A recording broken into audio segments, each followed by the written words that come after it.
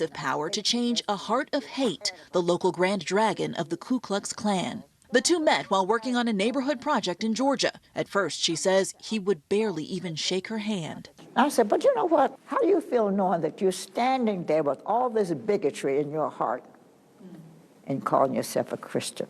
She kept talking to him almost daily. Within a few months, he publicly denounced the Klan. She says what made the difference then is something we could all use now. I kind of wish that I could give everybody a little shot of patience and add a little pinch of love with that. We could make everybody whole again. A recipe for change that's withstood the test of time. Blaine Alexander, NBC News, Atlanta. That is a great recipe. All right, thanks for starting your morning with Early Today. I'm Corey Coffin. And I'm Stephen Romo. Go out there and have a great Tuesday.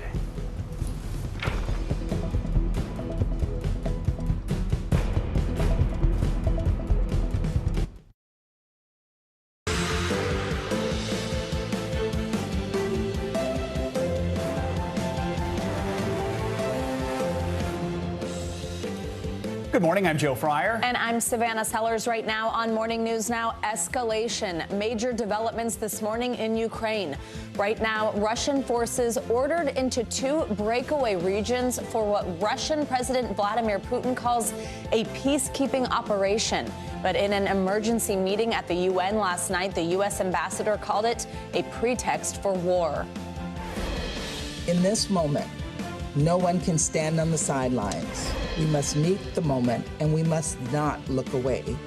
History tells us that looking the other way in the face of such hostility will be a far more costly path. All this as President Biden signs new sanctions against those breakaway regions, with more sanctions against Russia expected today. We have team coverage. A new chapter in America's fight against COVID. This morning, the CDC weighing whether to ease up on mask guidelines as new cases and hospitalizations go down. We'll get a doctor's opinion. Put to the test, a special election today in one Florida city getting national attention, while experts say the outcome of this local race could signal a shift for the rest of the country. And a very big problem for a small lakeside community. We'll tell you about the search for a very hungry 500-pound bear known as Hank the Tank, who authorities say is behind dozens of break-ins over the course of just a few months. It's a big bear. Hank the Tank is quite the name, too. It is. It's a serious problem, but it kind of makes me laugh. Okay, we'll get to that later in the show, though. We begin, though, of course, this morning with those worrying new developments in Ukraine and the fallout from the decision by Russia's President Vladimir Putin to send troops into two breakaway regions in eastern Ukraine. Yesterday, President Putin signed a decree. It formally recognizes areas that have been held by separatists as independent states. In a televised address after, Putin said the troops there would be there for, quote, peacekeeping. He described eastern Ukraine as ancient Russian lands and a major part of Russia's history. The West quickly condemned the move. President Biden signed an executive order prohibiting U.S. investment and trade in those rebel territories. The EU and the UK are also preparing sanctions. America's UN ambassador criticized Russia during an emergency Security Council meeting that took place last night. He has since announced that he will place Russian troops in these regions. He calls them peacekeepers. This is nonsense. We know what they really are.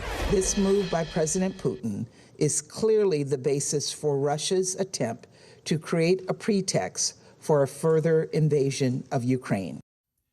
Our team of reporters is standing by to bring us more on this story. NBC News senior White House correspondent Kelly O'Donnell is in Washington. We'll get to Kelly in just a moment, but we'll begin with NBC News foreign correspondent Matt Bradley in eastern Ukraine and NBC News reporter Matt Bodner in Moscow. Matt Bradley, let's start with you. What's happening on the ground right now? What's the latest on Russian troop movements in those separatist regions?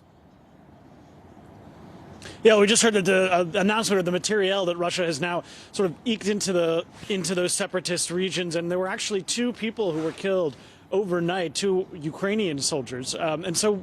You know, the violence continues, as does the Russian encroachment into those separatist regions. But again, this is the real issue today, is whether or not this actually constitutes something like an invasion. Because remember, as I've been saying time and time again, for a lot of Ukrainians, they see themselves as having been at war with Russia for the past 8 years. Now, in reality, they've been at war sort of with Russian-backed or Russian-led separatists who are also Ukrainians with Russian passports who use the ruble and speak Russian.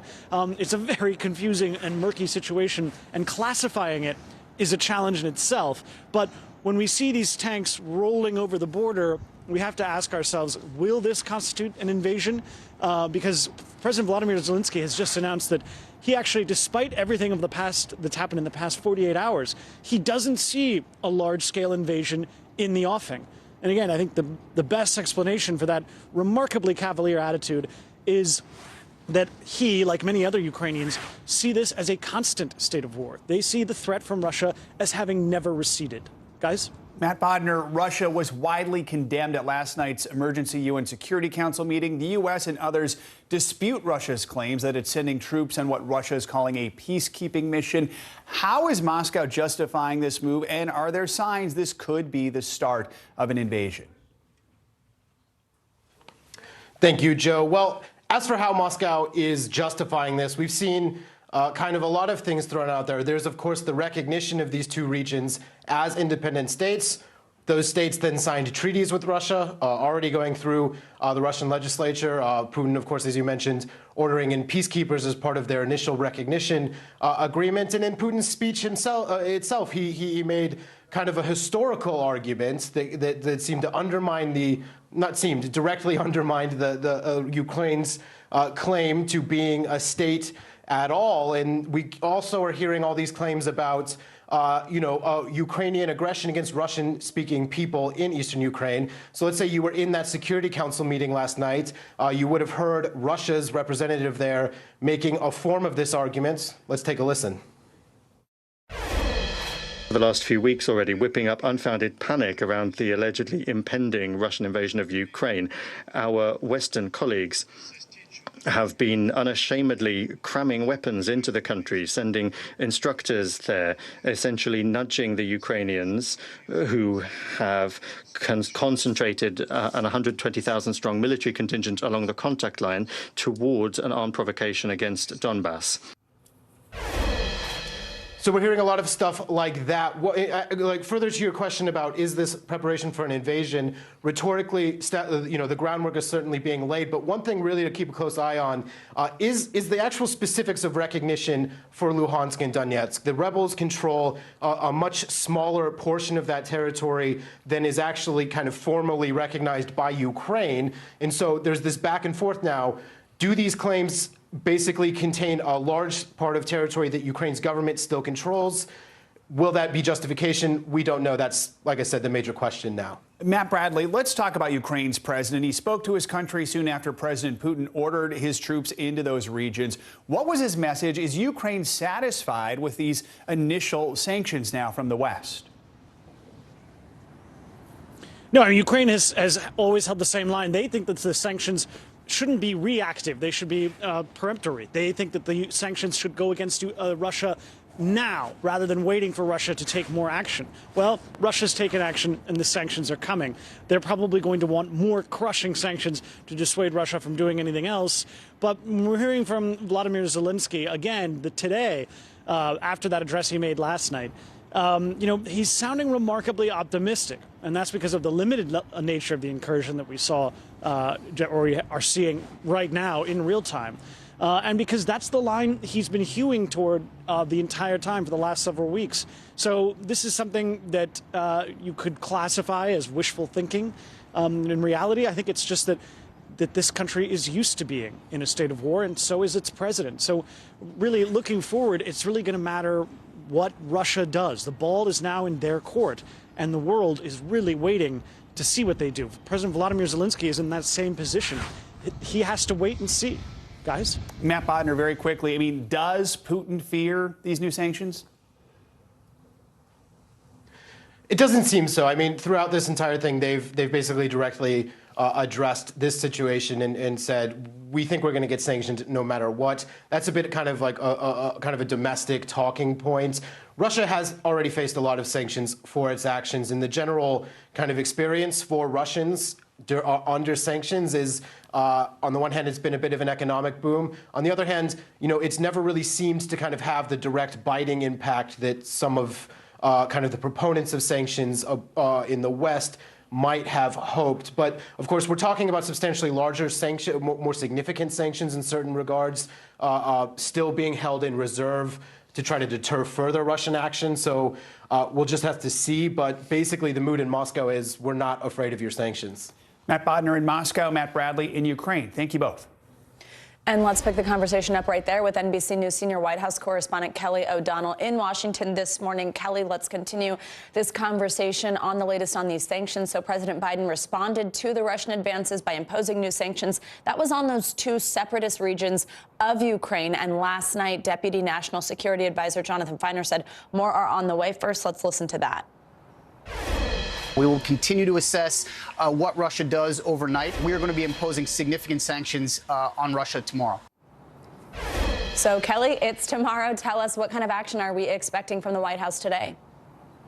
Well, we expect this next phase of reaction from the Biden administration, and they have not yet defined what that will look like. So the first wave of sanctions that we saw imposed really was very targeted and very limited. And as you heard in our colleague's earlier report, may not have a lot of impact on Vladimir Putin at this point. Targeted to the two regions within Ukraine that have now been sort of adopted by Putin. He declared that they belong to Russia, and so the U.S.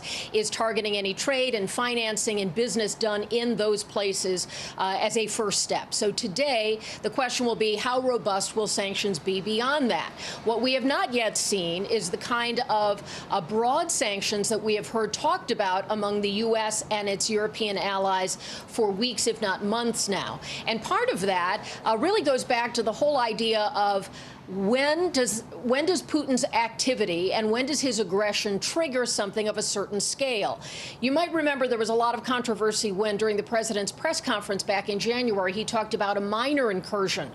Is that what this is right now, with Putin claiming two parts of Ukrainian sovereign territory as his own? Is that what they're talking about, or will he go beyond that? So it's still early in Washington, of course, so they have not defined what these new sanctions will be today. But that's the top question we'll be looking at, as to see what the U.S. is learning about any steps overnight that have happened on the ground and where they want to go, and what European partners are saying as well. Savannah? So, Kelly, just yesterday, this conversation that we were really having about the White House and the Kremlin was about this agreement in principle to a meeting. Now, here we're talking about these sanctions today. Does this advancement by Russia close the door on that potential meeting, on diplomacy in general? Well, we've put that question to top officials, and they are not closing the door to diplomacy, in part because even as aggression begins, you need diplomacy sometimes to wind it down, to have a ceasefire, to take other kinds of steps to try to cool things off. So they're not closing the door. But at the same time, Putin's actions and his disregard for the national rules of Ukraine and the international order of the United Nations certainly changes things. And so what we don't know is, will there be the step that was going to happen first, which would be Antony Blinken, the U.S. Secretary of State, and Sergei Lavrov, the Foreign Minister of Russia, meeting. That could still happen as a way to try to see where things are. The prospect of a Biden-Putin summit always seemed far off and seems even more far off today. And Savannah? Kelly, quickly, you just posed this question. When does his aggression trigger a full-scale reaction? Is there concern internationally about that, this international resolve to move to take a more firm stance against Russia?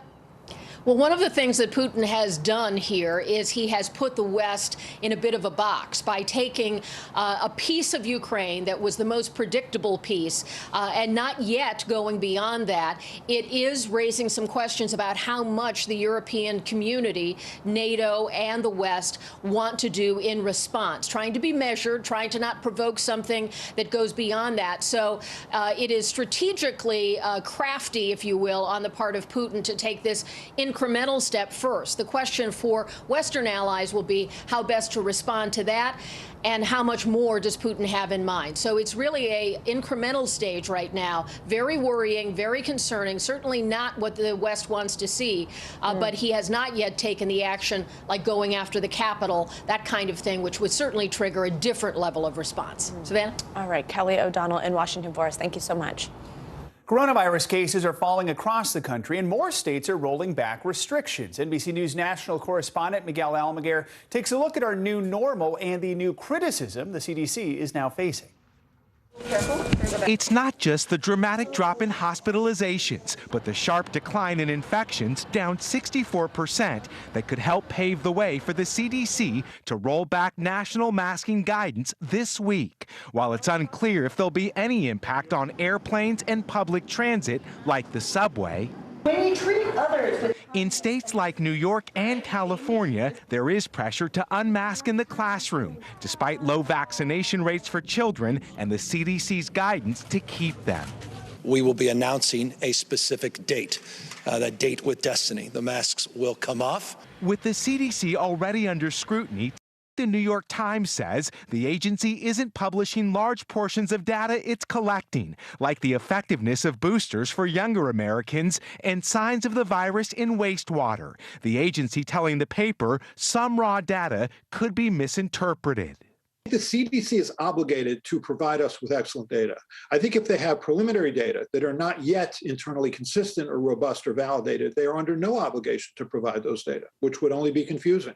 As our nation remains eager for a new normal, several new studies show 3 doses of a COVID vaccine, or even 2, could offer longer protection from serious illness and death. Whether to get a booster or not is going to become more of an option, with the exception of very specific settings or occupations. I think for most people, it'll really be about their own sense of risk. An evolving pandemic as our future begins to resemble our past. Miguel Almaguer, NBC News. Let's now bring in NBC News medical contributor Dr. Natalie Azar for more on this. Dr. Azar, always great to have you with us. So many states are now shifting to treating the virus as an endemic rather than a pandemic. Health officials are still monitoring subvariants, though. There's this BA2. How do we make sense of loosening restrictions while there's still this potential of a variant? How do we essentially live with this virus? Well, Savannah, that really is the tension here. I think that as much as we're sort of striving for this concept of endemicity and how we're going to live that way, I'm not sure, number one, that we're there yet. And number two, we're really doing this by trial and error. As you mentioned, we do have the threat of the subvariant BA2 lurking. It is more transmissible, which means that we had a very, very steep rise in our Omicron cases, and we're seeing a steep fall. But that subvariant could really sort of what the experts are calling extend that tail. And what that means is that we're looking at significantly more deaths. We still are having over 100,000 cases a day, and we're still having 2,000 deaths a day. This is still well above where I think all of us would feel comfortable settling into sort of an expectation the way we do around influenza, Savannah. So, as one expert put it, I'd rather have those masks on for a month too long than a month too short. We've been here before. We were surprised when Delta receded and Omicron came up. I think we always have to be very, very nimble and flexible in terms of our responses. One of the things I want to ask you about now is a tool that we've got to keep fighting this, which is testing. I mean, for most of the pandemic, we relied on testing so much to keep COVID from spreading, to understand where breakouts were happening, to really dictate our own actions. What happens to testing now? Do we need to be testing as often? We're seeing other countries not make quarantine as much of a focus anymore. What does this mean? How should testing fit in? Right. I mean, I think that testing still does need to be an integral part of our approach to this. It's not something that I think just goes by the wayside. I think the urgency for testing is reduced in terms of, the doing broad testing in schools and offices and things like that may go away as long as our case rates stay low and our hospitalizations are low and our ICUs are not at capacity. I think there's a lot of metrics that experts are going to use to make those recommendations, Savannah. But we know that testing just like isolating when you're sick and symptomatic and things like that are still going to be here. They're not going away. All right, Dr. Natalie Azar, thank you so much. And if you at home have a question for one of our wonderful doctors, let us know. Email us at morningnewsnow@nbcuni.com with your questions, and let us know if you want to stay anonymous. Jury deliberations are underway in the federal hate crimes trial for the 3 men convicted of killing Ahmaud Arbery. Both prosecutors and defense attorneys made their closing arguments to the jury yesterday. Gregory and Travis McMichael, along with William Roddy Bryan, already face life sentences after they were convicted on state charges. Verdict in this federal trial could come as soon as today. Tomorrow is the 2-year anniversary of the day Arbery was killed. NBC News correspondent Ron Allen joins us now from Brunswick, Georgia. So, Ron, good morning to you. First of all, recap, what did we hear from both the prosecution and defense during yesterday's closing arguments? Joe, this case comes down to motive. Why did the men do what they did? The basic facts of the case are not in dispute. This is not another murder trial. It's about whether or not the defendants, the McMichaels and William Roddy Bryan, went after, chased Ahmaud Arbery and shot and killed him because he is black. It's as simple and as complicated as that. The prosecution insists that everything that the men did, or so many things that they did, was because of Arbery's race, and were he not black, this would not have happened. The defense maintains that they pursued Arbery because they thought he was a suspect, because they thought he was behind or responsible for a string of burglaries, robberies in the neighborhood, although there was no evidence really of that presented during either trial, essentially. So that's what this comes down to. That's what the charges are, that of federal hate crimes, trespassing, kidnapping, and use of a firearm. It's not about murder. It's about whether the McMichaels and William Roddy Bryan did what they did because of Arbery's race. Joe? So, Ron, as we mentioned, tomorrow will be 2 years to the day since Arbery was killed. We have seen his family front and center throughout this hate crimes trial, as well as during the murder trial. How are they doing now as this trial nears a possible conclusion? They're hanging in there. You know, it's very tough for families to go through this, a trial like this again, to see that video that we've all seen again and again played at this trial as well as the first one. Here's a bit of Wanda Cooper-Jones, Arbery's mother, speaking after the final arguments came and the case went to the jury. Take a listen. I think the DOJ presented the case well, and I think we're going to get a good verdict at the end. Very emotional. This has been very draining, and I'm thankful that it's almost over. So far, the jury has deliberated for about 2.5 hours or so. They begin here at 9 a.m. and the trial was brief. It was 4 days of testimony, 5 hours or so of closing arguments. So it was very condensed. It wasn't nearly as long as the state trial. Whether that means the jury will come back sooner or later, of course, we don't know. But again, 2 hours so far, and they begin deliberations again at 9 o'clock this morning. Ron Allen in Georgia. Ron, thank you so much. And now let's get a check on your Morning News Now weather. Michelle Grossman is with us this morning. Hey, Michelle. Good morning to both of you. Well, we are really, really busy this morning. The radar is lit up. We're watching strong storms, and we're also watching snow this morning. We've been watching strong storms, even some tornado warnings since overnight hours. We continue to watch them this morning, and we will continue to watch them throughout the day. So this is what it looks like on radar. You can see all that rain down to the south, lightning, hearing some thunder as well. And then the blue, that is the snow. So this will be the story as we go throughout the day. Very busy today. Then another storm is on deck for tomorrow. So we do have coast-to-coast storms. We have winter weather alerts for 28 million people from the west to the northern plains, the Great Lakes, central and southern plains, even over to the interior northeast. And that's because we're going to see more snow later on this week. Wind chill and freeze alerts for 16 million in the pink. We're seeing wind chills as low as 30, 35 below zero, dangerously cold this morning in some spots. Flood alerts because we're expecting heavy rain. We're seeing that happening with some of these storms right now. So 42 million under those flood alerts and 11 million under severe threat through tonight. Where you see that yellow, that's where we're seeing it right now. We're going to continue to see it throughout the day. There's a sharp boundary between that cold air and the warm air. So Paducah, we're looking at Nashville, Memphis, Tupelo, Jackson. You could see damaging winds, some hail, and even some isolated tornadoes. Up to 4 inches of rain in some spots. It's happening pretty quickly too. So we could see some flash flooding. That's a lot of rain, but when it comes in such a short time, that's when we get the problems. I mentioned those wind chill alerts stretching to the southern plains. Again, wind chills as low as 35 below zero. So you guys, it is busy. We're going to continue to track this storm and then the one on deck for tomorrow, too. All right. Thank you, Michelle. Appreciate it. 5 below zero. Woo. Thanks, Michelle. Coming up on Morning News Now, a major problem for public transit. Several cities reporting a dramatic rise in transit crime. How a string of high-profile attacks is forcing officials to rethink their safety strategies after the break.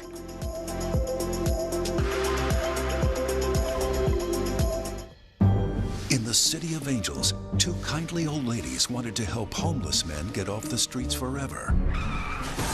And so they did. Listen to The Thing About Helen and Olga, the new podcast from Dateline and Keith Morrison. We're here to start conversations about the big things happening in our world, because it's not my job to tell you what to think. My job is to think about what you tell me. Now Tonight with Joshua Johnson, streaming weeknights at 8 on NBC News Now.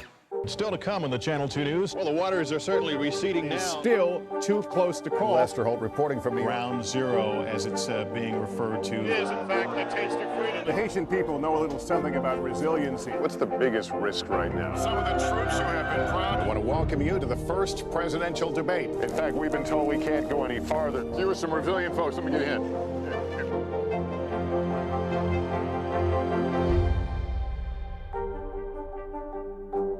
There's no better place for fun with friends, quality time with your little golf buddy, or an afternoon alone together. Family and friends are just a tap away. Just pick your course, pay from your phone. Golf now. Download the app and go play. News is happening now. Look at what's making headlines around the world. Right now on Morning News Now. We're coming on the air with breaking news. And this is a significant moment. Whenever it happens, wherever you are, NBC News, streaming free now. Welcome to The Tonight Show. Let me show you how it's done. I don't want to be a Lego.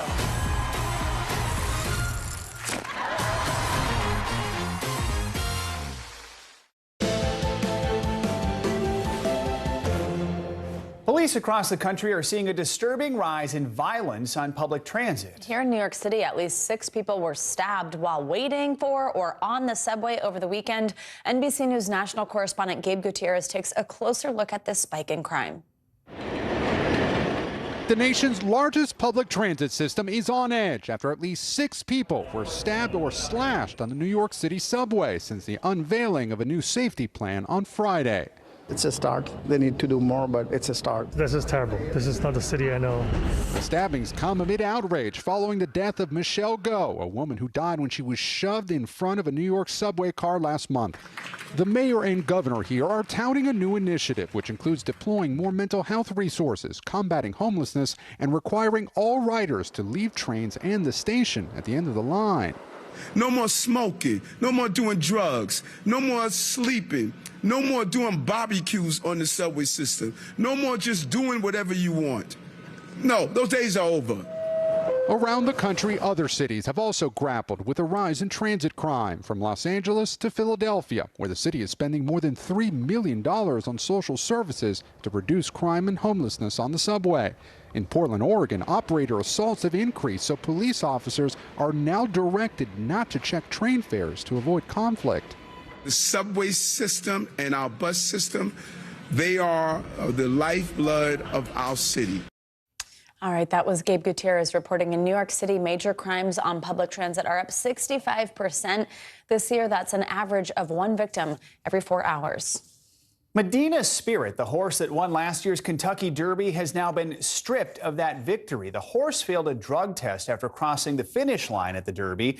The Kentucky Horse Racing Commission has also suspended Medina Spirit's trainer, Bob Baffert, and fined him. Baffert says he plans to appeal the ruling. Medina Spirit died in December after collapsing near the finish line at a racetrack in California. Churchill Downs, where the Kentucky Derby takes place, says the second-place finisher, Mandaloun, is now recognized as the 2021 winner of the Kentucky Derby. All right, let's now take a look at what's making news around the world this morning. Ali Arouzi joins us from Tehran. Ali, good morning. Good morning, Joe. Good morning, Savannah. Buckingham Palace says that Queen Elizabeth has cancelled her planned virtual engagements today as she continues to suffer from mild COVID-19 symptoms. However, she will continue with light duties, according to the palace. The Queen's health is being closely monitored, and further engagements will be decided closer to the time. According to British media, the Queen is believed to be fully vaccinated, but Buckingham Palace have only confirmed that she received one dose in January 2021. The Dominican Republic has started building a border wall with Haiti in an effort to stop irregular migration and the smuggling of weapons and drugs. Once completed, it will cover almost half of the 244-mile border with Haiti, its only land neighbor. The development comes after a series of disasters in Haiti, from earthquakes to assassinations, all amid a spike in violence. The two countries may share a border, but are worlds apart in terms of development. While Haiti spirals further into violence and poverty, the neighboring country continues to prosper. And finally, an ancestral artifact is making its way home 150 years after being removed. The Moai, a 715-kilo statue, is being transported back to Easter Island from Chile after a long campaign for repatriation. The iconic stone monuments are monolithic human figures carved by the Rapa Nui people on Easter Island in eastern Polynesia between the dates 1250 and 1500. The giant heads have brought the island fame as well as UNESCO World Heritage Site status. And those are your headlines, guys. Very neat. All right, Ali, thank you so much. Coming up, a small city council race with potentially big implications. When we return in our County to County series, we're going to take you to Florida, where a special election today could tell us more about the mood of the nation. Also ahead, how the pressures of a pandemic could be impacting men's mental health and physical health in our weekly check-in. That's next on Morning News Now.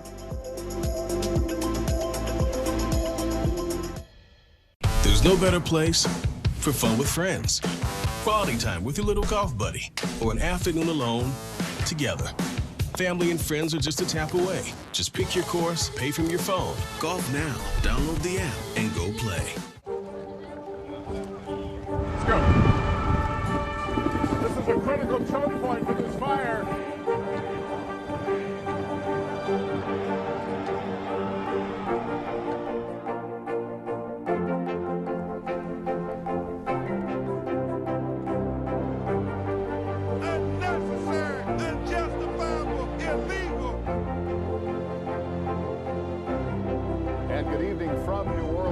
Military operation, witnessing the massive crowds. I admire you both. Nice to really spend some time with you. Appreciate it.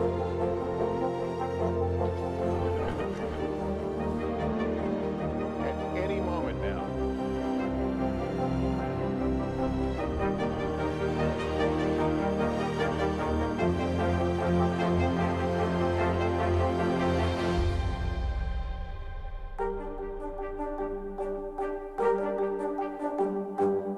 There's no better place for fun with friends. Quality time with your little golf buddy, or an afternoon alone together. Family and friends are just a tap away. Just pick your course, pay from your phone. Golf now. Download the app and go play. What happened here is a story of loss and salvation. There were residents who hung on for dear life. This is where you took shelter, in this closet. I took shelter right in this closet right here.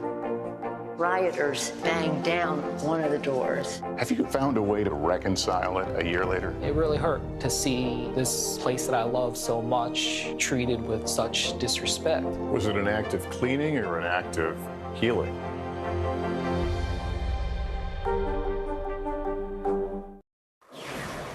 Britney Spears is reportedly ready to tell her side of the story about her career and family, and she'll make a good chunk of money doing it. Deadline and Variety are reporting that Britney has signed a deal with Simon & Schuster to publish a tell-all memoir about her personal life, career, and relationship with her family. Citing sources, the New York Post says the deal is priced at $15 million. We've reached out to Simon & Schuster along with Britney Spears representatives for comment, but have not heard back. The news comes just a few months after Britney won that high-profile legal battle with her father, ending her long-running conservatorship. Much more to come, but I have a feeling this will probably be a bestseller if it is. Yeah, and I have a feeling a lot of publishers were hoping to be the ones to work with Brittany on that, so that's pretty exciting. No kidding. Yeah, all right, thank you, Joe. Yep.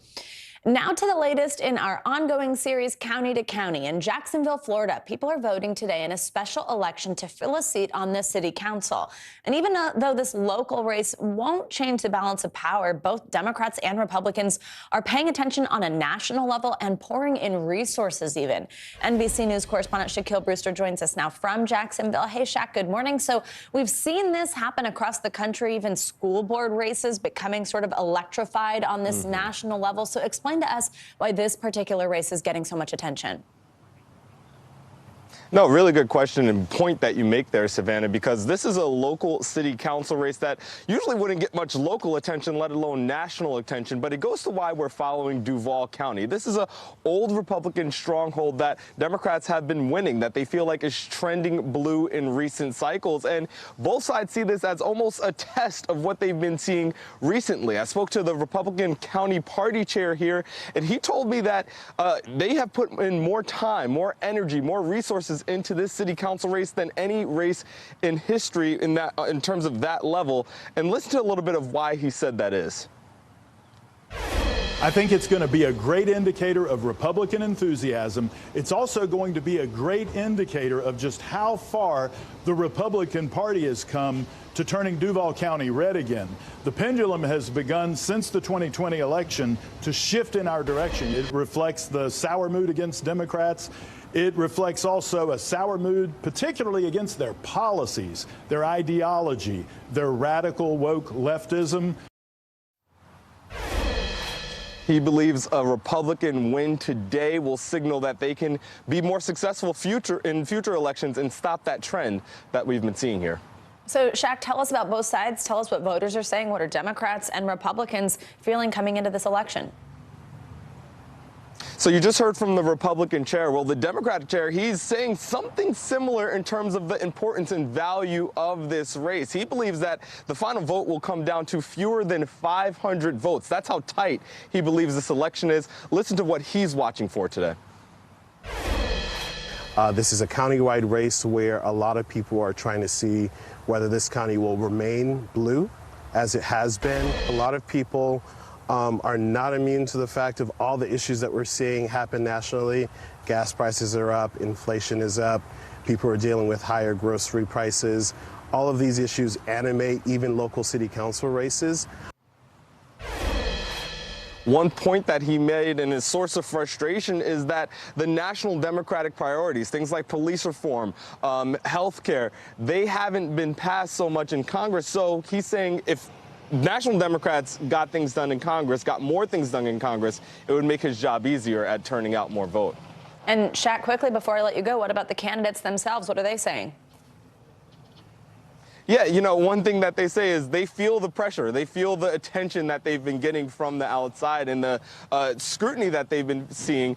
But they want to focus more on specific issues that they are targeting. Listen to my conversations with them yesterday. What are those issues? What are the things that voters have been talking to you the most about? Well, I mean, we started talking about the fact that we feel like we need somebody on city council who is about transparency and accountability. I think this race is essentially a referendum on support for public safety. A vote for me tomorrow is a vote that the citizens of Jacksonville have the backs of the men and women of the Jacksonville Sheriff's Office. So you hear they want to talk about police reform or public safety, and then you heard the Democrat there talking about accountability and transparency. She mentioned potholes and waterways that she's been hearing complaints about. You get a sense that the candidates are talking about something different than what those party leaders are focused on. But I think the bottom line is no matter what happens today, there'll be signals that people can take across the country. Yeah, Shaq, great point there at the end. Thank you so much. Great to see you.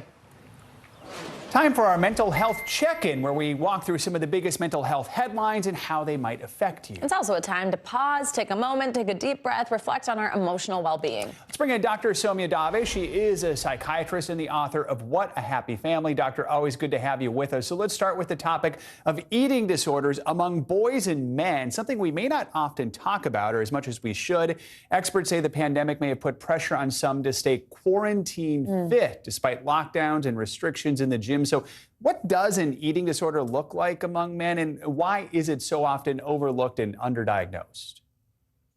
Such a great question. So often when people think of an eating disorder, they might think of a girl or a woman restricting her eating, exercising a lot, maybe even binging and purging food in private. And while those behaviors can happen in boys and men, it's also important to remember that they can exhibit different behaviors. So maybe they'll increase a lot of protein intake and decrease other nutrients. Maybe they'll focus a lot on one type of workout, while really changing their daily interactions with their peers and foregoing other activities. So what we really want to see is, are these changes in exercise or these changes in eating, are they interfering with someone's daily life? And so that's the really big takeaway is, can we provide support for someone who's really having this impact their day-to-day functioning? Absolutely. I'm working on a story on that right now. The other thing that's kind of fascinating is that the diagnosis is hard because sometimes doctors aren't used to that being what they would diagnose a young man also. Let's turn now to the stress of feelings. Everyone's heard the saying, fake it till you make it, but research shows faking your feelings might cause some real harm. Tell us about the impact this can have on your body and how we can break some of those habits and just be more honest about where we're at emotionally. Sure. So first of all, faking our feelings and denying our feelings is very tiring. So we can feel this emotional strain that comes from doing that work of putting on a front that's not really reflective of how we feel. Second, it's stressful. It's stressful to not be honest about how we're feeling. And what that can do is increase the levels of the stress hormone cortisol. Now, that hormone affects many systems in our bodies, our muscles, our heart, so many more. And we really see that tie between physical and mental health. And third, people often know if we're not being truthful, especially those who know us well. And so that impacts our interactions, our relationships, our bonds with people. Now, in terms of how to manage that, one of my favorite phrases is, if you can name it, you can tame it. There's a form of journaling called affect labeling, where it really involves just sitting down and writing out what you're feeling in order to help manage and process with those emotions.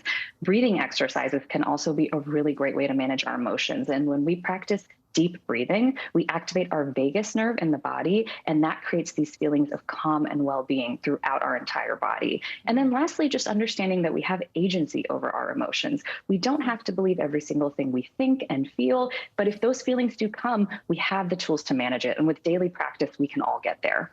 Some good advice there. Great advice. Finally, Doctor, the Winter Olympics are over for many athletes, so the mental health challenge is just beginning. It's not just during competition. Athletes are speaking out about depression after the Olympics, saying their self-worth plummets when they get home. This is a lesson for all of us. How hard is it to separate self-esteem from work? How can we learn to do that on a day-to-day basis?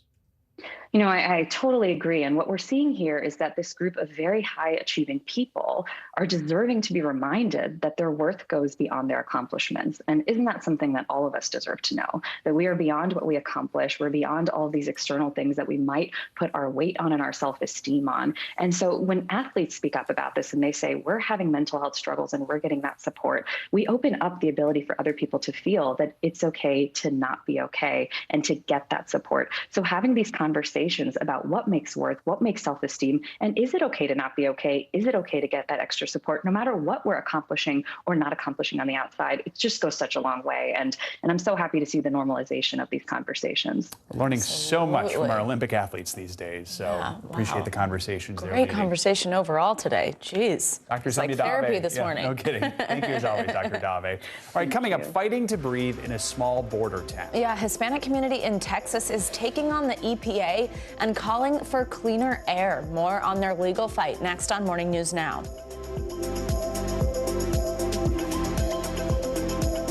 Good morning, I'm Joe Fryer. And I'm Savannah Sellers. 2022 is off to a busy start.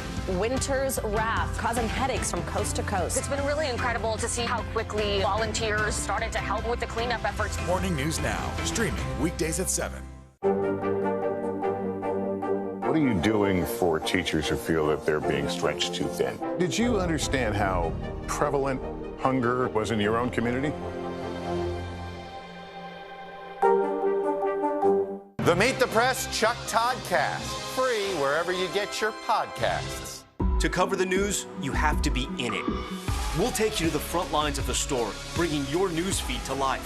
Streaming live every night. It's your news playlist. Top Story with Tom Llamas, weeknights at 7 on NBC News Now. News is happening now. Look at what's making headlines around the world. Right now on Morning News Now. We're coming on the air with breaking news. And this is a significant moment. Whenever it happens, wherever you are, NBC News, streaming free now. There's no better place for fun with friends, quality time with your little golf buddy, or an afternoon alone together. Family and friends are just a tap away. Just pick your course, pay from your phone. Golf now. Download the app and go play. Nearly a dozen hours after the eye roared ashore. There is some late-breaking news. All right, it just is. Welcome to The Tonight Show. Let me show you how it's done. I don't want to be a Lego.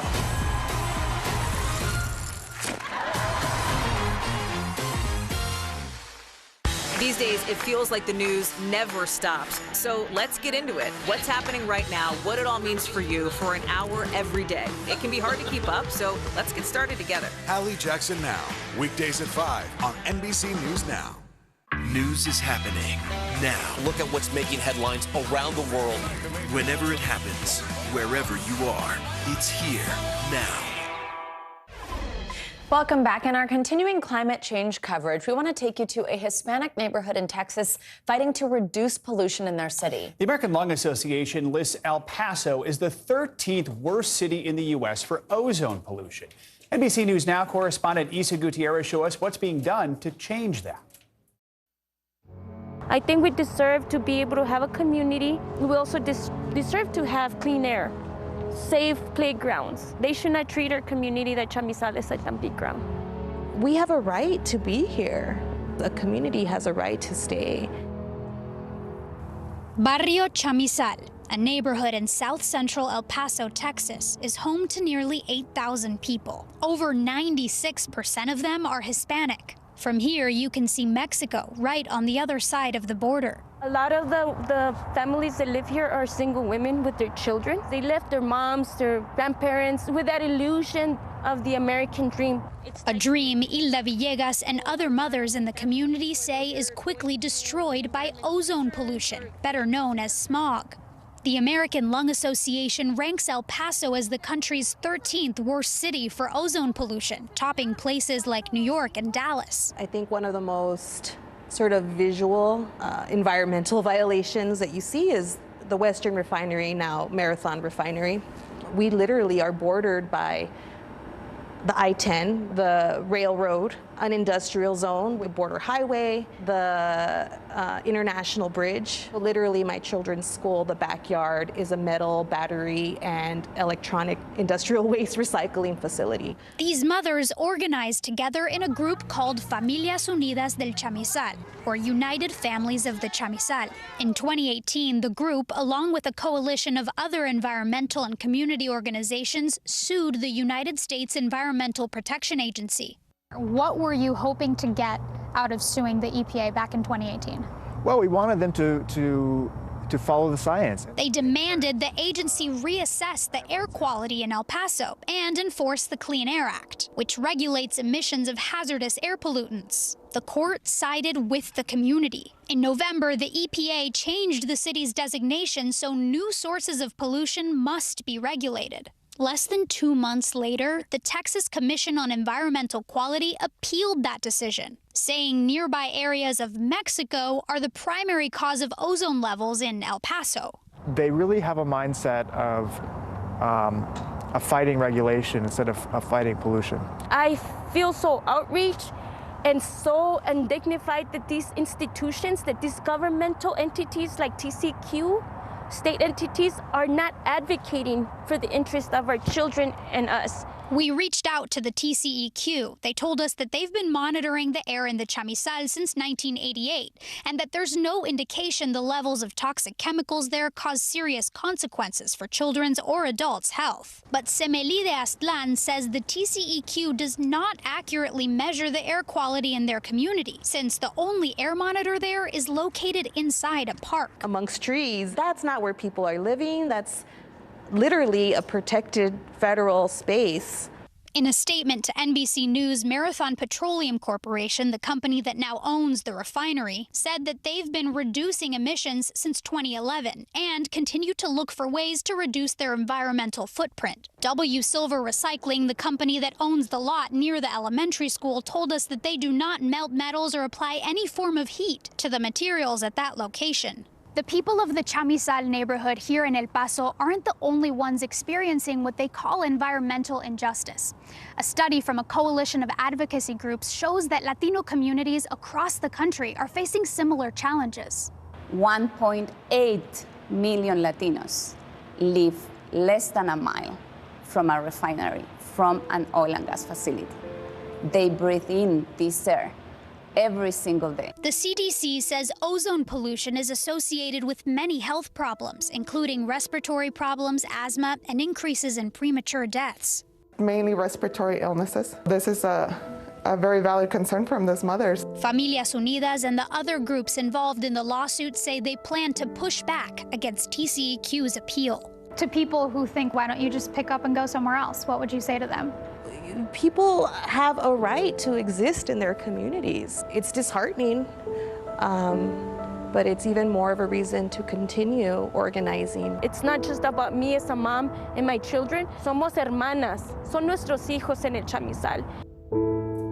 Our thanks to Isa Gutierrez for that report. So powerful. Thank you. Now it's time for our CNBC Money Minute, the biggest financial headlines of the day and why they matter to you. Frank Holland is with us this morning. Hey, Frank. Hey, good morning, guys. We're starting with some Tesla news. CEO Elon Musk is accusing the Securities and Exchange Commission of leaking information from a federal probe. His attorney says the move is in order to retaliate against Elon Musk for publicly criticizing U.S. regulators. The attorney did not specify which investigation or what type of information may have been leaked. The dispute between Musk and the SEC goes all the way back to September of 2018, when the agency charged him with making false and misleading statements to investors after Musk tweeted he had secured enough funding to take Tesla private. Mercedes-Benz expects to have factories producing only electric cars by the second half of this decade. But the automaker will steer clear of building EV-only plants, keeping production lines flexible as the market demands. Mercedes will launch its EQE model later this year at a plant in Germany. It's betting the model, an electric version of the E-Class, will boost its EV sales, which it sees hitting 50% of total car sales by 2025. And with tax season underway, a new survey from Bankrate finds 2/3 of adults have at least one worry about their possible refund. Those include concerns the refund will be smaller than usual, will not make as big of an impact due to inflation, or it'll just be delayed. About 70% of Americans say tax refunds are an important part of their overall financial situation. The most popular plans for their refund are to save some or all the money, pay down on debt, or use it for day-to-day expenses. Some people even use it to give a gift to their favorite CNBC reporter. I'm just saying, some people do that. Yes. I'm not saying it's you guys, but some people. You're right, and it's not us. Sorry, though, Frank. I think it's going to be delayed, so don't hold your breath. Thank you. Thanks, guys.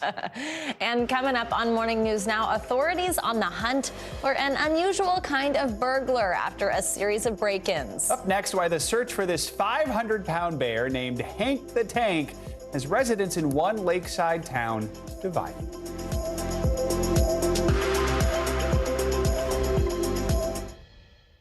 Top Story with Tom Llamas is your news playlist on NBC News Now. And now, you can listen to it as a podcast. Available anytime and anywhere.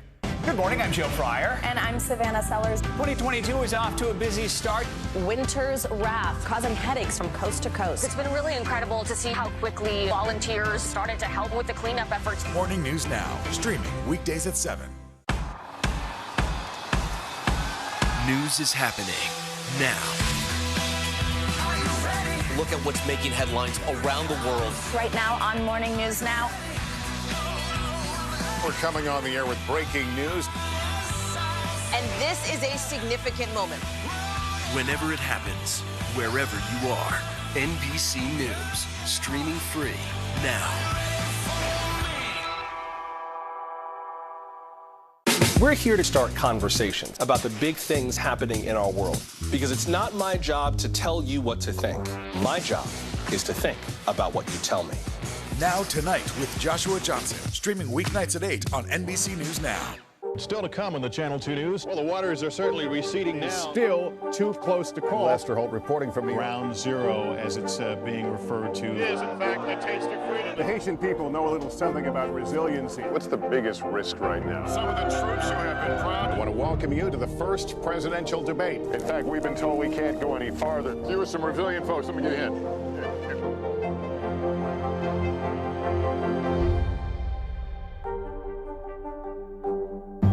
In the City of Angels, two kindly old ladies wanted to help homeless men get off the streets forever.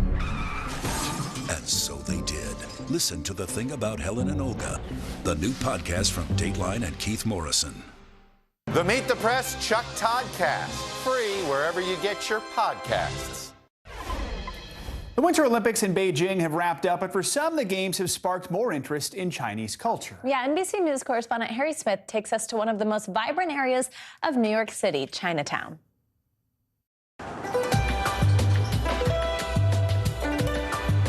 A walk through New York's Chinatown is a food lover's dream journey. Our first stop, a grocery store. This is such a pure window into 1,000-year-old culture and cuisine. Our guide is Francis Lam, writer, publisher, and host of The Splendid Table on public radio. Anywhere you travel is you go to the market. You go see what people shop for. You go see what people eat. You go see what's important to people. Lam's mother shopped here, as have generations of Chinese, for here is a wall of ramen. I am probably 45% by body weight noodle. There are all these different noodles, rice noodles, Thai style, Japanese style. But the dried foods are the pride of Po Wing Fong Food Market. Delicacies. These are dried abalones. Pricey. Oh, they're wild, 220 bucks a pound. Delicious. It doesn't taste like a fresh oyster, it just tastes like the evil superhero version of an oyster. Like, it's just darker, moodier, you know, it's like Batman. Sophia Tsao is in charge here, but it's her mother who has been behind the counter for as long as anyone can remember. What does it mean to you to follow in your family's footsteps, to be running this store now? For me personally, I like to think that I'm continuing their legacy. So I think that I'm not only just helping my family financially, but also the community. Hang around a grocery store long enough and you'll get hungry. What's our next stop? I want to take you to the second coming of a classic tofu shop that was sort of more in the heart of Chinatown. Inside, we watch the modern-day version of the ancient alchemy of tofu. Paul Ang is the proprietor of Fong An Tofu Shop. It's starting to coagulate, and so now I'm going to cover it, and it will set, kind of like Jell-O. The finished product, though, the texture of silk on your tongue, served sweet or savory. But you have that really, really creamy pudding. You get like the crunch of that shallot, and you get like the little crispiness of the pickles. We tried both. It's really one of those "where has this been all my life" sort of taste experiences. On we wandered, wanting to stop everywhere and taste even what we did not recognize. She said you can eat it raw if you want. What do you think? Oh my God. This is so good. It's like if a cucumber and a pear had a baby. The energy in Chinatown is palpable, but life here is not what it once was. In January of 2020, people stopped coming to Chinatown because it was the China virus. Many a store shuttered, some permanently. It's the economic devastation that we felt all over the country, but you layer on top of that a rise in hate crimes, a rise in racist rhetoric, a rise of scapegoating. It's rough, man. It's rough. Yet people persevere, and perhaps no place better represents that than our last stop. Huaiyan, Chinese fine dining. Chef Shen Lei Tang, son of the original chef, holds forth in the kitchen. Among the specialties, sesame noodles. It's killer, right? Yeah. It's like a little bit of garlic, a little bit of scallion. You can taste everything, and every flavor kind of comes and goes. Honestly, I heard, okay, we're going to go have cold sesame noodles at this really fancy restaurant. This exceeds my expectations. Far exceeds. The shredded beef, best I've ever had. And the key? How come your food is so much better than everybody else's? Cooking from your heart. Cooking from your heart. Oh, cooking from the heart. What a great line. Our thanks to Harry Smith for that story.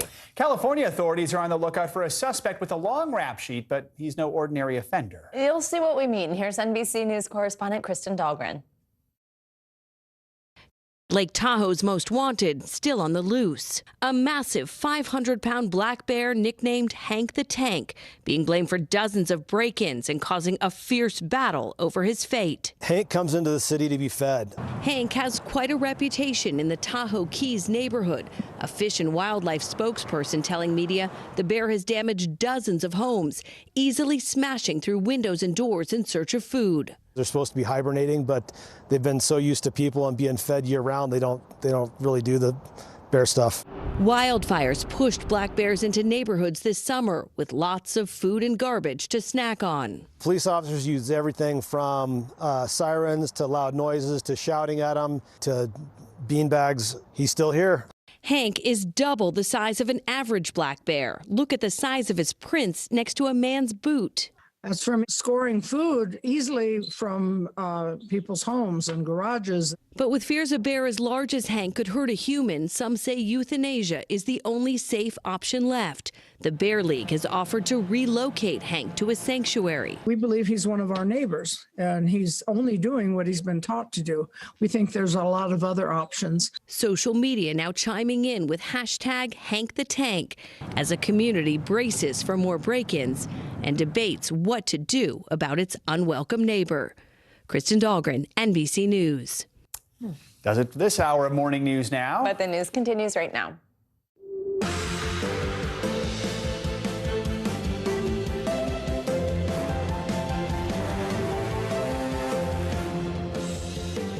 Good morning, I'm Savannah Sellers. I'm Joe Fryer. Right now on Morning News Now, aggression mounting. We're following the very latest out of Ukraine this morning. Russia's Vladimir Putin ordering troops into a pair of breakaway regions there, calling it a, quote, peacekeeping effort. At an emergency meeting of the UN Security Council last night, world leaders condemned what is widely seen as a military provocation.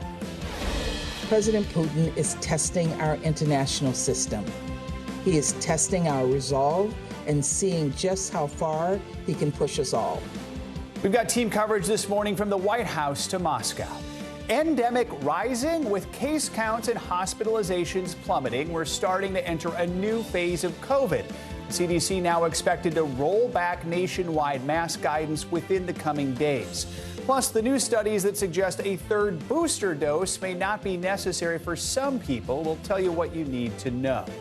Also this morning, the defense rests after 4 weeks of testimony. Closing arguments are set to begin today in the trial of the 3 ex-Minneapolis police officers. They're accused of violating George Floyd's civil rights during his arrest and death nearly 2 years ago. We're going to take you inside the courtroom this morning. And Two's company. It might as well be the Super Bowl of numerology. February 22nd, 2022, or 2/22/22, a novelty birthday like no other, and Nacho Average Taco Tuesday. It's all a reason to celebrate, at least for 24 hours. Because it's also another holiday, right? It's also National Margarita Day, which works great with Taco Tuesday. So we'll get into that. We know it's early, but you can look forward to that this evening. Or start now. Yeah, sure. Why not? It's been a long week already. Yeah. We're going to begin this hour with new developments in the rapidly escalating Ukraine crisis. The United States, the European Union, and the UK are all set to formalize new sanctions on Russia today. Yeah, this comes after President Putin signed a decree recognizing separatist-held regions in eastern Ukraine as independent states. Putin then ordered Russian troops into those areas for what he called a peacekeeping mission. NBC News chief foreign correspondent Richard Engel has the very latest from eastern Ukraine. The Ukrainian government this morning is furious and says it is considering breaking off relations with Russia. But here and in many Ukrainian cities, on a practical level, very little has changed since Russia already controlled these breakaway republics. So there's not panic on the streets. People are out. But many are wondering if this is just a first step by Russia ahead of a wider war. Russian President Vladimir Putin recognized two new countries overnight, both pieces of Ukraine, and ordered in Russian tanks and troops to back them up. Shortly afterwards, these unmarked military vehicles were spotted near Donetsk. Yesterday, in a highly choreographed display, first holding a command attendance meeting of his National Security Council, and then speaking for an hour to the Russian people from his desk, Putin carved up Ukraine, which he described as a long-lost piece of Russia. Let me emphasize once again that Ukraine for us is not just a neighboring country. It is an integral part of our own history, culture, and spiritual space, he said. These are our comrades and relatives. Putin officially recognized the independence of two breakaway Ukrainian republics, Donetsk and Luhansk, claiming to be saving their pro-Russian populations from a genocide by the Ukrainian government. A genocide that isn't happening. Some of the separatists greeted Putin with cheers as he ordered Russian peacekeepers to shore up their territory and practically dared the Ukrainian government to do something about it. We demand for those who took over and remain in power in Kiev to immediately stop combat activity, he said. Otherwise, the responsibility for continuing the bloodshed will lay on the shoulders of the Ukrainian regime. The White House fears recognizing the Ukrainian separatists may be the opening move in a wider Russian war, but stopped short of calling it an invasion, convening an 11th-hour meeting last night of the UN Security Council. Ukraine's President Zelensky denounced Putin's move as a violation of Ukraine's sovereignty and called on the country's supporters to sanction Russia now. Russia already had troops in Donetsk and Luhansk, home to roughly 2 million Russian speakers, including hundreds of thousands of Russian citizens. Russia helped the territories break away from Ukraine after a democratic revolution overthrew the country's pro-Russian president in 2014. Putin last night described that revolution as an American-sponsored coup, which 8 years later still clearly fills him with resentment. Why was it necessary to make an enemy out of us, Putin asked. They didn't want such a large, independent country as Russia. In this lies the answer to all questions, he said. The Ukrainian military says in the last 24 hours, Russia has moved in more than 120 pieces of military equipment into the separatist areas. The military is calling on Ukraine's allies to support this country before potentially more of it is lost. Richard Engel, thank you so much. Let's get more on this from NBC News reporter Matt Bodner, who is in Moscow. So, Matt, was it only a matter of time before President Putin finally recognized these separatist-held regions of eastern Ukraine and ordered troops in? And do we know, is he eyeing other regions in that part of the country now? Thank you, Joe. Well, I suppose in a sense, just given, the apparent choreography that we've seen throughout this entire process, that there was a sense of inevitability to it as recently as a week or so ago when this idea of recognizing Donetsk and Luhansk was first kind of proposed in the Russian legislature, passed in quick order and sent to Putin's desk. So it's been kind of floating there for a little more than a week. And so, he had that option on the table. And it definitely sets things up now in a concerning, kind of complicated situation because, they've now recognized these two independent states. They've signed basically defense treaties with them, but they don't actually hold the entire territory, the entire kind of official territory of the regions of Luhansk or Donetsk. So there's this big question in Moscow today, and everyone's asking it. No one has an answer. Does this mean that Russia is recognizing, again, the entire territory or just the parts that are currently held by the separatists? It's an important question that will reveal basically where this goes from here. So, Matt, we're seeing more response from the West today. The UK just announced new sanctions on Russia, targeting 5 banks and 3 high net worth individuals. Germany said it's stopping the approval process for the Nord Stream 2 pipeline that would supply its country with Russian gas. How concerned is Moscow by these measures? So far, it doesn't seem like they're really that concerned with them, but I think it's important to understand that when the Kremlin embarked down this path, it's hard, they've been openly saying that they anticipated sanctions. You know, for the past week or so, in the official kind of Russian narrative, in the stuff we're hearing from the state media, from Russian officials, they were telling the Russian public, it doesn't matter what we do, we're going to be sanctioned. So, you know, they were kind of preparing the public for sanctions. Obviously, these sanctions are targeted at officials, but it's just, you know, the Kremlin has for years now kind of practiced a policy of trying to shield itself. We're going to see now whether or not that policy has been effective. And Matt, at last night's United Nations Security Council meeting, Russia's representative said Moscow still remains open to diplomacy. Are there still hopes for averting an invasion here? Well, I guess part of the question depends on what Russia does with the first thing we talked about. What area of Luhansk and Donetsk are they recognizing and kind of backing up with force? The other one is, I suppose the question is the Kremlin prepared at this point to stop and kind of use the recognition of Luhansk and Donetsk kind of as their off-ramp? They can claim that, you know, they've pulled a victory out of all of the, you know, everything they've been doing the past 2 months with the demands of the West and so on. So we just don't know. It really all comes down to that first question we discussed. All right, Matt Bodner in Moscow. Matt, thank you so much. In Washington this morning, the Biden administration is under pressure from both sides of the political aisle to respond to the Russian military advances. NBC News Chief White House correspondent Kristen Welker joins us now from Washington with this part of our coverage. Hi, Kristen. Good morning. Hi, Savannah. Good morning to you. You've been talking about that tense meeting overnight as well at the UN Security Council, which Russia currently chairs, and it comes as the White House is bracing for what it says is an imminent invasion by Russia. Now, the president is expected, as you say, to impose new sanctions today after announcing an initial round on Monday. But Mr. Biden, under a lot of pressure with Republicans and even some Democrats, calling on him to get tougher with Putin right now.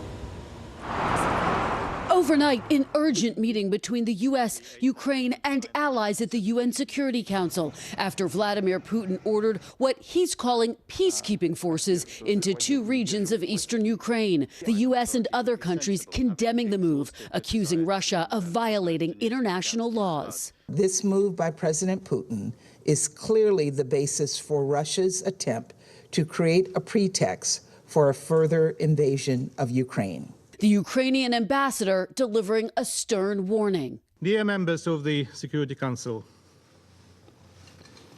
the United Nations is sick. That's a matter of fact. It's been hit by the virus spread by the Kremlin. On Monday, the White House scrambling to respond. After meeting with his national security team, President Biden signing an executive order imposing limited sanctions on the Russian separatist regions of Ukraine, with more possible today. The administration warning these initial rounds are separate from larger, more punishing sanctions Washington has prepared should Putin invade. Still, Republicans and even some Democrats are calling on the president to get tougher. Close ally of President Biden, Delaware's Senator Chris Coons said, quote, "The time for taking action to impose significant costs on President Putin and the Kremlin starts now." What are we waiting on? We need to tell Vladimir Putin exactly what we're going to do if we want to have any effect on his calculus whatsoever. For weeks, the Biden administration has taken a hard line. President Biden has spoken to the fact that if a Russian tank or a Russian troop moves across the border, that's an invasion. But when pressed on whether the Russian forces crossing the border into Ukraine met that definition of an invasion, a senior administration official Monday didn't directly answer the question, but noted Russian troops have been in those regions for years. Now, as for those sanctions expected today, the administration has said it will coordinate them with allies and partners, but has not said who specifically will be targeted. All of this comes as the president had agreed in principle to that summit with President Putin, but only if Russia doesn't invade Ukraine. This morning, the prospects for that summit or any diplomatic path are growing dimmer by the hour. Savannah. All right, Kristen Welker, thank you so much. More states across the country are preparing for the endemic stages of the COVID pandemic, loosening some of the protocols originally put in place to prevent the spread of the virus. But some health experts are concerned it's just too early to relax these restrictions, pointing to the potential appearance of new subvariants. Here's NBC News national correspondent Miguel Almaguer.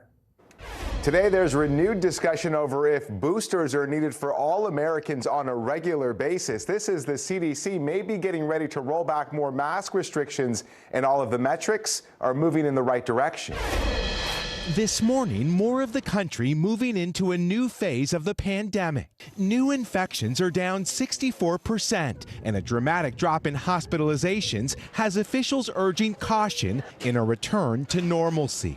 You don't want to be reckless and throw everything aside, but you got to start inching towards that. California becoming the first state to officially shift to an endemic approach, but also warning the public be prepared for a return to mandates if cases spike. We are moving past the crisis phase into a phase where we will work to live with this virus.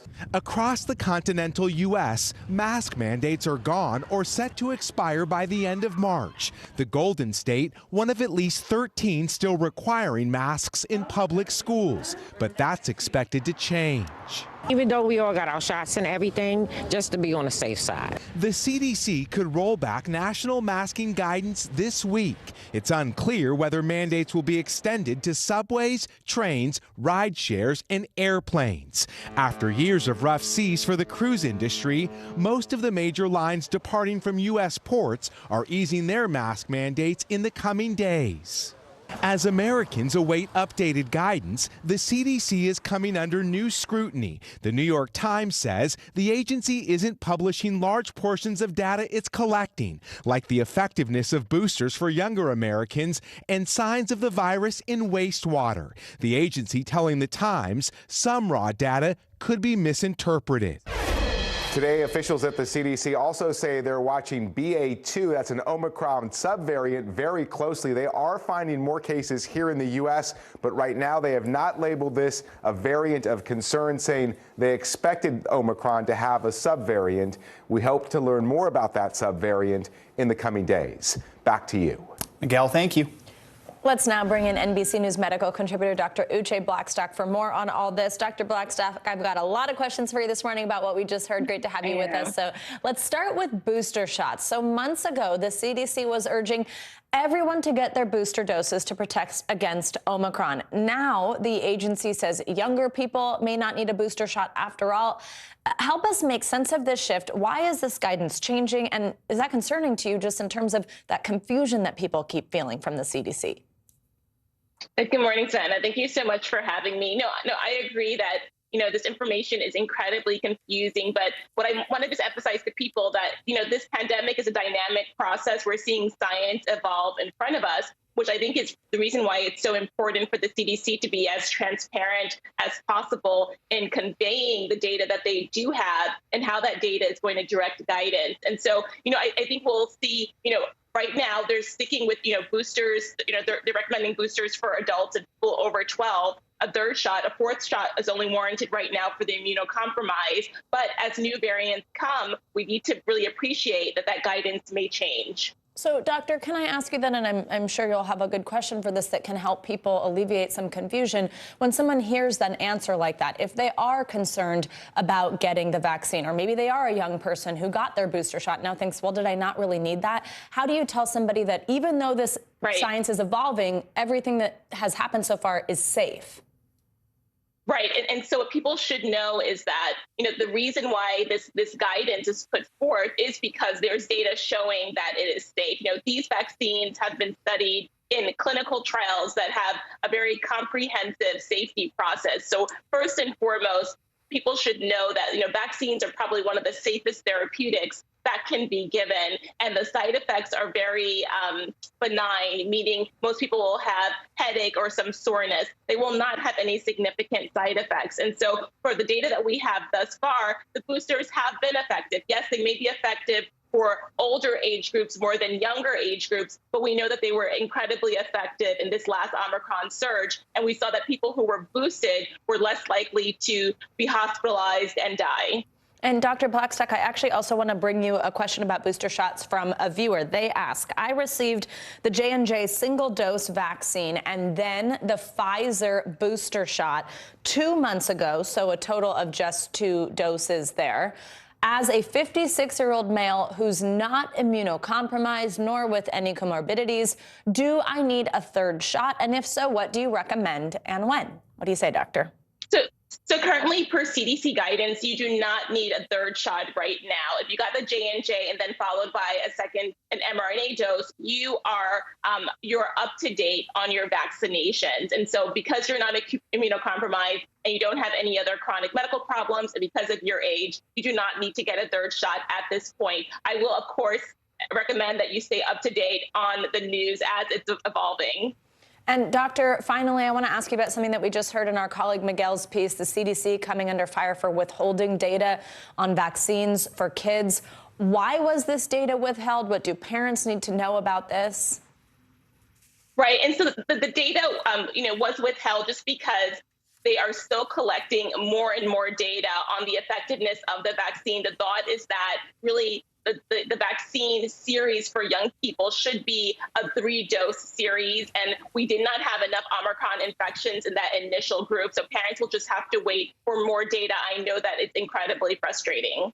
All right, Dr. Uche Blackstock, thank you so much walking us through a lot this morning, and I'm sure our viewer whose question you answered is thankful as well. And if you at home would like an answer to one of your questions from a doctor, email us at morningnewsnow@nbcuni.com, and we will ask them. You can also let us know if you want to stay anonymous. Weather is also making news. Let's get a check on your Morning News Now weather. Michelle Grossman is back with us. Hey, Michelle, good morning.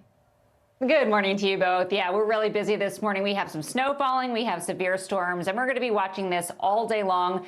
We also have huge temperature differences, so we'll look at that too. But first, we're looking at the first storm today. So it's sort of a 1-2 punch.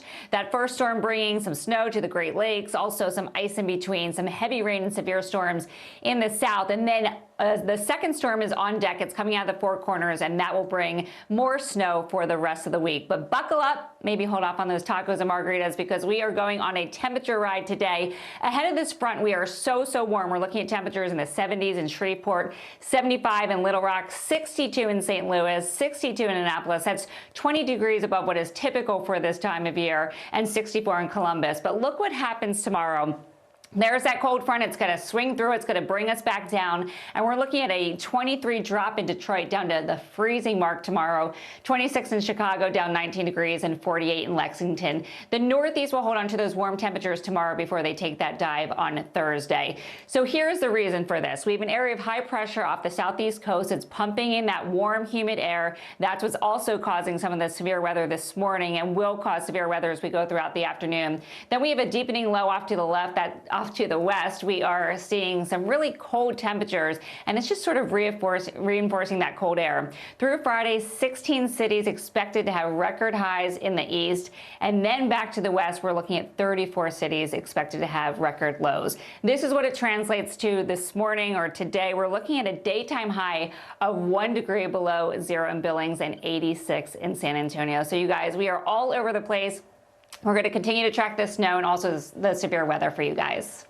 Right. Roller coasters, right. You had us Did you love hypnotized there for a minute. Yeah. Mildly distracted from you. I watched it like 5 times. Yes, you probably have to keep saying it. All right, thanks, Michelle. Yeah.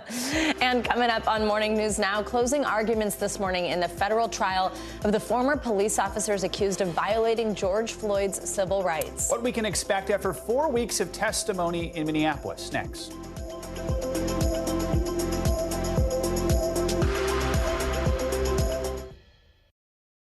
Top Story with Tom Llamas is your news playlist on NBC News Now. And now, you can listen to it as a podcast. Available anytime and anywhere. Hey everybody, it's Hoda Kotb from The Today Show. I am so excited to tell you about my new podcast, Making Space with Hoda Kotb. I sit down with some incredible people and we'll hear some uplifting stories. Listen to Making Space now on Apple Podcasts. There's no better place for fun with friends. quality time with your little golf buddy, or an afternoon alone together. With the Golf Now app, family and friends are just a tap away. Just pick your course, pay from your phone, get out and enjoy. Golf Now. Download the app and go play. The Meet the Press Chuck Toddcast, free wherever you get your podcasts. Still to come on the Channel 2 News. Well, the waters are certainly receding now. Still too close to call. Lester Holt reporting from Ground Zero, as it's being referred to. It is, in fact, a taste of freedom. The Haitian people know a little something about resiliency. What's the biggest risk right now? Some of the troops who have been proud. I want to welcome you to the first presidential debate. In fact, we've been told we can't go any farther. You were some resilient folks. Let me get a hint.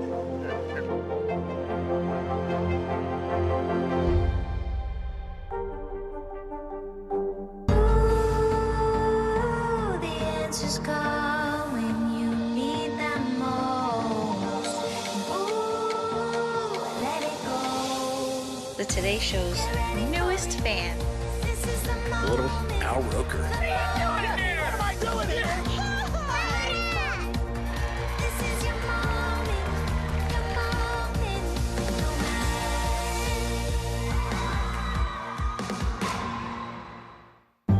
In the City of Angels, two kindly old ladies wanted to help homeless men get off the streets forever. And so they did. Listen to The Thing About Helen and Olga, the new podcast from Dateline and Keith Morrison. News is happening now. Look at what's making headlines around the world. Whenever it happens, wherever you are, it's here now. You think it's been healthy for the Democratic Party to highlight the division in the party? What does an exit ramp for Putin look like that allows him to save face? How much of this is on the CDC and how much of this is on Washington? If it's Sunday, it's Meet the Press. The fire has grown leaps and bounds. What you see behind me is typical. How you doing? Pretty bad.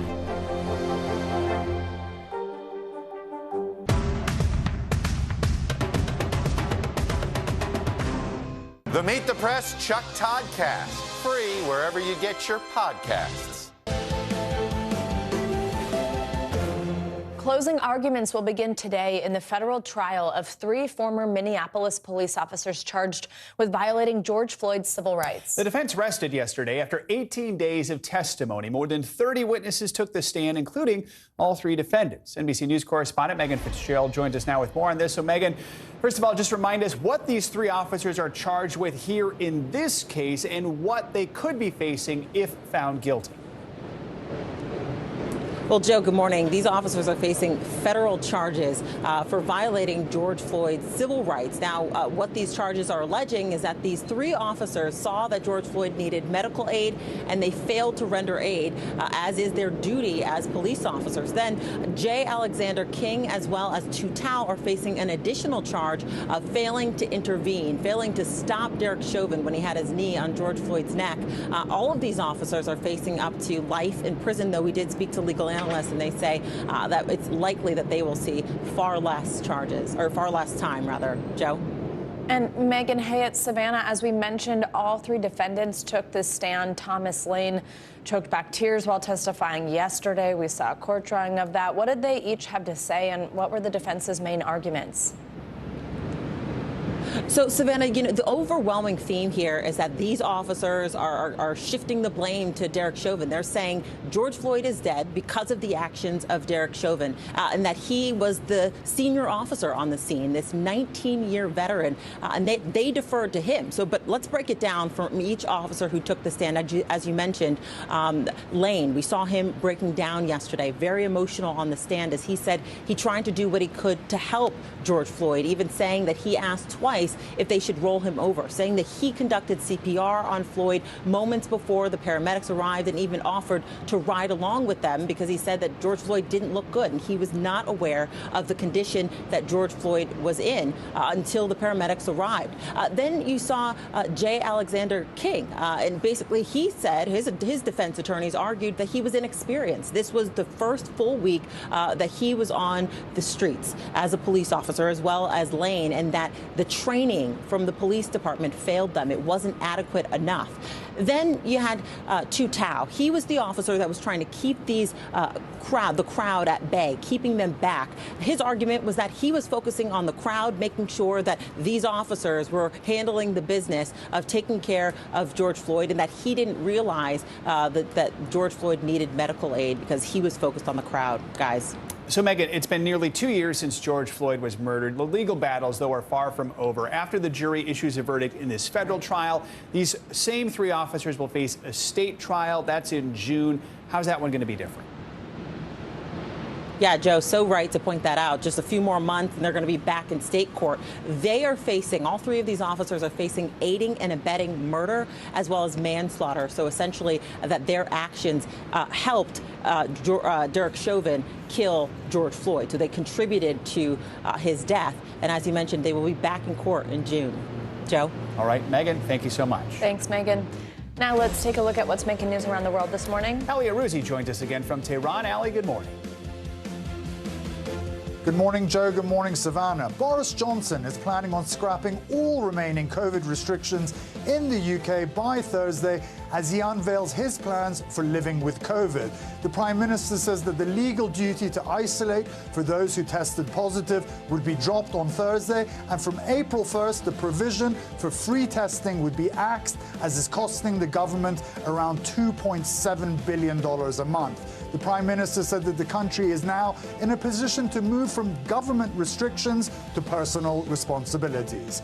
Abortions are no longer a crime in Colombia after a decision by the country's top court that paved the way for the procedure to become legal and widely accessible in the deeply conservative Catholic country. The ruling comes after years of campaigning by women across Latin America for greater protection and more rights. The change in law follows similar decisions by Mexico and Argentina in late 2020.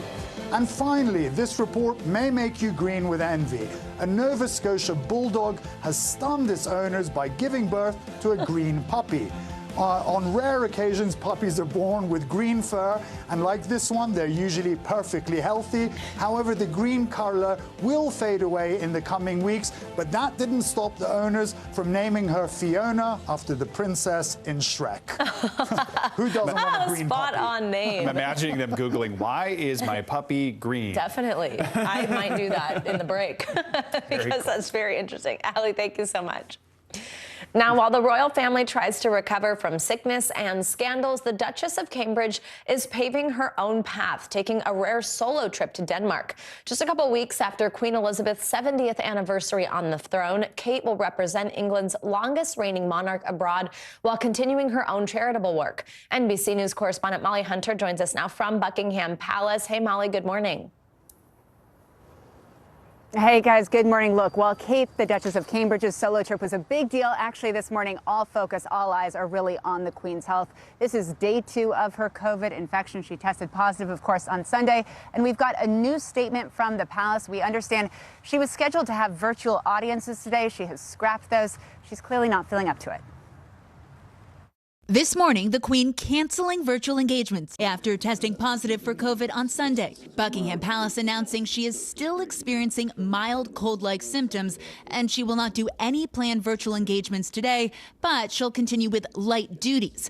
Or, as the Sun tabloid put it earlier this week, HRH is WFH, meaning Her Royal Highness is working from home. But on the road for the royal family, Kate, the Duchess of Cambridge, is heading to Copenhagen. A solo trip with the Royal Foundation Center for Early Childhood, an organization she launched back in 2021. On the ground, she'll meet with Denmark's Crown Princess Mary, and we're not the first to notice there's a resemblance there. The future queen stepping out on her own as she and William have both shouldered more and more responsibility these last 2 years. William and Kate have not taken their foot off the gas. They are busier than ever. We're seeing them being entrusted with much more responsibility by the Queen and the senior royals. It's been a rocky 2 weeks for the royal family. First, it was Charles who tested positive for COVID back on February 10th, and then 4 days later, Camilla on February 14th. Then the announcement Prince Andrew settled his sex abuse lawsuit, and then an investigation into one of Prince Charles's charities in a Cash for Honors scandal. And the same day, we saw the Queen carrying out duties in person without a mask. But the palace now making clear, even though the 95-year-old monarch is still feeling under the weather, she's carrying on in her 70th year on the throne. Now, we also understand the Queen was expected to speak with the Prime Minister this week. The palace says they will evaluate all the engagements closer to the time, so really taking it day by day. Savannah? All right, Molly, thank you so much. And coming up, could we be on the verge of another energy crisis? The looming threat of war in Eastern Europe, of course, driving up those prices at the pump here in the United States. Will bring you the bigger picture and what Congress is doing to try to bring some relief to the average American. Plus, a landmark multi-million-dollar settlement just announced today between players from the U.S. women's national soccer team and the U.S. Soccer Federation. It's all about equal pay. We're going to get reactions from the players themselves next.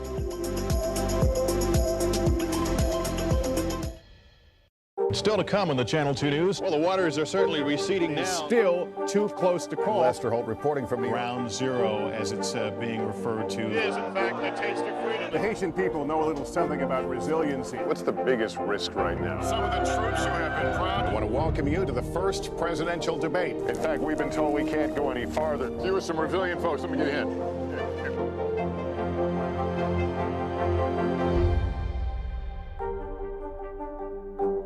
Good morning, I'm Joe Pryor. And I'm Savannah Sellers. 2022 is off to a busy start. Winter's wrath causing headaches from coast to coast. It's been really incredible to see how quickly volunteers started to help with the cleanup efforts. Morning News Now, streaming weekdays at 7. News is happening now. Look at what's making headlines around the world. Right now on Morning News Now. We're coming on the air with breaking news. And this is a significant moment. Whenever it happens, wherever you are, NBC News, streaming free now.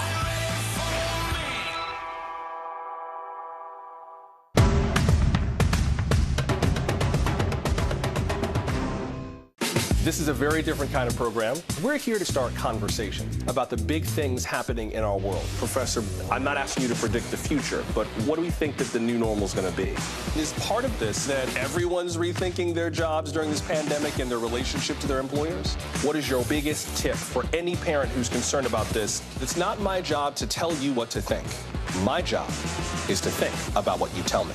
Now Tonight with Joshua Johnson, streaming weeknights at 8 on NBC News Now. The Meet the Press Chuck Toddcast, free wherever you get your podcasts.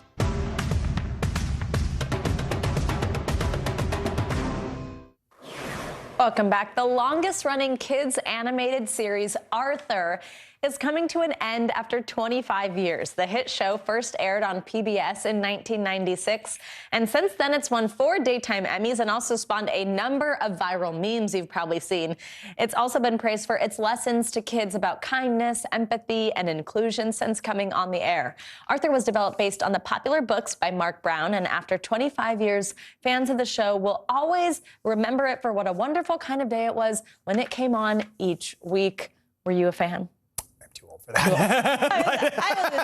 This hit for me, hearing that this was ending, because I was like, oh, I love that. And also the memes, that DW and the tired under their eyes. You've probably seen that. Yes, definitely. I've seen that. I know that one. So, good for them. All right. Thanks, Savannah. Yep. Americans are already feeling the effects of the conflict in Ukraine. We're talking about higher gas prices and higher home heating bills. NBC News correspondent Tom Costello has been talking with the experts about where prices could be headed. He joins us now. Tom, good morning. Yeah, good morning, Joe. Listen, the bottom line is they're going up. That's the bottom line. And, you know, we've already seen gas prices rise about $1 over the last year. Home heating prices also surging. First, it was inflation, and now it's Russia. We have breaking news this morning, Joe, and that is that Russian-German gas pipeline that was supposed to open, Nord Stream 2, the Germans are now deciding they will not certify that pipeline because of this incremental invasion of Ukraine, the first sanctions kicking in, and that means we could see gas prices move even higher.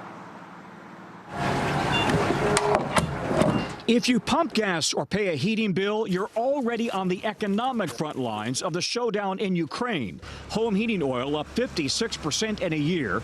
Gasoline now averaging $3.51 nationally, up from $2.63 a year ago. It's already expensive, and now it's just like outrageous. I would spend maybe about $100 or so per week, but now I'm going up to about $200 per week. While the strong economy and inflation sent prices soaring last year, it's the showdown in Ukraine that's helping to drive prices higher now. Russia is a member of OPEC and the world's third largest exporter of oil and gas. And in the oil markets, prices are set globally, not locally. The potential that war, international sanctions, and counter-sanctions could reduce global supply is a big reason why Americans are paying even more on Main Street. With 50 pizza stores and more than 1,000 employees in New England, Sal Lupoli says skyrocketing food costs and now fuel prices are taking a very big bite out of his margins. Every product that we use has gone up substantially. Not only is it the cost of food, Tom, and the cost of delivery of that food, but it's also the increase in expense of us running our own vehicles. Those rising food and fuel prices have already forced him to raise prices an unprecedented 4 times over the past year. Now, oil and gas analysts say the Ukraine showdown could soon push those fuel prices to record-breaking levels. We're talking about $4 a gallon nationally. California could hit $5, probably even beyond that. California could reach $5.50 and even could near that $6 a gallon mark. Yeah, did you hear that? $6 a gallon possible in California. A group of Democratic lawmakers is proposing that the government suspend the federal gas tax through this year. That's 18 cents a gallon. Money into the pockets of drivers, say these Democratic lawmakers. They want provisions, though, that ensure that that tax cut savings would be passed on to the driver and not stick with the oil companies. Joe? $6, my goodness. So, Tom, begs the question, what other options are out there? Is tapping the Strategic Petroleum Reserve again a possibility? You know, they did that back in November, and really it had a muted effect, right? A very short-lived effect in bringing prices down. The trouble is right now, the Strategic Petroleum Reserve is at a 20-year low. Only about 580 million barrels in there. It's a double-edged sword. If you tap it to bring down prices ever so slightly, the SPR is meant for national emergencies, a case where you literally were dealing with war. The concern is if this continues to spiral out of control with Russia and Ukraine, we may need that SPR. So tapping it right now comes with some real risk. Joe? All right, Tom, thanks so much. Appreciate it. It's a big win this morning for the U.S. women's soccer team. After a years-long fight, U.S. Soccer has announced its commitment to provide equal pay going forward, as well as millions in back pay. Stars Megan Rapinoe and Alex Morgan and U.S. Soccer Federation President Cindy Parlow-Cohn discussed the importance of this victory earlier this morning on the Today Show. Here's a bit of that conversation. It came together. You know, for us as players, I'm just so proud of the way we stuck together and really just kind of put our foot down. This is a huge win for us. You know, as always, there's really no justice going backwards. The only justice really now is ensuring that this never happens again, and this lawsuit is a massive step forward. Obviously, we already settled the equal working conditions claims a while back, equal pay coming contingent on a new CBA, and the settling of the back pay damages. So for us, this is just a huge win in ensuring that you know, we not only right the wrongs of the past, but set the next generation up for something that we could only have dreamed of. Just seeing this lawsuit and the settlement, we've U.S. Soccer has agreed to equalize the prize money moving forward. Obviously, we call on FIFA to truly equalize that for men's and women's tournaments, but we are looking to work with the Men's Players Association and U.S. Soccer to have that equal moving forward. So it's really what we set out to do, equalize on all fronts, and we've been able to achieve that. And it's a really proud moment, I think, for all of us. And let me turn to you, Cindy. You represent U.S. Soccer in this conversation. And in point of fact, U.S. Soccer actually won the lawsuit in the lower court. It was about to go up on appeal. So what brought you to the table? Why do this settlement now? Yeah, I think for a lot of reasons. One, being in a contentious litigation with our players is not good for our sport. I think this is a momentous occasion. This is a huge win for soccer. This is a huge win for U.S. soccer, the players, women's sport. And I'm just so excited to move forward together and actually start working with the women's team to grow the game both here at home and abroad. All right, great to see that and hear from those players. And coming up, if you're a regular viewer of the show, you know we talk about back to the office anxiety a lot, and for good reason. What about your pets? How will they react to your new schedule? We've got some tips to help ease that transition. Up next.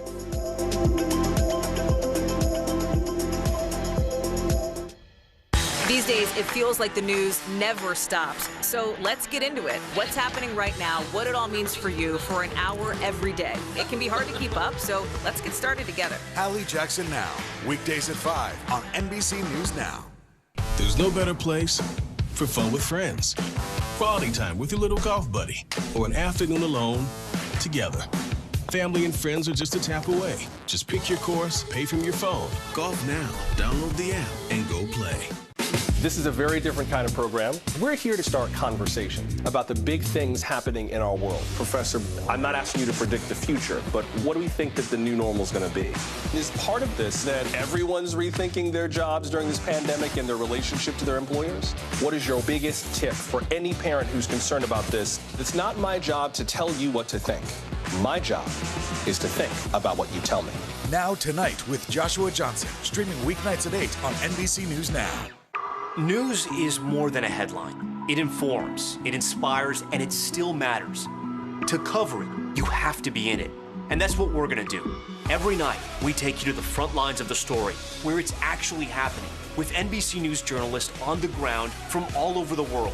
We cover what you need to know and bring your newsfeed to life. In primetime and streaming live, it's your news playlist every night. Top Story with Tom Llamas, weeknights at 7 on NBC News Now. The fire has grown leaps and bounds. You see behind me is typical. How you doing? Pretty bad. Do you think it's been healthy for the Democratic Party to highlight the division in the party? What does an exit ramp for Putin look like that allows him to save face? How much of this is on the CDC and how much of this is on Washington? If it's Sunday, it's Meet the Press. There's no better place for fun with friends. Quality time with your little golf buddy, or an afternoon alone together. Family and friends are just a tap away. Just pick your course, pay from your phone. Golf Now. Download the app and go play. Nearly a dozen hours after the eye roared ashore. There is some late-breaking news. All right, it is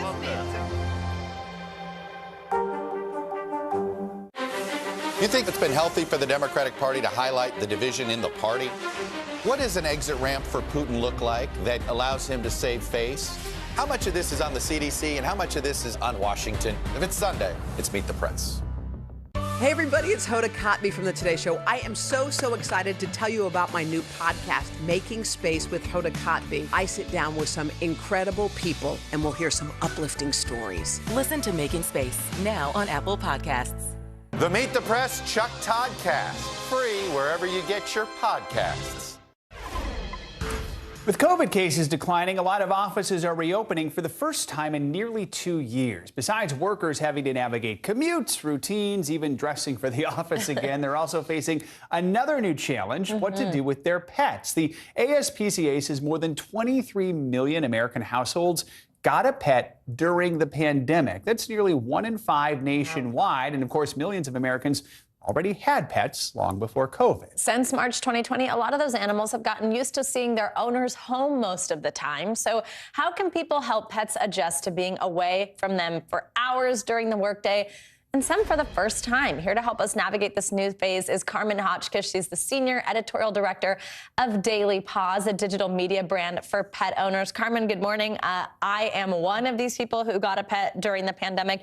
And in fact, right now I've been texting with my fiance because he's going back to the office and we're like, who's going to take the dog out? So I totally get this struggle. With more companies announcing these returns, what can people do if they're leaving their pets at home alone really for the first time? It's such a good question and such an important thing to be thoughtful about and to think about from your pet's point of view, there are really sort of three things that you can do to ease this transition. One is to get your house ready. Think about what's your pet's safe space in the house. Does he need some new toys? Maybe some brain puzzles or something to prevent some boredom during the day. Second thing is to get back on a better routine. We've been freewheeling it here about when we eat and when we potty and when we walk, and getting your dog back onto a schedule that looks a little bit more like the back to the office schedule, so that they're used to meeting their needs at certain times of the day. And then the third phase is really just practicing a little bit, like being gone for short periods of time and get your pet used to the sounds and the activities of I'm gone, but I come back. Oh, that's good. To get them used to that idea. That's great. Yeah. What are some of the signs of anxiety and stress in pets that we should watch out for, the things that maybe might actually be concerning that we should do something about? Yeah. Watching for pacing, panting, drooling. A lot of people don't know that when your pet yawns, it's often a sign of stress or distress, that they're uncomfortable with a situation. Barking, of course, can be one of those things that people really notice when they get a call from a neighbor that your dog was barking while you were gone. And just other signs of boredom, like getting into the garbage, getting into a little bit of trouble while you're out. Those things happen, but the real distress, the hiding, pacing, like I said, drooling, some of those things may even need professional intervention. And Carmen, quickly, before we let you go, I want to ask you sort of a tough question. Over the past year, a lot of shelters have reported that people are returning the pets that they adopted during the pandemic. I mean, that's obviously a big and probably tough decision to make. What's your message to anyone who might be considering that right now, especially if this transition back to the office starts to feel like too much? There are so many resources for pet owners these days. Really great doggy daycares, walkers, pet walkers who can come to your house and make sure that your dog gets that break during the day. I would really encourage anybody who's thinking about surrendering their pet to look into the resources available through shelters. There are also great organizations that are designed to really help you keep your pet in your home, no matter what your challenge is. All right, Carmen Hotchkiss, great advice. Thank you so much for joining us. Thank you. And now it is time for our CNBC Money Minute, the biggest financial headlines of the day and why they matter to you. Frank Holland is back with us. Frank, good morning. Hey, good morning. I'm trying to get you guys used to the sounds of me leaving and then coming back. No, I'm just joking. All right, some social media news. Twitter may be testing a way to let yourself untag yourself from threads.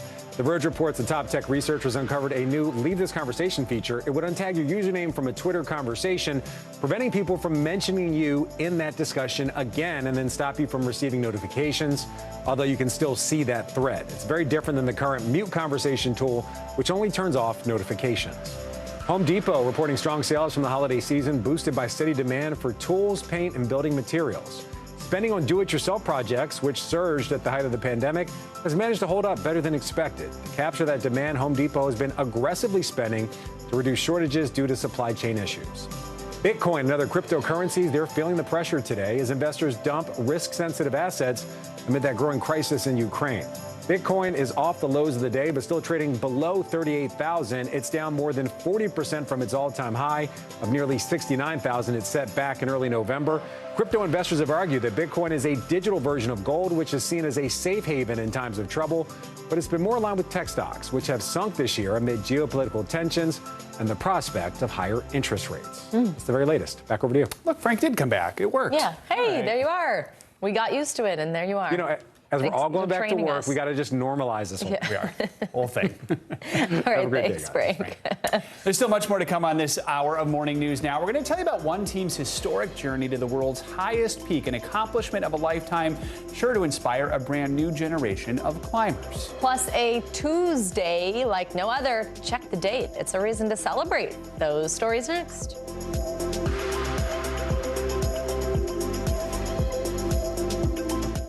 News is happening now. Look at what's making headlines around the world. Whenever it happens, wherever you are, it's here now.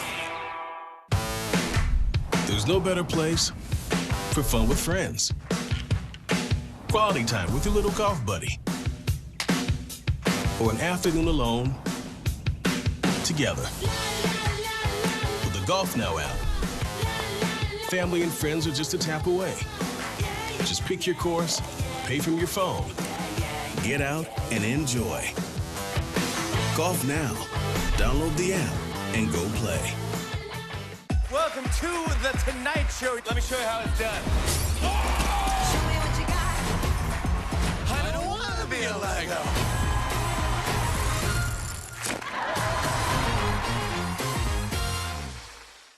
News is happening now. A look at what's making headlines around the world. Tonight, the major announcement of the COVID vaccine. This is a significant moment. Your news, whenever it happens, wherever you are, it's here now.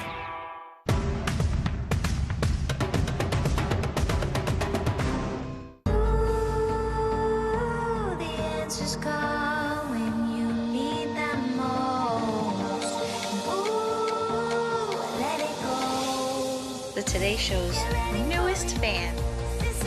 Little Al Roker. What am I doing here?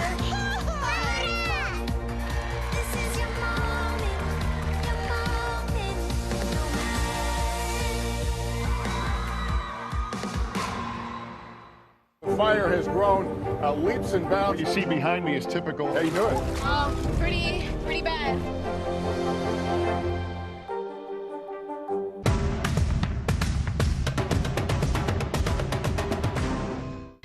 Climbing Mount Everest is the experience of a lifetime, to put it mildly. But for one group, summiting the highest point in the world will also be a historic mission. That's because they're going to be the first all-black group to ever attempt the dangerous climb. NBC News Now anchor Morgan Radford has their story.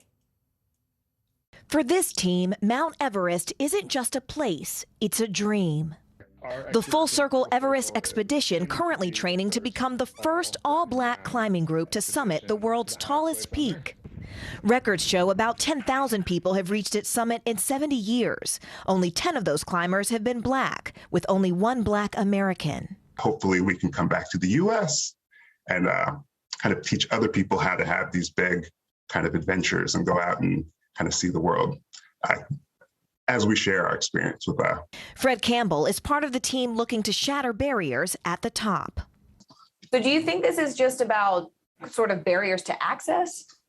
Yeah, I think that's part of it. I think that barriers to access is a big part. I think that representation is another part. I mean, you don't see very many black climbers. And so I know it's a lot easier for me to imagine myself doing something if there are people that I kind of connect with. Campbell was a college football standout at Stanford until he broke his neck while playing. Then he gets hammered by Fred Campbell.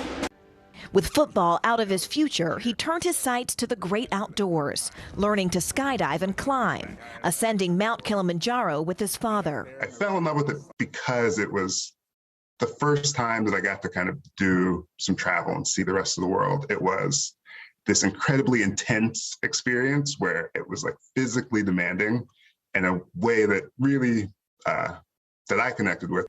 Now he's part of a history-making team. Among them, 28-year-old climbing instructor Rosemary Saul, high school teacher Eddie Taylor, and team leader Philip Henderson, a 58-year-old climber with 3 decades of experience. How does it feel to be climbing with other people who look like you and have had similar experiences?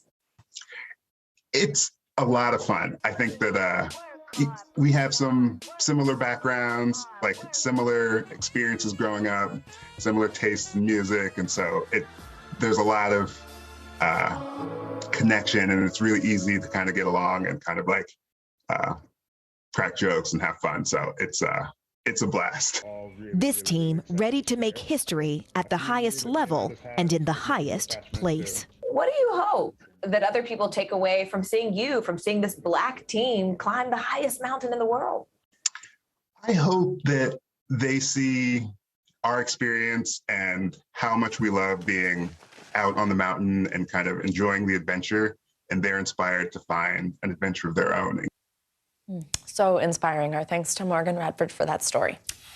It's February 22nd, 2022, which might sound fairly mundane unless you've signed and dated an important document or day, or maybe you wrote a check. If you still write checks, then you might have noticed the date is 2/22/22, a reason, apparently, to celebrate. This year, President's Day, a day dedicated to Washington and Lincoln, patio furniture sales, was merely a patriotic prelude to a holiday truly like no other. 2/22/22, which by some stroke of luck happens to fall on a Tuesday. It also happens to fall on National Margarita Day, making it really easy to plan your party menu. And if you need something to wear, check out this novelty t-shirt, which is declared 2/22/22 Nacho Average Taco Tuesday. No worries if you get cheese sauce on the shirt. It's useless after today. That's not your style. The Atlanta Mom website suggests another fashion statement, tutus, in honor of 5/2s.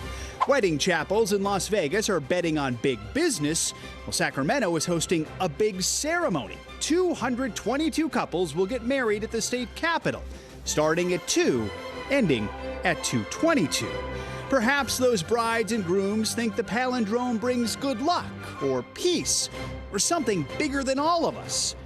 Or maybe it's just easier to remember.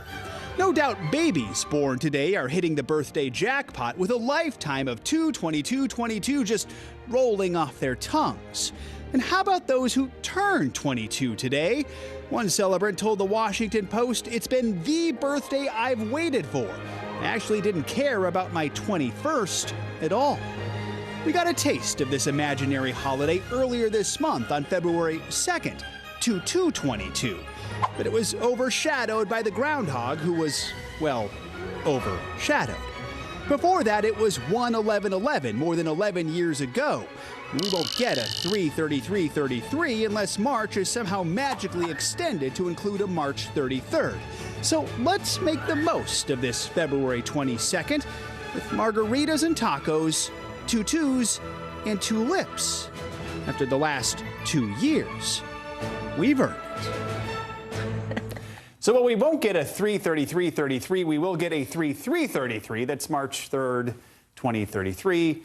Something to look forward to in 11 more years. Are you doing Taco Tuesday? I think I have to now. I think you must. Margaritas for sure. Margaritas, yeah. I know. Should have brought some tulips on set.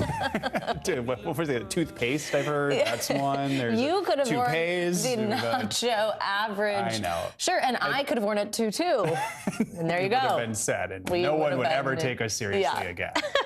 Just maybe for those last few minutes. Enjoy the rest of your 2/22/22. Happy Tuesday. Listen to this Hour Morning News Now. But the news continues right now.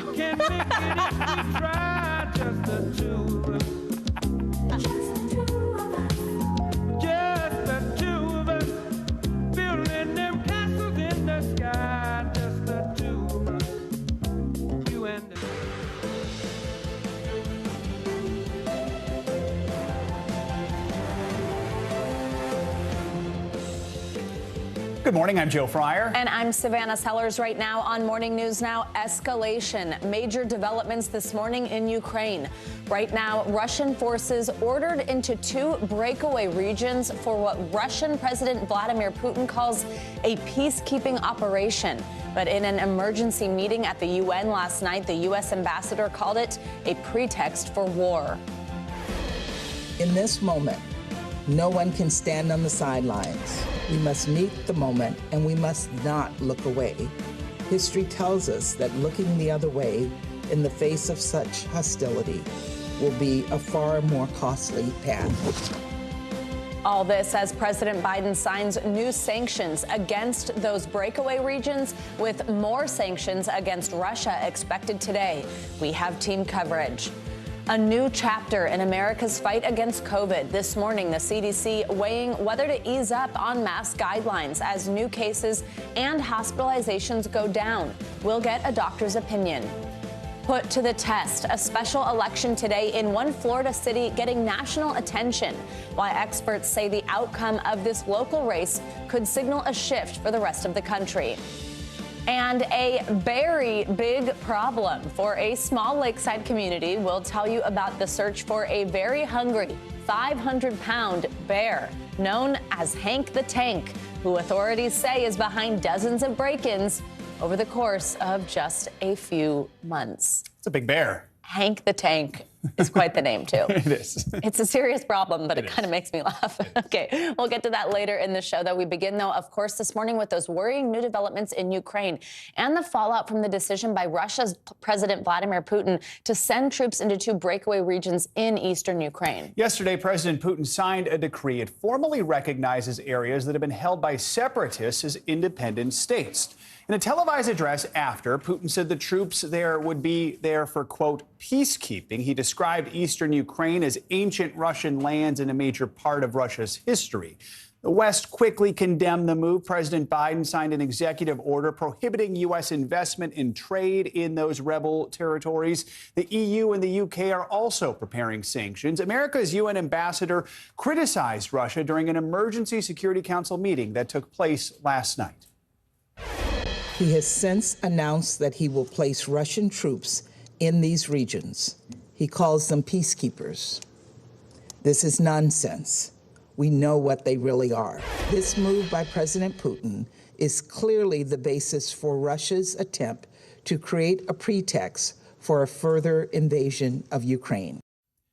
Our team of reporters is standing by to bring us more on this story. NBC News senior White House correspondent Kelly O'Donnell is in Washington. We'll get to Kelly in just a moment, but we'll begin with NBC News foreign correspondent Matt Bradley in eastern Ukraine and NBC News reporter Matt Bodner in Moscow. Matt Bradley, let's start with you. What's happening on the ground right now? What's the latest on Russian troop movements in those separatist regions? Yeah, we just heard the announcement of the materiel that Russia has now sort of eked into those separatist regions, and there were actually 2 people who were killed overnight, 2 Ukrainian soldiers, and so, you know, the violence continues, as does the Russian encroachment into those separatist regions. But again, this is the real issue today, is whether or not this actually constitutes something like an invasion. Because remember, as I've been saying time and time again, for a lot of Ukrainians, they see themselves as having been at war with Russia for the past 8 years. Now, in reality, they've been at war sort of with Russian-backed or Russian-led separatists who are also Ukrainians with Russian passports who use the ruble and speak Russian. It's a very confusing and murky situation, and classifying it is a challenge in itself. But when we see these tanks rolling over the border, we have to ask ourselves, will this constitute an invasion?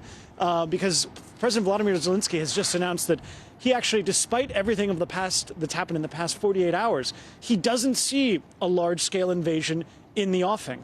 And again, I think the best explanation for that remarkably cavalier attitude is that he, like many other Ukrainians, see this as a constant state of war. They see the threat from Russia as having never receded.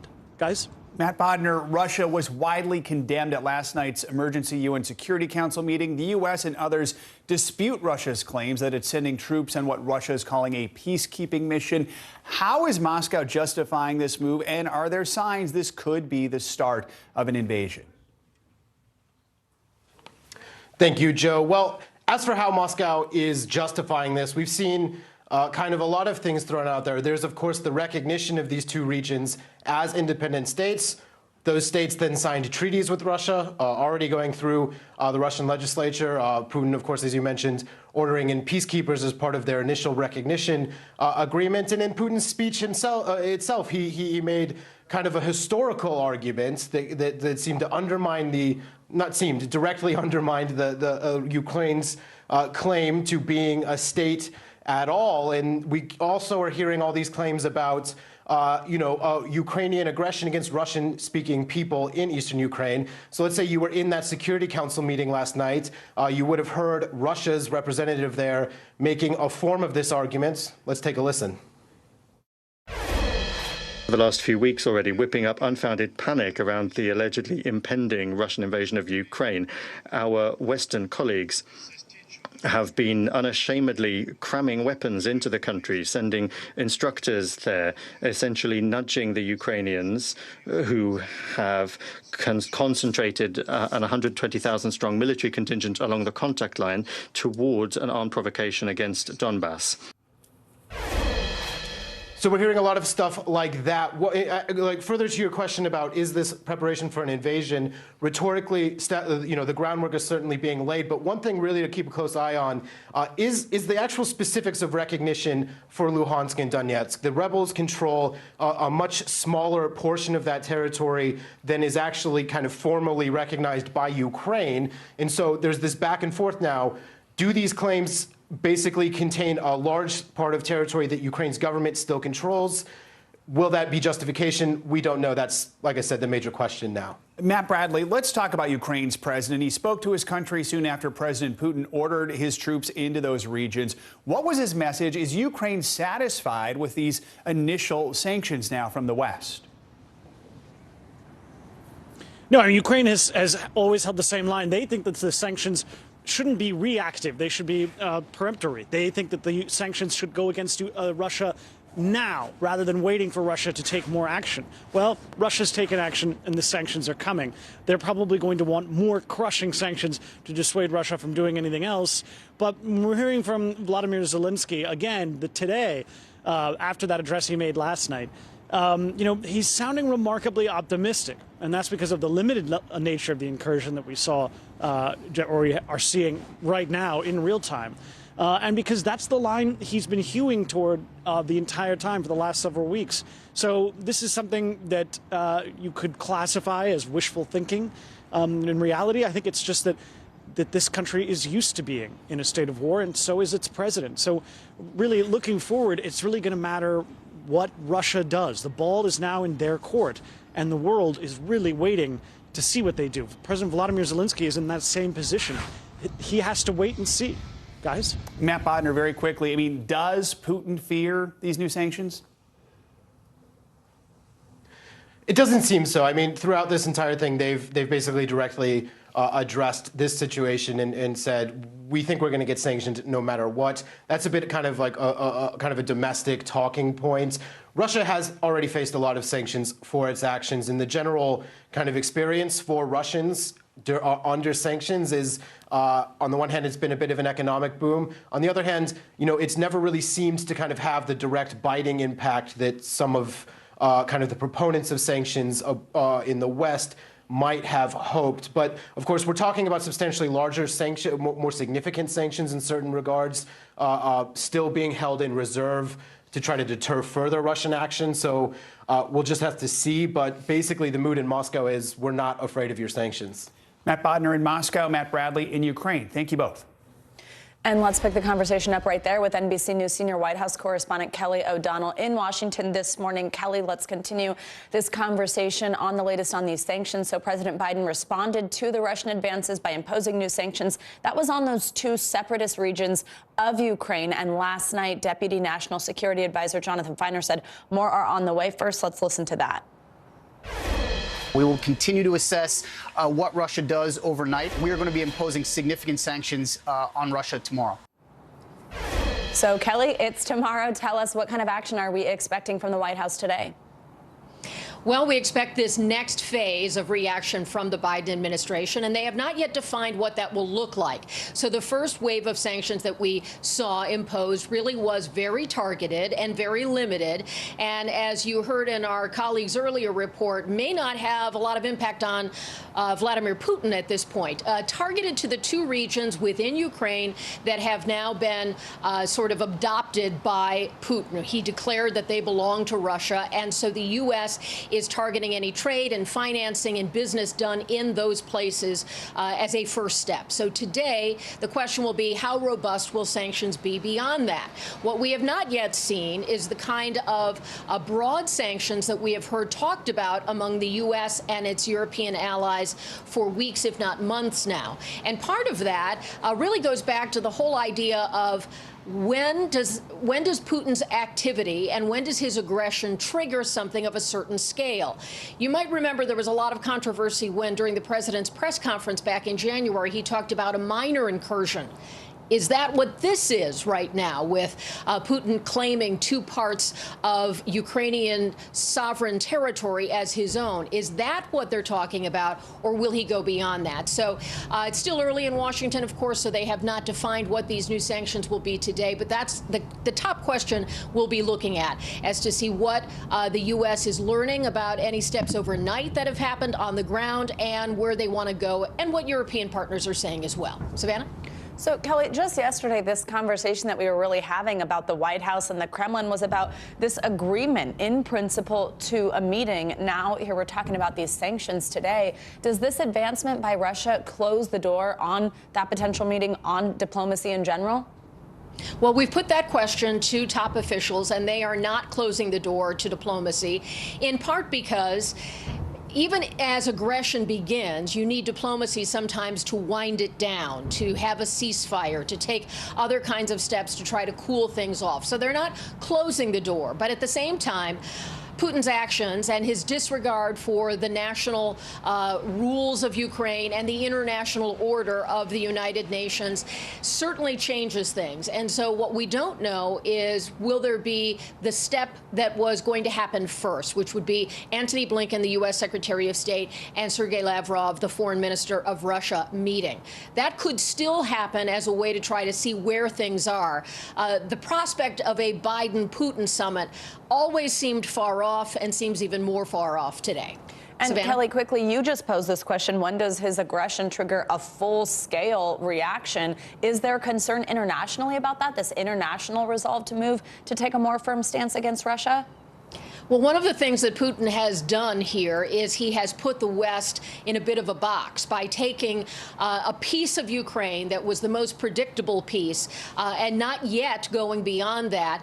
It is raising some questions about how much the European community, NATO, and the West want to do in response, trying to be measured, trying to not provoke something that goes beyond that. So it is strategically crafty, if you will, on the part of Putin to take this incremental step first. The question for Western allies will be how best to respond to that, and how much more does Putin have in mind. So it's really a incremental stage right now. Very worrying, very concerning, certainly not what the West wants to see, but he has not yet taken the action like going after the Capitol, that kind of thing, which would certainly trigger a different level of response. Savannah? All right, Kelly O'Donnell in Washington for us. Thank you so much. Coronavirus cases are falling across the country, and more states are rolling back restrictions. NBC News national correspondent Miguel Almaguer takes a look at our new normal and the new criticism the CDC is now facing. It's not just the dramatic drop in hospitalizations, but the sharp decline in infections, down 64%, that could help pave the way for the CDC to roll back national masking guidance this week, while it's unclear if there'll be any impact on airplanes and public transit like the subway. When we treat others with... In states like New York and California, there is pressure to unmask in the classroom, despite low vaccination rates for children and the CDC's guidance to keep them. We will be announcing a specific date, that date with destiny. The masks will come off. With the CDC already under scrutiny, the New York Times says the agency isn't publishing large portions of data it's collecting, like the effectiveness of boosters for younger Americans and signs of the virus in wastewater. The agency telling the paper some raw data could be misinterpreted. The CDC is obligated to provide us with excellent data. I think if they have preliminary data that are not yet internally consistent or robust or validated, they are under no obligation to provide those data, which would only be confusing. As our nation remains eager for a new normal, several new studies show 3 doses of a COVID vaccine, or even 2, could offer longer protection from serious illness and death. Whether to get a booster or not is going to become more of an option, with the exception of very specific settings or occupations. I think for most people, it'll really be about their own sense of risk. An evolving pandemic as our future begins to resemble our past. Miguel Almaguer, NBC News. Let's now bring in NBC News medical contributor Dr. Natalie Azar for more on this. Dr. Azar, always great to have you with us. So many states are now shifting to treating the virus as an endemic rather than a pandemic. Health officials are still monitoring subvariants, though. There's this BA2. How do we make sense of loosening restrictions while there's still this potential of a variant? How do we essentially live with this virus?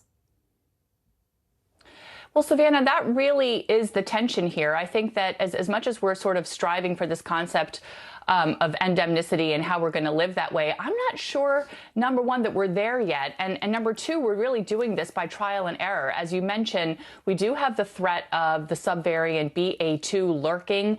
It is more transmissible, which means that we had a very, very steep rise in our Omicron cases, and we're seeing a steep fall. But that subvariant could really sort of what the experts are calling extend that tail. And what that means is that we're looking at significantly more deaths. We still are having over 100,000 cases a day, and we're still having 2,000 deaths a day. This is still well above where I think all of us would feel comfortable settling into sort of an expectation the way we do around influenza, Savannah. So, as one expert put it, I'd rather have those masks on for a month too long than a month too short. We've been here before. We were surprised when Delta receded and Omicron came up. I think we always have to be very, very nimble and flexible in terms of our responses. One of the things I want to ask you about now is a tool that we've got to keep fighting this, which is testing. I mean, for most of the pandemic, we relied on testing so much to keep COVID from spreading, to understand where breakouts were happening, to really dictate our own actions. What happens to testing now? Do we need to be testing as often? We're seeing other countries not make quarantine as much of a focus anymore. What does this mean? How should testing fit in? Right. I mean, I think that testing still does need to be an integral part of our approach to this. It's not something that I think just goes by the wayside. I think the urgency for testing is reduced in terms of, the doing broad testing in schools and offices and things like that may go away as long as our case rates stay low and our hospitalizations are low and our ICUs are not at capacity. I think there's a lot of metrics that experts are going to use to make those recommendations, Savannah. But we know that testing, just like isolating when you're sick and symptomatic and things like that, are still going to be here. They're not going away. All right, Dr. Natalie Azar, thank you so much. And if you at home have a question for one of our wonderful doctors, let us know. Email us at morningnewsnow@nbcuni.com with your questions, and let us know if you want to stay anonymous. Jury deliberations are underway in the federal hate crimes trial for the 3 men convicted of killing Ahmaud Arbery. Both prosecutors and defense attorneys made their closing arguments to the jury yesterday. Gregory and Travis McMichael, along with William Roddy Bryan, already face life sentences after they were convicted on state charges. Verdict in this federal trial could come as soon as today. Tomorrow is the 2-year anniversary of the day Arbery was killed. NBC News correspondent Ron Allen joins us now from Brunswick, Georgia. So, Ron, good morning to you. First of all, recap, what did we hear from both the prosecution and defense during yesterday's closing arguments? Joe, this case comes down to motive. Why did the men do what they did? The basic facts of the case are not in dispute. This is not another murder trial. It's about whether or not the defendants, the McMichaels and William Roddy Bryan, went after, chased Ahmaud Arbery and shot and killed him because he is black. It's as simple and as complicated as that. The prosecution insists that everything that the men did, or so many things that they did, was because of Arbery's race, and were he not black, this would not have happened. The defense maintains that they pursued Arbery because they thought he was a suspect, because they thought he was behind or responsible for a string of burglaries, robberies in the neighborhood, although there was no evidence really of that presented during either trial, essentially. So that's what this comes down to. That's what the charges are, that of federal hate crimes, trespassing, kidnapping, and use of a firearm. It's not about murder. It's about whether the McMichaels and William Rodney Bryant did what they did because of Arbery's race. Joe? So, Ron, as we mentioned, tomorrow will be 2 years to the day since Arbery was killed. We have seen his family front and center throughout this hate crimes trial as well as during the murder trial. How are they doing now as this trial nears a possible conclusion? They're hanging in there. You know, it's very tough for families to go through this, a trial like this again, to see that video that we've all seen again and again played at this trial as well as the first one. Here's a bit of Wanda Cooper-Jones, Arbery's mother, speaking after the final arguments came and the case went to the jury. Take a listen. I think the DOJ presented the case well, and I think we're going to get a good verdict at the end. Very emotional. This has been very draining, and I'm thankful that it's almost over. So far, the jury has deliberated for about 2.5 hours or so. They begin here at 9 a.m. and the trial was brief. It was 4 days of testimony, 5 hours or so of closing arguments. So it was very condensed. It wasn't nearly as long as the state trial. Whether that means the jury will come back sooner or later, of course, we don't know. But again, 2 hours so far, and they begin deliberations again at 9 o'clock this morning. Ron Allen in Georgia. Ron, thank you so much. And now let's get a check on your morning news now weather. Michelle Grossman is with us this morning. Hey, Michelle. Good morning to both of you. Well, we are really busy this morning. The radar is lit up. We're watching strong storms, and we're also watching snow this morning. We've been watching strong storms, even some tornado warnings since overnight hours. We continue to watch them this morning, and we will continue to watch them throughout the day. So this is what it looks like on radar. You can see all that rain down to the south, lightning, hearing some thunder as well. And then the blue, that is the snow. So this will be the story as we go throughout the day. Very busy today. Then another storm is on deck for tomorrow. So we do have coast-to-coast storms. We have winter weather alerts for 28 million people from the west to the northern plains, the Great Lakes, central and southern plains, even over to the interior northeast. And that's because we're going to see more snow later on this week. Wind chill and freeze alerts for 16 million in the pink. We're seeing wind chills as low as 30, 35 below zero, dangerously cold this morning in some spots. Flood alerts because we're expecting heavy rain. We're seeing that happening with some of these storms right now. So 42 million under those flood alerts and 11 million under severe threat through tonight. Where you see that yellow, that's where we're seeing it right now. We're going to continue to see it throughout the day. There's a sharp boundary between that cold air and the warm air. So Paducah, we're looking at Nashville, Memphis, Tupelo, Jackson. You could see damaging winds, some hail, and even some isolated tornadoes. Up to 4 inches of rain in some spots. It's happening pretty quickly too. So we could see some flash flooding. That's a lot of rain, but when it comes in such a short time, that's when we get the problems. I mentioned those wind chill alerts stretching to the southern plains. Again, wind chills as low as 35 below zero. So you guys, it is busy. We're going to continue to track this storm and then the one on deck for tomorrow too. All right. Thank you, Michelle. Appreciate it. 5 below zero. Ooh, thanks, Michelle. Coming up on Morning News Now, a major problem for public transit. Several cities reporting a dramatic rise in transit crime. How a string of high-profile attacks is forcing officials to rethink their safety strategies after the break.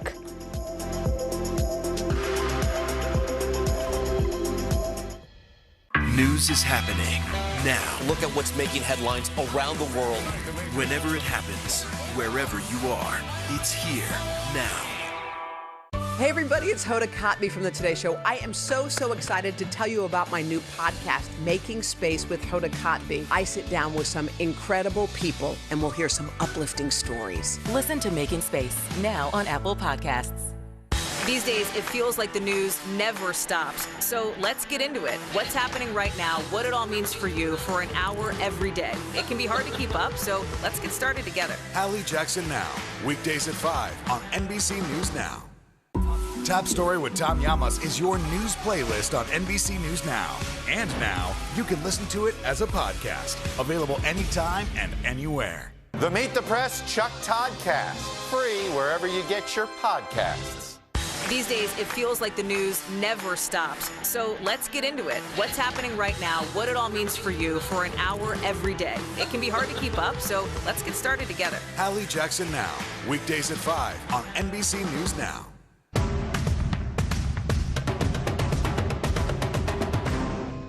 These These days, it feels like the news never stops. So let's get into it. What's happening right now, what it all means for you for an hour every day. It can be hard to keep up, so let's get started together. Allie Jackson Now, weekdays at 5 on NBC News Now. There's no better place for fun with friends. Quality time with your little golf buddy. Or an afternoon alone together. With the Golf Now app, family and friends are just a tap away. Just pick your course, pay from your phone, get out and enjoy. Golf Now. Download the app and go play.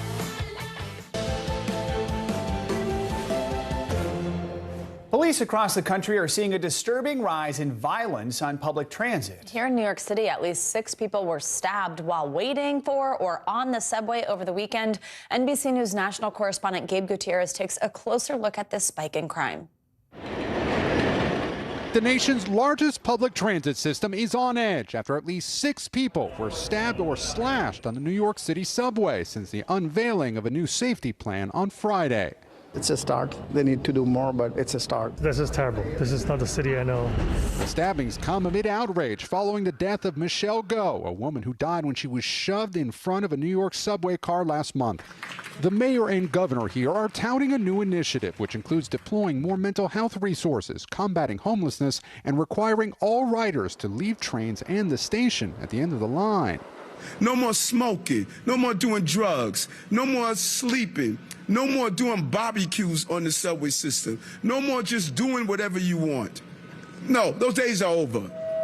Around the country, other cities have also grappled with a rise in transit crime, from Los Angeles to Philadelphia, where the city is spending more than $3 million on social services to reduce crime and homelessness on the subway. In Portland, Oregon, operator assaults have increased, so police officers are now directed not to check train fares to avoid conflict. The subway system and our bus system, they are the lifeblood of our city. All right, that was Gabe Gutierrez reporting. In New York City, major crimes on public transit are up 65% this year. That's an average of 1 victim every 4 hours. Medina Spirit, the horse that won last year's Kentucky Derby, has now been stripped of that victory. The horse failed a drug test after crossing the finish line at the Derby. The Kentucky Horse Racing Commission has also suspended Medina Spirit's trainer, Bob Baffert, and fined him. Baffert says he plans to appeal the ruling. Medina Spirit died in December after collapsing near the finish line at a racetrack in California. Churchill Downs, where the Kentucky Derby takes place, says the second-place finisher, Mandaloun, is now recognized as the 2021 winner of the Kentucky Derby. All right, let's now take a look at what's making news around the world this morning. Ali Arouzi joins us from Tehran. Ali, good morning.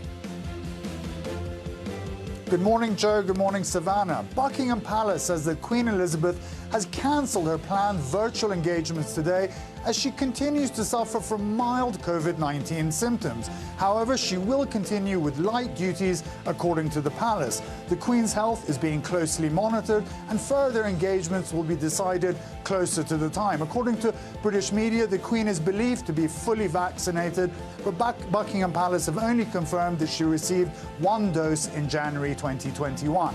The Dominican Republic has started building a border wall with Haiti in an effort to stop irregular migration and the smuggling of weapons and drugs. Once completed, it'll cover almost half of the 244-mile border with Haiti, its only land neighbor. The development comes after a series of disasters in Haiti, from earthquakes to assassinations, all amid a spike in violence. The two countries may share a border, but are worlds apart in terms of development. While Haiti spirals further into violence and poverty, the neighboring country continues to prosper.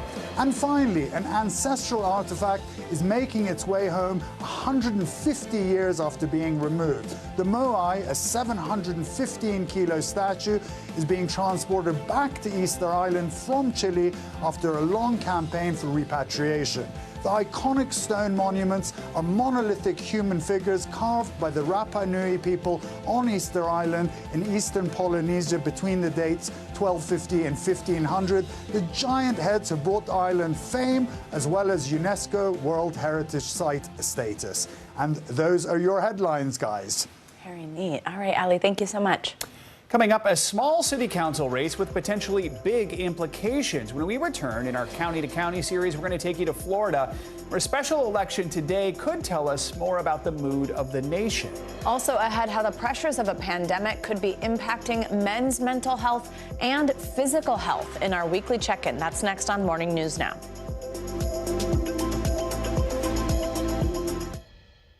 What happened here is a story of loss and salvation. There were residents who hung on for dear life. This is where you took shelter, in this closet. I took shelter right in this closet right here.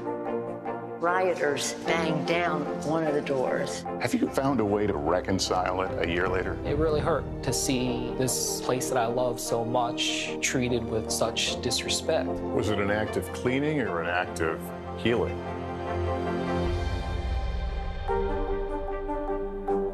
Good morning, I'm Joe Fryer. And I'm Savannah Sellers. 2022 is off to a busy start.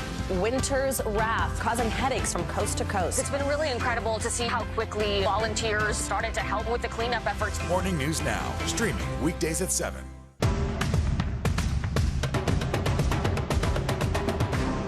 Nearly a dozen hours after the eye roared ashore.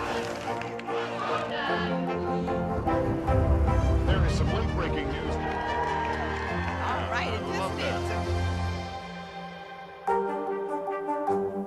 I believe. Every dream, every journey, every triumph. And it all starts here. Let the celebration begin! The excitement is in the air. Is he superhuman? Feel the magic every day. She is a superstar. Kayla, we are cheering you on. And share every moment with us at the Winter Olympics. Today is where the games begin. News is happening now. Look at what's making headlines around the world. Whenever it happens, wherever you are, it's here now. Hey everybody, it's Hoda Kotb from the Today Show. I am so excited to tell you about my new podcast, Making Space with Hoda Kotb. I sit down with some incredible people and we'll hear some uplifting stories. Listen to Making Space now on Apple Podcasts. Britney Spears is reportedly ready to tell her side of the story about her career and family, and she'll make a good chunk of money doing it. Deadline and Variety are reporting that Britney has signed a deal with Simon & Schuster to publish a tell-all memoir about her personal life, career, and relationship with her family. Citing sources, the New York Post says the deal is priced at $15 million. We've reached out to Simon & Schuster along with Britney Spears representatives for comment, but have not heard back. The news comes just a few months after Britney won that high-profile legal battle with her father, ending her long-running conservatorship. Much more to come, but I have a feeling this will probably be a bestseller if it is. Yeah, and I have a feeling a lot of publishers were hoping to be the ones to work with Britney on that, so that's pretty exciting. No kidding. Yeah, all right, thank you, Joe. Yep. Now to the latest in our ongoing series, County to County. In Jacksonville, Florida, people are voting today in a special election to fill a seat on the city council. And even though this local race won't change the balance of power, both Democrats and Republicans are paying attention on a national level and pouring in resources even. NBC News correspondent Shaquille Brewster joins us now from Jacksonville. Hey, Shaq, good morning. So we've seen this happen across the country, even school board races becoming sort of electrified on this national level. So explain to us why this particular race is getting so much attention. No, really good question and point that you make there, Savannah, because this is a local city council race that usually wouldn't get much local attention, let alone national attention, but it goes to why we're following Duval County. This is an old Republican stronghold that Democrats have been winning, that they feel like is trending blue in recent cycles, and both sides see this as almost a test of what they've been seeing recently. I spoke to the Republican county party chair here, and he told me that they have put in more time, more energy, more resources into this city council race than any race in history in terms of that level. And listen to a little bit of why he said that is. I think it's going to be a great indicator of Republican enthusiasm. It's also going to be a great indicator of just how far the Republican Party has come to turning Duval County red again. The pendulum has begun since the 2020 election to shift in our direction. It reflects the sour mood against Democrats. It reflects also a sour mood, particularly against their policies, their ideology, their radical woke leftism. He believes a Republican win today will signal that they can be more successful in future elections and stop that trend that we've been seeing here. So, Shaq, tell us about both sides. Tell us what voters are saying. What are Democrats and Republicans feeling coming into this election? So you just heard from the Republican chair. Well, the Democratic chair, he's saying something similar in terms of the importance and value of this race. He believes that the final vote will come down to fewer than 500 votes. That's how tight he believes this election is. Listen to what he's watching for today. This is a countywide race where a lot of people are trying to see whether this county will remain blue, as it has been. A lot of people are not immune to the fact of all the issues that we're seeing happen nationally. Gas prices are up, inflation is up, people are dealing with higher grocery prices. All of these issues animate even local city council races. One point that he made and his source of frustration is that the national Democratic priorities, things like police reform, health care, they haven't been passed so much in Congress. So he's saying if national Democrats got things done in Congress, got more things done in Congress, it would make his job easier at turning out more vote. And Shaq, quickly before I let you go, what about the candidates themselves? What are they saying? Yeah, you know, one thing that they say is they feel the pressure. They feel the attention that they've been getting from the outside and the scrutiny that they've been seeing. But they want to focus more on specific issues that they are targeting. Listen to my conversations with them yesterday. What are those issues? What are the things that voters have been talking to you the most about? Well, I mean, we started talking about the fact that we feel like we need somebody on city council who is about transparency and accountability. I think this race is essentially a referendum on support for public safety. A vote for me tomorrow is a vote that the citizens of Jacksonville have the backs of the men and women of the Jacksonville Sheriff's Office.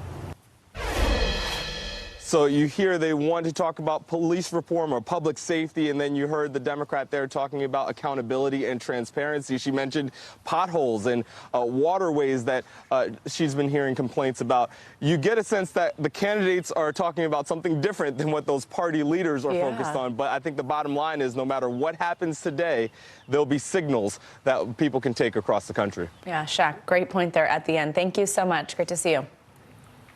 Time for our mental health check-in, where we walk through some of the biggest mental health headlines and how they might affect you. It's also a time to pause, take a moment, take a deep breath, reflect on our emotional well-being. Let's bring in Dr. Soumya Dave. She is a psychiatrist and the author of What a Happy Family. Doctor, always good to have you with us. So let's start with the topic of eating disorders among boys and men, something we may not often talk about or as much as we should.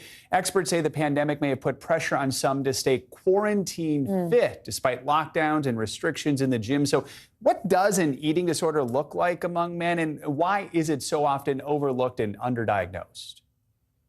Such a great question. So often when people think of an eating disorder, they might think of a girl or a woman restricting her eating, exercising a lot, maybe even binging and purging food in private. And while those behaviors can happen in boys and men, it's also important to remember that they can exhibit different behaviors. So maybe they'll increase a lot of protein intake and decrease other nutrients. Maybe they'll focus a lot on one type of workout, while really changing their daily interactions with their peers and foregoing other activities. So what we really want to see is, are these changes in exercise or these changes in eating, are they interfering with someone's daily life? And so that's the really big takeaway is, can we provide support for someone who's really having this impact their day-to-day functioning? Absolutely. I'm working on a story on that right now. The other thing that's kind of fascinating is that the diagnosis is hard because sometimes doctors aren't used to that being what they would diagnose a young man also. Let's turn now to the stress of feelings. Everyone's heard the saying, fake it till you make it, but research shows faking your feelings might cause some real harm. Tell us about the impact this can have on your body and how we can break some of those habits and just be more honest about where we're at emotionally. Sure. So first of all, faking our feelings and denying our feelings is very tiring. So we can feel this emotional strain that comes from doing that work of putting on a front that's not really reflective of how we feel. Second, it's stressful. It's stressful to not be honest about how we're feeling. And what that can do is increase the levels of the stress hormone cortisol. Now, that hormone affects many systems in our bodies, our muscles, our heart, so many more. And we really see that tie between physical and mental health. And third, people often know if we're not being truthful, especially those who know us well. And so that impacts our interactions, our relationships, our bonds with people. Now, in terms of how to manage that, one of my favorite phrases is, if you can name it, you can tame it. There's a form of journaling called affect labeling, where it really involves just sitting down and writing out what you're feeling in order to help manage and process with those emotions. Breathing exercises can also be a really great way to manage our emotions. And when we practice deep breathing, we activate our vagus nerve in the body, and that creates these feelings of calm and well-being throughout our entire body. And then lastly, just understanding that we have agency over our emotions. We don't have to believe every single thing we think and feel, but if those feelings do come, we have the tools to manage it. And with daily practice, we can all get there. Some good advice there. Great advice. Finally, Doctor, the Winter Olympics are over for many athletes, so the mental health challenge is just beginning. It's not just during competition. Athletes are speaking out about depression after the Olympics, saying their self-worth plummets when they get home. This is a lesson for all of us. How hard is it to separate self-esteem from work? How can we learn to do that on a day-to-day basis? You know, I totally agree. And what we're seeing here is that this group of very high achieving people are deserving to be reminded that their worth goes beyond their accomplishments. And isn't that something that all of us deserve to know? That we are beyond what we accomplish. We're beyond all of these external things that we might put our weight on and our self-esteem on. And so when athletes speak up about this and they say, we're having mental health struggles and we're getting that support, we open up the ability for other people to feel that it's okay to not be okay and to get that support. So having these conversations about what makes worth, what makes self-esteem, and is it okay to not be okay? Is it okay to get that extra support, no matter what we're accomplishing or not accomplishing on the outside? It just goes such a long way. And I'm so happy to see the normalization of these conversations. We're learning so much from our Olympic athletes these days. So appreciate the conversations. Great conversation overall today. Jeez. Dr. It's like therapy this morning. No kidding. Thank you as always, Dr. Dave. All right, coming up, fighting to breathe in a small border town. Yeah, Hispanic community in Texas is taking on the EPA and calling for cleaner air. More on their legal fight next on Morning News Now.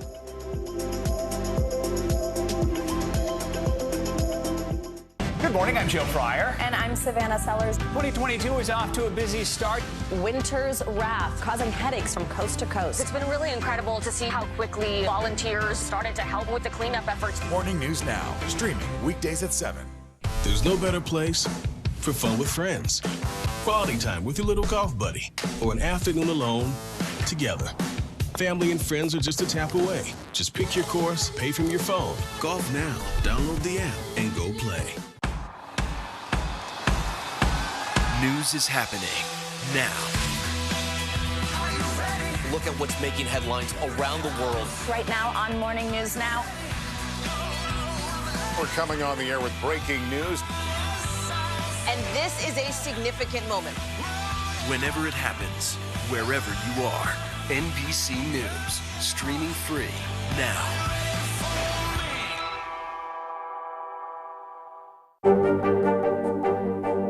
What are you doing for teachers who feel that they're being stretched too thin? Did you understand how prevalent hunger was in your own community? These days, it feels like the news never stops. So let's get into it. What's happening right now, what it all means for you for an hour every day. It can be hard to keep up, so let's get started together. Hallie Jackson Now, weekdays at 5 on NBC News Now. I believe. Every dream, every journey, every triumph. And it all starts here. Let the celebration begin! The excitement is in the air.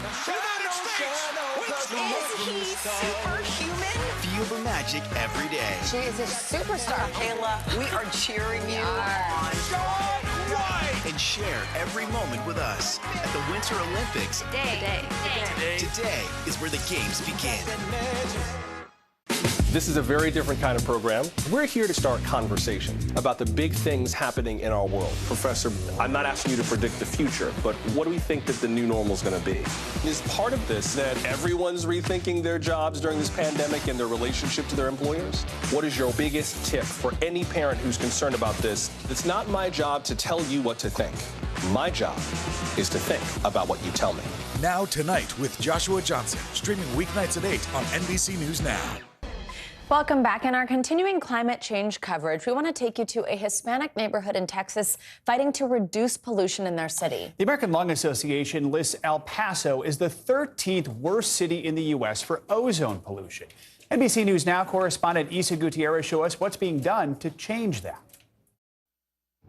I think we deserve to be able to have a community. We also deserve to have clean air, safe playgrounds. They should not treat our community like Chamizal is a dumping ground. We have a right to be here. The community has a right to stay. Barrio Chamizal, a neighborhood in south-central El Paso, Texas, is home to nearly 8,000 people. Over 96% of them are Hispanic. From here, you can see Mexico right on the other side of the border. A lot of the families that live here are single women with their children. They left their moms, their grandparents with that illusion of the American dream. A dream Hilda Villegas and other mothers in the community say is quickly destroyed by ozone pollution, better known as smog. The American Lung Association ranks El Paso as the country's 13th worst city for ozone pollution, topping places like New York and Dallas. I think one of the most sort of visual environmental violations that you see is the Western Refinery, now Marathon Refinery. We literally are bordered by the I-10, the railroad, an industrial zone with border highway, the international bridge. Literally, my children's school, the backyard, is a metal, battery, and electronic industrial waste recycling facility. These mothers organized together in a group called Familias Unidas del Chamizal, or United Families of the Chamizal. In 2018, the group, along with a coalition of other environmental and community organizations, sued the United States Environmental Protection Agency. What were you hoping to get out of suing the EPA back in 2018? Well, we wanted them to follow the science. They demanded the agency reassess the air quality in El Paso and enforce the Clean Air Act, which regulates emissions of hazardous air pollutants. The court sided with the community. In November, the EPA changed the city's designation so new sources of pollution must be regulated. Less than 2 months later, the Texas Commission on Environmental Quality appealed that decision, saying nearby areas of Mexico are the primary cause of ozone levels in El Paso. They really have a mindset of fighting regulation instead of fighting pollution. I feel so outraged and so undignified that these institutions, that these governmental entities like TCQ, state entities, are not advocating for the interest of our children and us. We reached out to the TCEQ. They told us that they've been monitoring the air in the Chamizal since 1988 and that there's no indication the levels of toxic chemicals there cause serious consequences for children's or adults' health. But Semeli de Aztlán says the TCEQ does not accurately measure the air quality in their community, since the only air monitor there is located inside a park. Amongst trees, that's not where people are living. That's literally a protected federal space. In a statement to NBC News, Marathon Petroleum Corporation, the company that now owns the refinery, said that they've been reducing emissions since 2011 and continue to look for ways to reduce their environmental footprint. W Silver Recycling, the company that owns the lot near the elementary school, told us that they do not melt metals or apply any form of heat to the materials at that location. The people of the Chamizal neighborhood here in El Paso aren't the only ones experiencing what they call environmental injustice. A study from a coalition of advocacy groups shows that Latino communities across the country are facing similar challenges. 1.8 million Latinos live less than a mile from a refinery, from an oil and gas facility. They breathe in this air every single day. The CDC says ozone pollution is associated with many health problems, including respiratory problems, asthma, and increases in premature deaths. Mainly respiratory illnesses. This is a very valid concern from those mothers. Familias Unidas and the other groups involved in the lawsuit say they plan to push back against TCEQ's appeal. To people who think, why don't you just pick up and go somewhere else, what would you say to them? People have a right to exist in their communities. It's disheartening, but it's even more of a reason to continue organizing. It's not just about me as a mom and my children. Somos hermanas. Son nuestros hijos en el Chamizal. Our thanks to Isa Gutierrez for that report. So powerful. Thank you. Now it's time for our CNBC Money Minute, the biggest financial headlines of the day and why they matter to you. Frank Holland is with us this morning. Hey, Frank. Hey, good morning, guys. We're starting with some Tesla news. CEO Elon Musk is accusing the Securities and Exchange Commission of leaking information from a federal probe. His attorney says the move is in order to retaliate against Elon Musk for publicly criticizing U.S. regulators. The attorney did not specify which investigation or what type of information may have been leaked. The dispute between Musk and the SEC goes all the way back to September of 2018, when the agency charged him with making false and misleading statements to investors after Musk tweeted he had secured enough funding to take Tesla private. Mercedes-Benz expects to have factories producing only electric cars by the second half of this decade. But the automaker will steer clear of building EV-only plants, keeping production lines flexible as the market demands. Mercedes will launch its EQE model later this year at a plant in Germany. It's betting the model an electric version of the E-Class will boost its EV sales, which it sees hitting 50% of total car sales by 2025. And with tax season underway, a new survey from Bankrate finds 2/3 of adults have at least one worry about their possible refund. Those include concerns the refund will be smaller than usual, will not make as big of an impact due to inflation, or it'll just be delayed. About 70% of Americans say tax refunds are an important part of their overall financial situation. The most popular plans for their refund are to save some or all the money, pay down on debt, or use it for day-to-day expenses. Some people even use it to give a gift to their favorite CNBC reporter. Just saying, yes. Some people do that. Yes. I'm not saying it's you guys, but some people. You're right, and it's not us. Sorry, though, Frank. I think it's going to be delayed, so don't hold your breath. Thank you. Thanks, guys. And coming up on Morning News Now, authorities on the hunt for an unusual kind of burglar after a series of break-ins. Up next, why the search for this 500-pound bear named Hank the Tank has residents in one lakeside town divided.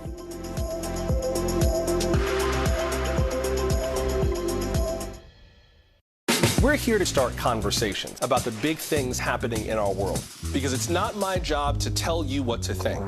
My job is to think about what you tell me. Now Tonight with Joshua Johnson, streaming weeknights at 8 on NBC News Now.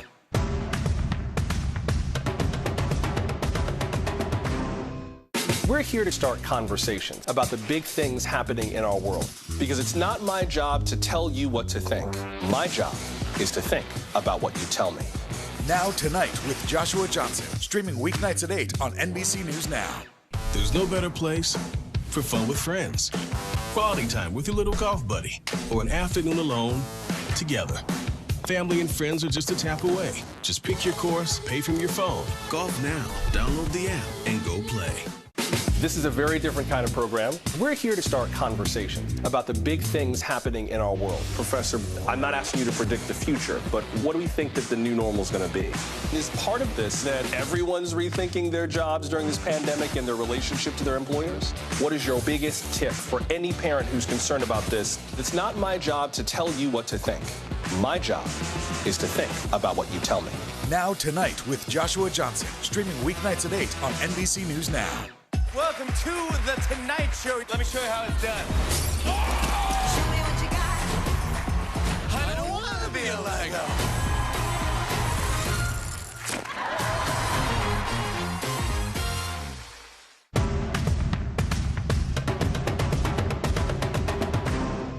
There's no better place for fun with friends, quality time with your little golf buddy, or an afternoon alone together.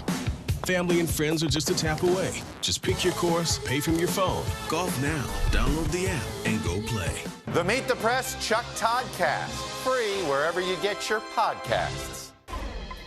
The Winter Olympics in Beijing have wrapped up, but for some, the games have sparked more interest in Chinese culture. Yeah, NBC News correspondent Harry Smith takes us to one of the most vibrant areas of New York City, Chinatown.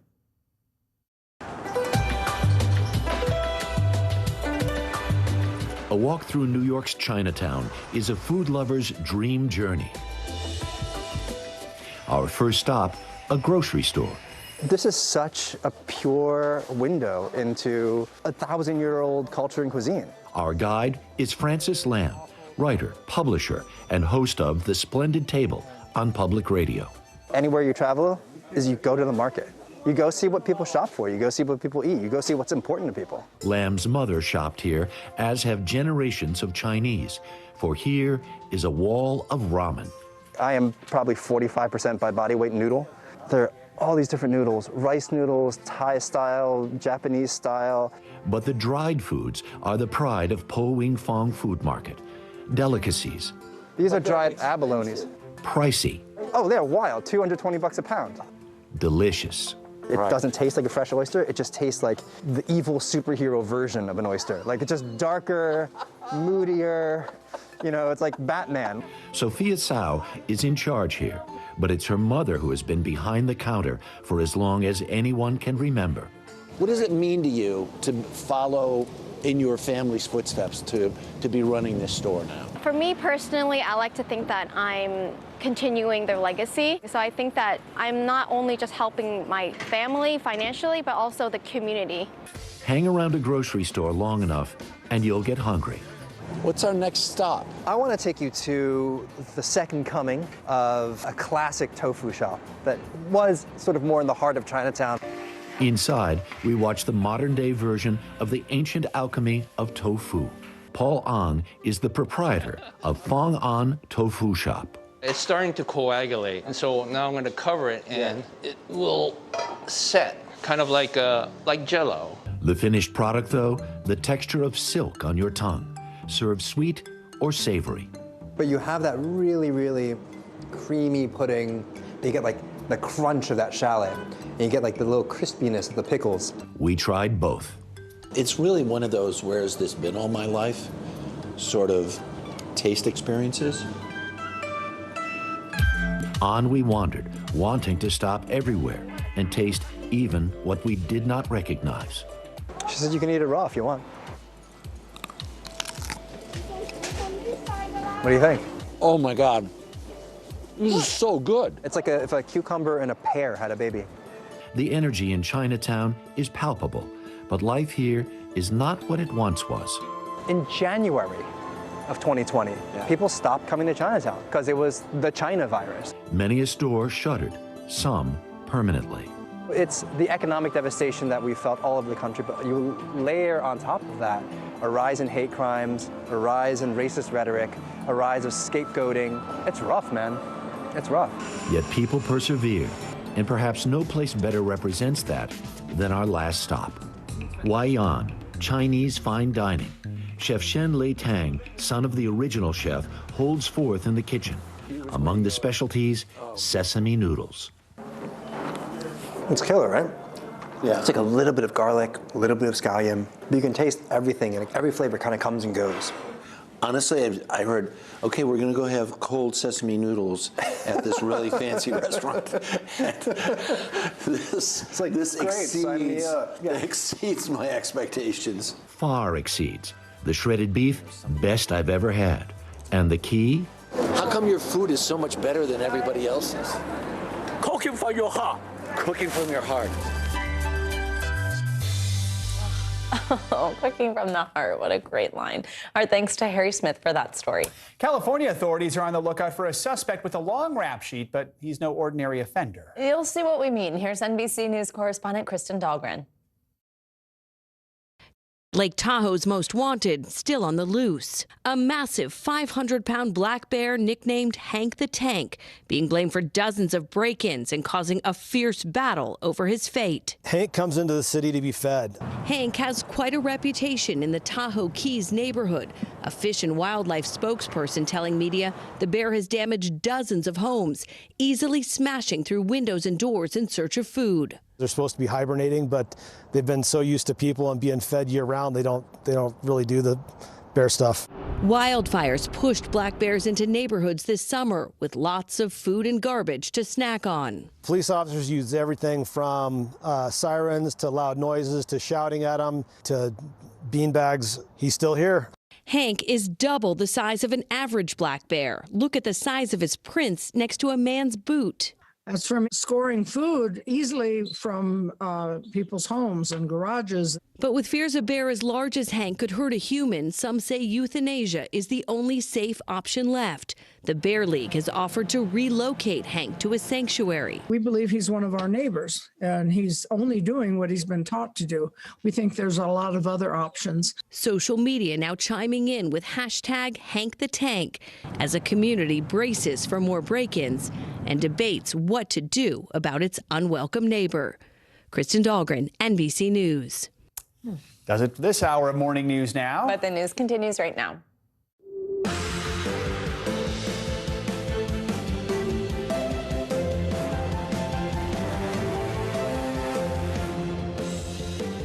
Good morning, I'm Savannah Sellers. And I'm Joe Fryer. Right now on Morning News Now, aggression mounting. We're following the very latest out of Ukraine this morning. Russia's Vladimir Putin ordering troops into a pair of breakaway regions there, calling it a, quote, peacekeeping effort. At an emergency meeting of the UN Security Council last night, world leaders condemned what is widely seen as a military provocation. President Putin is testing our international system. He is testing our resolve and seeing just how far he can push us all. We've got team coverage this morning from the White House to Moscow. Endemic rising with case counts and hospitalizations plummeting. We're starting to enter a new phase of COVID. The CDC now expected to roll back nationwide mask guidance within the coming days. Plus, the new studies that suggest a third booster dose may not be necessary for some people. We'll tell you what you need to know. Also this morning, the defense rests after 4 weeks of testimony. Closing arguments are set to begin today in the trial of the 3 ex-Minneapolis police officers. They're accused of violating George Floyd's civil rights during his arrest and death nearly 2 years ago. We're going to take you inside the courtroom this morning. And Two's company. It might as well be the Super Bowl of numerology. February 22nd, 2022, or 2/22/22. A novelty birthday like no other, and Nacho Average Taco Tuesday. It's all a reason to celebrate, at least for 24 hours. Because it's also another holiday, right? It's also National Margarita Day, which works great with Taco Tuesday. So we'll get into that. We know it's early, but you can look forward to that this evening. Or start now. Yeah, sure. Why not? It's been a long week already. Yeah. We're going to begin this hour with new developments in the rapidly escalating Ukraine crisis. The United States, the European Union, and the UK are all set to formalize new sanctions on Russia today. Yeah, this comes after President Putin signed a decree recognizing separatist-held regions in eastern Ukraine as independent states. Putin then ordered Russian troops into those areas for what he called a peacekeeping mission. NBC News chief foreign correspondent Richard Engel has the very latest from eastern Ukraine. The Ukrainian government this morning is furious and says it is considering breaking off relations with Russia. But here and in many Ukrainian cities, on a practical level, very little has changed since Russia already controlled these breakaway republics. So there's not panic on the streets. People are out. But many are wondering if this is just a first step by Russia ahead of a wider war. Russian President Vladimir Putin recognized 2 new countries overnight, both pieces of Ukraine, and ordered in Russian tanks and troops to back them up. Shortly afterwards, these unmarked military vehicles were spotted near Donetsk. Yesterday, in a highly choreographed display, first holding a command attendance meeting of his National Security Council, and then speaking for an hour to the Russian people from his desk, Putin carved up Ukraine, which he described as a long-lost piece of Russia. Let me emphasize once again that Ukraine for us is not just a neighboring country. It is an integral part of our own history, culture, and spiritual space, he said. These are our comrades and relatives. Putin officially recognized the independence of 2 breakaway Ukrainian republics, Donetsk and Luhansk, claiming to be saving their pro-Russian populations from a genocide by the Ukrainian government. A genocide that isn't happening. Some of the separatists greeted Putin with cheers as he ordered Russian peacekeepers to shore up their territory and practically dared the Ukrainian government to do something about it. We demand for those who took over and remain in power in Kiev to immediately stop combat activity, he said. Otherwise, the responsibility for continuing the bloodshed will lay on the shoulders of the Ukrainian regime. The White House fears recognizing the Ukrainian separatists may be the opening move in a wider Russian war, but stopped short of calling it an invasion, convening an 11th-hour meeting last night of the UN Security Council. Ukraine's President Zelensky denounced Putin's move as a violation of Ukraine's sovereignty and called on the country's supporters to sanction Russia now. Russia already had troops in Donetsk and Luhansk, home to roughly 2 million Russian speakers, including hundreds of thousands of Russian citizens. Russia helped the territories break away from Ukraine after a democratic revolution overthrew the country's pro-Russian president in 2014. Putin last night described that revolution as an American-sponsored coup, which 8 years later still clearly fills him with resentment. Why was it necessary to make an enemy out of us, Putin asked. They didn't want such a large, independent country as Russia. In this lies the answer to all questions, he said. The Ukrainian military says in the last 24 hours, Russia has moved in more than 120 pieces of military equipment into the separatist areas. The military is calling on Ukraine's allies to support this country before potentially more of it is lost. Richard Engel, thank you so much. Let's get more on this from NBC News reporter Matt Bodner, who is in Moscow. So, Matt, was it only a matter of time before President Putin finally recognized these separatist-held regions of eastern Ukraine and ordered troops in? And do we know, is he eyeing other regions in that part of the country now? Thank you, Joe. Well, I suppose in a sense, just given, the apparent choreography that we've seen throughout this entire process, that there was a sense of inevitability to it as recently as a week or so ago when this idea of recognizing Donetsk and Luhansk was first kind of proposed in the Russian legislature, passed in quick order and sent to Putin's desk. So it's been kind of floating there for a little more than a week. And so, he had that option on the table. And it definitely sets things up now in a concerning, kind of complicated situation because, they've now recognized these two independent states. They've signed basically defense treaties with them, but they don't actually hold the entire territory, the entire kind of official territory of the regions of Luhansk or Donetsk. So there's this big question in Moscow today, and everyone's asking it. No one has an answer. Does this mean that Russia is recognizing, again, the entire territory or just the parts that are currently held by the separatists? It's an important question that will reveal basically where this goes from here. So, Matt, we're seeing more response from the West today. The UK just announced new sanctions on Russia, targeting 5 banks and 3 high-net-worth individuals. Germany said it's stopping the approval process for the Nord Stream 2 pipeline that would supply its country with Russian gas. How concerned is Moscow by these measures? So far, it doesn't seem like they're really that concerned with them, but I think it's important to understand that when the Kremlin embarked down this path, they've been openly saying that they anticipated sanctions. For the past week or so in the official kind of Russian narrative, in the stuff we're hearing from the state media, from Russian officials, they were telling the Russian public, it doesn't matter what we do, we're going to be sanctioned. So, they were kind of preparing the public for sanctions. Obviously, these sanctions are targeted at officials, but it's just the Kremlin has for years now kind of practiced a policy of trying to shield itself. We're going to see now whether or not that policy has been effective. And Matt, at last night's United Nations Security Council meeting, Russia's representative said Moscow still remains open to diplomacy. Are there still hopes for averting an invasion here? Well, I guess part of the question depends on what Russia does with the first thing we talked about. What area of Luhansk and Donetsk are they recognizing and kind of backing up with force? The other one is, I suppose the question is the Kremlin prepared at this point to stop and kind of use the recognition of Luhansk and Donetsk kind of as their off-ramp. They can claim that, they've pulled a victory out of all of the, everything they've been doing the past 2 months with the demands of the West and so on. So we just don't know. It really all comes down to that first question we discussed. All right, Matt Bodner in Moscow. Matt, thank you so much. In Washington this morning, the Biden administration is under pressure from both sides of the political aisle to respond to the Russian military advances.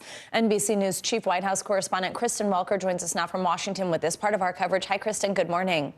Hi, Savannah. Good morning to you. You've been talking about that tense meeting overnight as well at the UN Security Council, which Russia currently chairs, and it comes as the White House is bracing for what it says is an imminent invasion by Russia. Now, the president is expected, as you say, to impose new sanctions today after announcing an initial round on Monday. But Mr. Biden, under a lot of pressure with Republicans and even some Democrats, calling on him to get tougher with Putin right now.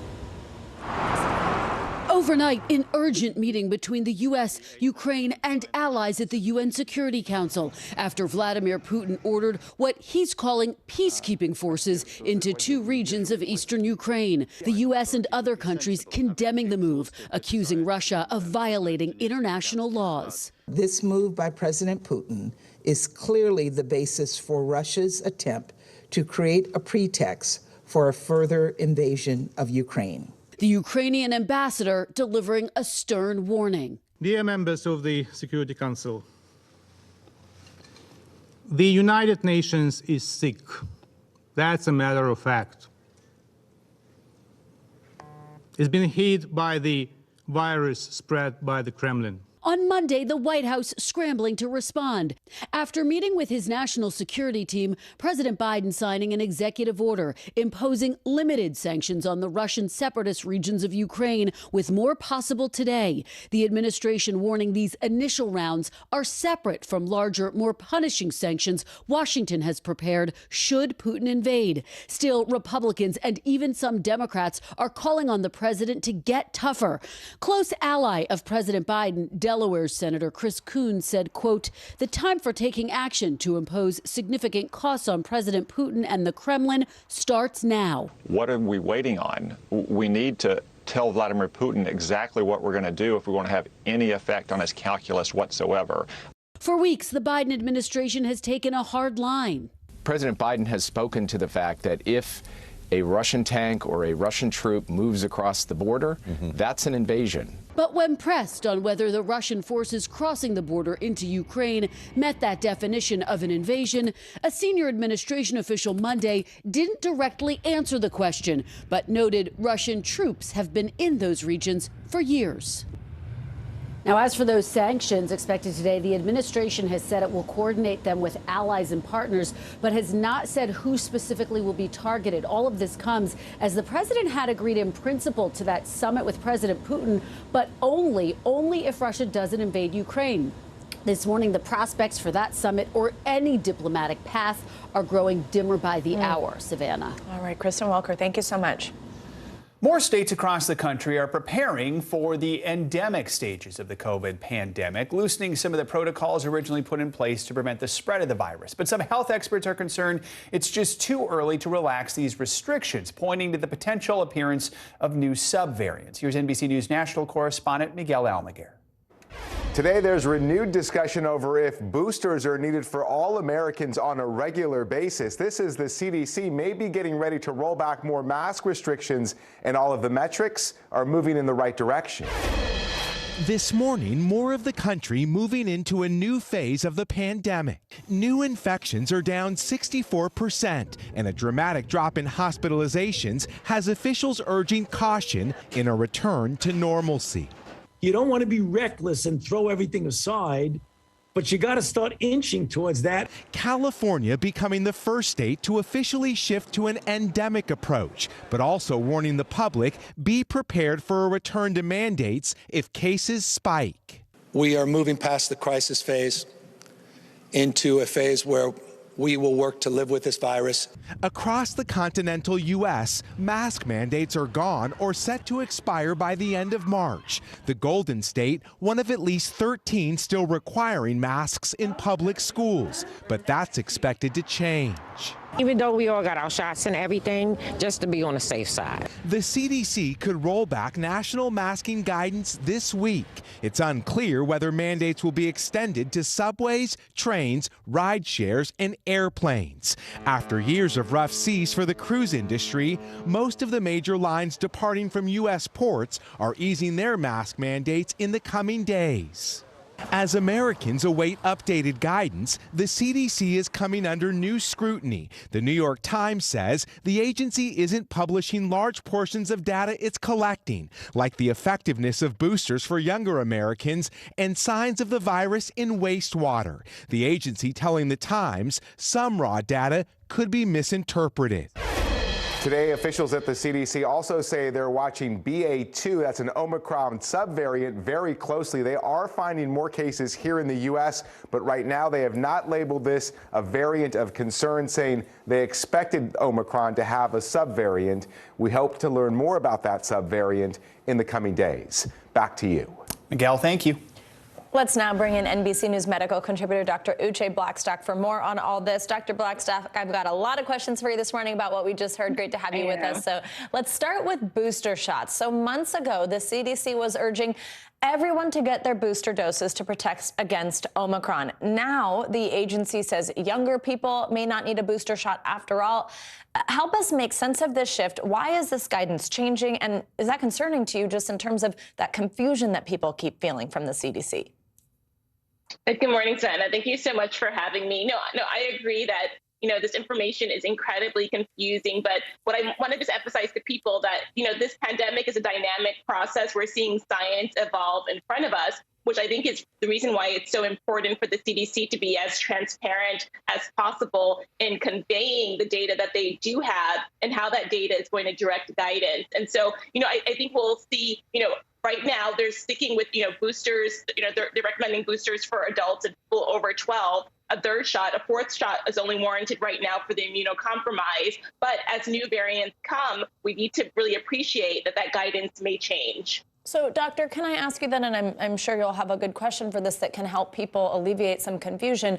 When someone hears an answer like that, if they are concerned about getting the vaccine, or maybe they are a young person who got their booster shot, now thinks, well, did I not really need that? How do you tell somebody that even though this science is evolving, everything that has happened so far is safe?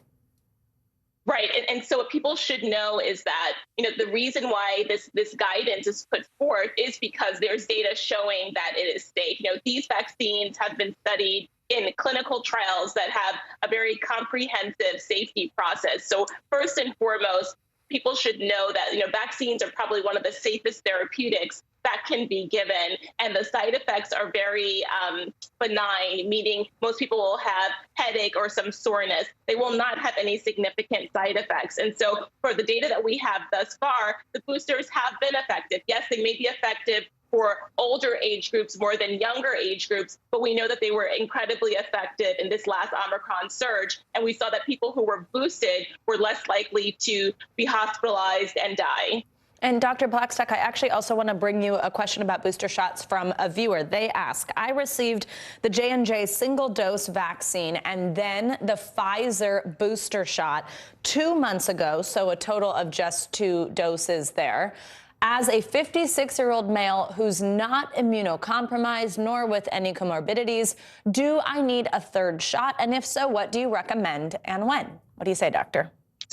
So currently, per CDC guidance, you do not need a third shot right now. If you got the J&J and then followed by an mRNA dose, you're up to date on your vaccinations. And so because you're not immunocompromised and you don't have any other chronic medical problems, and because of your age, you do not need to get a third shot at this point. I will, of course, recommend that you stay up to date on the news as it's evolving. And Doctor, finally, I want to ask you about something that we just heard in our colleague Miguel's piece, the CDC coming under fire for withholding data on vaccines for kids. Why was this data withheld? What do parents need to know about this? Right. And so the data, was withheld just because they are still collecting more and more data on the effectiveness of the vaccine. The thought is that really the vaccine series for young people should be a 3-dose series. And we did not have enough Omicron infections in that initial group. So parents will just have to wait for more data. I know that it's incredibly frustrating. All right, Dr. Uche Blackstock, thank you so much walking us through a lot this morning, and I'm sure our viewer whose question you answered is thankful as well. And if you at home would like an answer to one of your questions from a doctor, email us at morningnewsnow@nbcuni.com, and we will ask them. You can also let us know if you want to stay anonymous. Weather is also making news. Let's get a check on your Morning News Now weather. Michelle Grossman is back with us. Hey, Michelle, good morning. Good morning to you both. Yeah, we're really busy this morning. We have some snow falling, we have severe storms, and we're going to be watching this all day long. We also have huge temperature differences, so we'll look at that too. But first, we're looking at the first storm today. So it's sort of a 1-2 punch.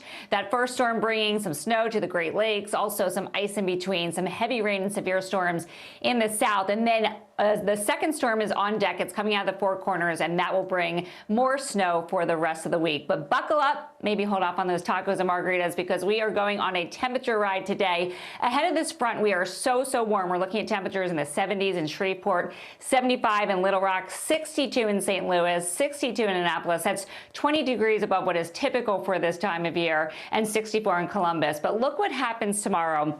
There's that cold front. It's going to swing through. It's going to bring us back down. And we're looking at a 23 drop in Detroit down to the freezing mark tomorrow.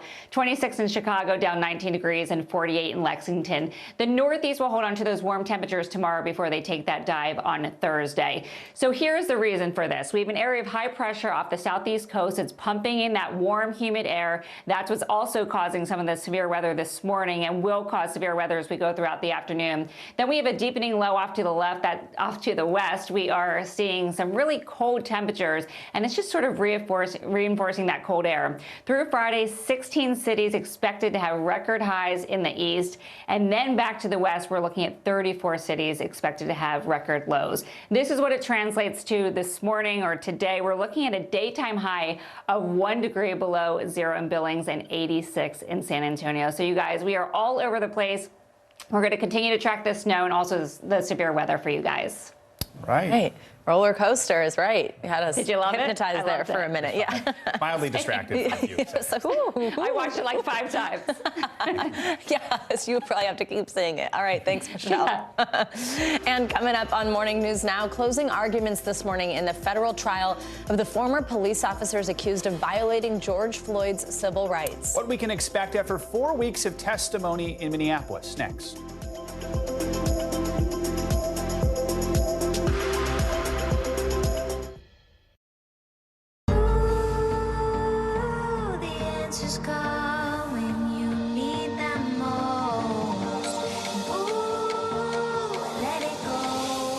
The Today Show's newest fan.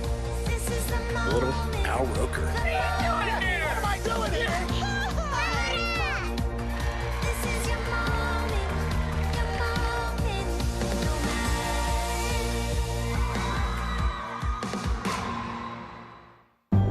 In the City of Angels, 2 kindly old ladies wanted to help homeless men get off the streets forever. And so they did. Listen to The Thing About Helen and Olga, the new podcast from Dateline and Keith Morrison. There's no better place for fun with friends. Quality time with your little golf buddy. Or an afternoon alone together. With the Golf Now app, family and friends are just a tap away. Just pick your course, pay from your phone, get out and enjoy. Golf Now. Download the app and go play. News is happening now. Look at what's making headlines around the world. Whenever it happens, wherever you are, it's here now. There were residents who hung on for dear life. I've heard people say the town is gone. Do you see it that way? Absolutely not.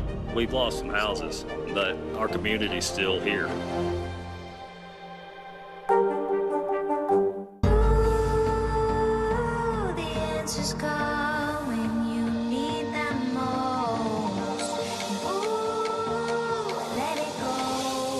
The Today Show's newest fan. Little Al Roker. What am I doing here?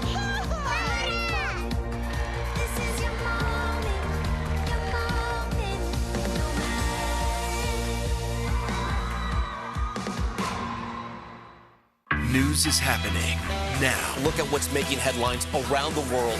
Whenever it happens, wherever you are, it's here now. What happened here is a story of loss and salvation. There were residents who hung on for dear life.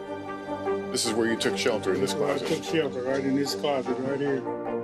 Rioters banged down one of the doors. Have you found a way to reconcile it a year later? It really hurt to see this place that I love so much treated with such disrespect. Was it an act of cleaning or an act of healing?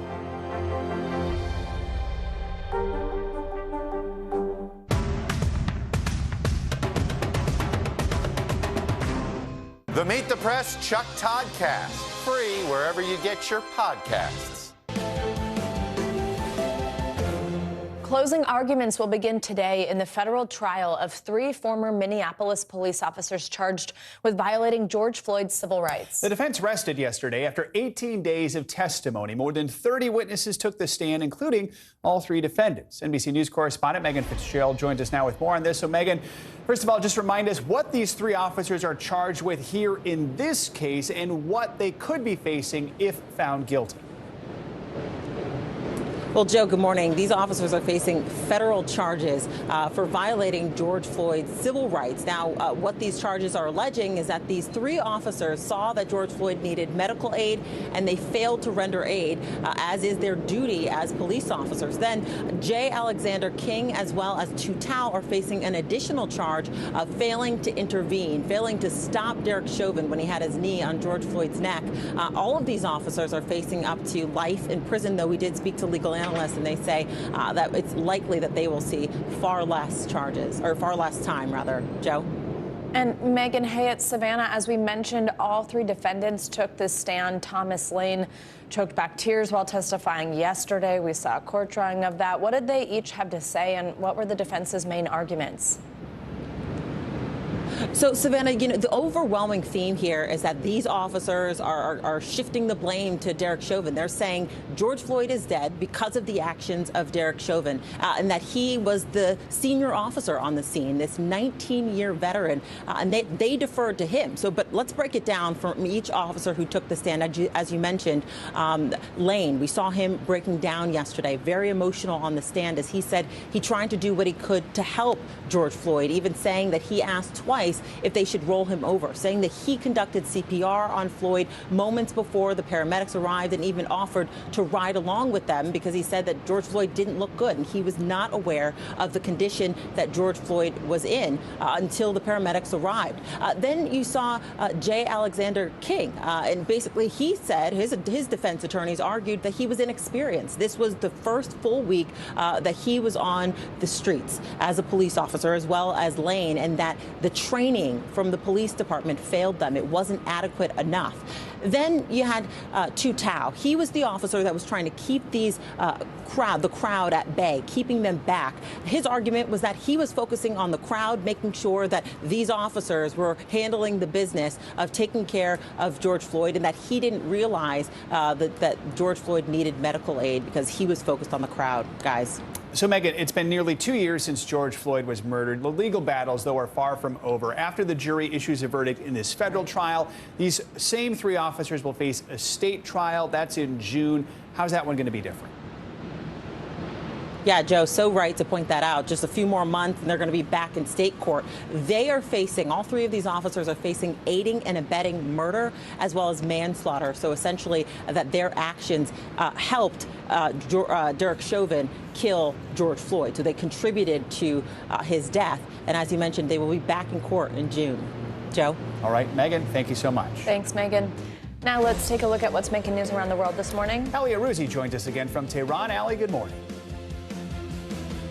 Good morning, Joe. Good morning, Savannah. Boris Johnson is planning on scrapping all remaining COVID restrictions in the UK by Thursday as he unveils his plans for living with COVID. The Prime Minister says that the legal duty to isolate for those who tested positive would be dropped on Thursday, and from April 1st, the provision for free testing would be axed, as is costing the government around $2.7 billion a month. The Prime Minister said that the country is now in a position to move from government restrictions to personal responsibilities.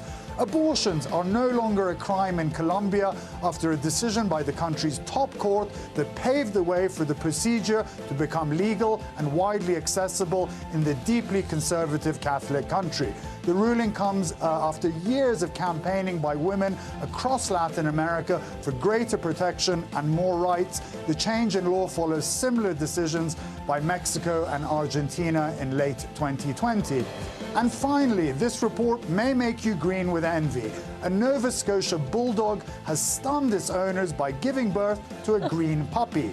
On rare occasions, puppies are born with green fur, and like this one, they're usually perfectly healthy. However, the green color will fade away in the coming weeks, but that didn't stop the owners from naming her Fiona after the princess in Shrek. Who doesn't want a green puppy? Spot on name. I'm imagining them Googling, why is my puppy green? Definitely. I might do that in the break because that's very interesting. Allie, thank you so much.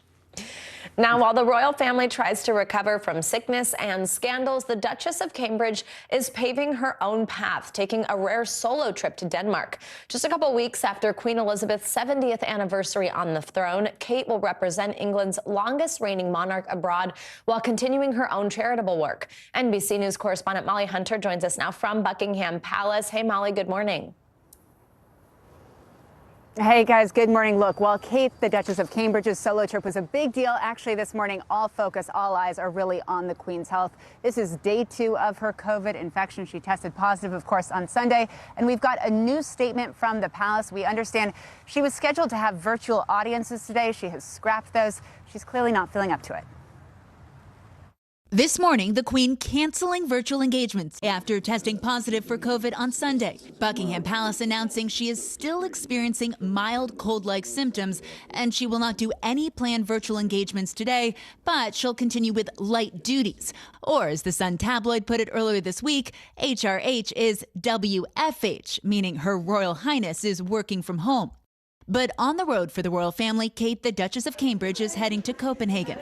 A solo trip with the Royal Foundation Center for Early Childhood, an organization she launched back in 2021. On the ground, she'll meet with Denmark's Crown Princess Mary, and we're not the first to notice there's a resemblance there. The future queen stepping out on her own as she and William have both shouldered more and more responsibility these last 2 years.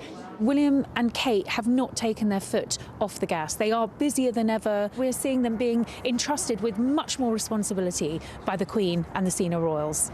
It's been a rocky 2 weeks for the royal family. First, it was Charles who tested positive for COVID back on February 10th, and then 4 days later, Camilla on February 14th. Then the announcement Prince Andrew settled his sex abuse lawsuit, and then an investigation into one of Prince Charles's charities in a cash for honors scandal. And the same day, we saw the Queen carrying out duties in person without a mask. But the palace now making clear, even though the 95-year-old monarch is still feeling under the weather, she's carrying on in her 70th year on the throne. Now, we also understand the Queen was expected to speak with the Prime Minister this week. The palace says they will evaluate all the engagements closer to the time, so really taking it day by day. Savannah? All right, Molly, thank you so much. And coming up, could we be on the verge of another energy crisis? The looming threat of war in Eastern Europe, of course, driving up those prices at the pump here in the United States. Will bring you the bigger picture and what Congress is doing to try to bring some relief to the average American. Plus, a landmark multi-million-dollar settlement just announced today between players from the U.S. women's national soccer team and the U.S. Soccer Federation. It's all about equal pay. We're going to get reactions from the players themselves next.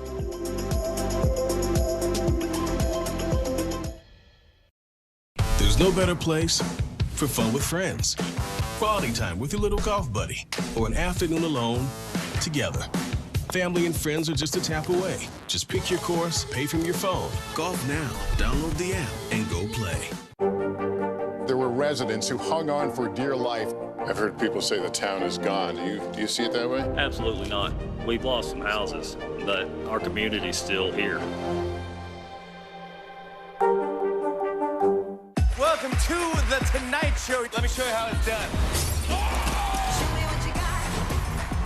I don't want to be a Lego.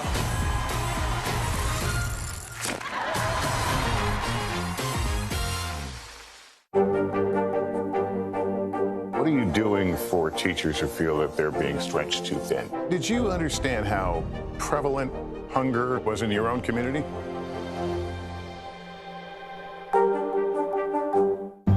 In the City of Angels, two kindly old ladies wanted to help homeless men get off the streets forever. And so they did. Listen to The Thing About Helen and Olga, the new podcast from Dateline and Keith Morrison. What are you doing for teachers who feel that they're being stretched too thin? Did you understand how prevalent hunger was in your own community? Good morning, I'm Joe Fryer. And I'm Savannah Sellers. 2022 is off to a busy start. Winter's wrath causing headaches from coast to coast. It's been really incredible to see how quickly volunteers started to help with the cleanup efforts. Morning News Now, streaming weekdays at 7. What are you doing for teachers who feel that they're being stretched too thin? Did you understand how prevalent hunger was in your own community?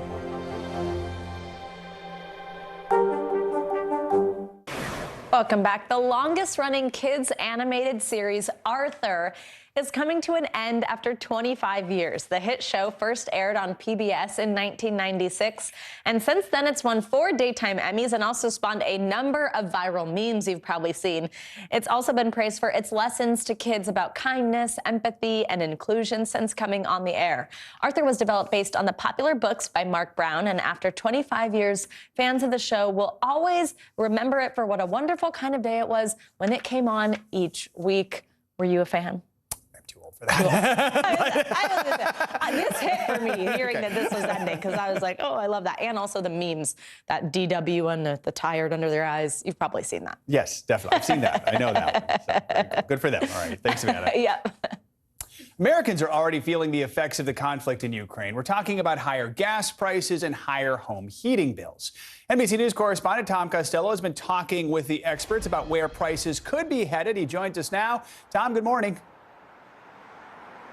Yeah, good morning, Joe. Listen, the bottom line is they're going up. That's the bottom line. And, you know, we've already seen gas prices rise about $1 over the last year. Home heating prices also surging. First, it was inflation, and now it's Russia. We have breaking news this morning, Joe, and that is that Russian-German gas pipeline that was supposed to open, Nord Stream 2, the Germans are now deciding they will not certify that pipeline because of this incremental invasion of Ukraine, the first sanctions kicking in, and that means we could see gas prices move even higher. If you pump gas or pay a heating bill, you're already on the economic front lines of the showdown in Ukraine. Home heating oil up 56% in a year. Gasoline now averaging $3.51 nationally, up from $2.63 a year ago. It's already expensive, and now it's just like outrageous. I would spend maybe about $100 or so per week, but now I'm going up to about $200 per week. While the strong economy and inflation sent prices soaring last year, it's the showdown in Ukraine that's helping to drive prices higher now. Russia is a member of OPEC and the world's third largest exporter of oil and gas. And in the oil markets, prices are set globally, not locally. The potential that war, international sanctions, and counter-sanctions could reduce global supply is a big reason why Americans are paying even more on Main Street. With 50 pizza stores and more than 1,000 employees in New England, Sal Lupoli says skyrocketing food costs and now fuel prices are taking a very big bite out of his margins. Every product that we use has gone up substantially. Not only is it the cost of food, Tom, and the cost of delivery of that food, but it's also the increase in expense of us running our own vehicles. Those rising food and fuel prices have already forced him to raise prices an unprecedented 4 times over the past year. Now, oil and gas analysts say the Ukraine showdown could soon push those fuel prices to record-breaking levels. We're talking about $4 a gallon nationally. California could hit $5, probably even beyond that. California could reach $5.50 and even could near that $6 a gallon mark. Yeah, did you hear that? $6 a gallon possible in California. A group of Democratic lawmakers is proposing that the government suspend the federal gas tax through this year. That's 18 cents a gallon, money into the pockets of drivers, say these Democratic lawmakers. They want provisions, though, that ensure that that tax cut savings would be passed on to the driver and not stick with the oil companies. Joe? $6, my goodness. So, Tom, begs the question, what other options are out there? Is tapping the Strategic Petroleum Reserve again a possibility? You know, they did that back in November, and really it had a muted effect, right? A very short-lived effect in bringing prices down. The trouble is right now, the Strategic Petroleum Reserve is at a 20-year low, only about 580 million barrels in there. It's a double-edged sword. If you tap it to bring down prices ever so slightly, the SPR is meant for national emergencies, a case where you literally were dealing with war. The concern is if this continues to spiral out of control with Russia and Ukraine, we may need that SPR. So tapping it right now comes with some real risk. Joe? All right, Tom, thanks so much. Appreciate it. It's a big win this morning for the U.S. women's soccer team. After a years-long fight, U.S. Soccer has announced its commitment to provide equal pay going forward, as well as millions in back pay. Stars Megan Rapinoe and Alex Morgan and U.S. Soccer Federation President Cindy Parlow-Cohn discussed the importance of this victory earlier this morning on the Today Show. Here's a bit of that conversation. It came together. You know, for us as players, I'm just so proud of the way we stuck together and really just kind of put our foot down. This is a huge win for us. You know, as always, there's really no justice going backwards. The only justice really now is ensuring that this never happens again, and this lawsuit is a massive step forward. Obviously, we already settled the equal working conditions claims a while back, equal pay coming contingent on a new CBA, and the settling of the back pay damages. So for us, this is just a huge win in ensuring that you know, we not only right the wrongs of the past, but set the next generation up for something that we could only have dreamed of. Just seeing this lawsuit and the settlement, U.S. Soccer has agreed to equalize the prize money moving forward. Obviously, we call on FIFA to truly equalize that for men's and women's tournaments, but we are looking to work with the Men's Player Association and U.S. Soccer to have that equal moving forward. So it's really what we set out to do, equalize on all fronts, and we've been able to achieve that. And it's a really proud moment, I think, for all of us. And let me turn to you, Cindy. You represent U.S. Soccer in this conversation. And in point of fact, U.S. Soccer actually won the lawsuit in the lower court. It was about to go up on appeal. So what brought you to the table? Why do this settlement now? Yeah, I think for a lot of reasons. One, being in a contentious litigation with our players is not good for our sport. I think this is a momentous occasion. This is a huge win for soccer. This is a huge win for U.S. Soccer, the players, women's sport. And I'm just so excited to move forward together and actually start working with the women's team to grow the game both here at home and abroad. All right, great to see that and hear from those players. And coming up, if you're a regular viewer of the show, you know we talk about back to the office anxiety a lot, and for good reason. What about your pets? How will they react to your new schedule? We've got some tips to help ease that transition. Up next.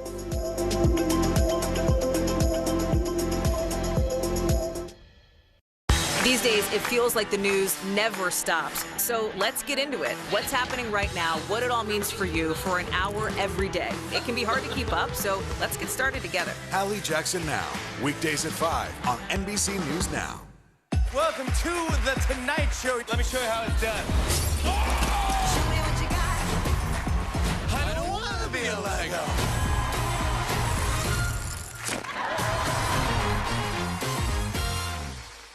News is happening now. Look at what's making headlines around the world. Whenever it happens, wherever you are, it's here now. What happened here is a story of loss and salvation. There were residents who hung on for dear life. This is where you took shelter, in this closet. I took shelter right in this closet right here. Rioters banged down one of the doors. Have you found a way to reconcile it a year later? It really hurt to see this place that I love so much treated with such disrespect. Was it an act of cleaning or an act of healing?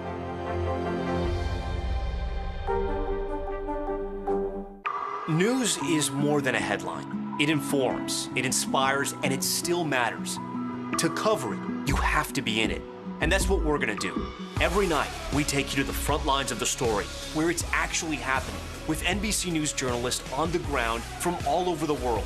We cover what you need to know and bring your newsfeed to life in primetime and streaming live. It's your news playlist every night. Top Story with Tom Llamas, weeknights at 7 on NBC News Now. Still to come on the Channel 2 News. Well, the waters are certainly receding now. Still too close to call. Lester Holt reporting from Ground Zero, as it's being referred to. It is, in fact, a taste of freedom. The Haitian people know a little something about resiliency. What's the biggest risk right now? Some of the troops who have been proud. I want to welcome you to the first presidential debate. In fact, we've been told we can't go any farther. You with some resilient folks. Let me get a hint.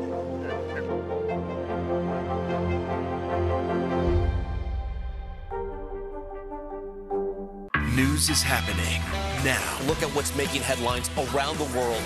Whenever it happens, wherever you are, it's here now.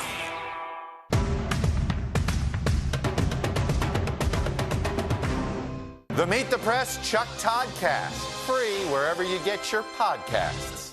These days, it feels like the news never stops. So let's get into it. What's happening right now, what it all means for you for an hour every day. It can be hard to keep up, so let's get started together. Hallie Jackson Now, weekdays at 5 on NBC News Now. Nearly a dozen hours after the eye roared ashore. There is some late-breaking news. All right, it is.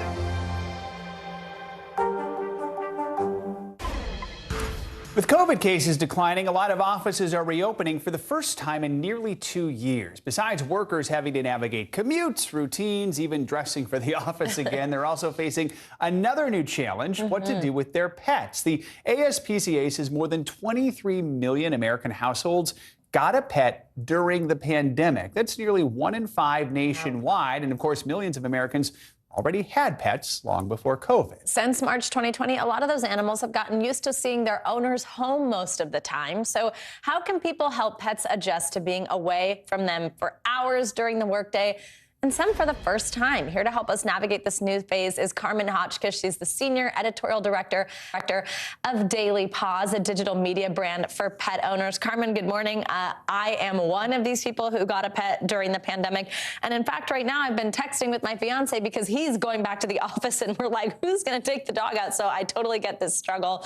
With more companies announcing these returns, what can people do if they're leaving their pets at home alone really for the first time? It's such a good question and such an important thing to be thoughtful about and to think about from your pet's point of view. There are really sort of 3 things that you can do to ease this transition. One is to get your house ready. Think about what's your pet's safe space in the house. Does he need some new toys? Maybe some brain puzzles or something to prevent some boredom during the day. Second thing is to get back on a better routine. We've been freewheeling it here about when we eat and when we potty and when we walk, and getting your dog back onto a schedule that looks a little bit more like the back to the office schedule so that they're used to meeting their needs at certain times of the day.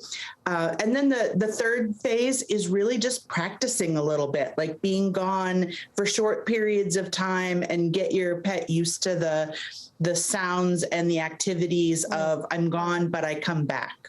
Oh, that's good. To get them used to that idea. That's great. Yeah. What are some of the signs of anxiety and stress in pets that we should watch out for, the things that maybe might actually be concerning that we should do something about? Yeah. Watching for pacing, panting, drooling. A lot of people don't know that when your pet yawns, it's often a sign of stress or distress, that they're uncomfortable with a situation. Barking, of course, can be one of those things that people really notice when they get a call from a neighbor that your dog was barking while you were gone. And just other signs of boredom, like getting into the garbage, getting into a little bit of trouble while you're out. Those things happen, but the real distress, the hiding, pacing, like I said, drooling, some of those things may even need professional intervention. And Carmen, quickly, before we let you go, I want to ask you sort of a tough question. Over the past year, a lot of shelters have reported that people are returning the pets that they adopted during the pandemic. I mean, that's obviously a big and probably tough decision to make. What's your message to anyone who might be considering that right now, especially if this transition back to the office starts to feel like too much? You know, there are so many resources for pet owners these days. Really great doggy daycares, walkers, pet walkers who can come to your house and make sure that your dog gets that break during the day. I would really encourage anybody who's thinking about surrendering their pet to look into the resources available through shelters. There are also great organizations that are designed to really help you keep your pet in your home, no matter what your challenge is. All right, Carmen Hotchkiss, great advice. Thank you so much for joining us. Thank you.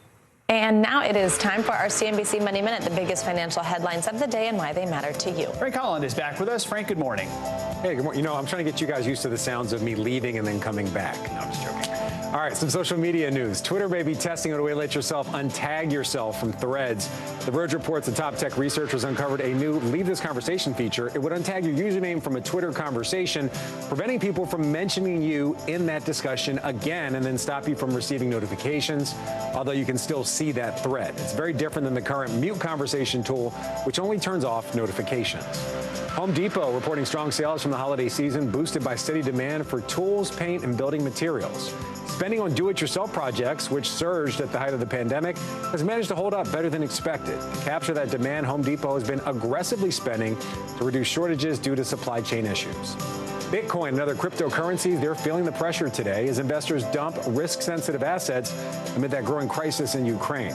Bitcoin is off the lows of the day, but still trading below 38,000. It's down more than 40% from its all-time high of nearly 69,000 it set back in early November. Crypto investors have argued that Bitcoin is a digital version of gold, which is seen as a safe haven in times of trouble, but it's been more aligned with tech stocks, which have sunk this year amid geopolitical tensions and the prospect of higher interest rates. It's the very latest. Back over to you. Look, Frank did come back. It worked. Yeah. Hey, there you are. We got used to it, and there you are. You know, as we're all going back to work, we got to just normalize this whole thing. All right, thanks, Frank. There's still much more to come on this hour of Morning News Now. We're going to tell you about one team's historic journey to the world's highest peak, an accomplishment of a lifetime sure to inspire a new generation of climbers. Plus a Tuesday like no other. Check the date. It's a reason to celebrate. Those stories next.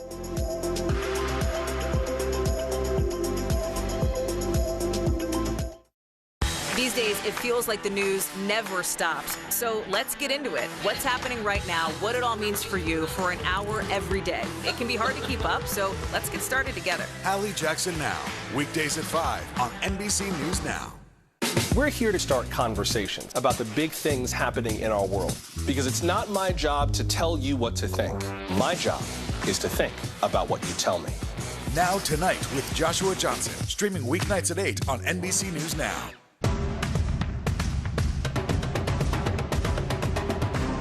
What happened here is a story of loss and salvation. There were residents who hung on for dear life.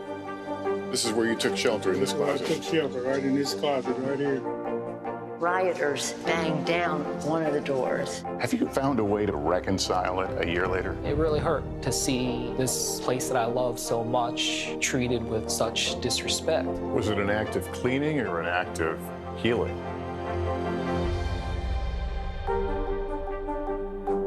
Good morning, I'm Joe Fryer. And I'm Savannah Sellers. 2022 is off to a busy start. Winter's wrath causing headaches from coast to coast. It's been really incredible to see how quickly volunteers started to help with the cleanup efforts. Morning News Now, streaming weekdays at 7.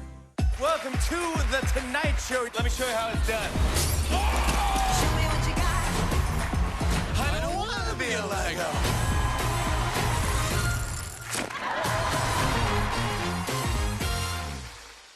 These days, it feels like the news never stops. So let's get into it. What's happening right now, what it all means for you for an hour every day. It can be hard to keep up, so let's get started together. Hallie Jackson Now, weekdays at 5 on NBC News Now. Top Story with Tom Llamas is your news playlist on NBC News Now. And now, you can listen to it as a podcast. Available anytime and anywhere. Climbing Mount Everest is the experience.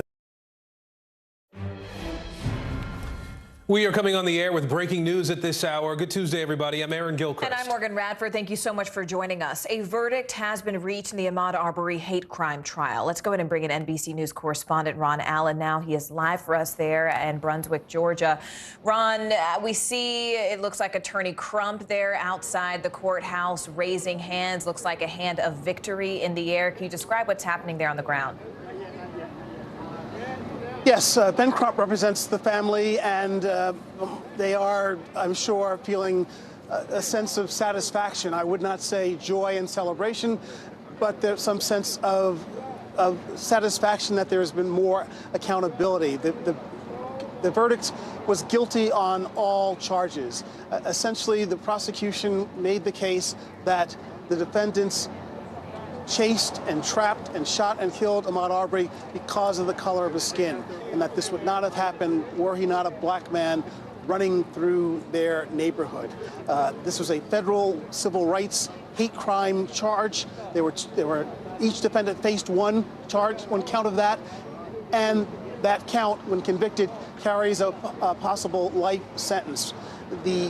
They were also convicted of attempted kidnapping and using a firearm in the commission of a violent crime. But the big charge here is finding them guilty of a hate crime. You'll remember that they were found guilty of murder in a state court not long ago. That conviction also carries a life sentence. William Roddy Bryant, the third person who joined the chase, is the only one who has the possibility of parole after 30 years. But the bottom line is that guilty on all counts. Here's Ben Crump, the attorney for the family. Let's listen to what he has to say. Because of their conviction to get full justice, not partial justice, for their son Ahmaud Arbery, we get to celebrate this moment. Right. Thank you, Wanda. On behalf of everybody who has been with them the whole journey. Yes. My great co-counsel Lee Merritt, who is in Texas in a historic campaign to become the first black attorney general of the state of Texas, and everybody on his legal team, on behalf of everybody on the Ben Crump legal team, especially Cliff Jones, who's been there, and certainly to all of those activists who have showed up every day. That's right. Not only here in Brunswick, but around America. Yes.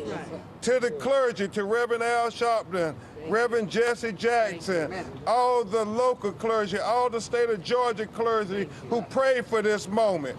We rejoice and give God the glory for justice. That's right. Yes.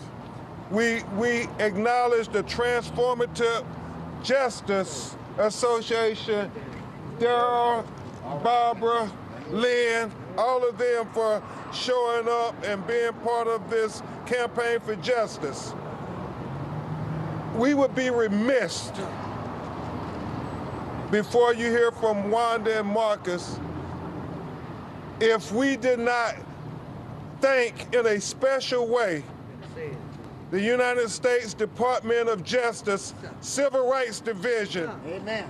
And Assistant U.S. Attorney Kristen Clark for her great leadership, as well as her frontline attorneys, Attorney Tara Lyons, Attorney Bobby Bernstein.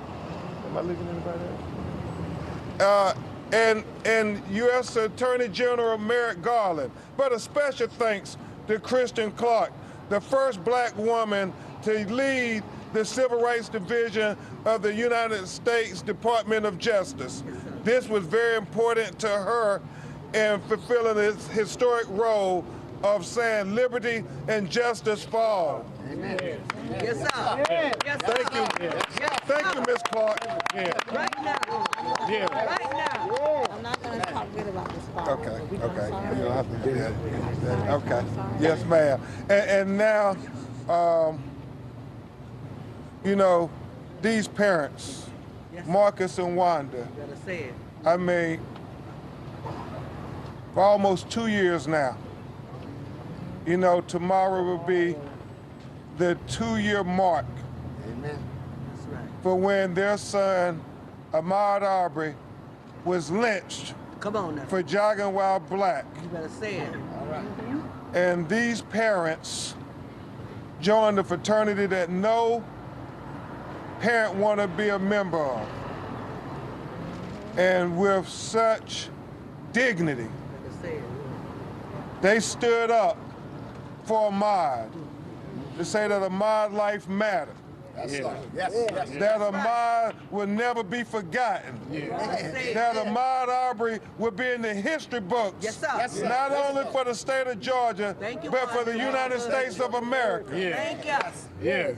Wanda, Marcus. Ron Allen's been listening in with us as Ben Crump, the attorney for Ahmaud Arbery's family, has been talking. Ron, obviously, as you noted, marking this occasion where these 3 men who were found guilty of murdering Ahmaud Arbery have now been found guilty of a hate crime in relation to that murder. And you all did that. Yes, it's a significant victory, win, more accountability for them, the family. And I can also add that tomorrow in the state of Georgia is Ahmaud Arbery Day, as was proclaimed by a resolution by the lower house of the Georgia State Legislature.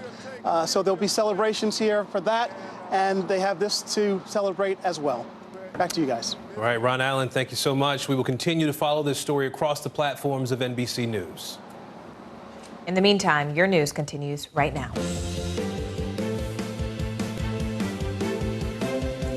Breaking news first on NBC News Now. Russia moves in. Vladimir Putin ordering tanks and troops into parts of Ukraine. The growing pressure on the U.S. and its allies to respond now. Also breaking right now, a guilty verdict in the hate crimes trial against Ahmaud Arbery's killers. The decision from the jury just announced inside a Georgia courtroom. New stage. Some health officials believe America's reached the endemic phase of COVID, while some fear we're moving too fast as more states drop mask and vaccine mandates. Claws for concern. Meet the 500-pound bear known as Hank the Tank. He's causing utter chaos in a California community, breaking into homes, scavenging for food. What's being done to capture him in a humane way?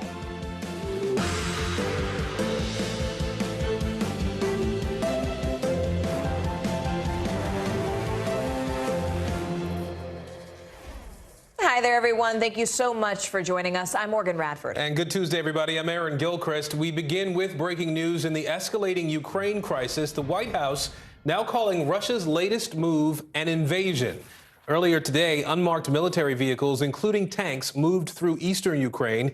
Russian President Vladimir Putin ordered troops into Ukraine last night for what Moscow is calling a peacekeeping operation. Now, this move came just hours after Putin signed a decree recognizing the independence of 2 Moscow-backed breakaway regions. The question, though, remains if Russia will take further steps to move beyond these territories. The U.S., as well as other countries, are accusing Russia of defying international law. We have a team of reporters covering every single angle of this rapidly developing story for us. NBC News correspondent Aaron McLaughlin in Kyiv, Ukraine. We also have NBC News senior White House correspondent Kelly O'Donnell and NBC News global security reporter Dan DeLuce. Kelly, I want to go ahead and start with you from the White House. Talk to us about news from the Biden administration and the shifting language, calling now Russia's latest actions an invasion. What more do we know about the sanctions, Kelly, that the U.S. as well as its allies have put in place, and really what may even still be ahead?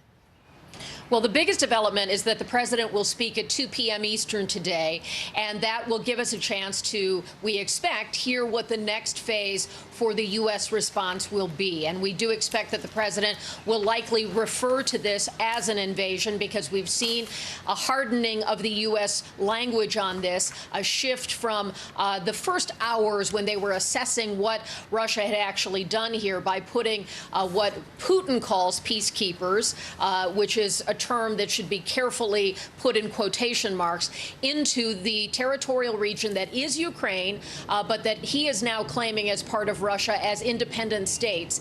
And the initial response from the White House was that this was similar to some steps that the Russian government had previously taken by having Russian troops in that area where there were a lot of Russian separatists who had been in control. The U.S. is now taking a very clear position that this does constitute an invasion. We expect President Biden to explain that clearly at 2 o'clock and to talk about the next phase of sanctions. Last night, he signed the initial phase of sanctions, which targeted those 2 areas that Vladimir Putin signed off on as separate entities, and that will deal with financial investments there, the first wave. And now we've also seen that the UK and Germany are taking steps, the U.S. in consultation with them today. And so using the word invasion certainly ramps things up. Now, it might be a different image than people had in their mind of what this would look like, but Putin's strategy is about dragging this out over a period of time, taking incremental steps, and perhaps gauging how the West is responding. So the way the president will describe this today will be key, and we're also waiting to see what happens in terms of any diplomatic steps. We'll also expect to hear from Antony Blinken this afternoon as well. He currently has a meeting set with the Russian foreign minister for later this week. One big question will be, is that now off? Morgan? Kelly, much as you point out, sort of a shifting language here, hardening, if you will, of that language. Aaron, as we see that shift happening here stateside, what are you seeing and hearing there on the ground in Ukraine? Because when we spoke about a week ago, it sounded like a lot of people were sort of calmly taking in this information. Has sort of the energy there on the ground shifted now with the shift in language here stateside? People here, Morgan, are extremely concerned, not only by the actions of Russian President Vladimir Putin in declaring these 2 breakaway regions as independent republics, but also by his words. They found his almost hour-long rambling speech, a revision, really, of Russian history to be extremely disturbing, with some telling me they compared it to echoes of what happened just before World War II. And people here are preparing for the worst. Take a listen. Зараз він вже став це робити більш відкрито. Да? Якщо до цього це все робилось під передумовою «зелені чоловічки», нас там немає, там це повстанці, люди з шахт повиходили, танки там познаходили.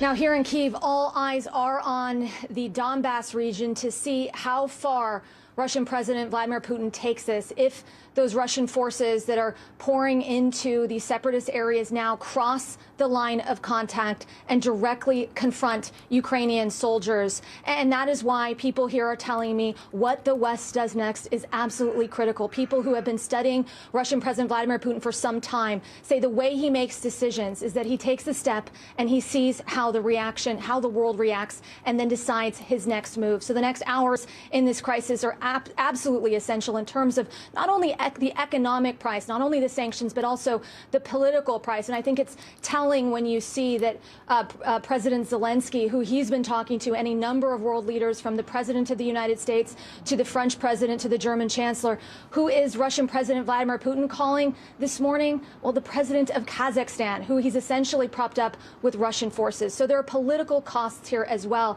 And the hope here is in Kyiv is that when all of these costs are tallied, that'll have an impact on what President Putin decides to do next. And when you describe that impact, Dan, I want to bring you in here because, as Aaron just mentioned, time is essentially of the essence right now, right? That we're in a critical window. Can we talk about the military aspect of this? I mean, what are defense officials from the U.S. as well as throughout Europe really watching for right now?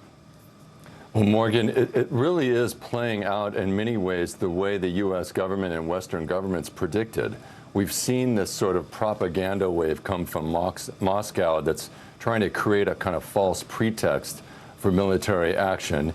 And then we have the Russian President Vladimir Putin ordering troops into these breakaway areas that are already occupied by some Russian forces and by these Russian-backed, Russian-armed separatists. So what the next step could be, what they're looking for, is movement beyond those breakaway regions. Will Russian forces try to attack areas that are controlled by the Ukrainian government? Will there be movement across the northern border in Belarus? And then, more widely, some kind of air campaign, some kind of bombing raids that would be launched, missile strikes. Those are the kind of things that they're looking for. Also, a wider, more intense cyber attack could precede some more serious military action. Everything is in place if the Russians decide to launch a wide, broad military offensive. All right, Dan DeLuce for us there, Aaron McLaughlin, Kelly O'Donnell. Thank you all. We appreciate your reporting. Let's bring in former U.S. Ambassador to Russia, Michael McFaul. He's also an NBC News national security and international affairs analyst. Ambassador, we appreciate your time today. I just want to get your perspective on these latest developments in this crisis. Obviously, Vladimir Putin ordering troops into the Donbass region, and we're just now seeing some reports that he's asked the lawmakers there in Russia for permission to send troops abroad. Your interpretation of what we're now seeing out of Russia? Well, yesterday was a major escalation. Putin invaded Ukraine yesterday. That's what we need to call it, and I'm glad the administration is now calling it an invasion. The soldiers that moved in were not invited. This territory that they're in is Ukrainian sovereign territory, and so he made a major escalatory move. It will be rubber stamped by the parliament. That's without question. But I listened to his speech last night, and I think there's a lot more to come. Let's talk a little bit about sanctions for a moment, if we can, considering your expectation that there's a lot more to come. The White House and its allies are taking action, obviously of their own, following Russia's move here. Is it enough? Should we expect more sanctions? And what sorts of sanctions would actually have a real impact in terms of de-escalating or forcing Putin to pull back? Well, yesterday's sanctions were not enough in my mind. Today, the language has changed. They're now using this word invasion. The President of the United States is going to speak to the American people shortly. I suspect he'll announce new sanctions, but he won't announce all the sanctions that they have in place because they need to keep something in place for when and if, I hope it's if, but I think it's when, Putin launches a more full-scale invasion. That is when you'll see the full comprehensive package of sanctions that they've been planning with their allies and partners. Will sanctions be enough here? We have heard the Ukrainians say that they are willing and able to fight back, to physically fight back if they have to, but there's no expectation that the Ukrainian army would be able to stand up to or stop the Russian military. So are sanctions enough, or will we need to see other countries adding troops to the Ukrainian forces to fight back against Russia? In my view, sanctions are not enough. Vladimir Putin's not worrying about the stock market. He's not worrying about individual companies in the next weeks and coming months. He's thinking about his place in history in decades. So I don't, they need to happen because he needs to be punished. There needs to be a reaction, but I think it would be wrong to assume that sanctions are going to change his calculus. I also don't see other countries coming to Ukraine's aid. I don't see a single country that would send more troops in there. President Zelensky said it pretty bluntly a few days ago. If this comes to a full-scale war, it'll be Ukraine on its own. That is a somber assessment of what could happen here. If you think about the bigger picture, Ambassador, one would have to wonder, does Vladimir Putin stop at Ukraine? I think so, because when he moves to other places, they're members of the NATO alliance. And I think he understands that attacking a NATO country would invoke Article 5, and that means an attack on one is an attack on all. That would be going to war with the United States of America. I do not think that he wants to do that. But, an attack on Ukraine, by the way, is going to be a major war. The Ukrainians have 250,000 soldiers already ready to fight. It will be the biggest war that we've seen in Europe since 1939. And I don't think it'll be a short little war. I think it'll be a prolonged, tragic war with lots of people dying. Ukrainians, first of all, Russians, second of all. And remember, there's a lot of ethnic Russians that live in Ukraine. Mm-hmm. They will be casualties as well. Ambassador Michael McFaul, we appreciate your perspective today. Thanks for joining us. Thank you. We're also following more breaking news from the Supreme Court. Justices have formally rejected former President Trump's appeal to stop the transfer of documents to the House January 6th committee. The former president asked the nation's highest court to stop that document transfer just last month. Today's decision comes without any noted dissent from the justices. This marks the end of the legal road for the former president in his effort to prevent these documents from finally being turned over. Now down to Georgia, where the 3 men who killed Ahmaud Arbery have just been convicted on federal hate crime charges. NBC News correspondent Ron Allen joins us live from Brunswick, Georgia. Ron, you have been following this case from the very beginning. You're standing outside the courthouse right now. Walk us through what happened inside that courtroom behind you that really led us to this point. Well, the guilty verdicts came down remarkably fast. They were less than 4 hours of deliberation over 2 days. The jury came back this morning, said they had a verdict, and it was unanimous guilty on all the counts, all the charges. They're guilty of civil rights violations, interfering with Ahmaud Arbery's use of a public street, jogging through a neighborhood. They're convicted of attempted kidnapping, and they're also convicted of using a firearm in the commission of a violent crime. But this case goes back. Remember, 2 years. Tomorrow, it marks 2 years from the time this happened. And when this initially happened, no one paid any attention to it. The parents were told that Arbery had been killed, that he was a suspect in a robbery, and that was it. And then the videotape leaked out a few months after that, and that's when all this began, all the process towards where we are today, because people saw the videotape, and the family was persistent and relentless. There were a number of prosecutors, local prosecutors, county prosecutors, who did not want to press charges against the McMichaels and William Roddy Bryant. But eventually, some prosecutors did. And as you know, they were convicted in state court of murder. Now they've been convicted of these civil rights violations. They all face life in prison twice. So they will be in prison for a very long time. One of them has the possibility of parole after 30 years, but that may be negated by what happened today. The advocates for the family are hailing this as a historic, important victory, because they're saying it's the first time that there's been a federal hate crime conviction in the state of Georgia, if not the only time, certainly one of the few times. And that was the reason that this case was pursued, to make this point that this was not just a murder, but it was a murder because of the color of Arbery's skin, a hate crime. Back to you. All right, NBC's Ron Allen there outside the courthouse in Brunswick, Georgia. Ron, as always, thank you. To the pandemic now and the growing push to end COVID restrictions around the world, really. In the UK, Prime Minister Boris Johnson announcing his, quote, living with COVID plan. The move will eliminate all legal pandemic restrictions.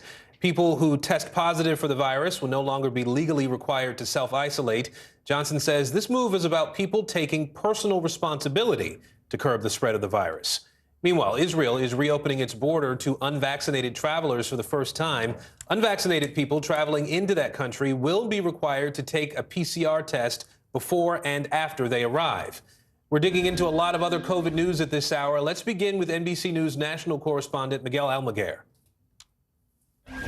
Today, there's renewed discussion over if boosters are needed for all Americans on a regular basis. This is the CDC may be getting ready to roll back more mask restrictions, and all of the metrics are moving in the right direction. More of the country moving into a new phase of the pandemic. New infections are down 64%, and a dramatic drop in hospitalizations has officials urging caution in a return to normalcy. You don't want to be reckless and throw everything aside, but you got to start inching towards that. California becoming the first state to officially shift to an endemic approach, but also warning the public be prepared for a return to mandates if cases spike. We are moving past the crisis phase into a phase where we will work to live with this virus. Across the continental U.S., mask mandates are gone or set to expire by the end of March. The Golden State, one of at least 13 still requiring masks in public schools, but that's expected to change. Even though we all got our shots and everything, just to be on the safe side. The CDC could roll back national masking guidance this week. It's unclear whether mandates will be extended to subways, trains, ride shares, and airplanes. After years of rough seas for the cruise industry, most of the major lines departing from U.S. ports are easing their mask mandates in the coming days. As Americans await updated guidance, the CDC is coming under new scrutiny. The New York Times says the agency isn't publishing large portions of data it's collecting, like the effectiveness of boosters for younger Americans and signs of the virus in wastewater. The agency telling the Times some raw data could be misinterpreted. Today, officials at the CDC also say they're watching BA2, that's an Omicron subvariant, very closely. They are finding more cases here in the U.S., but right now they have not labeled this a variant of concern, saying they expected Omicron to have a subvariant. We hope to learn more about that subvariant in the coming days. Back to you. Let's go ahead and bring in Dr. Mario Ramirez now, an emergency physician and the former pandemic and emerging threats coordinator under President Barack Obama. Dr. Ramirez, a question. As we just saw in Miguel's piece, the current debate is whether we're actually nearing the endemic phase of COVID. First off, can you just back up for our viewers and explain what endemic means, what the difference is, and how close you think we are to actually reaching that point? Sure, Morgan. So there's the way that a lot of folks have used the word endemic, which is to say that it's just here to stay and it's not going anywhere, but that's not totally accurate. What endemic truly means is that you have a virus that's persistently circulating, but then you also have a large segment of your population that has some measure of immunity to it so that you don't continue to see large and unpredictable spikes in case counts. And we're not quite there yet. And that's for a couple of reasons. The first is that we don't regularly measure the amount of immunity in the population. We don't have great assays to do that still. And then the other part, right, is that when we've conducted smaller studies that do show large amounts of seroprevalence or the presence of antibodies against this virus, we've continued to see spikes in those populations as well. So it's certainly possible that we're getting there, but we don't have the hard evidence that we're there just yet. You were sort of in charge of planning this under former President Obama. And I have to ask, we've seen so many even shows, right? Just fiction shows in the past year. It's about what could happen if a pandemic comes. I mean, the idea of something like this happening has sort of been in the back of the American psyche for some time right now. And I guess what I'm wondering as I look at the pandemic or endemic, as you want to refer to COVID at this point, as the medical community may refer to COVID, how much preparation do we need to have as a country for the next thing? How common should we expect something like this to be, given the way that globalization has brought our world closer? Well, you're absolutely right, Morgan. So there's a clear correlation between deforestation and the kind of increasing spread of humans across the planet and into sort of animal environments that has put us in closer proximity to animals, has increased the frequency of these events. So we've seen a greater number of crossover events between animals and humans. But the truth is that these sort of events have been going on for centuries at this point. And there are other threats out there, not just viruses like this. One of the big ones that people need to know about is developing antibiotic resistance. And that's becoming an increasingly significant problem. It's going to impact Americans probably in the near future. It's already having effects across the world. And so, I think the amount of preparation that we need to have is persistent vigilance, making sure that people are keeping a close eye on what's going on. But we need to make sure that we keep kind of a focus on this even after this pandemic fades. And that's something where we've fallen short in the past. Dr. Mario Ramirez, may I just say you are so good. Thank you for sharing your expertise with us. It's been really a pleasure to learn. Thank you. We are tracking two major winter storms set to bring heavy snow and ice to the upper Midwest and the Northeast. Snow already coming down hard in Fargo, North Dakota. Blizzard-like conditions there, making it nearly impossible to see. The wild weather led to a major pileup on I-94 in Cass County, just west of Fargo. North Dakota Highway Patrol says 6 semis and 8 other vehicles were involved in that crash. Multiple people were hurt. The interstate was closed for several hours. It has since reopened. Let's bring in NBC News meteorologist Michelle Grossman now. Michelle, time this out for us. What can we expect over the next, say, 24 hours? All right. Hi there, Aaron. So good to see you. And yeah, we have that 1-2 punch. We're seeing that snow that you talked about. We also saw quarter-size hail. We're looking at flooding rains, also some ice in central Michigan. So this storm has it all. And then the second storm right waiting in the wings coming tomorrow, impacting the rest of the country for the rest of the week. So the dual coast-to-coast storms, here's the first one today, impacting parts of the northern plains, the Great Lakes, into parts of the Northeast, also the southern plains, the Southeast, seeing those flooding rains, and also that severe weather. There's storm number 2 emerging out of the Four Corners, and that's what we're going to be dealing with the rest of the week.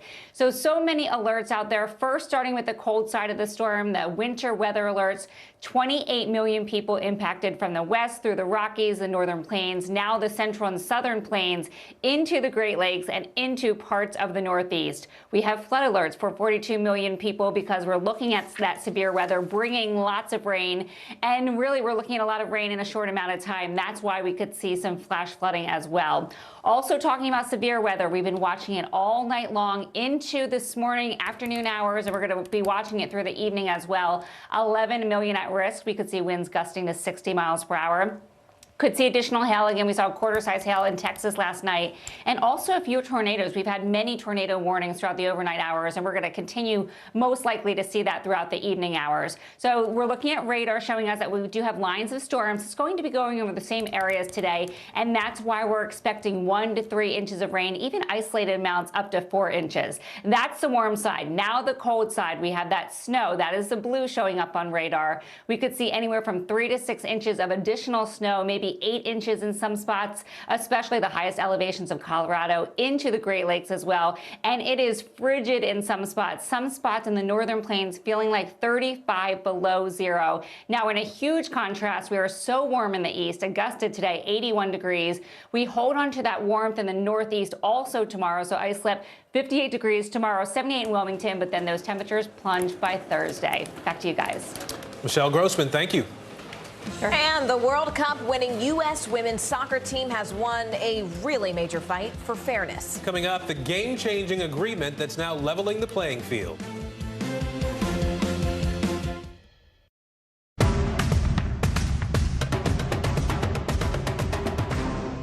To cover the news, you have to be in it. We'll take you to the front lines of the story, bringing your news feed to life. Streaming live every night. It's your news playlist. Top Story with Tom Llamas, weeknights at 7 on NBC News Now. These days, it feels like the news never stops. So let's get into it. What's happening right now, what it all means for you for an hour every day. It can be hard to keep up, so let's get started together. Hallie Jackson Now, weekdays at 5 on NBC News Now. Good morning, I'm Joe Fryer. And I'm Savannah Sellers. 2022 is off to a busy start. Winter's wrath causing headaches from coast to coast. It's been really incredible to see how quickly volunteers started to help with the cleanup efforts. Morning News Now, streaming weekdays at 7. The Meet the Press Chuck Toddcast, free wherever you get your podcasts.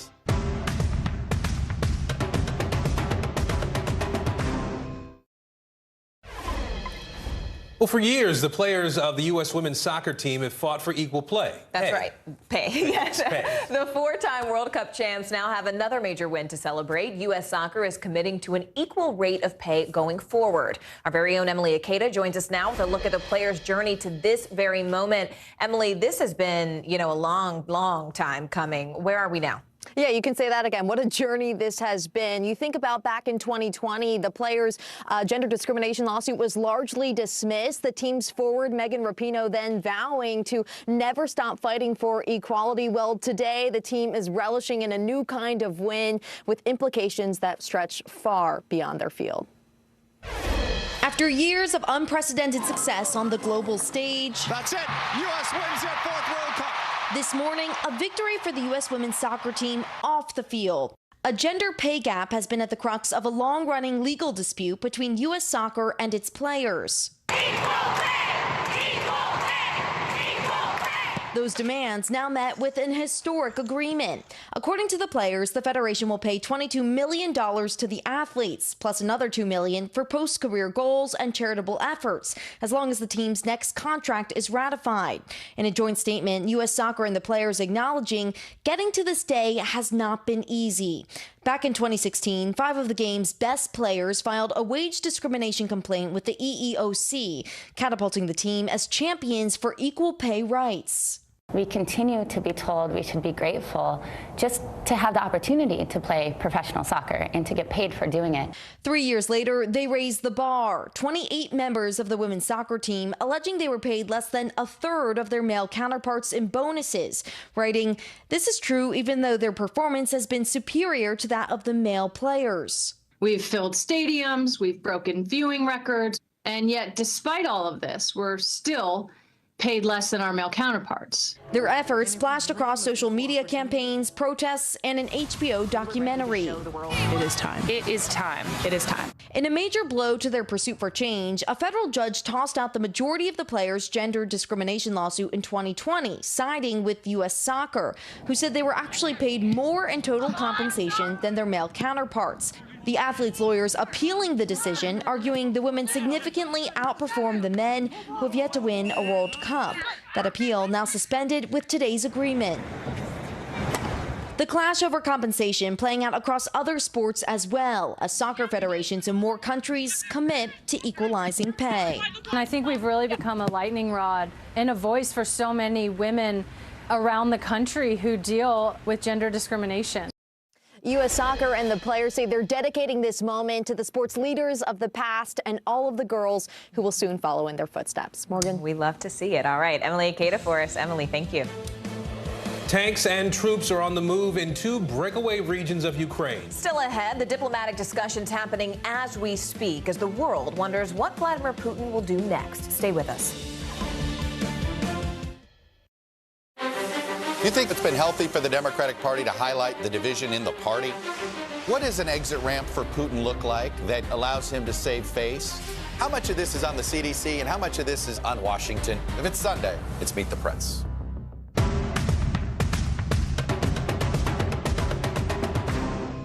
Hey everybody, it's Hoda Kotb from the Today Show. I am so excited to tell you about my new podcast, Making Space with Hoda Kotb. I sit down with some incredible people and we'll hear some uplifting stories. Listen to Making Space now on Apple Podcasts. The fire has grown leaps and bounds. What you see behind me is typical. How you doing? Pretty bad. Nearly a dozen hours after the eye roared ashore.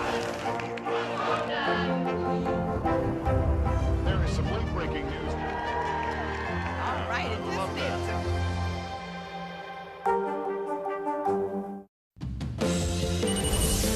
Making news right now, 2 deputies in Louisiana have been arrested, accused of shooting a man to death. The deputies had been called to a known crack house to investigate a noise complaint.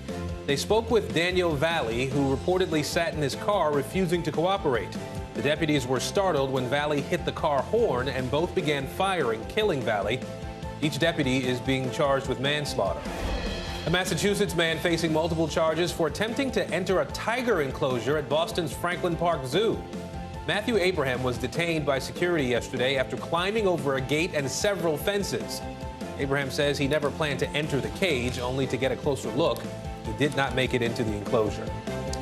And keep an eye on the sky. SpaceX has launched 46 new Starlink satellites into Earth's low orbit. The satellites left Earth aboard a rocket that took off from Cape Canaveral Monday morning. Elon Musk says Starlink's goal is to provide high-speed internet coverage to the whole planet. And we are back at the bottom of the hour with breaking developments from Ukraine. Overnight, Russian President Vladimir Putin sent troops into 2 separatist regions of Ukraine, appearing to disregard Ukraine's sovereignty. The White House is now changing its stance, calling the troop movements an invasion. All of this, of course, is happening as the world weighs just how to stop Putin's advances and really braces for what could still come next. We're covering every angle of this breaking story right now. NBC News reporter Matt Bodner joins us from Moscow. NBC News senior congressional correspondent Garrett Hake joins us live from Capitol Hill. Matt, I'd like to start with you because there's some breaking news just now out of Moscow. What can you tell us? Thank you, Morgan. Well, the Russian Federation Council, this is the upper house of Russia's legislature, has just granted Putin a request to deploy the Russian military abroad. This was done in a surprise session, unplanned, called about an hour or so ago.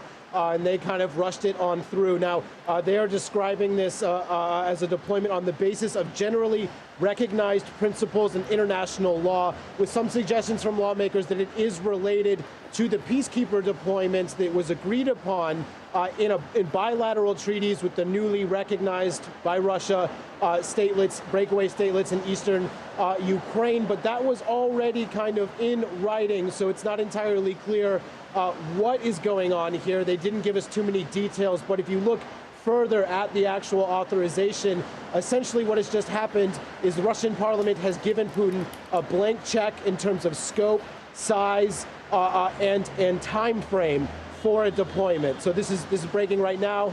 We'll let you know more when we know it. And Matt, you know, Vladimir Putin spoke just last night to Russian media, essentially saying that Ukraine was part of Russia. And he sort of said it always was part of Russia. So how is that being received, that side?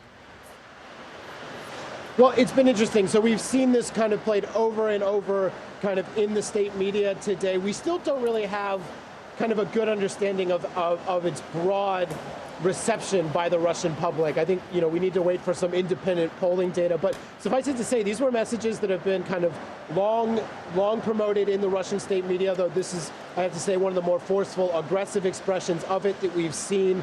And it definitely strikes a chord with some, but we're seeing it repeated over and over, alongside with the repeated accusations that the Ukrainian military, the Ukrainian government is threatening, is already engaged essentially in human rights abuses in the East. So again, the question just is this sinking in? I don't think we've had enough time yet to definitively answer that question. All right, NBC's Matt Bodner there for us live from Russia. Matt, thank you. Congress here in the U.S. is out of session this week, but members are keeping an eye on the developments overseas. In a rare display of bipartisanship, they are coming out in force condemning Russia's aggression against Ukraine as they weigh what to do about it. NBC News senior congressional correspondent Garrett Haake is joining us now from Capitol Hill. So, Garrett, what specifically are you hearing? What is Congress considering doing at this point? Well, Aaron, as you point out, since they're gone this week, there's not a lot that Congress can do beyond sit back and watch these developments unfolding. But what we've seen from members of both parties is statements to the effect of, we have sat back, we have given the Biden administration all the authority and all the political leeway they need to act in a strong, forceful way to combat Vladimir Putin's aggression with economic sanctions. Now, Mr. President, use that authority. We heard it from Democrats, we heard it from Republicans. The White House has been threatening these really strong, crippling sanctions for so long. They believe that what we have seen happen in Ukraine and in Russia over the last 24 hours crosses the threshold to use those sanctions. And I can tell you just within the last few minutes, I've been watching a press conference that Republican Senator Lindsey Graham was holding in South Carolina, in which he said he's already involved in discussions with a bipartisan group of senators to go still further and to try to pass a supplementary budgetary bill here, essentially set some money aside to set up a task force to go after Russian oligarchs and Russian oligarchs' resources, things like their yachts in the United States and around the world, to try to cause pain to Vladimir Putin and his inner circle, still beyond the sanctions that had already been discussed. All right, Garrett Haake for us from Capitol Hill today. Garrett, thank you. And breaking news from the nation's highest court. Supreme Court justices have just released a list of cases that they have agreed to hear, which have some pretty big implications for businesses across the country. NBC News Justice correspondent Pete Williams joins us now. Pete, can you first off just sort of give us a rundown of the orders released today by the Supreme Court and really what stood out to you? Well, two stood out to me. One is the same-sex marriage issue. I'll come back to that one. The other was a foregone conclusion. The court formally rejected the appeal filed by Donald Trump over the archives documents that were to be turned over to the January 6th committee. We knew that was coming because last month the court declined to give him an emergency order that would have blocked the handover. So today the court basically administered last rites to that case and rejected it with no note of dissent. But the other one, the striking one, is the court agreeing to hear a case that'll be argued next term that raises a question that the court has consistently ducked since the landmark 2015 ruling on same-sex marriage, and that is, when can businesses decline to serve same-sex weddings because they would violate their religious objections? This case comes from Colorado. It involves a web designer who wanted to make web designs for weddings. And she said, now we're looking at Donald Trump, but this is about weddings. She said she wanted to provide this service, but not to same-sex weddings because that would violate her religious convictions. So she asked the state's anti-discrimination law enforcer whether she could do that, and it said, no, you can't. She sued, and the lower courts ruled against her, saying that she had to provide these services, and she could not put a statement on her website explaining why she wouldn't offer the services. So today the Supreme Court said it would take up this question, whether applying a public accommodation law to compel an artist to speak or stay silent violates the free speech clause of the First Amendment.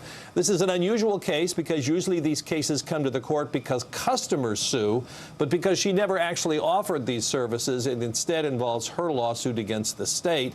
And the question here is, of course, number one, is this expressive conduct? And secondly, whose expressive conduct is it? Colorado says when a business bakes a cake or arranges flowers or takes pictures of a same-sex wedding, people assume that that's the message of the people getting married, not the business. Pete, I want to go back because at the very beginning you sort of touched on what this means for former President Donald Trump in terms of that rejection. Can you elaborate a little bit more on what the high court's rejection means in terms of those documents? Nothing, because they've already said they weren't going to give him the emergency relief last month. He wanted to block the archives from handing over. The Supreme Court declined to do it, and it was obvious then that he was going to lose. And so this was just the final chapter. There's no surprise here. The court simply said, we're not going to take up your appeal. But since they'd already declined to stop the archives from handing over the documents, we knew this was coming anyway. This was the obvious final chapter to the book whose ending we already knew how it was going to end. That is a fact. Pete Williams for us there from D.C. Pete, thank you. The White House is facing some pressure to maintain the pause on federal student loan payments. The payments were first suspended in 2020 under the first round of pandemic stimulus measures. But since taking office, President Biden extended the pause several times. Last December, he granted an extension for payments on federal student loans through May 1st. NBC News White House reporter Lauren Egan has been following this story for us. She joins us now. Lauren, so who's calling for this extension now of these loan payments, and why now? That's right. There are some Democrats who are urging the White House to extend this payment pause through the end of the year. They say that now that we are in a midterm elections year, politically it'd be very difficult for the president to go out there and ask student loan borrowers that after 2 years of this payment pause being in place to ask them to start paying up again.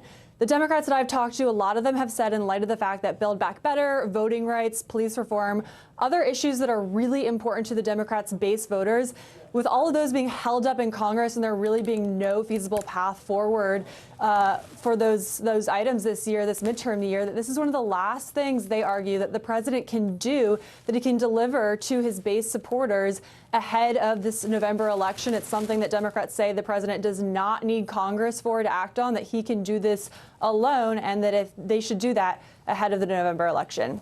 So talk a little bit about those supporters then, Lauren. How do voters feel broadly about this pause in student loan payments?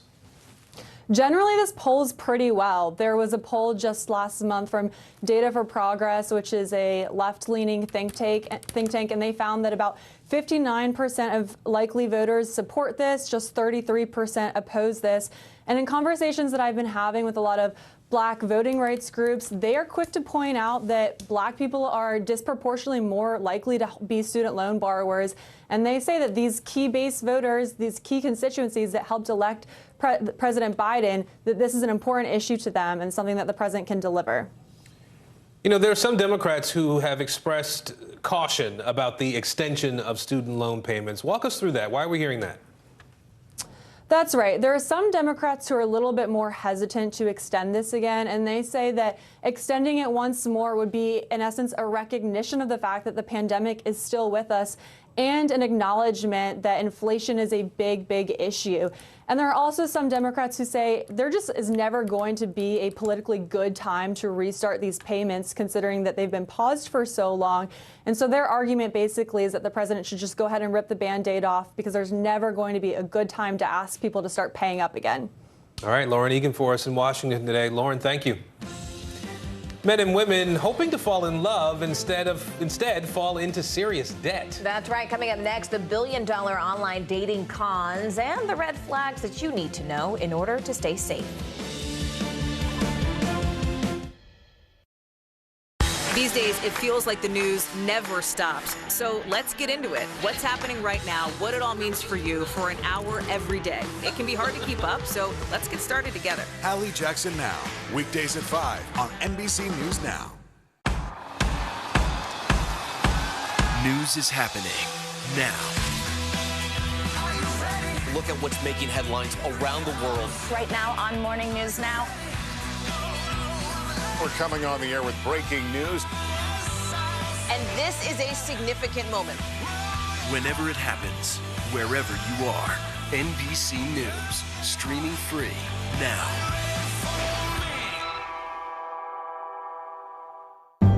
In the City of Angels, two kindly old ladies wanted to help homeless men get off the streets forever. And so they did. Listen to The Thing About Helen and Olga, the new podcast from Dateline and Keith Morrison. News is happening now. A look at what's making headlines around the world. Tonight, the major announcement of the COVID vaccine. This is a significant moment. Your news, whenever it happens, wherever you are, it's here now. There's no better place for fun with friends. Quality time with your little golf buddy, or an afternoon alone together. Family and friends are just a tap away. Just pick your course, pay from your phone. Golf now. Download the app and go play. In the City of Angels, two kindly old ladies wanted to help homeless men get off the streets forever. And so they did. Listen to The Thing About Helen and Olga, the new podcast from Dateline and Keith Morrison.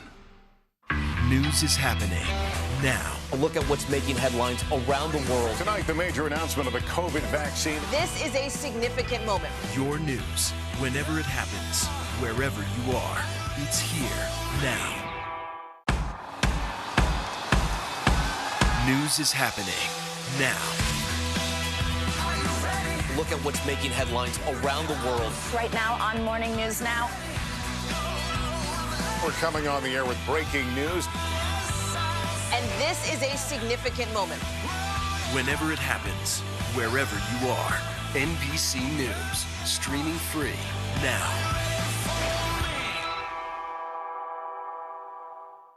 This is a very different kind of program. We're here to start conversation about the big things happening in our world. Professor, I'm not asking you to predict the future, but what do we think that the new normal is going to be? Is part of this that everyone's rethinking their jobs during this pandemic and their relationship to their employers? What is your biggest tip for any parent who's concerned about this? It's not my job to tell you what to think. My job is to think about what you tell me. Now Tonight with Joshua Johnson, streaming weeknights at 8 on NBC News Now. This is a very different kind of program. We're here to start conversation about the big things happening in our world. Professor, I'm not asking you to predict the future, but what do we think that the new normal is going to be? Is part of this that everyone's rethinking their jobs during this pandemic and their relationship to their employers? What is your biggest tip for any parent who's concerned about this? It's not my job to tell you what to think. My job is to think about what you tell me. Now Tonight with Joshua Johnson, streaming weeknights at 8 on NBC News Now. All right, so millions of people around the world are swiping right on Netflix's documentary, The Tinder Swindler. The streaming service says in just the first week alone, that documentary it's about Too Good to Be True billionaire bachelor that was streamed 45 million hours. While the true story is definitely stranger than fiction, the rise of real-life romance scams is catching the eye of the feds. Watch. $30,000, $140,000. A gripping story gone viral. And he started screaming like, get into the car. The new Netflix documentary, The Tinder Swindler, follows the story of several women who thought they found love through an online dating app, only to lose tens of thousands of dollars in the end. Money they claim was taken by fraud. The con itself was just so audacious and so elaborate. Something the film's director says should be a wake-up call. It's probably not just you that they're doing this to. These so-called scams involving love and deception now have the U.S. government on high alert. The Federal Trade Commission saying romance scams hit record highs in 2021, with victims conned out of more than $540 million, part of the record $1.3 billion lost in the last 5 years alone. Some scammers now turning to cryptocurrency to trick victims. He was everything I thought I wanted in a person. Angelica Chavez met a man on the dating app Hinge last year. He pretended to be an entrepreneur in Los Angeles, that he was coming from China. He's sending you voice notes, videos, so you're seeing him. You have no reason at this point to believe he's not real. Exactly, yes. And so I would ask, when are we going to meet? And so there were always excuses as to why we couldn't meet. Then he offered to teach her how to use cryptocurrency. At some point, I'm the one that asked, oh, maybe you could teach me someday. And that's when he offered to teach me. Angelica borrowed money from her father and soon had nearly $20,000 on the line, which her date told her to invest through a separate online app. You actually saw your money grow. Mm-hmm, yeah. So everything looked real. Everything looked like it was a functioning, up and running app. Yes, it did. It had all the data, the numbers were changing. It looked similar to the real app. And this whole time, you're thinking you're actually gaining money. Yes. But she says the app was fake. It says 0 return on investment. And the money was gone. It's the type of scam the Better Business Bureau says is becoming more common every day. The conversation starts out of, hey, would you like to learn about cryptocurrency? Little do you know, you're going through a completely fake website, or you're actually using someone else's account, usually the scammers, and that's where that money is going. Fraud experts say to avoid being the next victim, you should try to keep any conversations on the same app where you initially met the person. Another tip, do a reverse image search of their profile picture, just to make sure it matches their name. You can even quiz the person on their profile information as you're talking to make sure that the details posted match what they share about their real lives. I was being vulnerable with him, and then he just shattered everything. Steps Chavez says she wishes she had known. I didn't think at any time I would fall for something like this. Angelica says she did file an incident report with the Los Angeles Police Department, which NBC News has independently verified. And of course, if you think you've been a victim of this type of scam, the FTC says that you should report it online. You can go to reportfraud.ftc.gov. The 2022 Super Bowl was dubbed the Crypto Bowl for a reason. Companies shelled out millions of dollars for mere seconds of commercial time. Since then, cryptocurrency has seen a major spike in interest. If you're looking to invest, experts say there are a few things you need to know first. NBC News consumer investigative correspondent Vicki Nguyen joins us now with a closer look at the crypto craze. Vicki, what do we need to know? Hey there, Aaron and Morgan. Yeah, especially in that story that you just saw, this is an area that is rife for scammers, right? But there was some mega star power behind cryptocurrency at this year's Super Bowl, from LeBron James to Larry David. But is this the right time for the average consumer to jump in? Before you do, here's what you need to know. Are you sure? Not a trade. I'm trading crypto. During the Super Bowl of commercials, cryptocurrency was looking to score with paid celebrities like Matt Damon. Fortune favors the brave.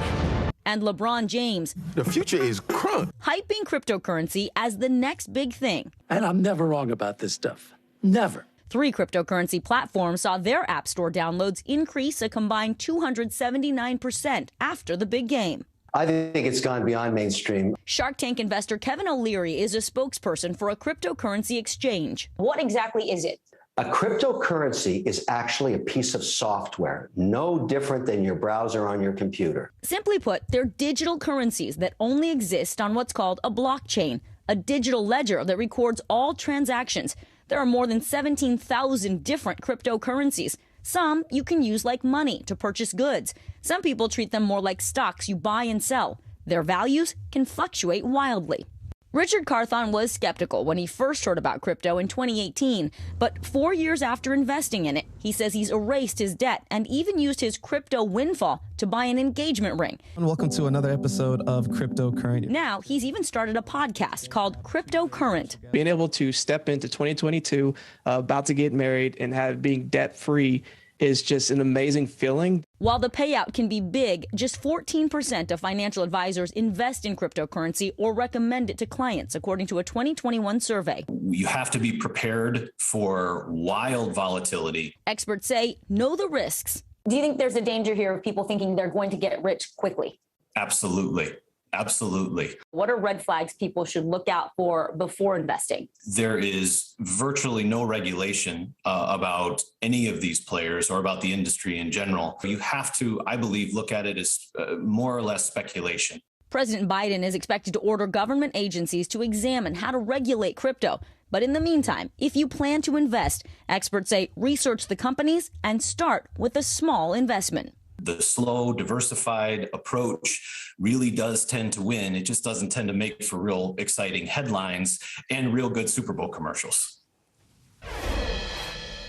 Slow and steady wins the race, as they say. Well, to be clear, both Kevin and Richard, who've done very well in crypto, did also warn about the high risks involved. And just remember, because it's unregulated right now in the U.S., you don't have the same kinds of protections you may with traditional investments. And the final point, absolutely be careful, beware of scams, because with crypto, these payments and transfers are instant, and it's very unlikely that they will be reversed.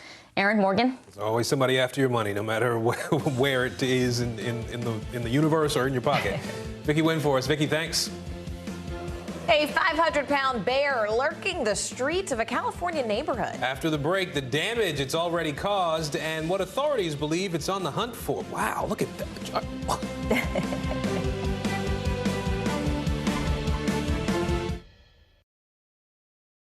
News is more than a headline. It informs, it inspires, and it still matters. To cover it, you have to be in it. And that's what we're gonna do. Every night, we take you to the front lines of the story, where it's actually happening, with NBC News journalists on the ground from all over the world. We cover what you need to know and bring your newsfeed to life. In primetime and streaming live, it's your news playlist every night. Top Story with Tom Llamas, weeknights at 7 on NBC News Now. There were residents who hung on for dear life. I've heard people say the town is gone. Do you see it that way? Absolutely not. We've lost some houses, but our community's still here. This is a very different kind of program. We're here to start conversation about the big things happening in our world. Professor, I'm not asking you to predict the future, but what do we think that the new normal is going to be? Is part of this that everyone's rethinking their jobs during this pandemic and their relationship to their employers? What is your biggest tip for any parent who's concerned about this? It's not my job to tell you what to think. My job is to think about what you tell me. Now Tonight with Joshua Johnson, streaming weeknights at 8 on NBC News Now. News is happening now. Look at what's making headlines around the world. Right now on Morning News Now. We're coming on the air with breaking news. And this is a significant moment. Whenever it happens, wherever you are, NBC News, streaming free now.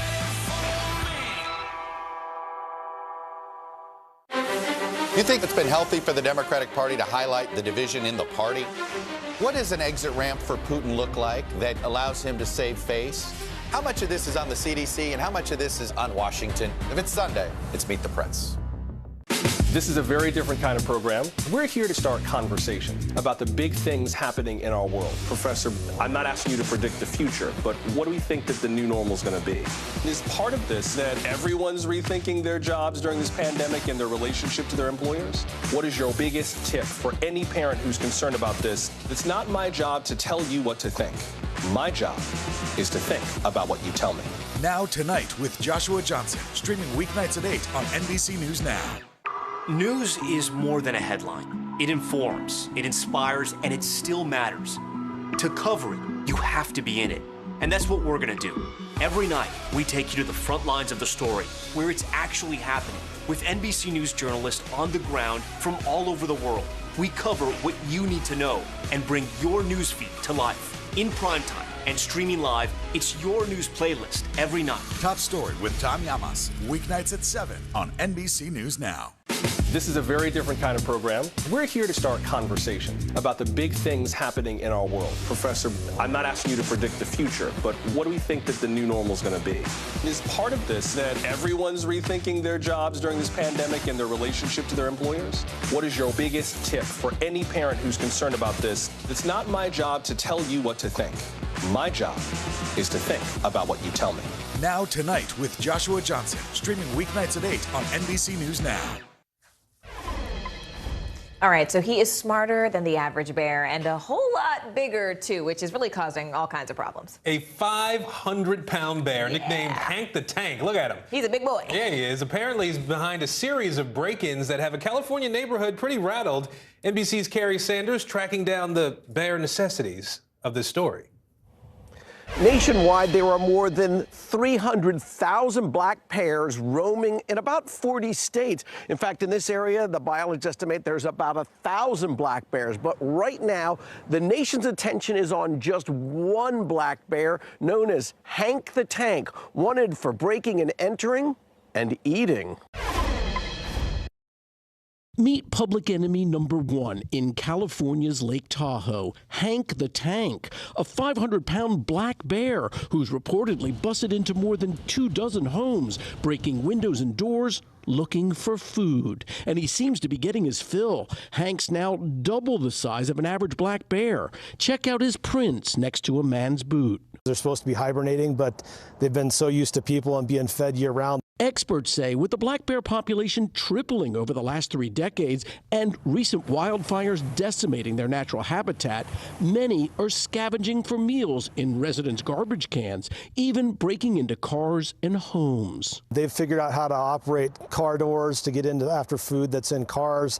A couple of them figured out how to work French doors to get into the house. One mama bear even was seen teaching her cubs how to get into that French door. While humans are not on their food chain, bears can be ferocious when cornered or surprised. I saw a paw right before he started mauling me. In November, Laurel Rose von Hoffman-Kersey was left badly cut and battered after a black bear broke into her North Lake Tahoe home and attacked without warning. And who could forget this terrifying incident in Southern California between a mama bear and a teen girl who pushed the beast out of her backyard to protect her dogs. I was like, oh my God, there's a bear and it is taking my dog. In Hank's case, some say euthanasia is the only recourse, but the Bear League says that's barbaric. They want to relocate Hank to a sanctuary. We believe he's one of our neighbors, and he's only doing what he's been taught to do. Social media now weighing in with the hashtag Hank the Tank as residents brace for more break-ins from this unwelcome guest. California's Department of Fish and Wildlife says euthanasia is the last option when it comes to Hank the Tank, and right now they're working on other options. Meantime, the experts in California and really around the country have the same advice when it comes to black bears. If you have trash, make sure you don't put it out except on trash day, and make sure the lid is securely positioned there to keep the black bears from getting into it. Breaking news first on NBC News Now. Crisis point. Russia moving into parts of Ukraine. The White House now calling it an invasion. This as President Biden is set to speak in the next hour. We will bring you the late-breaking details from Washington. Also breaking right now, guilty on all counts. A Georgia jury convicting Ahmaud Arbery's killers of hate crimes. How Arbery's family is reacting to the decision and when sentencing will be handed down. Too soon? More Americans lowering their masks as a growing number of states end their mask mandates. The new concern about a new subvariant that's already starting to spread. And climbing into history, meet the first all-black team of mountaineers about to scale the most storied peak on Earth. What's driving their mission to reach the summit of Mount Everest?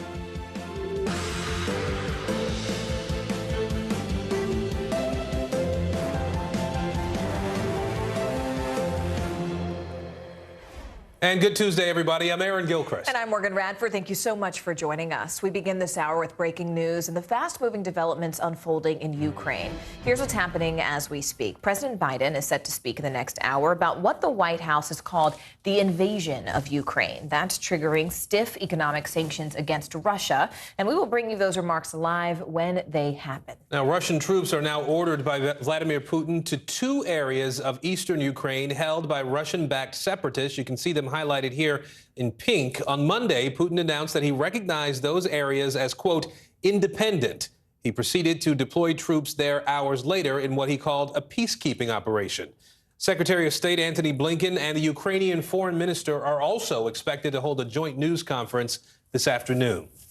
Leading us off this hour, NBC News senior White House correspondent Kelly O'Donnell in Washington and NBC News foreign correspondent Matt Bradley in Ukraine for us today. Kelly, I want to start with you on this. Walk us through the latest from the administration here. What do we expect to hear from President Biden this afternoon? Well, I expect the president will give us an update on how he has been conferring with allies and the latest assessment the U.S. has about what Russia is doing now, how they have progressed in this invasion, as the administration is now calling it, into sovereign territory that belongs to Ukraine. So we have seen a lot of rapidly changing events in the last day, where Vladimir Putin first declared these areas that are a part of Ukraine as separate entities and then moving troops in. And the U.S., the first step the president took was to sign an executive order for sanctions that are a more limited nature, financial sanctions for those two territories that were a part of the Russian first piece of this. And then we expect the president to go further, in part because he's had a chance to confer with other allies, a chance to assess what's been happening on the ground, and a sense of where things may be headed. We also know that the Russian government is giving Vladimir Putin more authority to conduct military exercises outside of Russia, and that, of course, is an ominous sign for him to use military power outside of his own country, and that suggests there could be a broadening military campaign against Ukraine. These are incremental steps. Things are changing rapidly, and this is a chance for the president to provide an update. This was added to his schedule. It was not on the original plan for the day, and so we expect the president will talk about what he has learned, what he expects, and to lay out some new form of punishment for Russia in this, and I think to perhaps give us some sense of what remains available as far as ongoing tools. The administration has been careful, wanting to have steps responding to incremental steps from Russia and not necessarily doing everything in the toolkit immediately. That's what I expect we'll hear from the president today. And also, some of the diplomacy is still ongoing. Has that reached an endpoint, or is there a way to try to stop this at this point? Those are some of the key questions. Aaron? So, Matt, you've been on the ground there for us in Ukraine for several weeks now, and you've sort of educated us about how Ukrainians view Russians as having invaded a long time ago, and so there hasn't been a big stir among regular folks. Today, we're in a different place, though. The Russian president has asked his legislature for permission to send troops in to have troops operate outside of Russia. We've seen tanks rolling in to eastern parts of Ukraine. What's the attitude now among Ukrainians? Have things changed at all in that country for regular folks and what they're seeing and hearing? Yeah, Aaron, I mean, if you tell Ukrainians that there are Russian tanks in the east of the country in these separatist sort of so-called republics, they'll say, well, yeah, they've been there for 8 years. Now, that's not exactly doing justice to the reality of the situation, as you and I know. Nearly 200,000 troops surrounding this country. It's extraordinary. But for a lot of Ukrainians, they still don't see this as necessarily a cause for, hair on fire alarm. But there has been a palpable shift in tone in the past couple days. The people who thought that Russia would never invade, I'm now fairly certain that they realize that there is an invasion that is probably coming, that it is imminent. That has shifted. But at the same time, folks here don't necessarily see this as a cause for alarm, because a lot of them don't necessarily believe that Vladimir Putin wants to kill a lot of civilians. We heard in his speech last night that Vladimir Putin sees Ukraine as part of Russia. So killing Ukrainians would be like killing Russians. But I spoke with one man. A lot of people here are determined to defend themselves. I spoke with one man just recently, and here's what he had to say as he was training to fight. What happens if the Russians come in? You will fight. They will probably take over very quickly, right? Yes. And so you will have to. We have special plan. Yes, if Russian will come in, I think we need to say them welcome to the hell.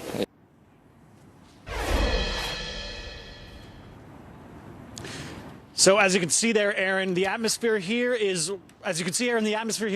resolved but relaxed. Aaron? All right, Matt Bradley for us in Ukraine, Kelly O'Donnell at the White House. Thank you both. I'd like to go ahead and bring in Veronica Melkazervo, a writer for the Kyiv Post, which is Ukraine's English language newspaper. Veronica, first, I want to thank you for being with us and just ask if you can kind of give us a sense of things there on the ground. I mean, how are people there reacting to these latest developments, especially with the U.S. now calling this an invasion? Hello. Thank you for having me. So I am basically not a writer for Kyiv Post for 3 years. I'm with the New Ukraine, and I want to tell you that the moods are different. Some people are sad, some people are shocked, but nobody's panicking so far, because this has been our reality for 8 years right now. Just what changed is that Russia basically now is not hiding anymore. Russian troops were staged on the territory of Donetsk and Luhansk for ages. So this is not news for us. I'm really fascinated by what you said in terms of, Russia's kind of always been there in this case, sort of in the distance here, in the shadows. But can you tell us, I mean, on the ground there, what is at stake for you all? What do you feel is at stake on a daily basis? At stake is our sovereignty. At stake is our democracy.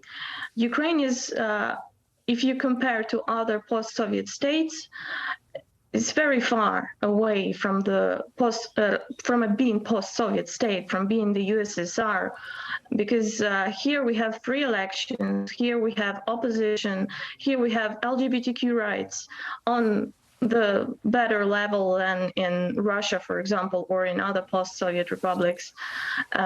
So I think that we have a lot of to lose right now. We have our democracy to lose.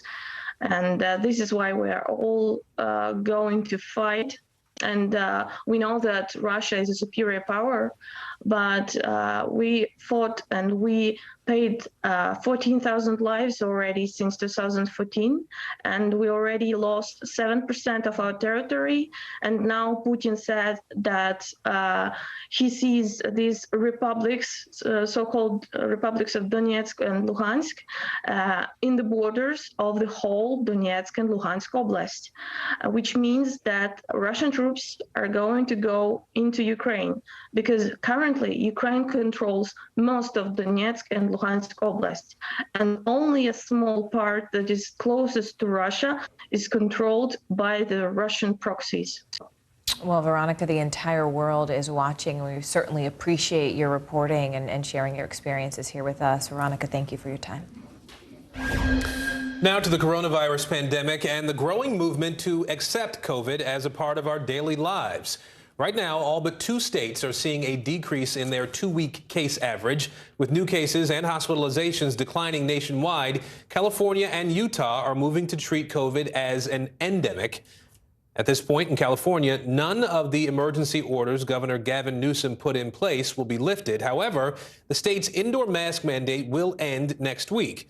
Newsom has promised the mask mandates for schools will be lifted soon, which has been a big point of contention, of course, in California and around the country for that matter. We're going to get to the battle over school COVID rules in just a moment here. But let's begin with CNBC senior health and science reporter Meg Terrell. Meg, we are likely going to be hearing the word endemic a lot in the next couple of weeks here in particular. Can you sort of help us understand what exactly that means? I know it's sort of pandemic, epidemic, endemic. Help us understand exactly what we're going to be dealing with.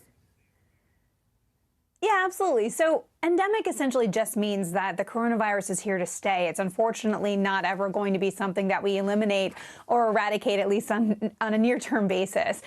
The way we tend to use endemic these days is essentially to talk about it becoming something that's more manageable, something that we know how to live with, and that is not in an emergency phase all the time. And it would be more similar to how we live with the flu, for example. The flu does cause problems every winter. It can really fill up hospitals, but it is something that we know how to handle. And so when we talk about COVID, we're talking about it becoming endemic, similar to other respiratory diseases like that.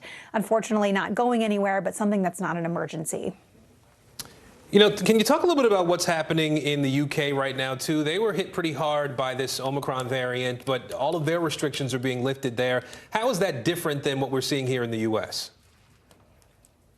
Yeah, well, we are lifting a lot of restrictions here in the U.S., as you detailed as well. But some of the things that are different about what's happening in the U.K., I mean, there's a legal thing that's happening where you won't need to legally isolate for 10 days anymore. And they say we're depending on people to be sort of personally responsible the same way we are with other diseases like the flu. But they're also going to be stopping providing free access to COVID testing on that wide-scale basis that they've been doing. And that's not something that we've heard talked about here in the United States. There's been a lot of pressure on the Biden administration to ensure that there's still a lot of access to tests, that they're widely available and that they're free for people who need them. So there's a lot of hope among the public health community that's not something the U.S. will let up on. All right, CNBC's Meg Terrell with us today. Meg, thank you. Meanwhile, one of the biggest flashpoints this entire pandemic has been how COVID is dealt with inside our nation's schools. Some parents are now overwhelming school administrations with sham lawsuits. Opponents are calling it paper terrorism. NBC News senior reporter Ben Collins has been tracking this for us. Ben, it's great to see you. What's going on with these lawsuits? What exactly are they? Yeah, they're not real lawsuits. This is an old sovereign citizen tactic from the 90s. The feds actually called it paper terrorism. Basically, what you do is you inundate local administrators, or in this case, school board officials, with these fake lawsuits, demanding that they change laws, or else they'll come after the insurance policy of the school for tens of millions of dollars, or maybe come after the insurance policy of specific board members. It scares a lot of these people. It's not possible to do this. It's not a legally viable strategy. But what it's meant to do is to ratchet up the anxiety. So people either drop a mask mandate or get rid of a book or just act quickly and rashly instead of talking to these people, because these suits are never actually filed in court. The point is just to scare people. When you say this isn't sort of a legally viable way forward, does that mean there are any legal ramifications for the people who are bringing these lawsuits forward? Yeah, unfortunately not right now, because they're not really filing the suits. They're just bringing these giant stacks of paper to these school board meetings while ranting against communism. This is a big thing on YouTube right now. You'll see it on people like the conservative commentator Dan Bongino's site. He posts videos of this all the time now. These are not filed in any real way. They are just meant to scare you. But the thing is, these administrators, they do get scared. They do bring in lawyers. They do go through the whole rigmarole because they don't know what's real. These are meant to look like real suits, and it's meant to make you change some sort of platform without really debating it. All right, NBC's Ben Collins for us there. Ben, as always, thank you. Some breaking news we're following out of Georgia today. 3 men who killed Ahmaud Arbery have been convicted on all federal hate crime charges they were facing. They were already convicted of murder and have been given life sentences in their state trial. Joining us now, NBC News correspondent Ron Allen in Brunswick, Georgia, and NBC News legal analyst Danny Savalos. Ron, let's start with you. Walk us through what happened in the courtroom today and what this verdict means for each of these defendants.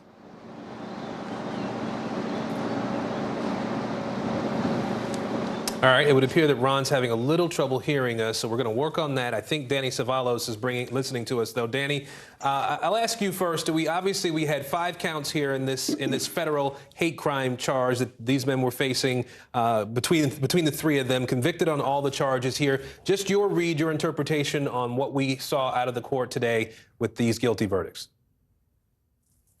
Bottom line is the prosecution essentially made the argument of, look at all these text messages, look at all these social media postings. These defendants were racist, and that means that the jury can infer that they were racist on the day that they chased down Ahmaud Arbery in their cars, and that chase ultimately led to his death, for which they've been convicted of murder already.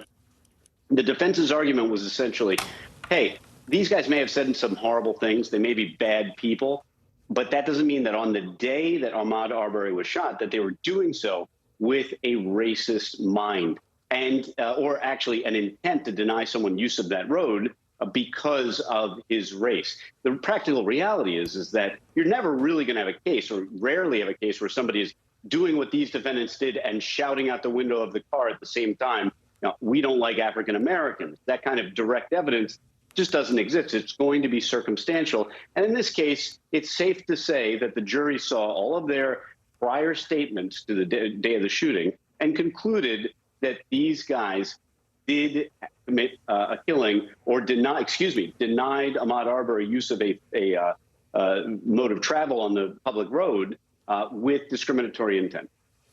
I think we have Ron Allen back with us now at the courthouse there in Brunswick, Georgia. Ron, I know that there were the family of Ahmaud Arbery was in the courtroom and came outside after we heard the verdict there. What do you know about what they had to say with their attorneys?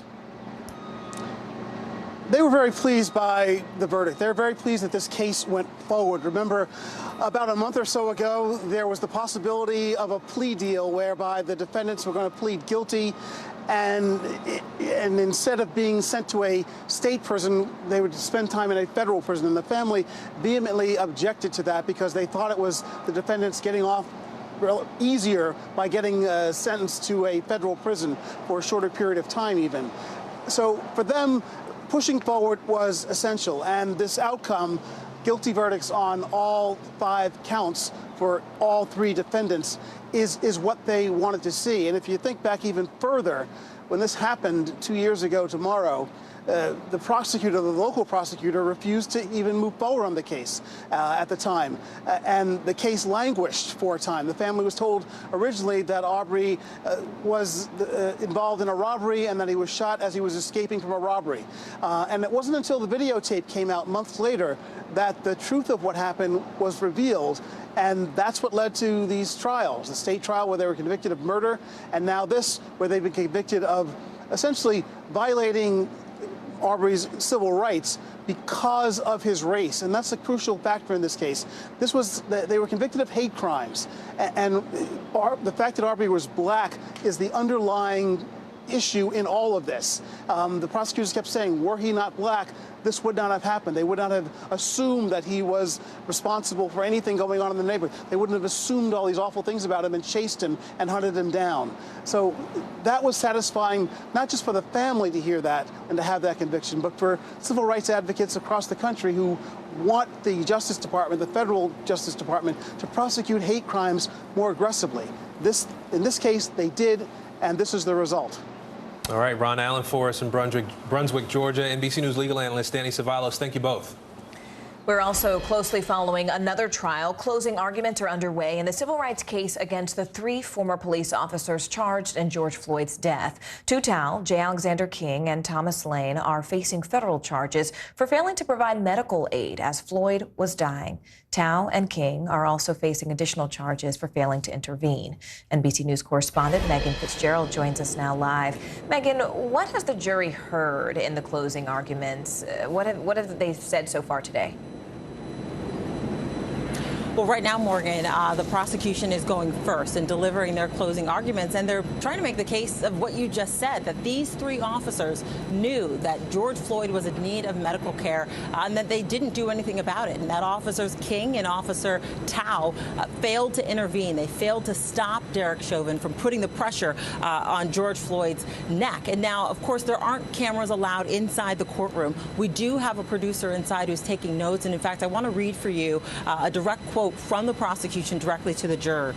The prosecution saying, what the defense has suggested to you throughout this trial is that it's too much for trained officers to so much as say to Officer Chauvin, hey man, get your knee off of his neck, or even, sir, check for a pulse. So again, we're seeing the prosecution really just attacking every argument that the defense has made as they continue on with their opening or their closing statements, Morgan.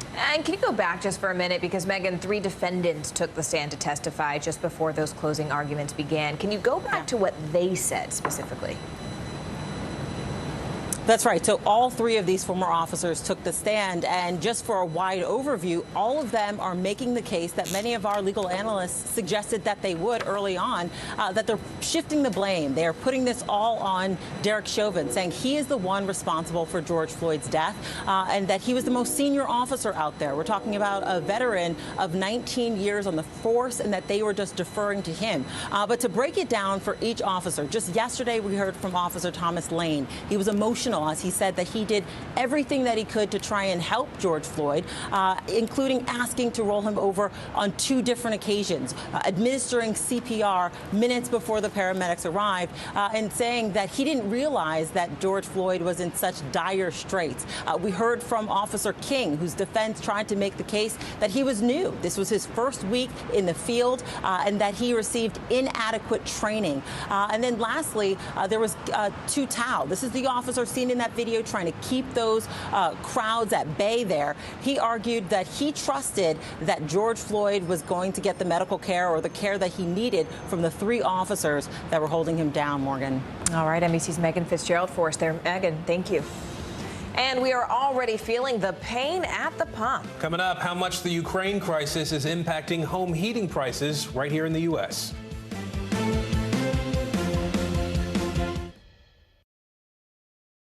Good morning, I'm Joe Fryer. And I'm Savannah Sellers. 2022 is off to a busy start. Winter's wrath causing headaches from coast to coast. It's been really incredible to see how quickly volunteers started to help with the cleanup efforts. Morning News Now, streaming weekdays at 7.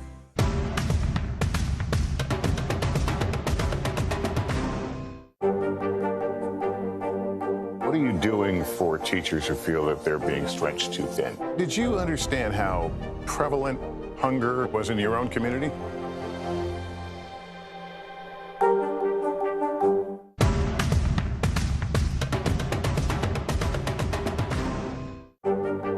There were residents who hung on for dear life. I've heard people say the town is gone. Do you see it that way? Absolutely not.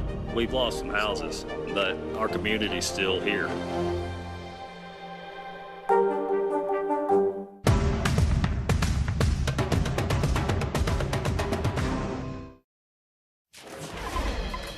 On the money this hour, a global Slack outage disrupting some workplaces, including ours, and a historic acquisition is underway in the world of broadcasting. CNBC correspondent Christina Partsenevelos joins us now with the latest business headlines of the day. Christina, let's talk about this big acquisition first. Tegna, one of the largest local news broadcast companies in this country, being sold to one of the largest shareholders for that company, Standard General. Talk to us about this purchase and why it's historically so significant. Well, this is about consolidation in local media, but let's start with some of the details. So you mentioned Tegna. They were spun off from newspaper giant Gannett back in 2015, and they currently operate pretty much 64 TV news stations as well as 2 radio stations across the country. And so Tegna will be sold, or could be sold, to Standard General and Apollo Global Management in a deal worth about $5.4 billion. This is a cash deal, or $24 a share. Tegna is currently, the last I checked before coming on air, was trading around $22 a share. So why should we all care? The local media market, as we know, is shrinking, and you have a lot of private investment firms that are looking to squeeze profits out of these local news companies, whose businesses, unfortunately, have been struggling over the past few years. So once Tegna does get acquired by these 2 firms, you'll also have a female, Deb McDermott, who currently serves as the CEO of Standard Media. She will become the CEO of the new firm in what the deal partners are calling, quote, the nation's largest minority-owned and women-led broadcast group. This deal is expected to close in the second half of this year, but there's a big if. If it passes regulatory hurdle, because they're concerns there just wouldn't be enough competition in the market. All right, let's talk about this Slack outage that we mentioned, and mine just came back up here a few minutes ago. But this is a platform that so many people who are working from home have had to learn how to use in the last year or so. What's the latest there? Where do things stand? No wonder you weren't responding to my messages this morning. I just thought you were ignoring me. But like you said, yeah, Slack did experience some widespread outages. There were some rumors, too. Amazon Web Services also down. There's this website, for anybody at home ever bored, check it out, downdetector.com, and they track all the outages, and they noticed a spike in issues just after 9 a.m. when a lot of people started complaining online and on Twitter. It's still unclear what caused the outage, but Slack said they were on it, they're working through it, and it just shows that demand is still there. Even though people are returning to the office, a lot of people still use Slack and have integrated it into their lives, and you must respond to all my messages going forward. I'm going to check my direct messages here right now just to make sure I can find the stuff you said. Christina Partsenevelos for us at CNBC today. Thank you. Thanks. The fallout over Russia and Ukraine is already being felt right here in the U.S., particularly when it comes to your gas prices. They are now up to an average of $3.51, and that's compared to $2.63 just a year ago. NBC News correspondent Tom Costello is looking into where those prices could be headed next. Good day. We've seen gas prices moving up for the past year, about $1 more than a year ago. Home heating prices also surging. First it was inflation, and now Russia. Now Germany has announced it will not certify that new gas pipeline, Nord Stream 2, from Russia to Germany. That could also move prices even higher. If you pump gas or pay a heating bill, you're already on the economic front lines of the showdown in Ukraine. Home heating oil up 56% in a year. Gasoline now averaging $3.51 nationally, up from $2.63 a year ago. It's already expensive, and now it's just like outrageous. I would spend maybe about $100 or so per week, but now I'm going up to about $200 per week. While the strong economy and inflation sent prices soaring last year, it's the showdown in Ukraine that's helping to drive prices higher now. Russia is a member of OPEC and the world's third largest exporter of oil and gas. And in the oil markets, prices are set globally, not locally. The potential that war, international sanctions, and counter-sanctions could reduce global supply is a big reason why Americans are paying even more on Main Street. With 50 pizza stores and more than 1,000 employees in New England, Sal Lupoli says skyrocketing food costs and now fuel prices are taking a very big bite out of his margins. Every product that we use has gone up substantially. Not only is it the cost of food, Tom, and the cost of delivery of that food, but it's also the increase in expense of us running our own vehicles. Those rising food and fuel prices have already forced him to raise prices an unprecedented 4 times over the past year. Now, oil and gas analysts say the Ukraine showdown could soon push those fuel prices to record-breaking levels. We're talking about $4 a gallon nationally. California could hit $5, probably even beyond that. California could reach $5.50 and even could near that $6 a gallon mark. Yeah, to reiterate, $6 a gallon possible in California. Some Democratic lawmakers are now proposing that they suspend the federal gas tax through the end of the year. That's 18 cents a gallon. That could be real money in people's pockets. But those lawmakers want to make sure that, in fact, it does go. The savings do go to the drivers and don't stick with the oil companies. Back to you. Russian President Vladimir Putin taking a new step today as tension with Ukraine reaches an all-time high. Still ahead, what we know about the escalation and how the U.S. is responding.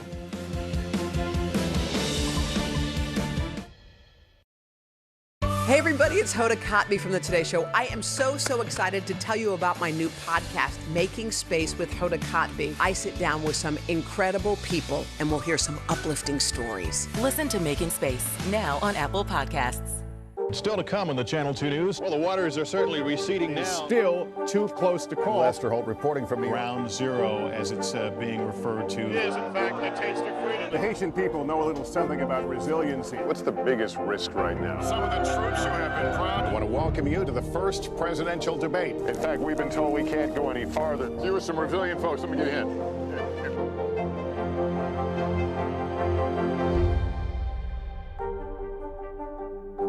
Nearly a dozen hours after the eye roared ashore. There is some late-breaking news. All right,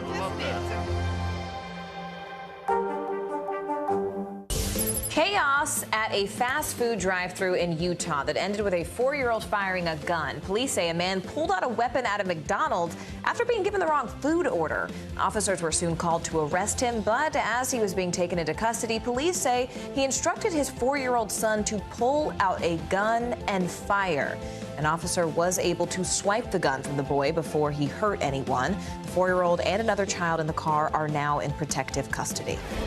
Investigators in Oklahoma say a fast-moving grass fire is responsible for destroying several cars. The flames started on an interstate but then quickly spread to a parking lot of a Chick-fil-A. 4 people suffered from smoke inhalation but are expected to be okay. And a controversial new amendment to Florida's so-called Don't Say Gay bill. The bill puts restrictions on how LGBTQ issues are handled inside public schools. A state lawmaker now wants to include a 6-week deadline for schools to tell parents if, in fact, they learn a student's sexual orientation. The bill passed its first committee vote just last month. At the bottom of the hour now, let's bring you up to speed on the breaking news out of Ukraine and Russia today. The Russian President Vladimir Putin sending troops into eastern Ukraine in what the White House now calls an invasion. And just moments ago, a new escalation. The Russian Federation Council authorized Putin to use the Russian army abroad. All this is happening as we await remarks from President Biden, who is set to speak on this situation just a little while from now. We're going to bring you those remarks live as they happen. Let's turn to NBC News Capitol Hill correspondent Leanne Caldwell now. She's been monitoring developments here in the U.S. In particular, Leanne, can you give us the latest on where the idea of sanctions stands with our lawmakers, folks on Capitol Hill? When could Congress get involved in presenting some sort of sanctions bill? Hey, Aaron. So sanctions have been a topic of discussion among members of Congress for the past couple of weeks, and they have reached a stalemate, unable to come to an agreement on what types of sanctions and when to impose those sanctions. Now, at the heart of the disagreement is what is known as secondary sanctions. Those are sanctions on organizations and people who do business with people who were sanctioned, who would be sanctioned, the primary sanctions relating to the Russian government. And the reason the secondary sanctions are so controversial is because it will impact a lot of Americans and it will impact the American economy greatly. So while the Congress has not come to an agreement on a sanctions bill, there is agreement that the president has the ability to move unilaterally when it comes to sanctions. Congress's actions would just be a signal to the world and to the administration that they support that administration and that movement. Aaron. Leanne, we are waiting for the president to speak shortly about Russia and Ukraine. What's been the reaction from Republicans in particular? Are they united on the idea of sanctions, on the president's actions to this point and where he may be going next? Yeah, the Republicans absolutely are united on sanctions. They want sanctions now. They want stringent sanctions, and they want tough sanctions. Now, that does not seem to be the issue. That is something that this is low-hanging fruit for Republicans. Senator Lindsey Graham, who was at the Munich Security Conference last week, just held a press conference in South Carolina saying that they will support the president as far as sanctions are concerned. Let's listen. President Biden is the president of the United States, and to the extent that I can help him push back against Putin and bring stability to the world, I will gladly do so. I will not be part of an appeasement movement that will lead to further conflict. But there was some consternation among members of Congress, Republicans and Democrats, when last night the administration refused to call Russia's latest aggression an invasion by going into that Ukrainian territory. And so what members of Congress, Republicans and Democrats, hope President Biden says today is that there was a major escalation by Russia last night and that they hope the Biden administration responds appropriately, Aaron. All right, Leanne Caldwell for us, tracking news from the Hill. Leanne, thank you. Yeah. Ahead of the midterm elections, we're taking a close look at districts across the country as part of our County to County series. Today, we're looking at Duval County in Florida. A city council election there is drawing national attention from both parties. NBC News correspondent Shaquille Brewster joins us now from Jacksonville, Florida. Shaq, it is nice to see you there in some warm weather for a change. Why is this local election there in very warm Florida so crucial for both Democrats, really as well as Republicans? Well, it really goes to where we are, not just because it's warm and beautiful weather here, but really because of Duval County and why we're tracking this county. This is a traditionally Republican stronghold that Democrats have found success in recent elections, talking about 2018 and 2020. Party leaders are both looking at this city council race, which, look, we normally wouldn't be covering a local election like this, but they're looking at this to draw signs at what it can mean for the midterms, whether or not Democrats could be successful with this kind of political environment that is a tough environment for them. Listen to what I heard from the Republican Party chair here about why they're taking this so seriously and what the Democrat Party chair has to say about the uphill battle he's facing. It reflects also a sour mood, particularly against their policies, their ideology, their radical woke leftism. That doesn't play well in Jacksonville. It doesn't play well, apparently, anywhere else in the country either. It's a lot easier for you to convince someone to vote if they feel like the country's moving in the right direction. And with Congress's inability to deal with police reform, to deal with Build Back Better, to deal with debt relief, to deal with parental leave, all these core issues that we ran on in 2020, it makes it that more difficult for us to convince people to come out and vote again. Daniel Henry, the Democratic chair there, says that he believes this race is going to come down to fewer than 500 votes. That's how competitive it is. They had an open primary a couple of weeks ago, and it was nearly that tight. He thinks it's going to be tighter this time around. You know, Shaq, I know you were speaking to a few more of the candidates there. What are the candidates themselves saying about really what this race means for them and for their party? Yeah, you know, both of them acknowledge the idea that they feel more attention. They know that statewide leaders are looking at this race as almost a bellwether, but they want to focus on their specific issues. Listen to my conversations with them yesterday. Well, I mean, we started talking about the fact that we feel like we need somebody on city council who is about transparency and accountability. I think this race is essentially a referendum on support for public safety. A vote for me tomorrow is a vote that the citizens of Jacksonville have the backs of the men and women of the Jacksonville Sheriff's Office. So you hear the candidates trying to pull it away from what you hear the party leaders talking about, mentioning their public safety and also city services. But the impact of the outside party, it's indisputable at this point. The Democratic chair told me that they've made more than 150,000 phone calls, more than 2,000 text messages that they sent out. On the Republican side, Governor Ron DeSantis has come in and cut a robocall for the Republican candidate here. This is a race that both sides want to win. They want to be successful here because they want to be able to say with these upcoming elections, they're having the momentum. All right, NBC Shaquille Brewster for us there. Shaq, thank you. There are growing calls for lawmakers to do more to combat child poverty. That's because the expanded child tax credit expired with the failure of the Build Back Better plan on Capitol Hill. As a result, the number of American children living in poverty grew by 3.7 million last month. And with soaring food and gas prices, parents are struggling more than ever to make ends meet. NBC News Capitol Hill correspondent Ali Vitale has been following that story for us. She joins us now. Hi, Ali. Aaron, you set the stage there really well against the backdrop of inflation and all of the pandemic pressures that we've been experiencing over the last few years. Congress put the child tax credit in place thinking it would be so popular and have such a positive impact that it would be hard to see a life without it. That's true for many of the families who are receiving it, even as it lapsed at the end of last year. Listen to what's happened since. Every paycheck, I am $100 overdrawn.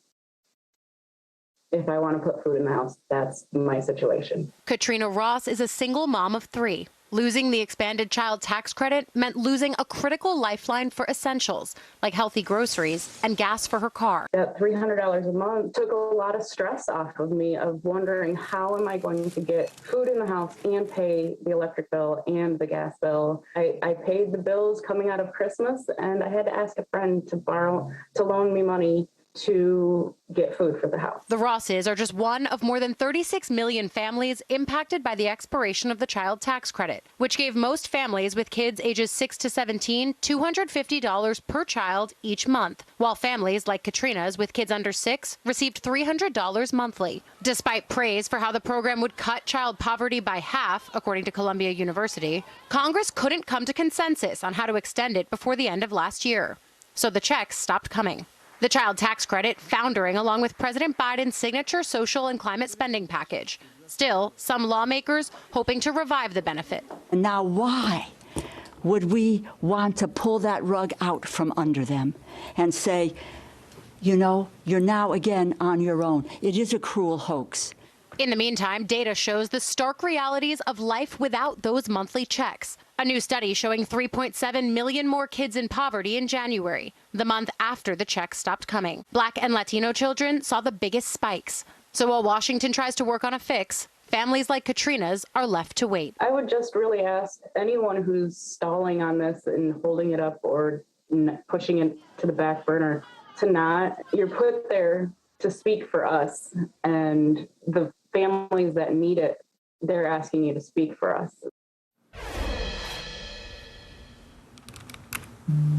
So, Ali, is there any momentum on Capitol Hill at this point to pass a standalone bill to secure the future of this expanded child tax credit? Well, Aaron, a standalone bill would be the way to go, especially as it seems like Build Back Better, the larger package, isn't going anywhere fast as Congress still tries to negotiate what that could look like. But a standalone bill is harder than it even sounds. We know that people like Senator Joe Manchin were opposed to it being in Build Back Better because they wanted to see things like more stringent work requirements. That's something that Republican Senator Mitt Romney has in his Republican version of this plan. He's hoping to get some cross-the-aisle support from other Democrats. But at this point, that plan is even in the early stages, and there could be some sticking points for Democrats, as Romney's plan has things like tax reform in it that could be hard for Democrats to get on board. So a lot of feeling that they should do something to bring this tax credit back, but not a lot of action, at least not in a tangible sense, not yet. All right, Ali Vitale on Capitol Hill today. Ali, thank you. With the 2022 midterm elections quickly approaching, some are pushing to change just how America elects its leaders. Some political experts claim primaries disenfranchise large groups of voters and can even motivate politicians to only cater to a minority of their constituents. NBC LX political editor Noah Pransky has a closer look. Washington is broken, and a lot of it has to do with the uniquely American way that we pick our candidates. Oh, you thought everyone else across the world holds primaries the same way that we do? Nope. It's a tradition that pretty much only we observe, and there are 3 great reasons to change it.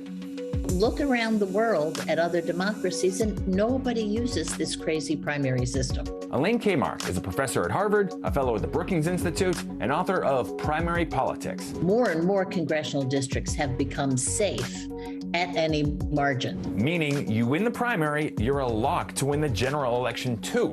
So the first problem with primaries is they disenfranchise all of the voters who can't vote in the primary. We're talking tens of millions of voters, many of them simply independents who don't like either party. Live in New York, but you're one of the 7 million voters not registered as a Democrat? Our vote's about as relevant as an iPhone 4 charger. You still have an iPhone 4? No.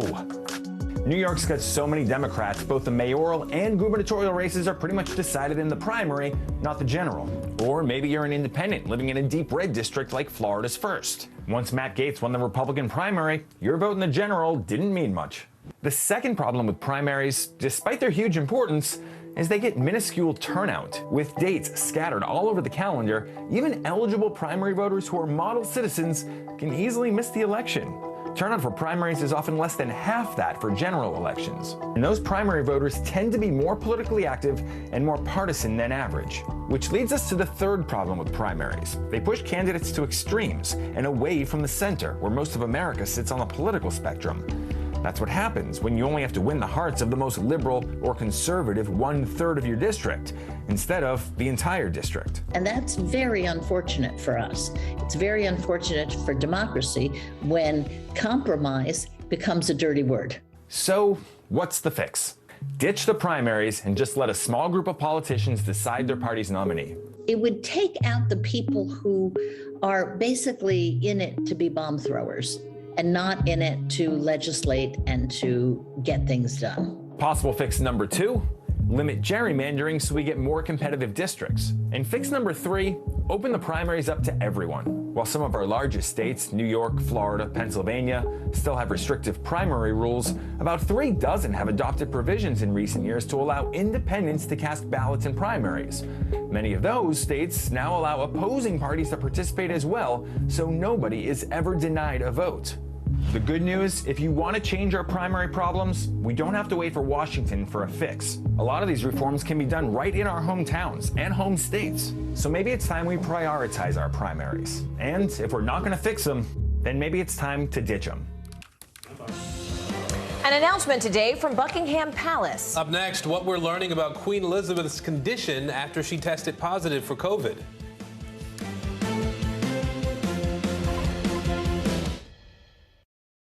The Meet the Press Chuck Toddcast, free wherever you get your podcasts.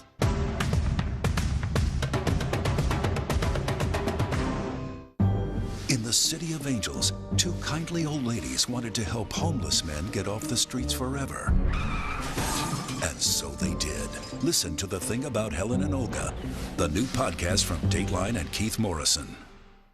Hey everybody, it's Hoda Kotb from the Today Show. I am so excited to tell you about my new podcast, Making Space with Hoda Kotb. I sit down with some incredible people and we'll hear some uplifting stories. Listen to Making Space now on Apple Podcasts. News is more than a headline. It informs, it inspires, and it still matters. To cover it, you have to be in it. And that's what we're going to do. Every night, we take you to the front lines of the story, where it's actually happening, with NBC News journalists on the ground from all over the world.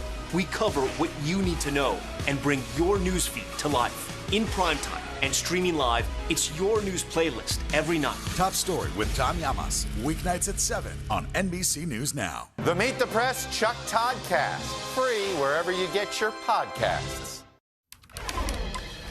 Over the weekend, several people were stabbed just hours after a proposed public safety crackdown on New York City subways.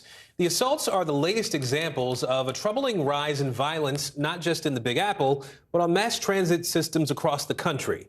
Here's NBC News national correspondent Gabe Gutierrez. The nation's largest public transit system is on edge after at least 6 people were stabbed or slashed on the New York City subway since the unveiling of a new safety plan on Friday. It's a start. They need to do more, but it's a start. This is terrible. This is not the city I know.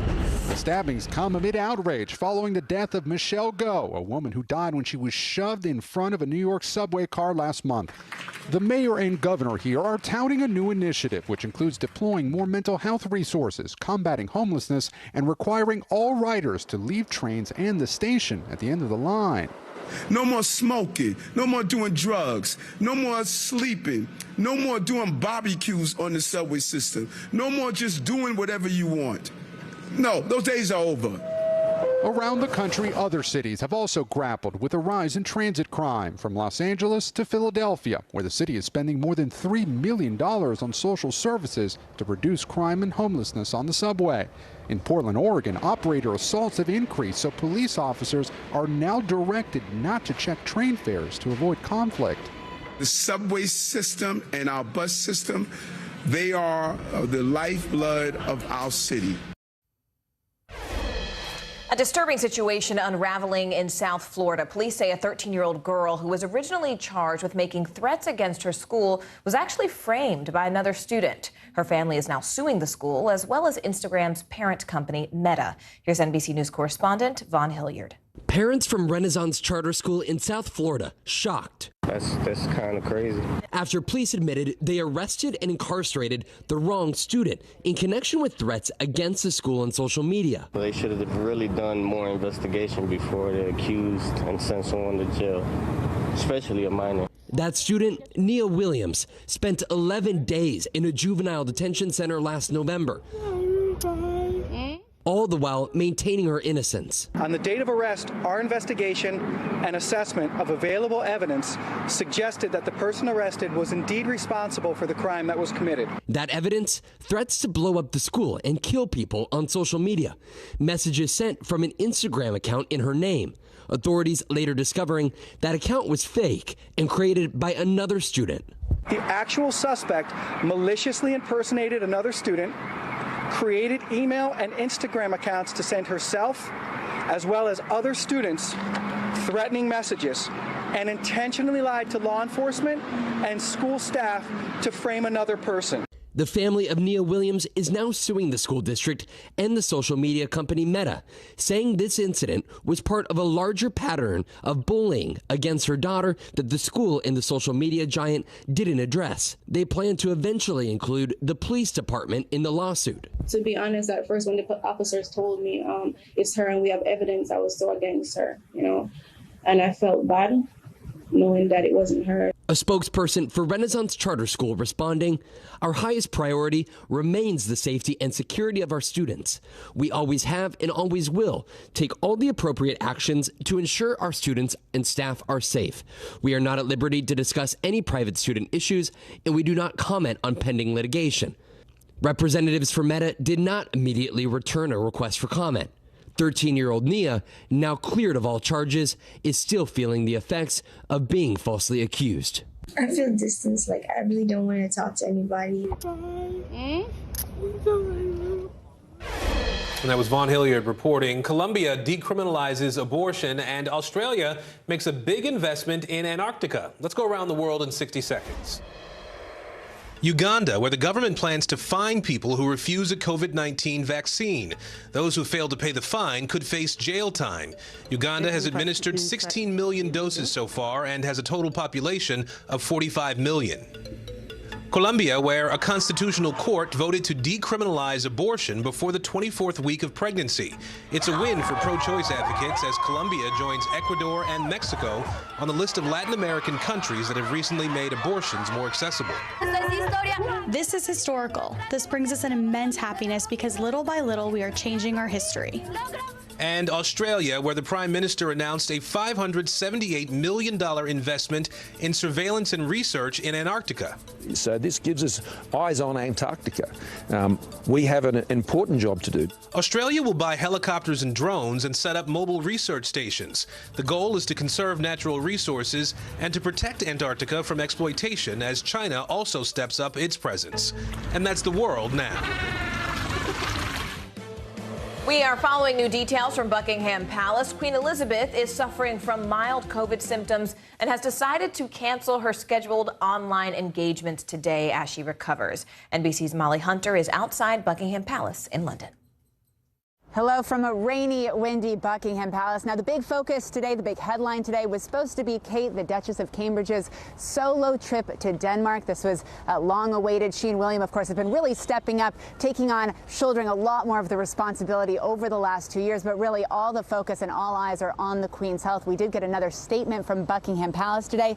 It says, as Her Majesty is still experiencing mild cold-like symptoms, she has decided not to undertake her planned virtual engagements today, but will continue with light duties. Now, this has been a rocky 2 weeks for the royal family. First, on February 10th, Prince Charles tested positive for COVID. 4 days later, Camilla tested positive. And then a flurry of announcements. The announcement that Prince Andrew settled his sex abuse lawsuit. Then an investigation into one of Prince Charles's charities. And then on Sunday, the Queen testing positive. So this is day 2 of her infection. We understand she was also expected to speak with the Prime Minister this week. We have asked the palace about that. They say they will continue to evaluate engagements case by case, so really taking it day by day at this point. A group of climbers hopes to become the first all-black team to reach the peak of Mount Everest. That's right. Just after the break, I'll introduce you to them as they work to inspire the next generation. Stay with us.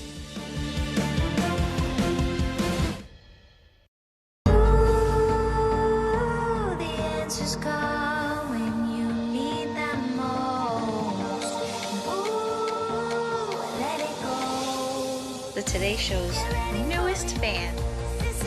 Little Al Roker. What am I doing here?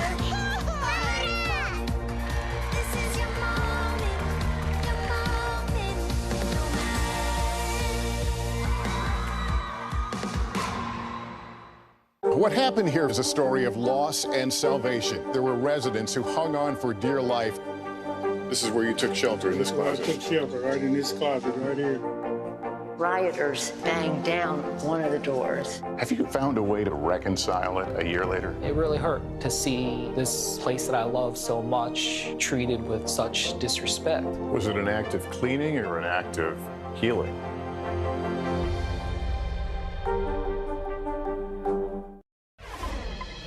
So an all-black climbing team is setting out to reach new heights. This 9-member team hopes to become the very first all-black team to reach the peak of Mount Everest. Take a look.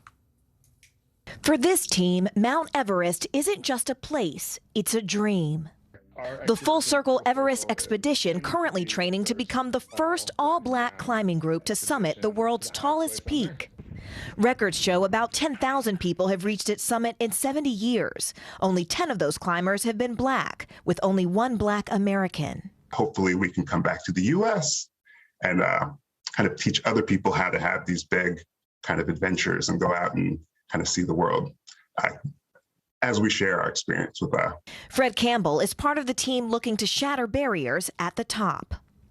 So do you think this is just about sort of barriers to access? Yeah, I think that's part of it. I think that barriers to access is a big part. I think that representation is another part. I mean, you don't see very many black climbers. And so I know it's a lot easier for me to imagine myself doing something if there are people that I kind of connect with. Campbell was a college football standout at Stanford until he broke his neck while playing. Then he gets hammered by Fred Campbell. With football out of his future, he turned his sights to the great outdoors, learning to skydive and climb, ascending Mount Kilimanjaro with his father. I fell in love with it because it was the first time that I got to kind of do some travel and see the rest of the world. It was this incredibly intense experience where it was like physically demanding in a way that really that I connected with. Now he's part of a history-making team. Among them, 28-year-old climbing instructor Rosemary Saul, high school teacher Eddie Taylor, and team leader Philip Henderson, a 58-year-old climber with 3 decades of experience. How does it feel to be climbing with other people who look like you and have had similar experiences? It's a lot of fun. I think that we have some similar backgrounds, like similar experiences growing up, similar tastes in music, and so there's a lot of connection, and it's really easy to kind of get along and kind of like crack jokes and have fun. So it's a blast.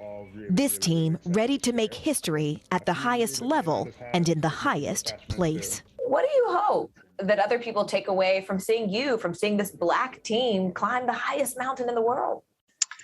I hope that they see our experience and how much we love being out on the mountain and kind of enjoying the adventure, and they're inspired to find an adventure of their own. So all 9 of those members will begin their ascent this May, and some of them have actually bonded during training countryside. They've gone to the top of Washington's Mount Rainier last year. They even did a scouting trip to Everett's home country, Nepal. So this is a big and tall test ahead of them, bringing their excellence to unprecedented heights.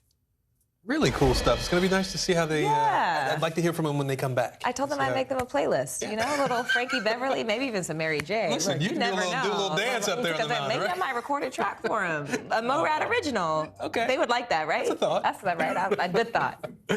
Zernona Clayton is a legendary civil rights leader and activist. She marched alongside Martin Luther King Jr., worked to help integrate hospitals, became a trailblazing journalist, and even once convinced a leader of the KKK to throw down his robes. Clayton sat down with NBC News correspondent Blaine Alexander to share her side of history. This is like a museum, and I treat it like that, too. You would be hard-pressed to find a room big enough to tell the story of Zernona Clayton. At just 4'11", she was a towering figure in the civil rights movement, a close confidant of Dr. King. She was there as he drafted his famous March on Washington speech. I love that man because he was ordinary.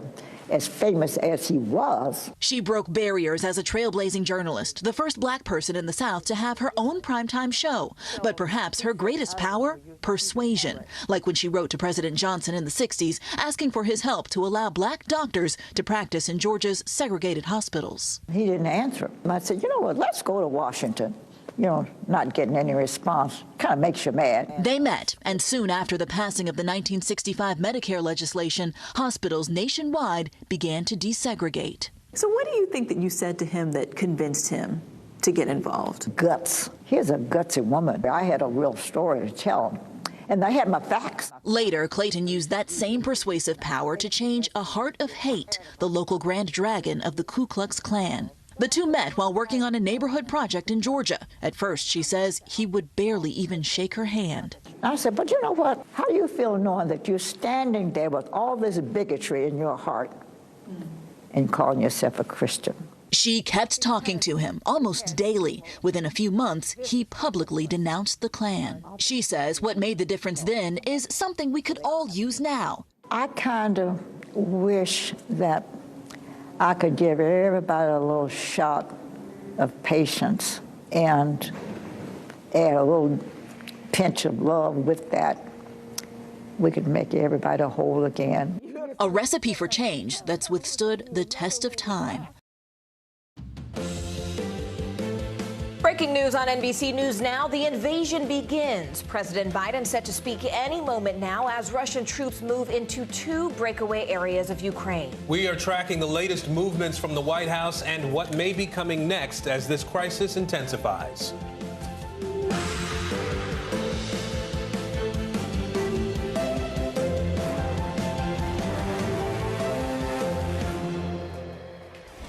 And good Tuesday, everybody. I'm Aaron Gilchrist. And I'm Morgan Radford. Thank you so much for joining us. We begin this hour awaiting remarks from President Biden. He's set to speak any moment after the White House called Russia's latest moves an invasion. Those moves happened just earlier today. Unmarked military vehicles, including tanks, moved throughout eastern Ukraine. Russian President Vladimir Putin ordered troops into Ukraine just last night for what Moscow is calling a peacekeeping operation. Now, that happened just hours after Putin signed a decree recognizing the independence of 2 Moscow-backed breakaway regions. Now, the question remains if Russia will take further steps to move beyond these territories. The U.S. and other countries are accusing Russia of defying international law. We have a team of reporters covering every single angle of this rapidly developing story for us. Joining us now, NBC News global security reporter Dan DeLuce. Also with us, we have NBC News correspondent Erin McLaughlin in Kiev and reporter Matt Bodner in Moscow. Dan, I'd like to begin with you there in Washington. What do we expect the president to say that is different today? I think what we're all waiting to hear is him announcing harsh sanctions against Russia that the White House has continually warned that it was prepared to unleash if Russia invaded Ukraine. And now that you have the White House describing Putin's actions as an invasion by ordering troops into eastern Ukraine, I think we all are anticipating the president describing some kind of package of sweeping sanctions, unprecedented, that would potentially target Russian commercial banks, prevent Russia from raising money in the bond markets, and really deliver really an unprecedented blow to Russia's economy. That's certainly what's anticipated, and it's what a lot of lawmakers are urging the White House to do. You've heard from Democrats as well, saying that now is the moment, that this is a moment of aggression, and that Russia needs to feel the consequences. Dan, what about the chance for a diplomatic off-ramp here? I mean, Secretary of State Antony Blinken was set to meet, as you mentioned, with his Russian counterpart later this week. Is that perhaps still on the table? I would say the door is closing. It's barely open, very much in doubt now because of Russia's actions. I think the White House has taken pains to make it clear they are always ready to talk and always ready to find some kind of diplomatic resolution. But now that President Putin has recognized these breakaway regions, basically, dismissing Ukraine's sovereignty and its territorial integrity, and also by ordering troops into Ukraine explicitly, it puts any kind of diplomatic discussion in jeopardy. And let's keep in mind, too, that Russia agreed in various agreements dating back to the 1990s and even before that to respect other countries' borders, to respect Ukraine's sovereignty in particular. And now that's in tatters. And that's very much the view of the U.S. and European allies and many other countries that were speaking at that UN Security Council meeting last night, really condemning and berating Russia's actions. All right, NBC's Dan DeLuce for us there. Dan, thank you. Let's bring in NBC's Erin McLaughlin now in Ukraine and Matt Bodner for us in Moscow. Erin, first to you. You've been on the ground there now for a couple of weeks. What's the mood in Ukraine now as we watch these developments unfold fairly rapidly in the last few days?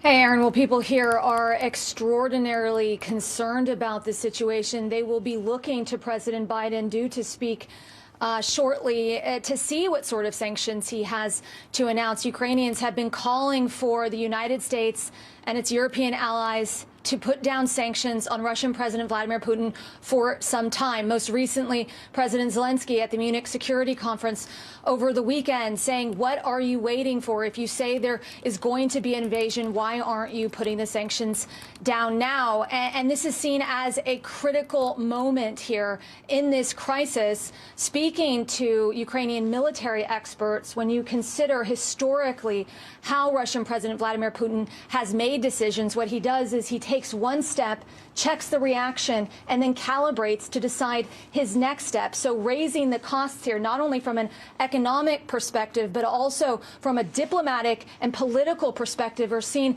as absolutely crucial. So, you know, the key question being, whatever President Biden announces, what the Europeans do, we've already seen Germany take the extraordinary step of putting a pause to the Nord Stream 2 project. Will it be enough to deter what seems to be an already deteriorating situation with, according to the NATO Secretary General, Russian troops and equipment already flooding into the separatist areas of Donetsk and Luhansk? The key question being, will they cross that contact line and engage with the Ukrainian military ultimately?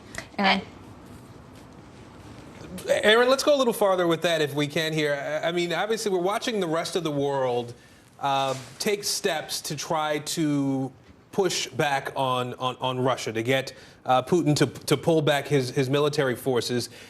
No one has a foot in Ukraine right now other than the Ukrainians in terms of fighting back. And the Ukrainians have said that they will fight back physically if they have to. But what does that look like at this point? Is there posturing on the Ukrainian side to prepare to go to war? Well, absolutely.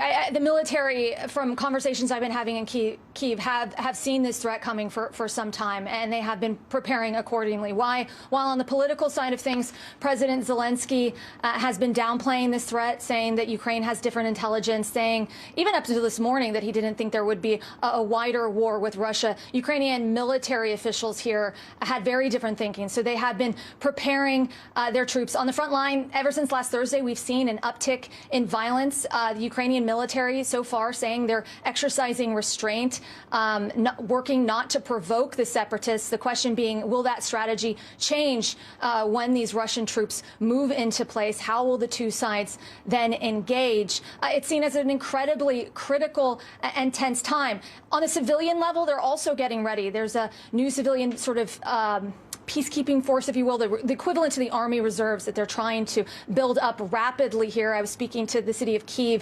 They're trying to build, they've recruited about 600 people here in Kyiv so far. So this force is really in its nascent stages. But when you speak to ordinary Ukrainians, they all say, at least the ones I've been talking to, that they want to stay and fight and defend their homeland. And if Russia does engage in a large-scale invasion of this country, which is still a big if, I think it's safe to say that Ukrainians are prepared and willing to stand and fight for their country. Matt Bodner, we saw a little while ago the Russian Federation Council authorizing President Putin to use Russian military abroad. What kind of authority does that grant him, and what does that look like? How does it manifest itself in real terms? Thank you, Aaron. Well, there's still a lot of questions about this one, but as for the authority given to him by the Federation Council, we're talking essentially about a blank slate. They kind of justified it by talking about the peacekeeping operation that they've already committed to with Donetsk and Luhansk, specifically the breakaway states. But really, on paper, he has the authority to basically do whatever he wants, an operation of any scope, of any time frame, as long as it's in line with the Russian Constitution. So they put no barriers on it. We have since seen Vladimir Putin speak, and he came out in a press conference, declared the Minsk agreements dead, actually clarified the big question for us. We were talking about this earlier about to what extent have Donetsk and Luhansk staked territorial claims? Vladimir Putin put an end to that. They are talking about the entire Donbass region, and he is basically hoping now, challenging the Ukrainians in a sense to stand down, cede that territory to these two recently recognized separatist regions. and is basically putting responsibility onus on Kyiv at this point, which I think I don't even need to really say it at this point, is a serious escalation in the situation. So this is obviously rapidly developing, almost a new, very serious development every hour at this point, and that's the latest in the state of play. Actually, one more thing, the Russian Foreign Ministry just announced, just before I came on cam, that they are evacuating or have made the decision to evacuate all of their diplomatic missions in Ukraine. Matt, and just to be clear, I mean, that would seem to indicate that they're done talking to the Ukrainians. Is that a sort of a fair assessment? I would say that they're done actually talking to the West. I mean, they're still giving Kyiv an off-ramp here. That is basically, they do want them to enter negotiations directly still with these breakaway regions, the separatists. But this is an ultimatum that doesn't involve the West at this point anymore. In my initial read on the situation, they're issuing demands directly to the Ukrainians. All right, Matt Bodner for us in Moscow, Aaron McLaughlin for us in Kyiv today. Thank you both.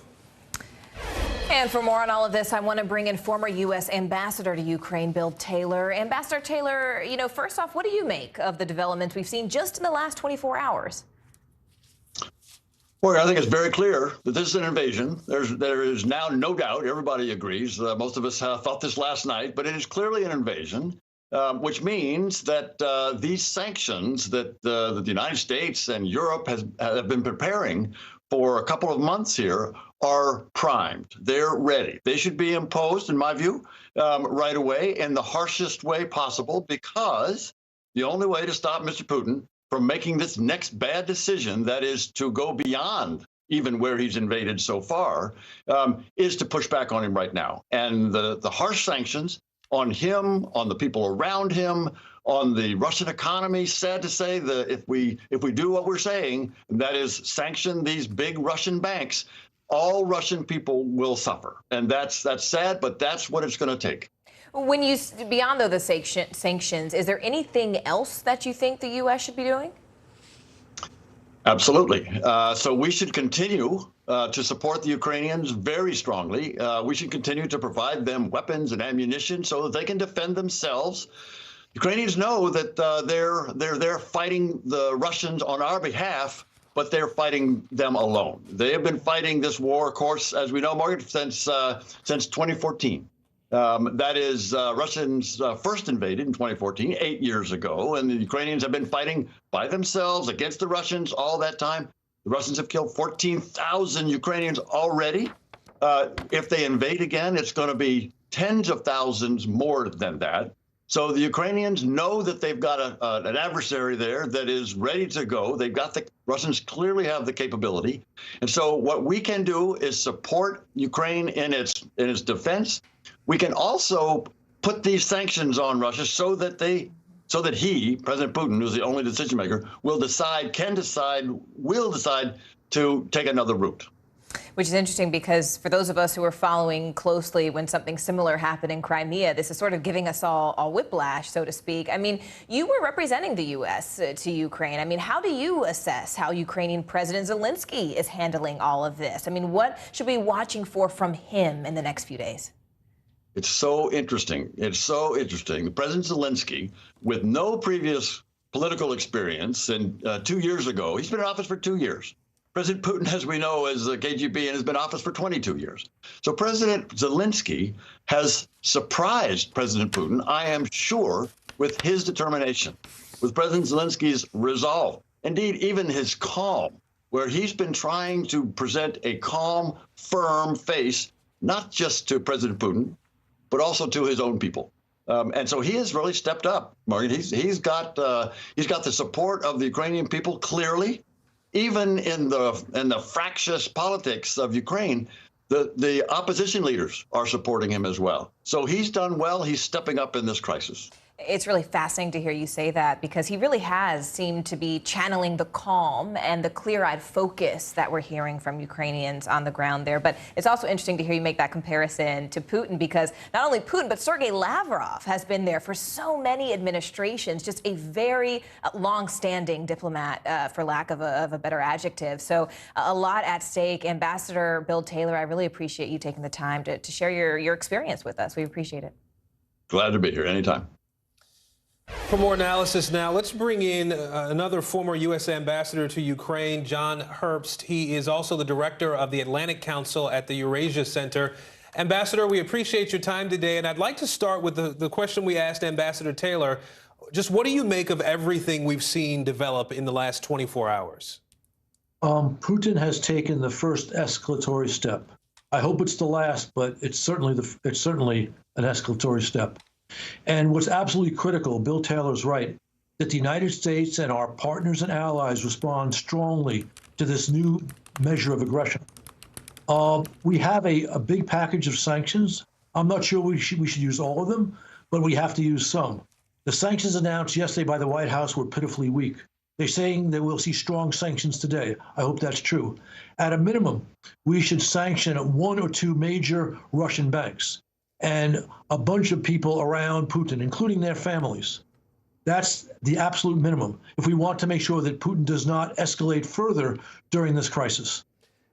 Help us understand a little bit more about this idea of sanctions. Obviously, that is language that folks like you who've worked at in diplomacy for years and years understand and use frequently. But to the layperson, what sorts of sanctions would be put in place, and what impact would they have to stop a war on someone like Vladimir Putin?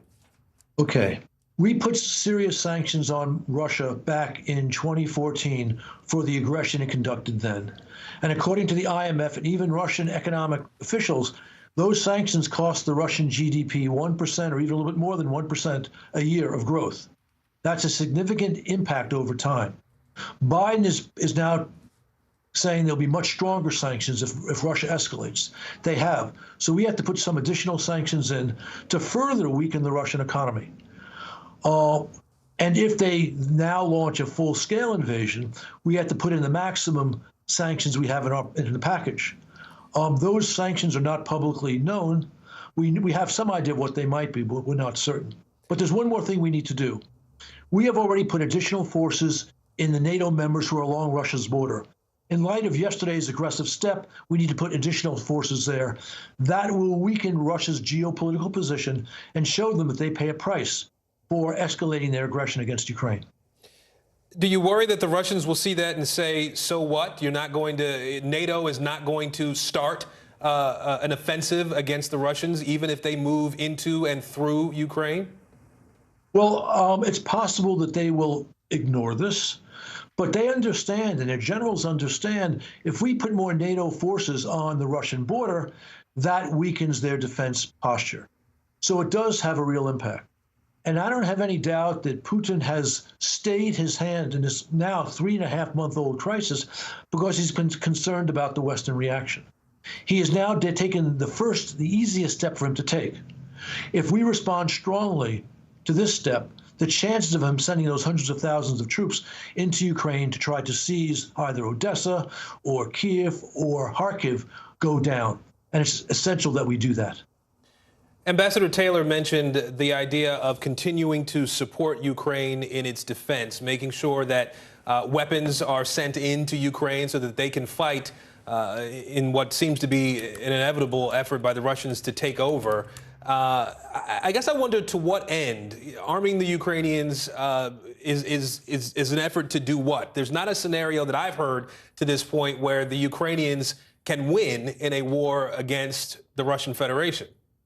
Let me tell you a secret, which is not such a secret. If Moscow sends 100,000 or more troops into Ukraine, Moscow will ultimately lose. Because A, the Russian people are not clearly behind this. They don't want to have dead Russian soldiers coming back from a war of choice on Ukraine. And that's a political liability for Putin.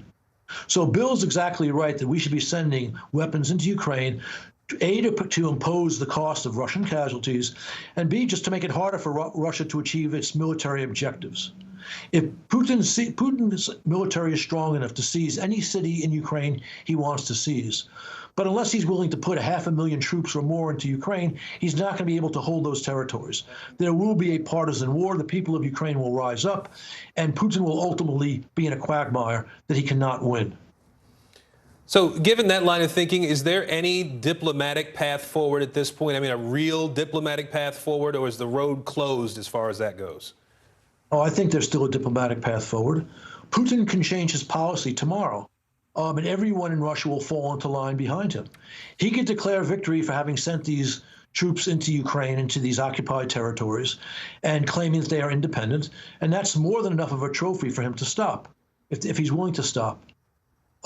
I tend to think he will, but I'm not certain about that. And certainly the extremely belligerent speech he gave yesterday points in a different direction. But let me make one more point, which I think is very important. We have a vital stake in this, we the United States, because Putin's ambitions don't end with Ukraine.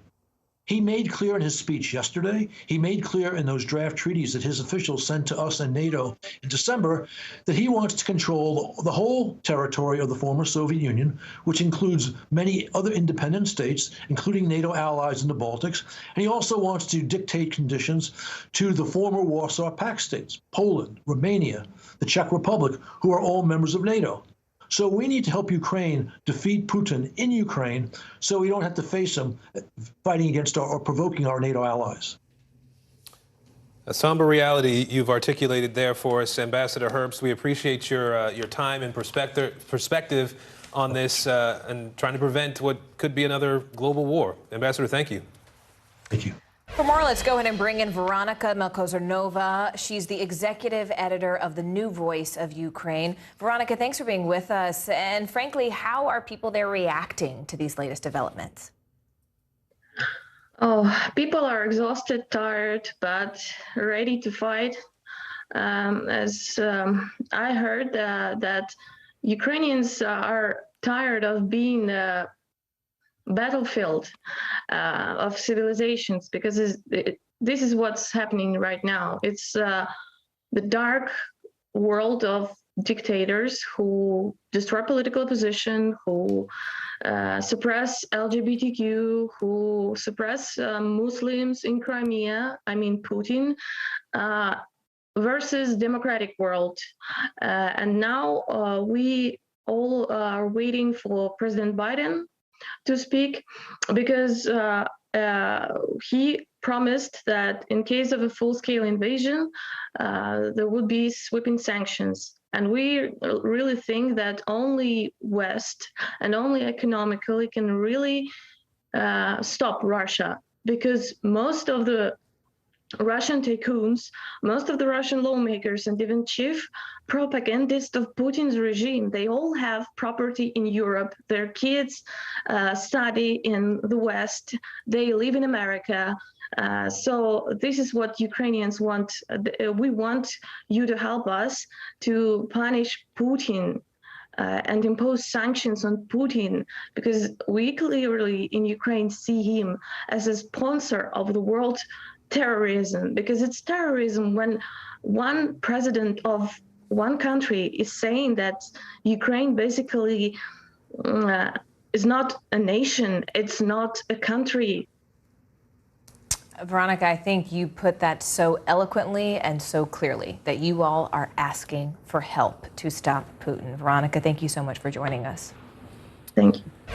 NBC's Cal Perry is in Poland near the border with Ukraine, where NATO is beefing up its forces and has been for several weeks, if not months now. Cal, give us a sense of what's happening there where you are. Yeah, so the United States military has doubled its presence here in Poland. They shifted some troops from Germany into Romania, doubling the presence there. And look, this is clearly the #1 deterrent on behalf of the U.S. towards President Putin. When you heard that speech last night from President Putin, so much of it was about NATO and, as he put it, NATO's aggression. And so you have the United States, again, trying to reinforce its commitment to our allies. As you look at Poland and where Poland is geographically, it is the easternmost NATO country. It certainly can see itself being being vulnerable if there is a wider invasion. That is sort of the main mission of the U.S. troops that are here. Secondary to that, there is, of course, a chance, if there is a wider invasion, that you could see an influx of refugees. U.S. troops, specifically the 82nd Airborne, are going to be working hand in hand with Polish authorities to try to prepare for that eventuality as well, Aaron. All right, Cal Perry for us in Poland today. Cal, thank you so much for that.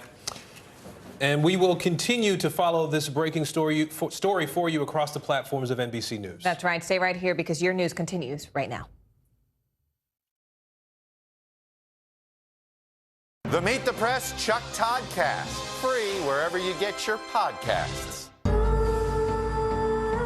the answers come when you need them most. Ooh, let it go. The Today Show's newest fan. Little Al Roker. What am I doing here?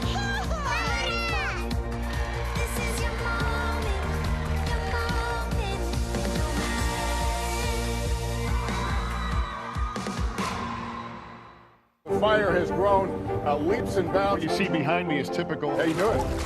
Pretty bad. News is more than a headline. It informs, it inspires, and it still matters. To cover it, you have to be in it. And that's what we're gonna do. Every night, we take you to the front lines of the story, where it's actually happening, with NBC News journalists on the ground from all over the world. We cover what you need to know and bring your newsfeed to life. In primetime and streaming live, it's your news playlist every night. Top Story with Tom Llamas, weeknights at 7 on NBC News Now. The fire has grown leaps and bounds. What you see behind me is typical. How you doing? Pretty bad. This is a very different kind of program. We're here to start conversation about the big things happening in our world. Professor, I'm not asking you to predict the future, but what do we think that the new normal is going to be? Is part of this that everyone's rethinking their jobs during this pandemic and their relationship to their employers? What is your biggest tip for any parent who's concerned about this? It's not my job to tell you what to think. My job is to think about what you tell me. Now Tonight with Joshua Johnson, streaming weeknights at 8 on NBC News Now. News is happening now. A look at what's making headlines around the world. Tonight, the major announcement of the COVID vaccine. This is a significant moment. Your news, whenever it happens, wherever you are, it's here now. To cover the news, you have to be in it. We'll take you to the front lines of the story, bringing your news feed to life. Streaming live every night. It's your news playlist. Top Story with Tom Llamas, weeknights at 7 on NBC News Now. What are you doing for teachers who feel that they're being stretched too thin? Did you understand how prevalent hunger was in your own community?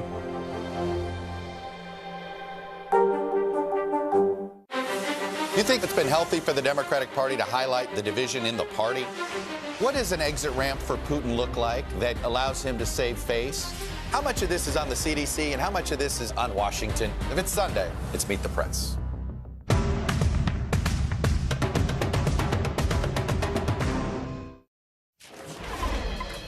On the money this hour, a global Slack outage disrupting some workplaces, including ours, and a historic acquisition is underway in the world of broadcasting. CNBC correspondent Christina Partsenevelos joins us now with the latest business headlines of the day. Christina, let's talk about this big acquisition first. Tegna, one of the largest local news broadcast companies in this country, being sold to one of the largest shareholders for that company, Standard General. Talk to us about this purchase and why it's historically so significant.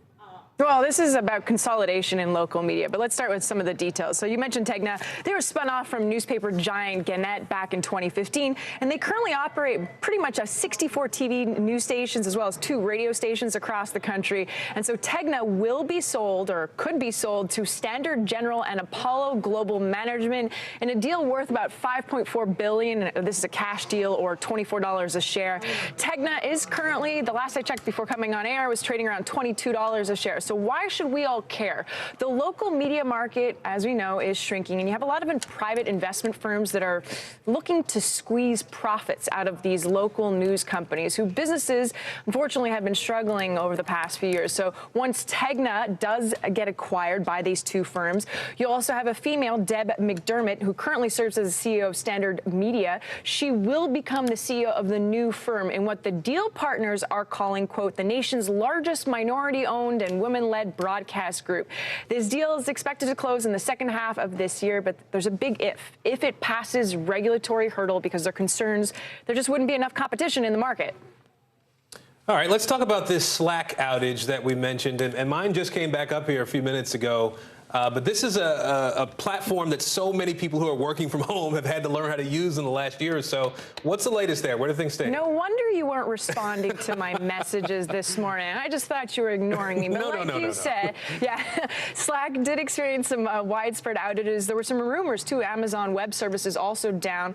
There's this website, for anybody at home ever bored, check it out, downdetector.com, and they track all the outages. And they noticed a spike in issues just after 9 a.m. when a lot of people started complaining online and on Twitter. It's still unclear what caused the outage, but Slack said they were on it, they're working through it, and it just shows that demand is still there. Even though people are returning to the office, a lot of people still use Slack and have integrated it into their lives, and you must respond to all my messages going forward. I'm going to check my direct messages here right now just to make sure I can find the stuff you said. Christina Parzanevelos for us at CNBC Today. Thank you. Thanks. The fallout over Russia and Ukraine is already being felt right here in the U.S., particularly when it comes to your gas prices. They are now up to an average of $3.51, and that's compared to $2.63 just a year ago. NBC News correspondent Tom Costello is looking into where those prices could be headed next. Good day. We've seen gas prices moving up for the past year, about $1 more than a year ago. Home heating prices also surging. First it was inflation and now Russia. Now, Germany has announced it will not certify that new gas pipeline, Nord Stream 2, from Russia to Germany. That could also move prices even higher. If you pump gas or pay a heating bill, you're already on the economic front lines of the showdown in Ukraine. Home heating oil up 56% in a year. Gasoline now averaging $3.51 nationally, up from $2.63 a year ago. It's already expensive, and now it's just like outrageous. I would spend maybe about $100 or so per week, but now I'm going up to about $200 per week. While the strong economy and inflation sent prices soaring last year, it's the showdown in Ukraine that's helping to drive prices higher now. Russia is a member of OPEC and the world's third largest exporter of oil and gas. And in the oil markets, prices are set globally, not locally. The potential that war, international sanctions, and counter-sanctions could reduce global supply is a big reason why Americans are paying even more on Main Street. With 50 pizza stores and more than 1,000 employees in New England, Sal Lupoli says skyrocketing food costs and now fuel prices are taking a very big bite out of his margins. Every product that we use has gone up substantially. Not only is it the cost of food, Tom, and the cost of delivery of that food, but it's also the increase in expense of us running our own vehicles. Those rising food and fuel prices have already forced him to raise prices an unprecedented 4 times over the past year.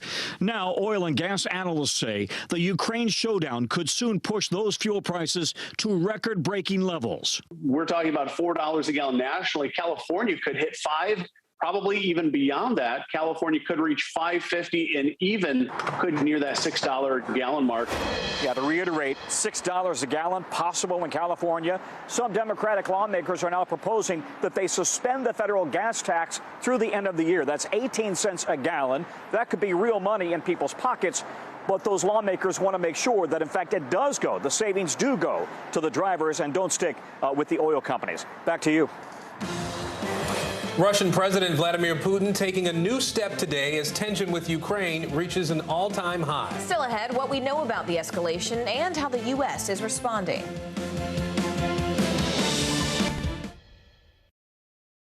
Nearly a dozen hours after the eye roared ashore.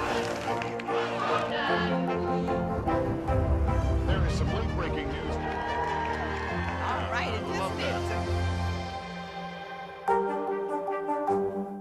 These days, it feels like the news never stops. So let's get into it. What's happening right now, what it all means for you for an hour every day. It can be hard to keep up, so let's get started together. Hallie Jackson Now, weekdays at 5 on NBC News Now.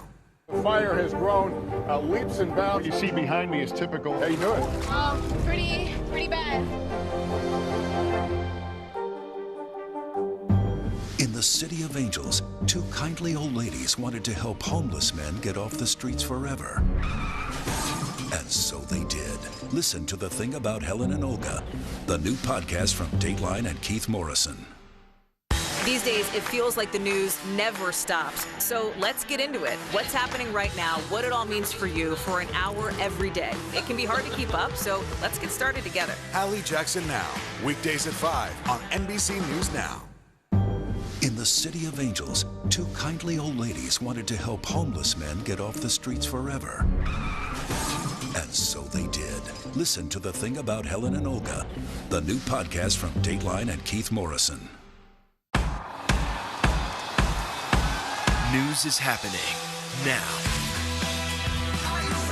Look at what's making headlines around the world. Right now on Morning News Now. We're coming on the air with breaking news. And this is a significant moment.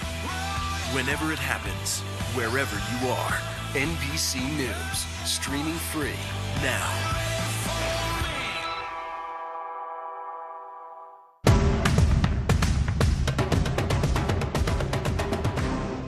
Chaos at a fast food drive-thru in Utah that ended with a 4-year-old firing a gun. Police say a man pulled out a weapon at a McDonald's after being given the wrong food order. Officers were soon called to arrest him, but as he was being taken into custody, police say he instructed his 4-year-old son to pull out a gun and fire. An officer was able to swipe the gun from the boy before he hurt anyone. The 4-year-old and another child in the car are now in protective custody. Investigators in Oklahoma say a fast-moving grass fire is responsible for destroying several cars. The flames started on an interstate but then quickly spread to a parking lot of a Chick-fil-A. 4 people suffered from smoke inhalation but are expected to be okay. And a controversial new amendment to Florida's so-called Don't Say Gay bill. The bill puts restrictions on how LGBTQ issues are handled inside public schools. A state lawmaker now wants to include a 6-week deadline for schools to tell parents if, in fact, they learn a student's sexual orientation. The bill passed its first committee vote just last month. At the bottom of the hour now, let's bring you up to speed on the breaking news out of Ukraine and Russia today. The Russian President Vladimir Putin sending troops into eastern Ukraine in what the White House now calls an invasion. And just moments ago, a new escalation. The Russian Federation Council authorized Putin to use the Russian army abroad.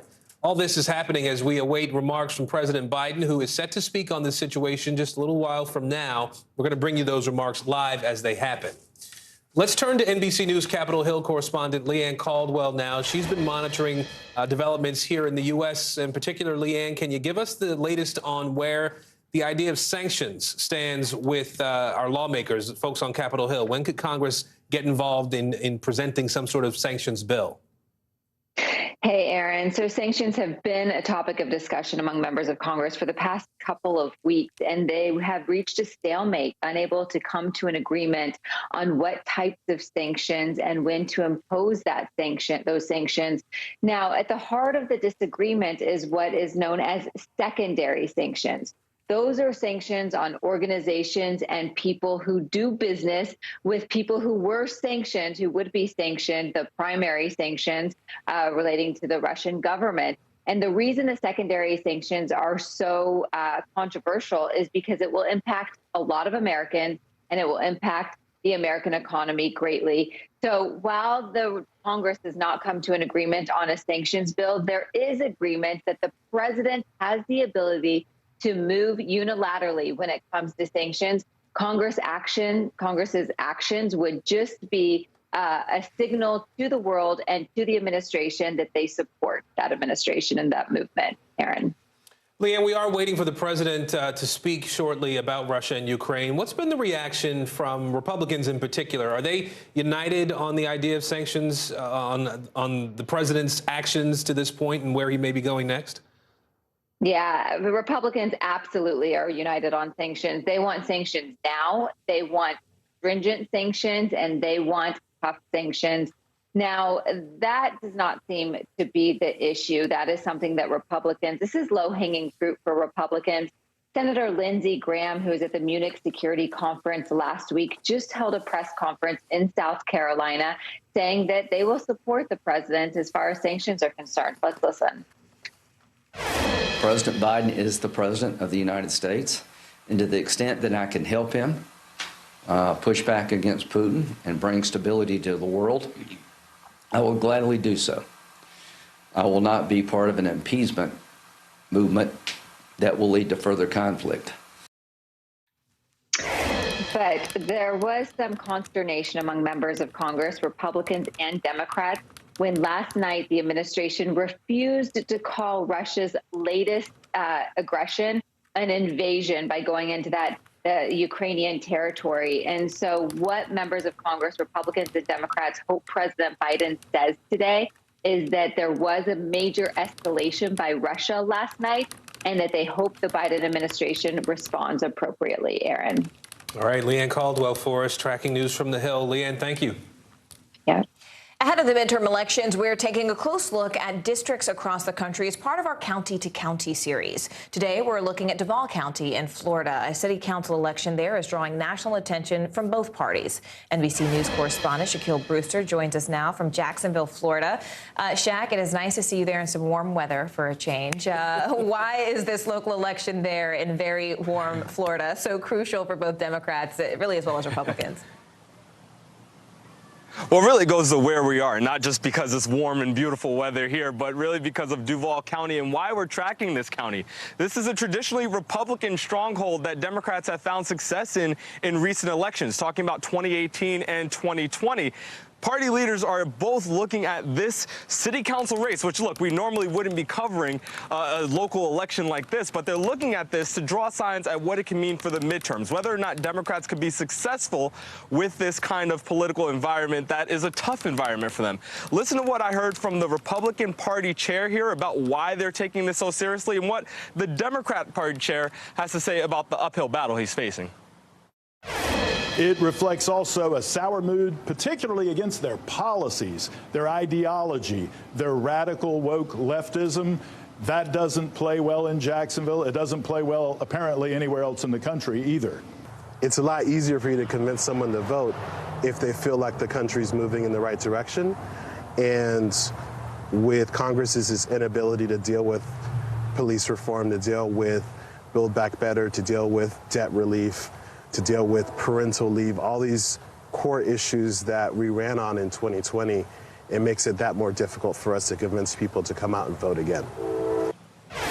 Daniel Henry, the Democratic chair there, says that he believes this race is going to come down to fewer than 500 votes. That's how competitive it is. They had an open primary a couple of weeks ago, and it was nearly that tight. He thinks it's going to be tighter this time around. You know, Shaq, I know you were speaking to a few more of the candidates there. What are the candidates themselves saying about really what this race means for them and for their party?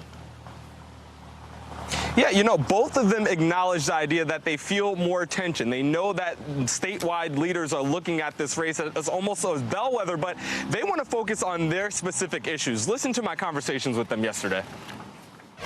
Well, I mean, we started talking about the fact that we feel like we need somebody on city council who is about transparency and accountability. I think this race is essentially a referendum on support for public safety. A vote for me tomorrow is a vote that the citizens of Jacksonville have the backs of the men and women of the Jacksonville Sheriff's Office.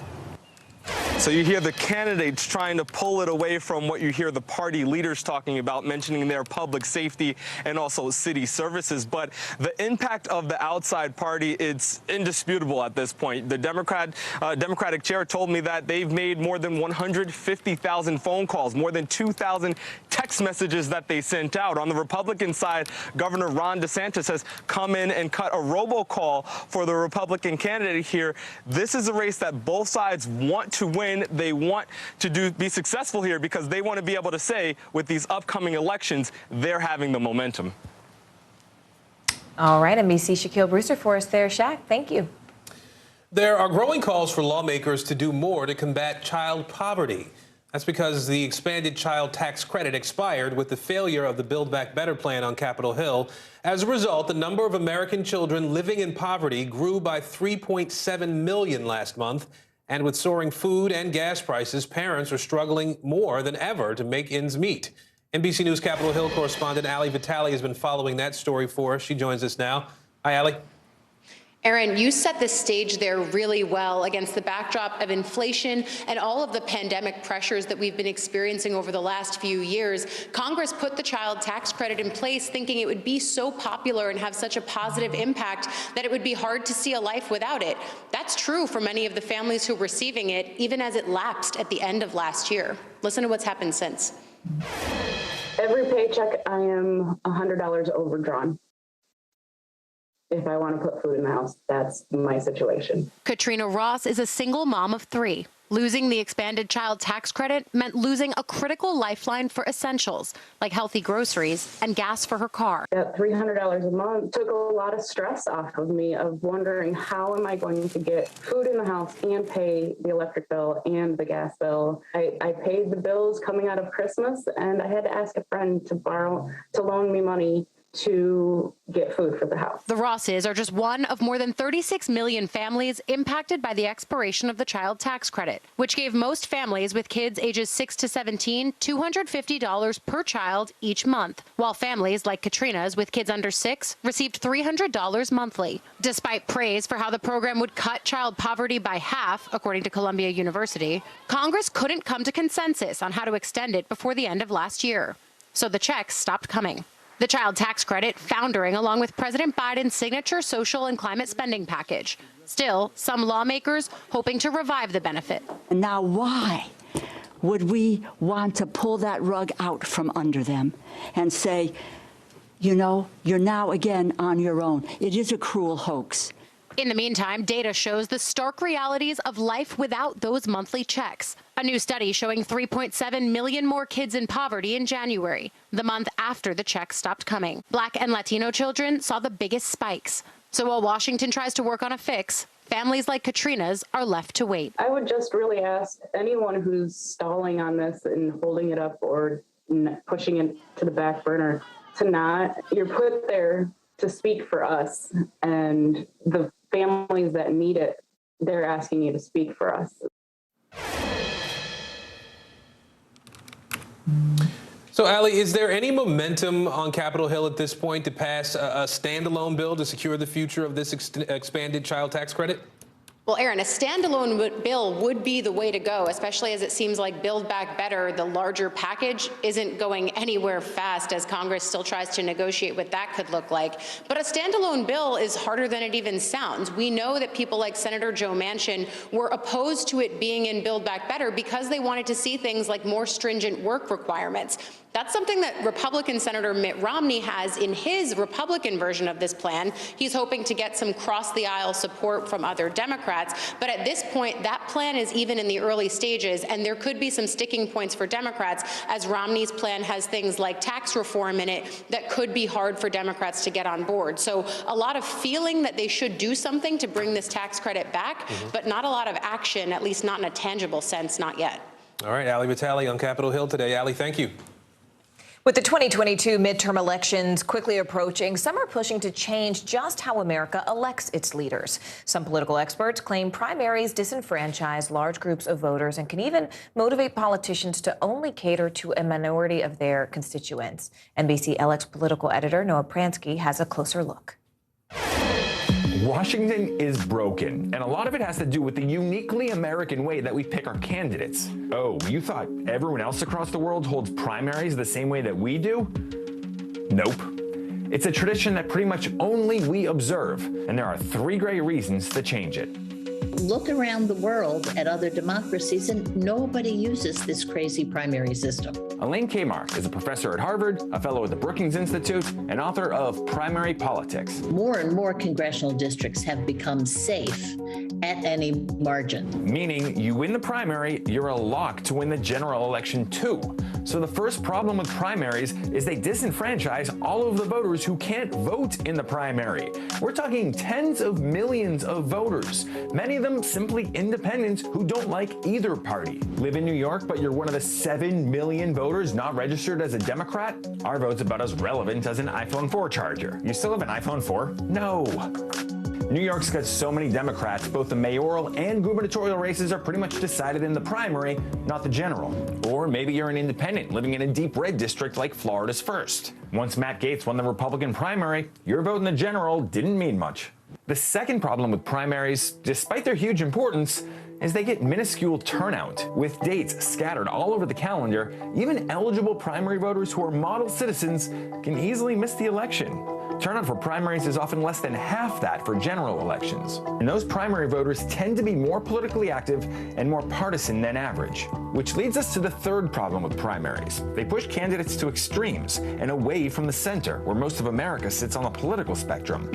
That's what happens when you only have to win the hearts of the most liberal or conservative 1/3 of your district, instead of the entire district. And that's very unfortunate for us. It's very unfortunate for democracy when compromise becomes a dirty word. So, what's the fix? Ditch the primaries and just let a small group of politicians decide their party's nominee. It would take out the people who are basically in it to be bomb throwers and not in it to legislate and to get things done. Possible fix number 2, limit gerrymandering so we get more competitive districts. And fix number 3, open the primaries up to everyone. While some of our largest states, New York, Florida, Pennsylvania, still have restrictive primary rules, about 3 dozen have adopted provisions in recent years to allow independents to cast ballots in primaries.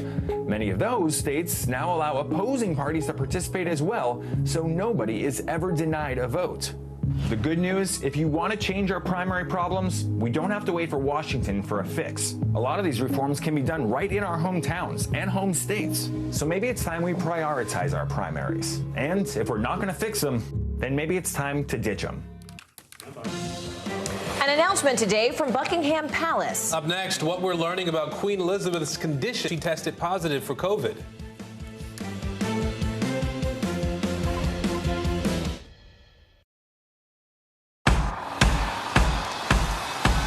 News is happening now.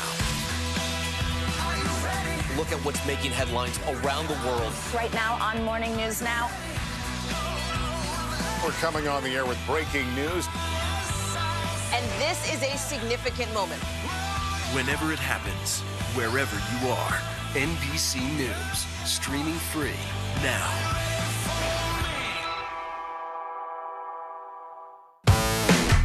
There's no better place for fun with friends. Quality time with your little golf buddy. Or an afternoon alone together. With the Golf Now app, family and friends are just a tap away. Just pick your course, pay from your phone, get out and enjoy. Golf Now. Download the app and go play. Over the weekend, several people were stabbed just hours after a proposed public safety crackdown on New York City subways. The assaults are the latest examples of a troubling rise in violence, not just in the Big Apple, but on mass transit systems across the country. Here's NBC News national correspondent Gabe Gutierrez. The nation's largest public transit system is on edge after at least 6 people were stabbed or slashed on the New York City subway since the unveiling of a new safety plan on Friday. It's a start. They need to do more, but it's a start. This is terrible. This is not the city I know. The stabbings come amid outrage following the death of Michelle Go, a woman who died when she was shoved in front of a New York subway car last month. The mayor and governor here are touting a new initiative, which includes deploying more mental health resources, combating homelessness, and requiring all riders to leave trains and the station at the end of the line. No more smoking, no more doing drugs, no more sleeping, no more doing barbecues on the subway system, no more just doing whatever you want. No, those days are over. Around the country, other cities have also grappled with a rise in transit crime, from Los Angeles to Philadelphia, where the city is spending more than $3 million on social services to reduce crime and homelessness on the subway. In Portland, Oregon, operator assaults have increased, so police officers are now directed not to check train fares to avoid conflict. The subway system and our bus system, they are the lifeblood of our city.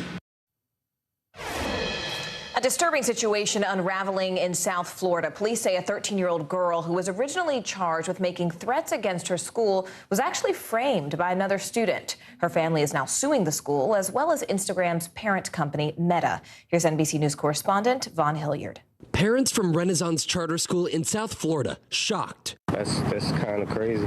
After police admitted they arrested and incarcerated the wrong student in connection with threats against the school on social media. They should have really done more investigation before they accused and sent someone to jail, especially a minor. That student, Nia Williams, spent 11 days in a juvenile detention center last November. All the while maintaining her innocence. On the date of arrest, our investigation and assessment of available evidence suggested that the person arrested was indeed responsible for the crime that was committed. That evidence, threats to blow up the school and kill people on social media. Messages sent from an Instagram account in her name. Authorities later discovering that account was fake and created by another student. The actual suspect maliciously another student, created email and Instagram accounts to send herself, as well as other students, threatening messages, and intentionally lied to law enforcement and school staff to frame another person. The family of Nia Williams is now suing the school district and the social media company Meta, saying this incident was part of a larger pattern of bullying against her daughter that the school and the social media giant didn't address. They plan to eventually include the police department in the lawsuit. To be honest, at first when the officers told me it's her and we have evidence, I was so against her, and I felt bad knowing that it wasn't her. A spokesperson for Renaissance Charter School responding, "Our highest priority remains the safety and security of our students. We always have and always will take all the appropriate actions to ensure our students and staff are safe. We are not at liberty to discuss any private student issues, and we do not comment on pending litigation." Representatives for Meta did not immediately return a request for comment. 13-year-old Nia, now cleared of all charges, is still feeling the effects of being falsely accused. I feel distance, like I really don't want to talk to anybody. And that was Vaughn Hilliard reporting. Colombia decriminalizes abortion, and Australia makes a big investment in Antarctica. Let's go around the world in 60 seconds. Uganda, where the government plans to fine people who refuse a COVID-19 vaccine. Those who fail to pay the fine could face jail time. Uganda has administered 16 million doses so far and has a total population of 45 million. Colombia, where a constitutional court voted to decriminalize abortion before the 24th week of pregnancy. It's a win for pro-choice advocates as Colombia joins Ecuador and Mexico on the list of Latin American countries that have recently made abortions more accessible. This is historical. This brings us an immense happiness because little by little we are changing our history. And Australia, where the Prime Minister announced a $578 million investment in surveillance and research in Antarctica. So this gives us eyes on Antarctica. We have an important job to do. Australia will buy helicopters and drones and set up mobile research stations. The goal is to conserve natural resources and to protect Antarctica from exploitation as China also steps up its presence. And that's the world now. We are following new details from Buckingham Palace. Queen Elizabeth is suffering from mild COVID symptoms and has decided to cancel her scheduled online engagements today as she recovers. Molly Hunter is outside Buckingham Palace in London. Hello from a rainy, windy Buckingham Palace. Now, the big focus today, the big headline today was supposed to be Kate, the Duchess of Cambridge's solo trip to Denmark. This was long awaited. She and William, of course, have been really stepping up, taking on, shouldering a lot more of the responsibility over the last 2 years. But really, all the focus and all eyes are on the Queen's health. We did get another statement from Buckingham Palace today. It says, as Her Majesty is still experiencing mild cold-like symptoms, she has decided not to undertake her planned virtual engagements today, but will continue continue with light duties. Now, this has been a rocky 2 weeks for the royal family. First, on February 10th, Prince Charles tested positive for COVID. 4 days later, Camilla tested positive.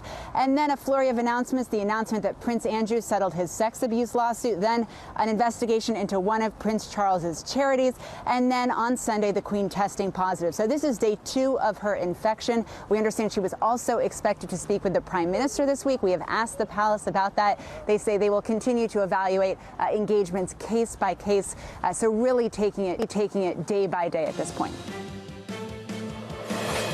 A group of climbers hopes to become the first all-black team to reach the peak of Mount Everest. That's right. Just after the break, I'll introduce you to them as they work to inspire the next generation. Stay with us.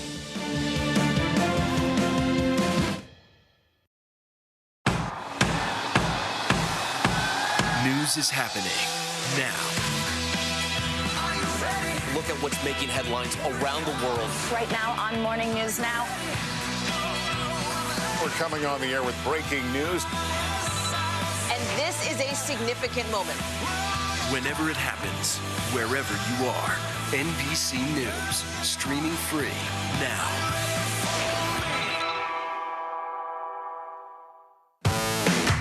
There's no better place for fun with friends. Quality time with your little golf buddy.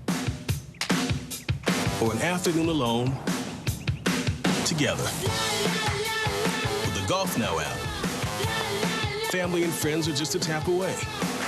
Just pick your course, pay from your phone, get out and enjoy. Golf Now. Download the app and go play. So an all-black climbing team is setting out to reach new heights. This 9-member team hopes to become the very first all-black team to reach the peak of Mount Everest. Take a look.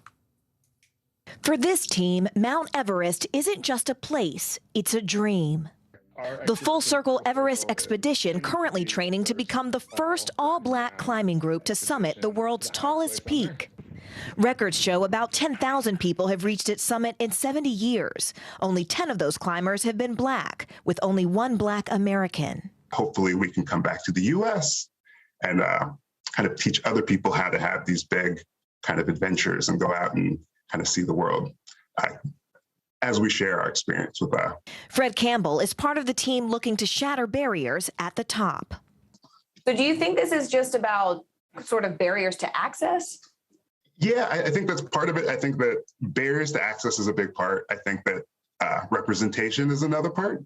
I mean, you don't see very many black climbers. And so I know it's a lot easier for me to imagine myself doing something if there are people that I kind of connect with. Campbell was a college football standout at Stanford until he broke his neck while playing. Then he gets hammered by Fred Campbell. With football out of his future, he turned his sights to the great outdoors, learning to skydive and climb, ascending Mount Kilimanjaro with his father. I fell in love with it because it was the first time that I got to kind of do some travel and see the rest of the world. It was this incredibly intense experience where it was like physically demanding in a way that really that I connected with. Now he's part of a history-making team. Among them, 28-year-old climbing instructor Rosemary Saul, high school teacher Eddie Taylor, and team leader Philip Henderson, a 58-year-old climber with 3 decades of experience. How does it feel to be climbing with other people who look like you and have had similar experiences? It's a lot of fun. I think that we have some similar backgrounds, like similar experiences growing up, similar tastes in music. And so there's a lot of connection, and it's really easy to kind of get along and kind of like crack jokes and have fun. So it's a blast. This team ready to make history at the highest level and in the highest place. What do you hope that other people take away from seeing you, from seeing this black team climb the highest mountain in the world? I hope that they see our experience and how much we love being out on the mountain and kind of enjoying the adventure, and they're inspired to find an adventure of their own.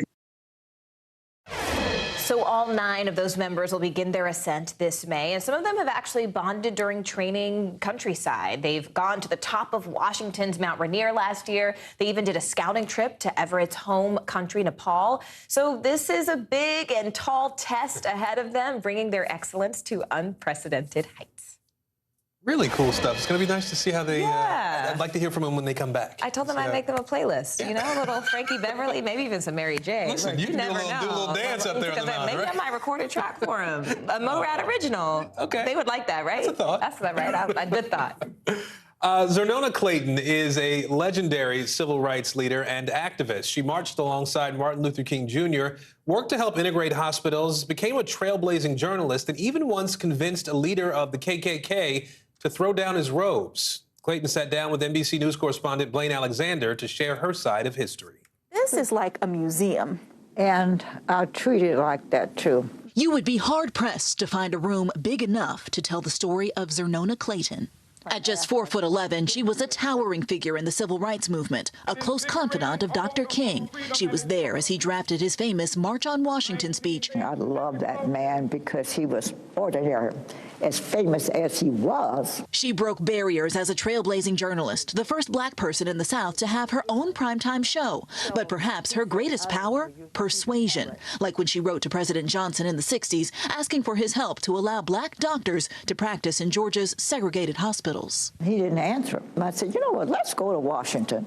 You know, not getting any response kind of makes you mad. They met, and soon after the passing of the 1965 Medicare legislation, hospitals nationwide began to desegregate. So what do you think that you said to him that convinced him to get involved? Guts. He's a gutsy woman. I had a real story to tell him, and they had my facts. Later, Clayton used that same persuasive power to change a heart of hate, the local Grand Dragon of the Ku Klux Klan. The two met while working on a neighborhood project in Georgia. At first, she says, he would barely even shake her hand. I said, but you know what? How do you feel knowing that you're standing there with all this bigotry in your heart and calling yourself a Christian? She kept talking to him almost daily. Within a few months, he publicly denounced the Klan. She says what made the difference then is something we could all use now. I kind of wish that I could give everybody a little shot of patience and add a little pinch of love with that. We could make everybody whole again. A recipe for change that's withstood the test of time. Breaking news first on NBC News Now. Crisis point. Russia moving into parts of Ukraine. The White House now calling it an invasion. This as President Biden is set to speak in the next hour. We will bring you the late-breaking details from Washington. Also breaking right now, guilty on all counts. A Georgia jury convicting Ahmaud Arbery's killers of hate crimes. How Arbery's family is reacting to the decision and when sentencing will be handed down. Too soon? More Americans lowering their masks as a growing number of states end their mask mandates. The new concern about a new subvariant that's already starting to spread. And climbing into history. Meet the first all-black team of mountaineers about to scale the most storied peak on Earth. What's driving their mission to reach the summit of Mount Everest?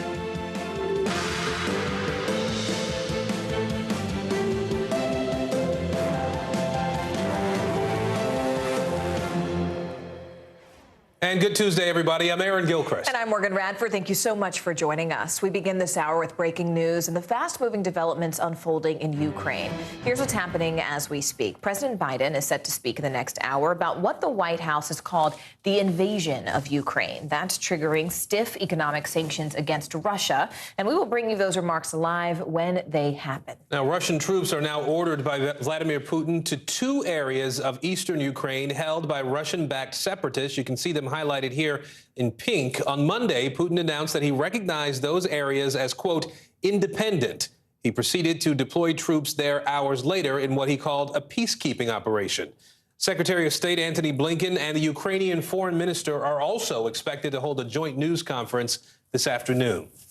Leading us off this hour, NBC News senior White House correspondent Kelly O'Donnell in Washington and NBC News foreign correspondent Matt Bradley in Ukraine for us today. Kelly, I want to start with you on this. Walk us through the latest from the administration here. What do we expect to hear from President Biden this afternoon? Well, I expect the president will give us an update on how he has been conferring with allies and the latest assessment the U.S. has about what Russia is doing now, how they have progressed in this invasion, as the administration is now calling it, into sovereign territory that belongs to Ukraine.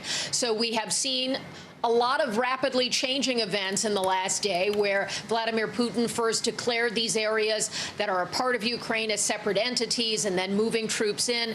And the U.S., the first step the president took was to sign an executive order for sanctions that are a more limited nature, financial sanctions for those two territories that were a part of the Russian first piece of this. And then we expect the president to go further, in part because he's had a chance to confer with other allies, a chance to assess what's been happening on the ground, and a sense of where things may be headed. We also know that the Russian government is giving Vladimir Putin more authority to conduct military exercises outside of Russia, and that, of course, is an ominous sign for him to use military power outside of his own country, and that suggests there could be a broadening military campaign against Ukraine.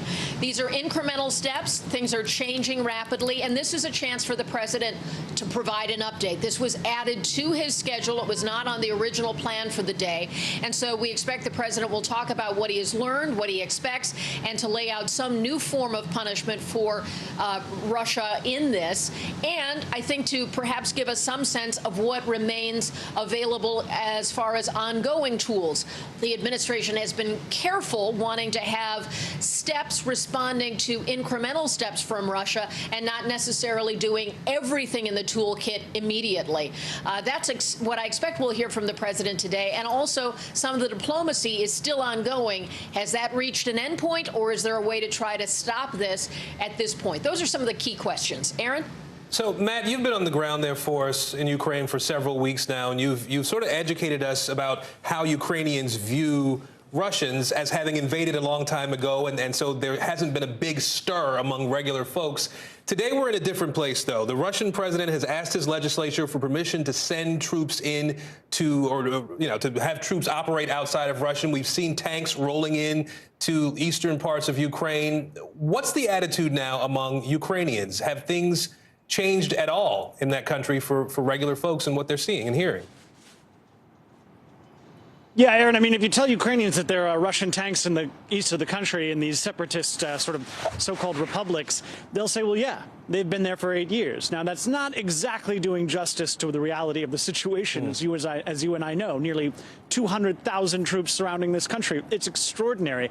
But for a lot of Ukrainians, they still don't see this as necessarily a cause for, hair on fire alarm. But there has been a palpable shift in tone in the past couple days. The people who thought that Russia would never invade, I'm now fairly certain that they realize that there is an invasion that is probably coming, that it is imminent. That has shifted.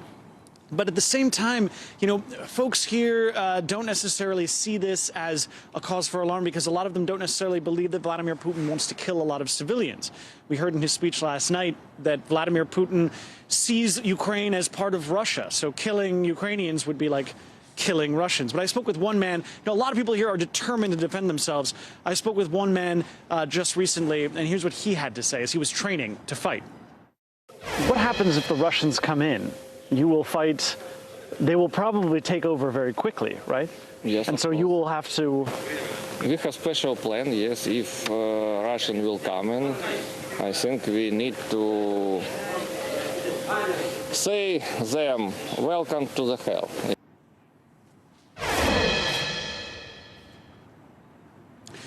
So as you can see there, Aaron, the atmosphere here is, resolved but relaxed. Aaron? All right, Matt Bradley for us in Ukraine, Kelly O'Donnell at the White House. Thank you both. I'd like to go ahead and bring in Veronica Melkazervo, a writer for the Kyiv Post, which is Ukraine's English language newspaper. Veronica, first, I want to thank you for being with us and just ask if you can kind of give us a sense of things there on the ground. I mean, how are people there reacting to these latest developments, especially with the U.S. now calling this an invasion? Hello. Thank you for having me. So I am basically not a writer for Kyiv Post. I like for 3 years. I'm with the New Ukraine. And I want to tell you that the moods are different. Some people are sad, some people are shocked, but nobody's panicking so far because this has been our reality for 8 years right now. Just what changed is that Russia basically now is not hiding anymore. Russian troops were staged on the territory of Donetsk and Luhansk for ages. So this is not news for us. I'm really fascinated by what you said in terms of, Russia's kind of always been there in this case, sort of in the distance here, in the shadows. But can you tell us, on the ground there, what is at stake for you all? What do you feel is at stake on a daily basis? At stake is our sovereignty. At stake is our democracy.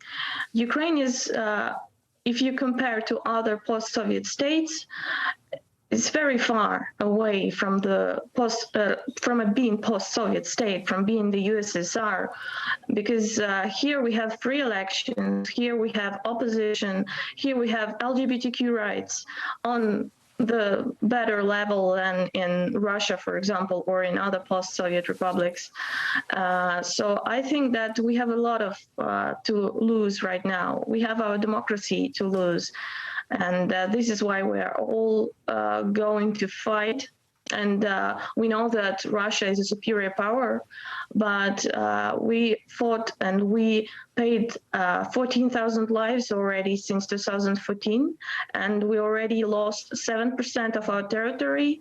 And now Putin said that he sees these republics, so-called republics of Donetsk and Luhansk, in the borders of the whole Donetsk and Luhansk Oblast, which means that Russian troops are going to go into Ukraine, because currently Ukraine controls most of Donetsk and Luhansk Oblast, and only a small part that is closest to Russia is controlled by the Russian proxies. Well, Veronica, the entire world is watching. We certainly appreciate your reporting and sharing your experiences here with us. Veronica, thank you for your time. Now to the coronavirus pandemic and the growing movement to accept COVID as a part of our daily lives. Right now, all but 2 states are seeing a decrease in their 2-week case average. With new cases and hospitalizations declining nationwide, California and Utah are moving to treat COVID as an endemic. At this point in California, none of the emergency orders Governor Gavin Newsom put in place will be lifted. However, the state's indoor mask mandate will end next week. Newsom has promised the mask mandates for schools will be lifted soon, which has been a big point of contention, of course, in California and around the country for that matter. We're going to get to the battle over school COVID rules in just a moment here. But let's begin with CNBC senior health and science reporter Meg Terrell. Meg, we are likely going to be hearing the word endemic a lot in the next couple of weeks here in particular. Can you sort of help us understand what exactly that means? I know it's sort of pandemic, epidemic, endemic. Help us understand exactly what we're going to be dealing with. Yeah, absolutely. So endemic essentially just means that the coronavirus is here to stay. It's unfortunately not ever going to be something that we eliminate or eradicate, at least on a near-term basis.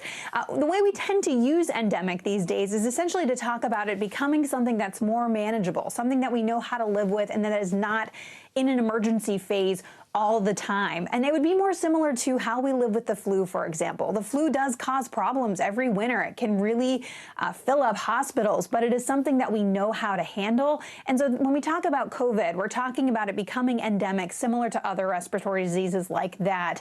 Unfortunately, not going anywhere, but something that's not an emergency. You know, can you talk a little bit about what's happening in the UK right now, too? They were hit pretty hard by this Omicron variant, but all of their restrictions are being lifted there. How is that different than what we're seeing here in the U.S.? Yeah, well, we are lifting a lot of restrictions here in the U.S., as you detailed as well. But some of the things that are different about what's happening in the UK, I mean, there's a legal thing that's happening where you won't need to legally isolate for 10 days anymore. And they say we're depending on people to be sort of personally responsible the same way we are with other diseases like the flu. But they're also going to be stopping providing free access to COVID testing on that wide-scale basis that they've been doing. And that's not something that we've heard talked about here in the United States. There's been a lot of pressure on the Biden administration to ensure that there's still still a lot of access to tests, that they're widely available and that they're free for people who need them. So there's a lot of hope among the public health community that's not something the U.S. will let up on.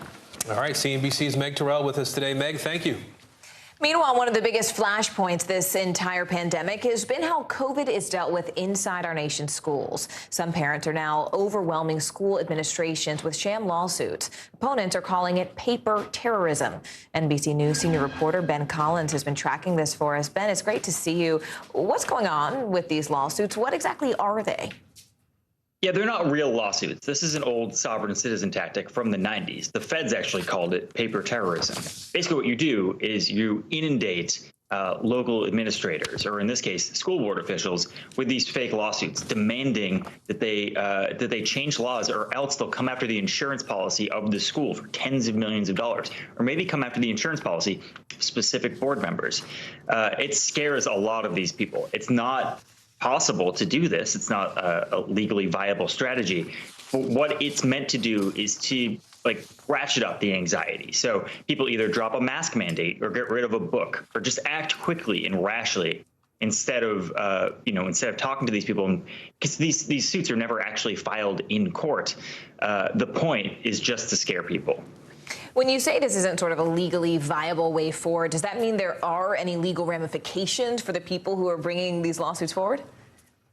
Yeah, unfortunately not right now, because they're not really filing the suits. They're just bringing these giant stacks of paper to these school board meetings while ranting against communism.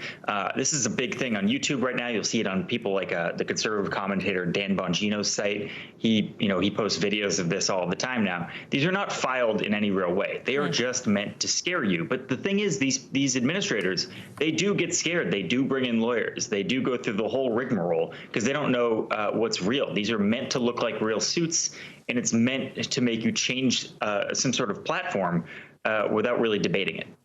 All right, NBC's Ben Collins for us there. Ben, as always, thank you. So breaking news we're following out of Georgia today. 3 men who killed Ahmaud Arbery have been convicted on all federal hate crime charges they were facing. They were already convicted of murder and have been given life sentences in their state trial. Joining us now, NBC News correspondent Ron Allen in Brunswick, Georgia, and NBC News legal analyst Danny Savalos.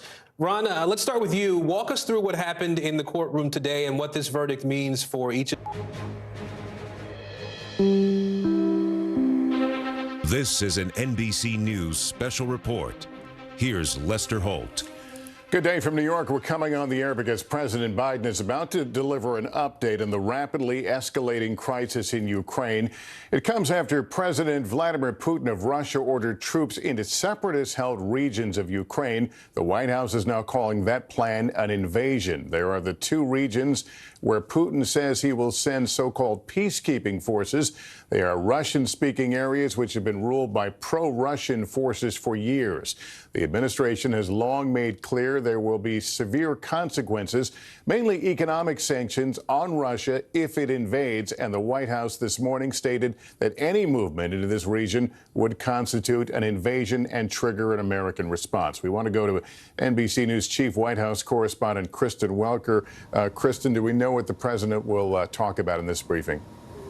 Well, Lester, we are expecting President Biden to announce new sanctions, and I'm told these sanctions will be targeted toward Russia, and they've been coordinated with allies and partners. Now, on Monday, you may remember that President Biden imposed limited sanctions. Democrats and Republicans have urged him to go even further in the wake of those sanctions. The White House pushing back, though, saying that essentially they are holding the toughest sanctions to try to pressure Putin not to invade even further. So that is why they're not going full bore with these sanctions. Now, as you mentioned today, the administration is using the term invasion. That is a shift in its rhetoric. It is using that strengthened term after Monday night. Administration officials stopped short of saying it was an invasion. So, Lester, what changed? Well, effectively, according to 2 top officials here with whom I spoke, they determined the word invasion was appropriate after assessing Russia's actions on the ground and, of course, those peacekeeping missions that are moving in. And Lester, here's the president. All right, Kristen, thank you. Try to make up your mind, huh?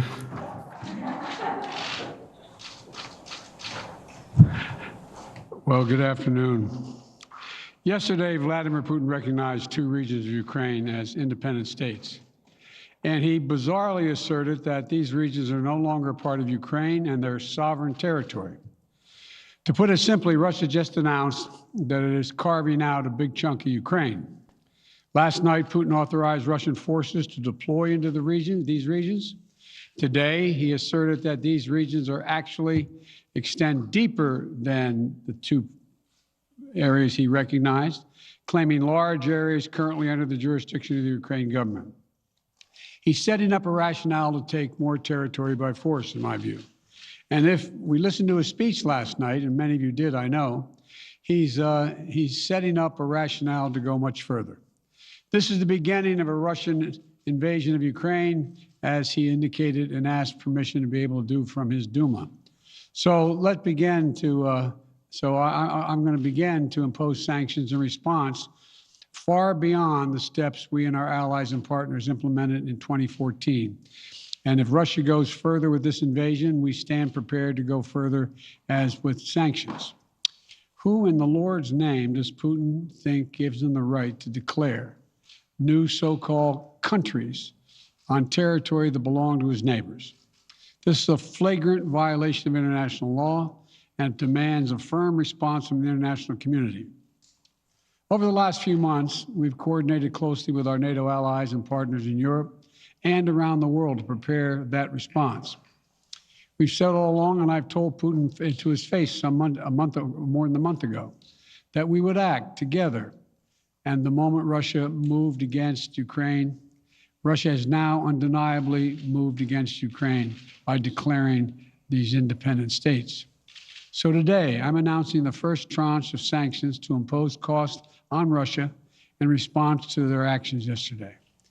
These have been closely coordinated with our allies and partners and will continue to escalate sanctions if Russia escalates. We're implementing full blocking sanctions on 2 large Russian financial institutions, VEB and their military bank. We're implementing comprehensive sanctions on Russian sovereign debt. That means we've cut off Russia's government from Western financing. It can no longer raise money from the West and cannot trade in its new debt on our markets or European markets either.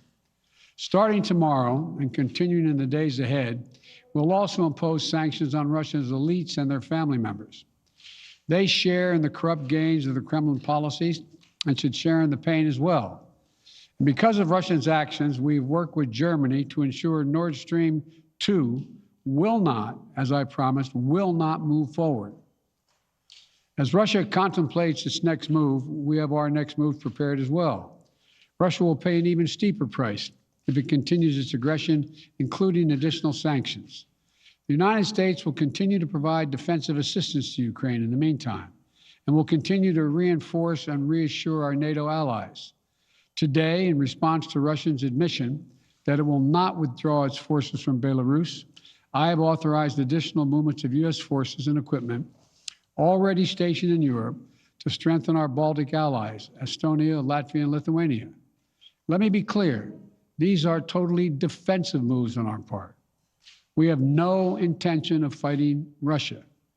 We want to send an unmistakable message, though, that the United States, together with our allies, will defend every inch of NATO territory and abide by the commitments we made to NATO. We still believe that Russia is poised to go much further in launching a massive military attack against Ukraine. Hope I'm wrong about that. Hope we're wrong about that. But Russia has only escalated its threat against the rest of Ukrainian territory, including major cities and including the capital city of Kyiv. There are still well over 150,000 Russian troops surrounding Ukraine. And as I said, Russian forces remain positioned in Belarus to attack Ukraine from the north, including warplanes and offensive missile systems. Russia's moved troops closer to Ukraine's border with Russia.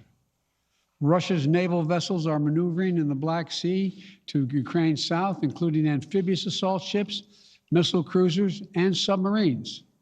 Russia's moved supplies of blood and medical equipment into position on their border. You don't need blood unless you plan on starting a war. Over the last few days, we've seen much of the playbook that Secretary Blinken laid out last week in the United Nations Security Council come to pass. A major increase in military provocations and false flag events along the line of contact in the Donbass. Dramatically staged, conveniently on-camera meeting of Putin's Security Council to grandstand for the Russian public. And now political provocation of recognizing sovereign Ukrainian territory as so-called independent republics in clear violation, again, of international law. President Putin has sought authorization from the Russian parliament to use military force outside of Russian territory. And this set the stage for further pretexts of further provocations by Russia to try to justify further military action. None of us should be fooled. None of us will be fooled. There is no justification. Further Russian assault in Ukraine remains a severe threat in the days ahead. And if Russia proceeds, it is Russia and Russia alone that bears the responsibility. As we respond, my administration is using every tool at our disposal to protect American businesses and consumers from rising prices at the pump. As I said last week, defending freedom will have cost for us as well and here at home. We need to be honest about that. But as we do this, I'm going to take robust action to make sure the pain of our sanctions is targeted at the Russian economy, not ours. We're closely monitoring energy supplies for any disruption. We're executing a plan in coordination with major oil-producing consumers and producers toward a collective investment to secure stability in global energy supplies. This will blunt gas prices. I want to limit the pain to the American people are feeling at the gas pump. This is critical to me. In the last few days, I've been in constant contact with European leaders, including with Ukrainian President Zelensky. Vice President Harris met in person with the leaders in Germany over the weekend at the Munich conference, including President Zelensky. At every step, we have shown the United States and our allies and partners are working in unison, which he hasn't been counting on, Mr. Putin. We're united in our support of Ukraine. We are united in our opposition to Russian aggression, and we're united in our resolve to defend our NATO alliance, and we're united in our understanding of the urgency and seriousness of the threat Russia is making to global peace and stability. Yesterday, the world heard clearly the full extent of Vladimir Putin's twisted rewrite of history, going back more than a century, as he waxed eloquently, noting that, well, I'm not going to go into it, but nothing in Putin's lengthy remarks indicate any interest in pursuing real dialogue on European security in the year 2022. He directly attacked Ukraine's right to exist. He indirectly threatened territory formerly held by Russia, including nations that today are thriving democracies and members of NATO. He explicitly threatened war unless his extreme demands were met. And there is no question that Russia is the aggressor. So we're clear-eyed about the challenges we're facing. Nonetheless, there is still time to avert the worst-case scenario that will bring untold suffering to millions of people if they move as suggested. The United States and our allies and partners remain open to diplomacy if it is serious. When all is said and done, we're going to judge Russia by its actions, not its words. And whatever Russia does next, we're ready to respond with unity, clarity, and conviction. We'll probably have more to say about this as it moves on. I'm hoping diplomacy is still available. Thank you all very much.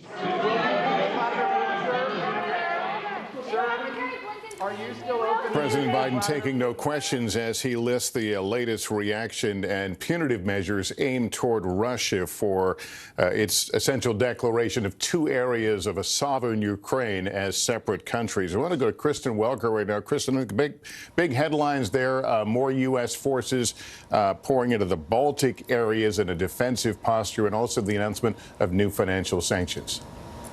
That's right, Lester. I thought those were the two largest headlines. First, to the fact that they are sending more equipment and more forces to the Baltic region of Europe. This is significant. This is an escalation. The president was very clear. This is a defensive posture, and they have consistently said they have no plans to actually move into Ukraine. But make no mistake about it, Lester, this is significant that they are sending more troops and redirecting them to that region. Then on the sanctions, you heard the president say, look, these are tougher sanctions. These are going to be imposed and directed at financial institutions as well as elites and oligarchs in Russia. Then to the pain that Americans may be facing. Of course, the country right now dealing with record high inflation and gas prices. The president talked about ways that he plans to mitigate all of that. The other headline I would note, Lester, is the final point that the president talked about, diplomacy. He said he hopes there's still a diplomatic resolution on the table. I have been talking to administration officials throughout the day. They say that window is closing rapidly. And of course, Secretary of State Blinken is set to meet with his Russian counterpart on Thursday. I'm told that that meeting is in jeopardy. And of course, that meeting is the precursor to a potential meeting between President Biden and President Putin. So that meeting clearly in jeopardy as well. But the president not closing the door to diplomacy. It's clear, though, Lester, the window is closing by the minute. Yeah, the president saying the next move is prepared. In other words, he's willing to respond toe-to-toe with whatever Vladimir Putin does in those countries. We should note that the U.S. is prepared to move forces into to help defend those NATO allies, Estonia, Latvia, and Lithuania. I want to go now to NBC News chief foreign correspondent Richard Engel, who's on the ground in Ukraine. And Richard, one of the areas of some misunderstanding or perhaps lack of clarity was what territory specifically and how far out it would be that Russia was now claiming is independent. So last night, Vladimir Putin announced that he would recognize these two areas, two breakaway republics that are part of Ukraine.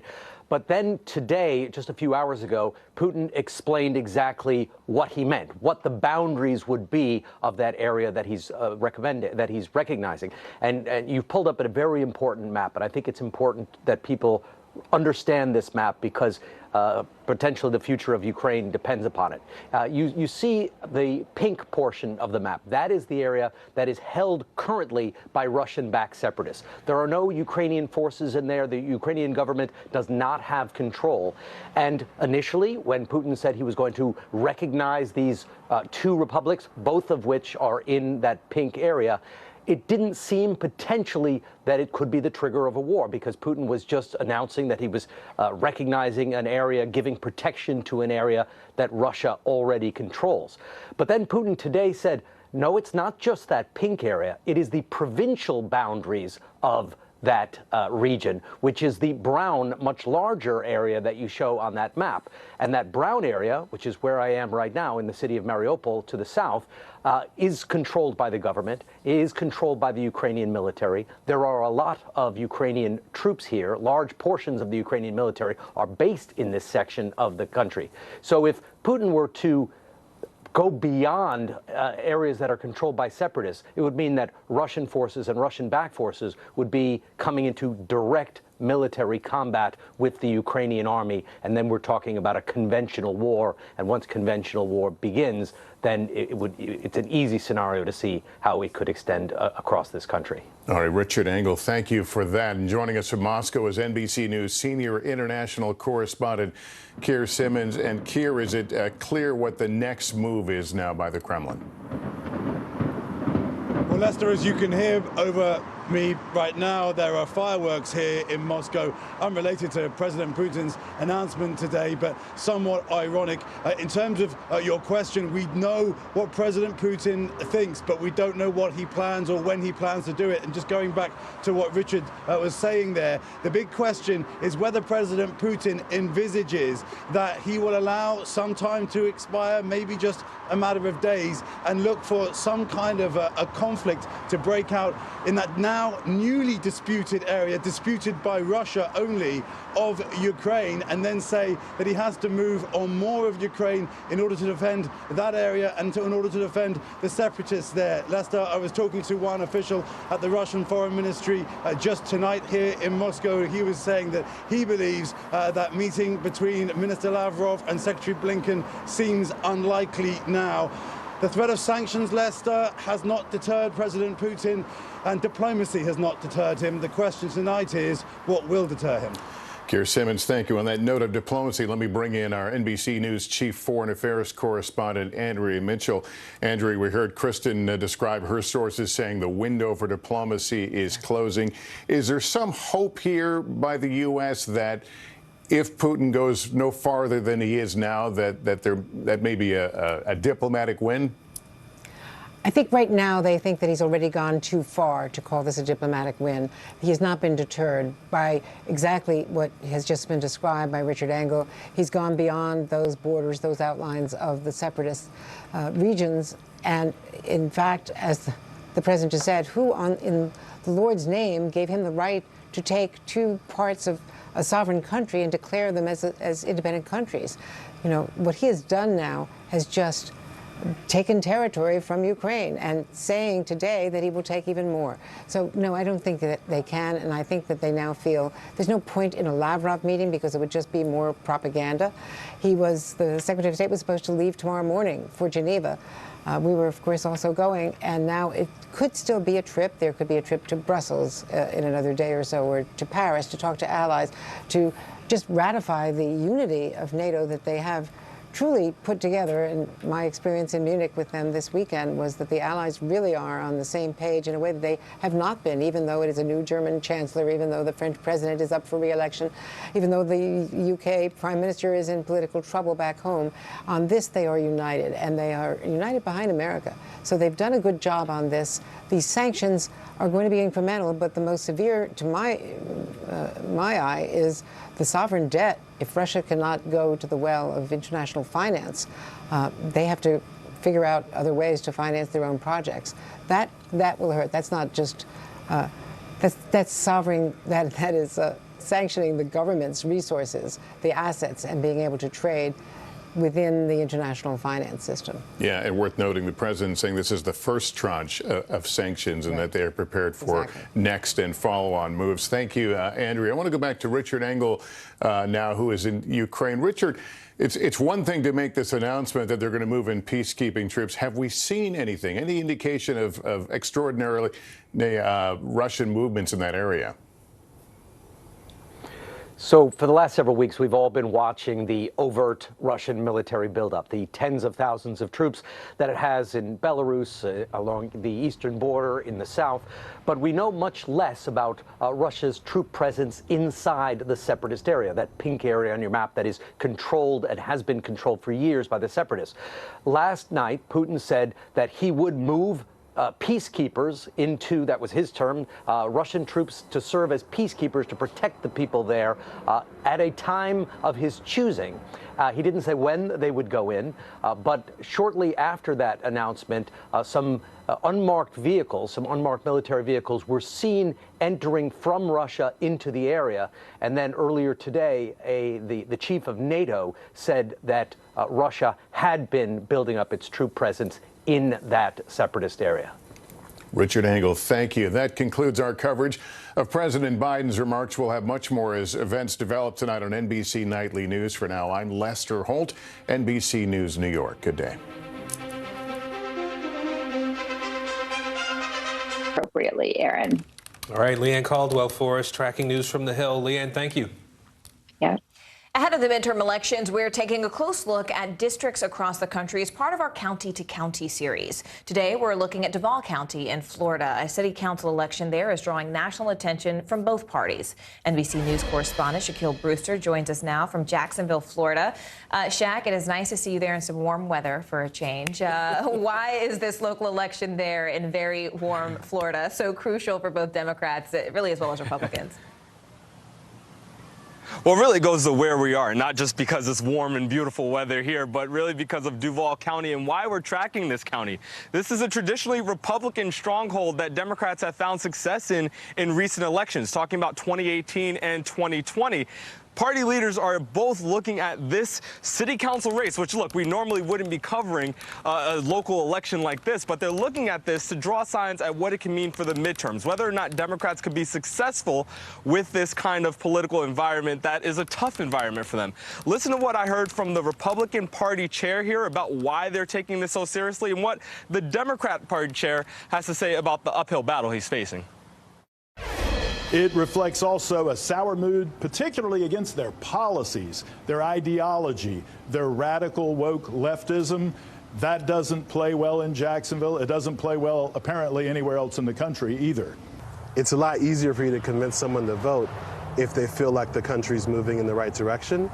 And with Congress's inability to deal with police reform, to deal with Build Back Better, to deal with debt relief, to deal with parental leave, all these core issues that we ran on in 2020, it makes it that more difficult for us to convince people to come out and vote again.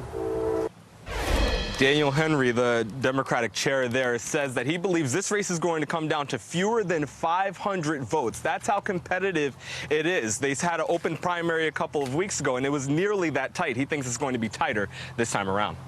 You know, Shaq, I know you were speaking to a few more of the candidates there. What are the candidates themselves saying about really what this race means for them and for their party? Yeah, you know, both of them acknowledge the idea that they feel more attention. They know that statewide leaders are looking at this race as almost a bellwether, but they want to focus on their specific issues. Listen to my conversations with them yesterday. Well, I mean, we started talking about the fact that we feel like we need somebody on city council who is about transparency and accountability. I think this race is essentially a referendum on support for public safety. A vote for me tomorrow is a vote that the citizens of Jacksonville have the backs of the men and women of the Jacksonville Sheriff's Office.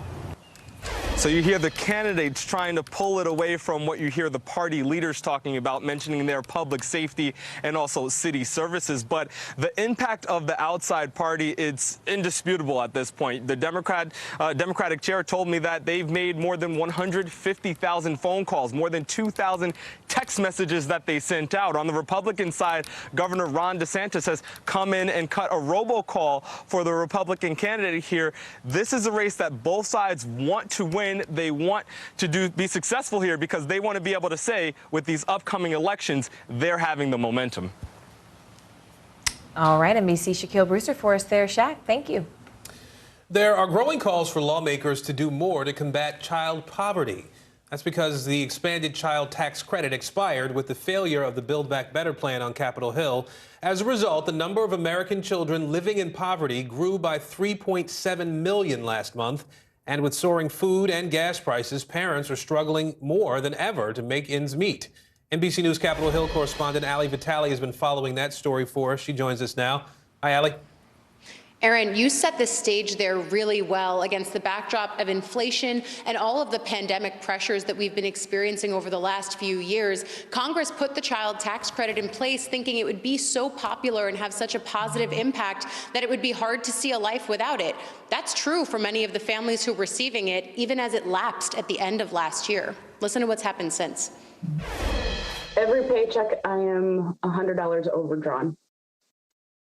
If I want to put food in the house, that's my situation. Katrina Ross is a single mom of 3. Losing the expanded child tax credit meant losing a critical lifeline for essentials like healthy groceries and gas for her car. That $300 a month took a lot of stress off of me of wondering how am I going to get food in the house and pay the electric bill and the gas bill. I paid the bills coming out of Christmas and I had to ask a friend to loan me money to get food for the house. The Rosses are just one of more than 36 million families impacted by the expiration of the child tax credit, which gave most families with kids ages 6 to 17 $250 per child each month, while families like Katrina's with kids under 6 received $300 monthly. Despite praise for how the program would cut child poverty by half, according to Columbia University, Congress couldn't come to consensus on how to extend it before the end of last year. So the checks stopped coming. The child tax credit foundering along with President Biden's signature social and climate spending package. Still, some lawmakers hoping to revive the benefit. Now, why would we want to pull that rug out from under them and say, you know, you're now again on your own? It is a cruel hoax. In the meantime, data shows the stark realities of life without those monthly checks. A new study showing 3.7 million more kids in poverty in January, the month after the checks stopped coming. Black and Latino children saw the biggest spikes. So while Washington tries to work on a fix, families like Katrina's are left to wait. I would just really ask anyone who's stalling on this and holding it up or pushing it to the back burner to not. You're put there to speak for us, and the families that need it, they're asking you to speak for us. So, Ali, is there any momentum on Capitol Hill at this point to pass a standalone bill to secure the future of this expanded child tax credit? Well, Aaron, a standalone bill would be the way to go, especially as it seems like Build Back Better, the larger package, isn't going anywhere fast as Congress still tries to negotiate what that could look like. But a standalone bill is harder than it even sounds. We know that people like Senator Joe Manchin were opposed to it being in Build Back Better because they wanted to see things like more stringent work requirements. That's something that Republican Senator Mitt Romney has in his Republican version of this plan. He's hoping to get some cross-the-aisle support from other Democrats. But at this point, that plan is even in the early stages, and there could be some sticking points for Democrats, as Romney's plan has things like tax reform in it that could be hard for Democrats to get on board. So a lot of feeling that they should do something to bring this tax credit back, but not a lot of action, at least not in a tangible sense, not yet. All right, Ali Vitale on Capitol Hill today. Ali, thank you. With the 2022 midterm elections quickly approaching, some are pushing to change just how America elects its leaders. Some political experts claim primaries disenfranchise large groups of voters and can even motivate politicians to only cater to a minority of their constituents. NBC LX political editor Noah Pransky has a closer look. Washington is broken, and a lot of it has to do with the uniquely American way that we pick our candidates. Oh, you thought everyone else across the world holds primaries the same way that we do? Nope. It's a tradition that pretty much only we observe, and there are 3 great reasons to change it. Look around the world at other democracies, and nobody uses this crazy primary system. Elaine Kmark is a professor at Harvard, a fellow at the Brookings Institute, and author of Primary Politics. More and more congressional districts have become safe at any margin. Meaning you win the primary, you're a lock to win the general election too. So the first problem with primaries is they disenfranchise all of the voters who can't vote in the primary. We're talking tens of millions of voters, many of them simply independents who don't like either party. Live in New York, but you're one of the 7 million voters not registered as a Democrat? Our vote's about as relevant as an iPhone 4 charger. You still have an iPhone 4? No. New York's got so many Democrats, both the mayoral and gubernatorial races are pretty much decided in the primary, not the general. Or maybe you're an independent living in a deep red district like Florida's first. Once Matt Gaetz won the Republican primary, your vote in the general didn't mean much. The second problem with primaries, despite their huge importance, is they get minuscule turnout. With dates scattered all over the calendar, even eligible primary voters who are model citizens can easily miss the election. Turnout for primaries is often less than half that for general elections. And those primary voters tend to be more politically active and more partisan than average. Which leads us to the third problem with primaries. They push candidates to extremes and away from the center, where most of America sits on the political spectrum. That's what happens when you only have to win the hearts of the most liberal or conservative 1/3 of your district, instead of the entire district. And that's very unfortunate for us. It's very unfortunate for democracy when compromise becomes a dirty word. So, what's the fix?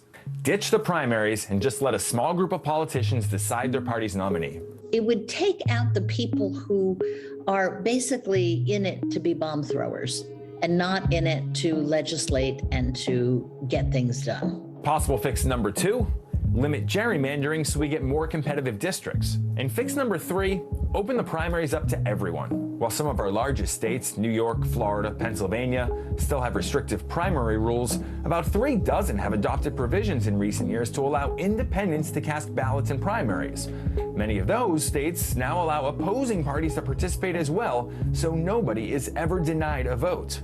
The good news, if you want to change our primary problems, we don't have to wait for Washington for a fix. A lot of these reforms can be done right in our hometowns and home states. So maybe it's time we prioritize our primaries. And if we're not going to fix them, then maybe it's time to ditch them.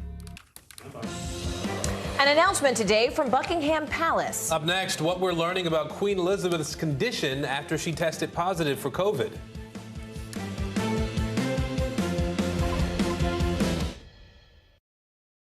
The Meet the Press Chuck Toddcast, free wherever you get your podcasts. News is happening now. Look at what's making headlines around the world. Whenever it happens, wherever you are, it's here now. Welcome to The Tonight Show. Let me show you how it's done. Show me what you got. I don't want to be a Lego.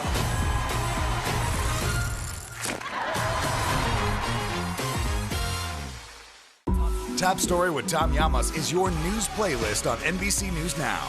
And now, you can listen to it as a podcast. Available anytime and anywhere. What happened here is a story of loss and salvation. There were residents who hung on for dear life. This is where you took shelter, in this closet. I took shelter right in this closet right here. Rioters banged down one of the doors. Have you found a way to reconcile it a year later? It really hurt to see this place that I love so much treated with such disrespect. Was it an act of cleaning or an act of healing?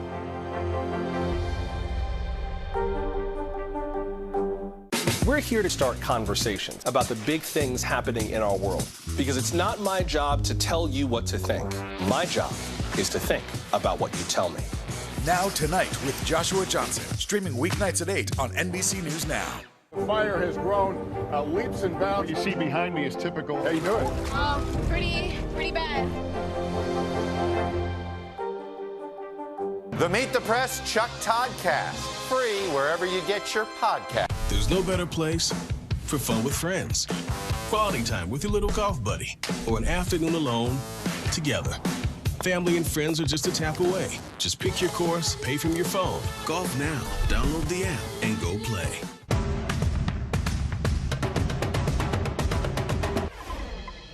So an all-black climbing team is setting out to reach new heights. This 9-member team hopes to become the very first all-black team to reach the peak of Mount Everest. Take a look. For this team, Mount Everest isn't just a place, it's a dream. The Full Circle Everest expedition currently training to become the first all-black climbing group to summit the world's tallest peak. Records show about 10,000 people have reached its summit in 70 years. Only 10 of those climbers have been black, with only one black American. Hopefully we can come back to the U.S. and kind of teach other people how to have these big kind of adventures and go out and kind of see the world as we share our experience with that. Fred Campbell is part of the team looking to shatter barriers at the top. So do you think this is just about sort of barriers to access? Yeah, I think that's part of it. I think that barriers to access is a big part. I think that representation is another part. I mean, you don't see very many black climbers, and so I know it's a lot easier for me to imagine myself doing something if there are people that I kind of connect with. Campbell was a college football standout at Stanford until he broke his neck while playing. Then he gets hammered by Fred Campbell. With football out of his future, he turned his sights to the great outdoors, learning to skydive and climb, ascending Mount Kilimanjaro with his father. I fell in love with it because it was the first time that I got to kind of do some travel and see the rest of the world. It was this incredibly intense experience where it was like physically demanding in a way that really that I connected with.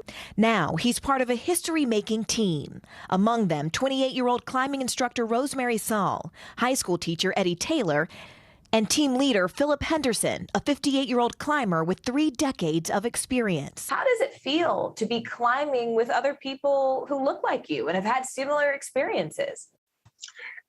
It's a lot of fun. I think that we have some similar backgrounds, like similar experiences growing up, similar tastes in music, and so there's a lot of connection, and it's really easy to kind of get along and kind of like crack jokes and have fun. So it's a blast. This team ready to make history at the highest level and in the highest place. What do you hope that other people take away from seeing this Black team climb the highest mountain in the world? I hope that they see our experience and how much we love being out on the mountain and kind of enjoying the adventure, and they're inspired to find an adventure of their own. So all 9 of those members will begin their ascent this May, and some of them have actually bonded during training countryside. They've gone to the top of Washington's Mount Rainier last year. They even did a scouting trip to Everett's home country, Nepal. So this is a big and tall test ahead of them, bringing their excellence to unprecedented heights. Really cool stuff. It's going to be nice to see how they, I'd like to hear from them when they come back. I told them I'd make them a playlist, you know, a little Frankie Beverly, maybe even some Mary J. Listen, you can do a little dance up there on the mountain, Maybe right? I might record a track for them, a Morad original. Okay. They would like that, right? That's a thought. That's right, a good thought.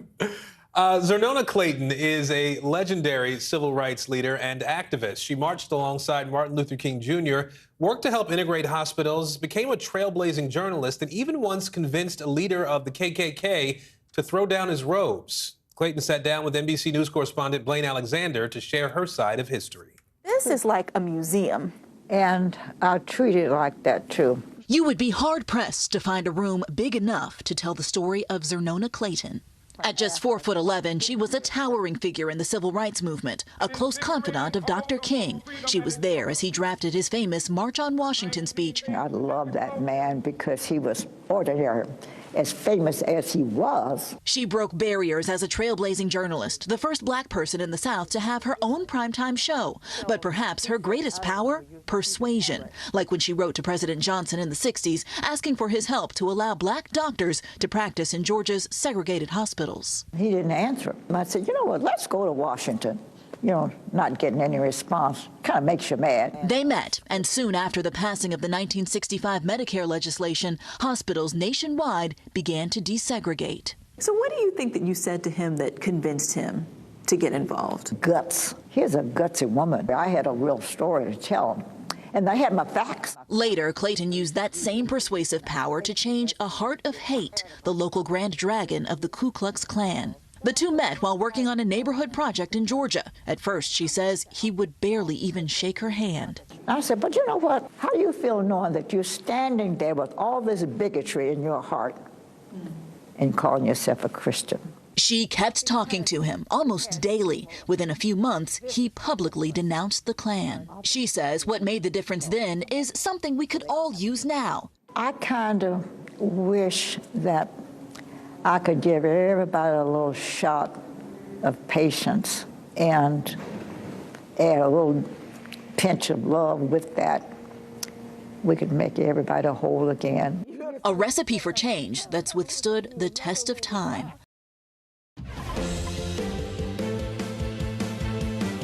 Hey everyone, I'm Allison Morris. You're watching NBC News Now. Here's what's happening. New sanctions on Russia from the U.S. and our allies, but will they work? The latest from President Biden this afternoon. Equal pay for equal play. The U.S. women's soccer team won't get shortchanged anymore, settling their pay gap lawsuit for $24 million. Plus, the first all-Black group set to summit Mount Everest, how they're getting ready to climb the world's highest peak.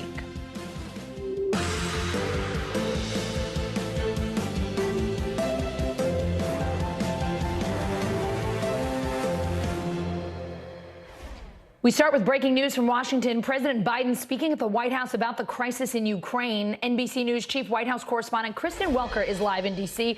Kristen, President Biden announcing new sanctions against Russia just a few minutes ago. Could you run us through what they are and what else the president said? The president, Allison, made a number of headlines. Let's start with those new sanctions. He said that the administration, along with its partners and allies in the region, is going to impose new sanctions against Russian financial institutions as well as Russian elites. He said that essentially what Russia has done amounts to an invasion. That is significant because yesterday the administration did not use that term. Take a listen to what President Biden said just moments ago. Who in the Lord's name does Putin think gives him the right to declare new so-called countries on territory that belong to his neighbors? This is a flagrant violation of international law and demands a firm response from the international community. As Russia contemplates its next move, we have our next move prepared as well. Russia will pay an even steeper price if it continues its aggression, including additional sanctions. Now, these are not the stiffest sanctions that the administration has prepared, Allison. And overnight, you had Republicans and even some Democrats saying the time for action is now, that Putin hasn't been deterred and he needs those tough sanctions to feel pain, to be deterred from further invading Ukraine. But President Biden making it clear that they believe they want to preserve those stiffest sanctions to continue to try their efforts at deterrence. He also said diplomacy is not off the table, but the window for diplomacy is clearly closing by the minute, Allison. Kristen, the White House is now calling Russia's actions an invasion. How is the administration explaining that very specific shift in language? It's an important question because yesterday we pressed the administration over and over again. Do they consider the fact that President Putin has said he wants to move so-called peacekeepers into the Russian separatist regions of Ukraine? Is that an invasion? They stopped short of calling it that yesterday. But then today, first thing this morning, an administration official came out and said, yes, this is the beginning of an invasion. And you heard President Biden echo that exact language. So why the shift? I am told that based on my conversations with administration officials that they observed what happened on the ground overnight. The fact that there were some vehicles that moved into the region. They believe that this looks like an invasion, and so they are calling it out for what it is, they say. But of course, it does come also against the backdrop of pressure from lawmakers on both sides of the aisle for this administration to go further, both in its actions and in its language. It's worth noting also, Allison, that the president announced that he is going to be sending and really redirecting troops in Europe to the Baltic region to reinforce that area, its NATO allies there in the face of this new Russian aggression. Kristen, let's talk about what's going on outside of the U.S. as well. Germany halting the approval of the Nord Stream 2 natural gas pipeline from Russia. White House Press Secretary Jen Psaki tweeting, POTUS made clear that if Russia invaded Ukraine, we would act with Germany to ensure Nord Stream 2 does not move forward. We've been in close consultations with Germany overnight and welcome their announcement. What else can you tell us about those discussions with Germany?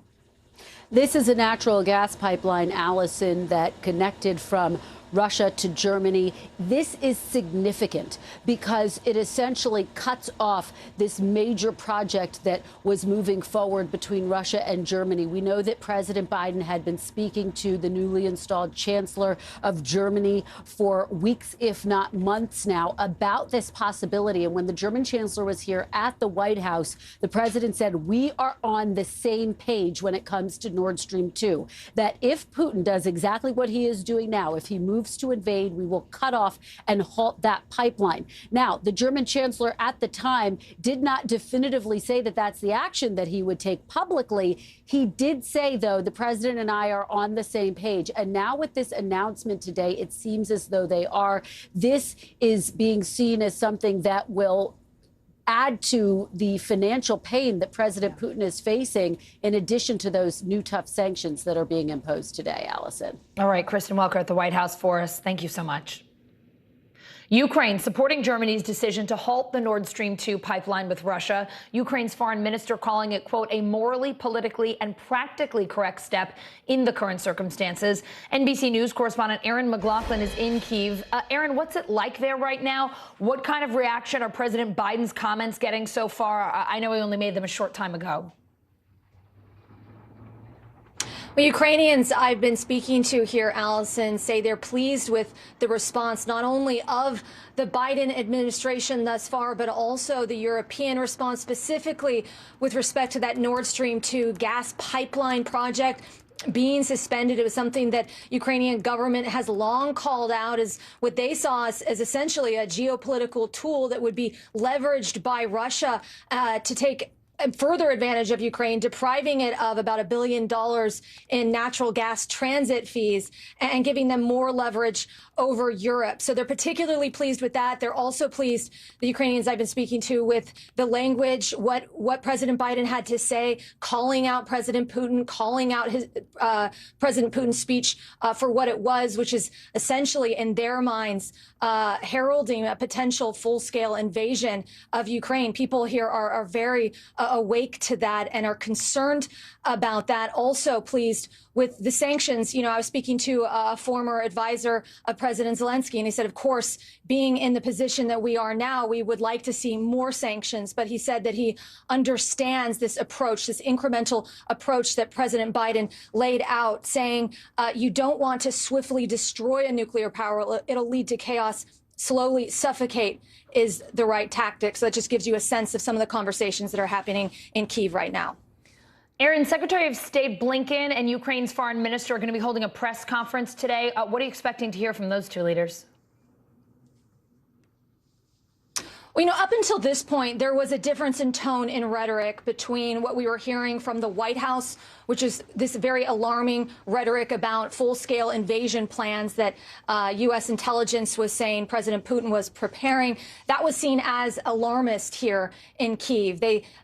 Ukrainian officials, including President Zelensky, saying that it was actually damaging because it was causing panic and it was also causing Ukraine economically. I think that will have shifted in this press conference that we're about to see. I think you're going to see the Ukrainian foreign minister express gratitude for the support that Ukraine is receiving from the United States, for that solidarity, which in the face of this threat, as it is unfolding now, is absolutely essential for Ukraine going forward. All right, Aaron McLaughlin in Ukraine. Thank you.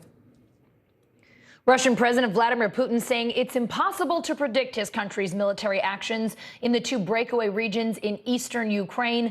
NBC News reporter Matt Bodner's in Moscow. Matt, President Putin sharing that with Russian journalists earlier today. What else did he tell them? And did he comment, or has he commented yet, on any of these new sanctions against Russia? Thank you, Allison. Well, let's start real quick with the sanctions question. You know, Russia went into this, I think, understanding that sanctions were coming, and kind of one of the lines that we've been hearing basically at almost every opportunity is the West is going to sanction us no matter what they do. So that's kind of a signal to the Russian public, like, hey, don't worry about it. As for the things that we've been hearing from Vladimir Putin today, there was that press conference that he gave. You know, it's important to note when this press conference was given. It actually came right after Russia's upper house of parliament gave him a formal authorization to deploy the Russian military abroad. And the really interesting thing about that is it was kind of couched in the context of the peacekeeping mission that we already knew about that is in the process of deploying into Luhansk and Donetsk, the recently recognized by Russia statelets in eastern Ukraine. So what I'm getting at is, on one level, we didn't know that we needed an authorization of use of force there, and I don't think they did, because that was already in the documents that they signed already. And I'm bringing that up because when you look at the fine print of the authorization, Putin has just been given a blank check by his parliament, by his legislature, to essentially do whatever he wants now with the Russian military. It says specifically, you know, his only main constraint is the Russian Constitution, and within those limits, he can deploy his troops on any kind of scale, on any time frame, and that kind of comes along with a bunch of other things that he told the journalists at this press conference, including a declaration that the Minsk II agreements are dead, essentially, and that Ukraine killed them. That basically the implication of that is that Russia is kind of done talking directly to the West on this issue. This is now a conversation between Ukraine and Russia. Let's actually right now take a listen to something he said at his press conference, kind of on this point, illustrating that he's basically saying Ukraine is in charge now. Ukraine decides how this goes from here.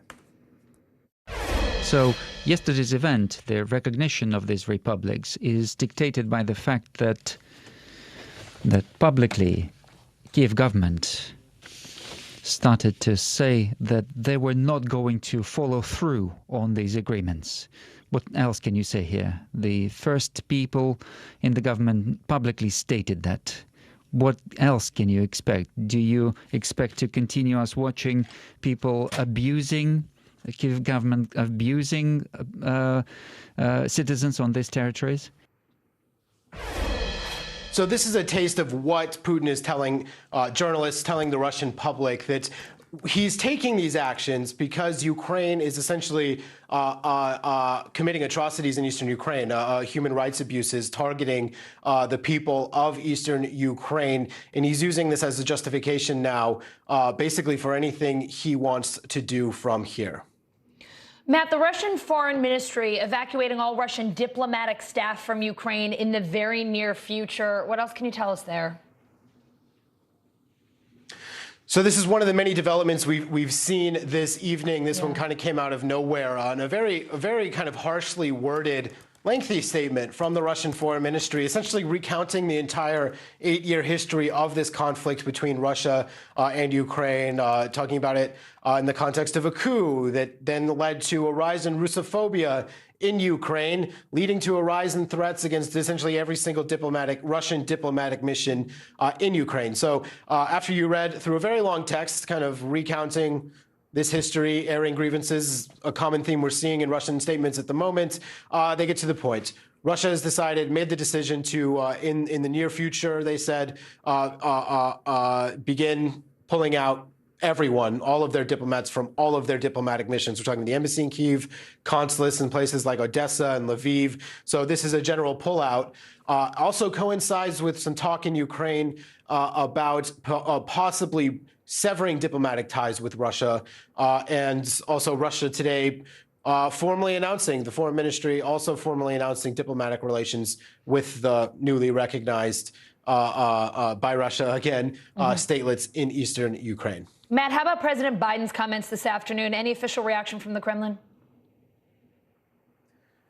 So far, not yet. They're actually, their reactions come in pretty kind of like defined windows. I think we're going to have to wait for the Kremlin press briefing tomorrow. But in some ways, I think we're already kind of past this phase in this kind of back and forth. As I mentioned, like Russia appears now to be wanting to have a conversation now directly with Kyiv, and that is an ultimatum. You need to step off. You need to demilitarize, or else, basically. Matt, Ukraine's defense minister accusing Putin today of trying to regain ex-Soviet countries. Let's talk about the answer to that charge. Yeah, so we haven't seen him tackle this one directly, but this issue has come up. And basically, you know, you think back to President Putin's big speech last night in which he laid out basically the case for intervention in Ukraine, rested on this very specific historical interpretation of Ukrainian statehood. That is that Ukraine was created by the Bolsheviks, and so therefore is itself kind of a modern, is a product of the Soviet Union that Russia created, and therefore it justifies basically kind of, you know, if you interpret it to its most kind of extreme, justifies a land grab if that's what he wants to do. He also made another comment today where kind of faced with this idea, he said, in essence, none of the other post-Soviet states are a direct threat to Russian security at this point. Ukraine is. All right, Matt Bodner in Moscow. Thanks for staying up late for us tonight. We appreciate it. Guilty of federal hate crimes, a jury convicting Ahmaud Arbery's killers today will go live to Georgia after the break.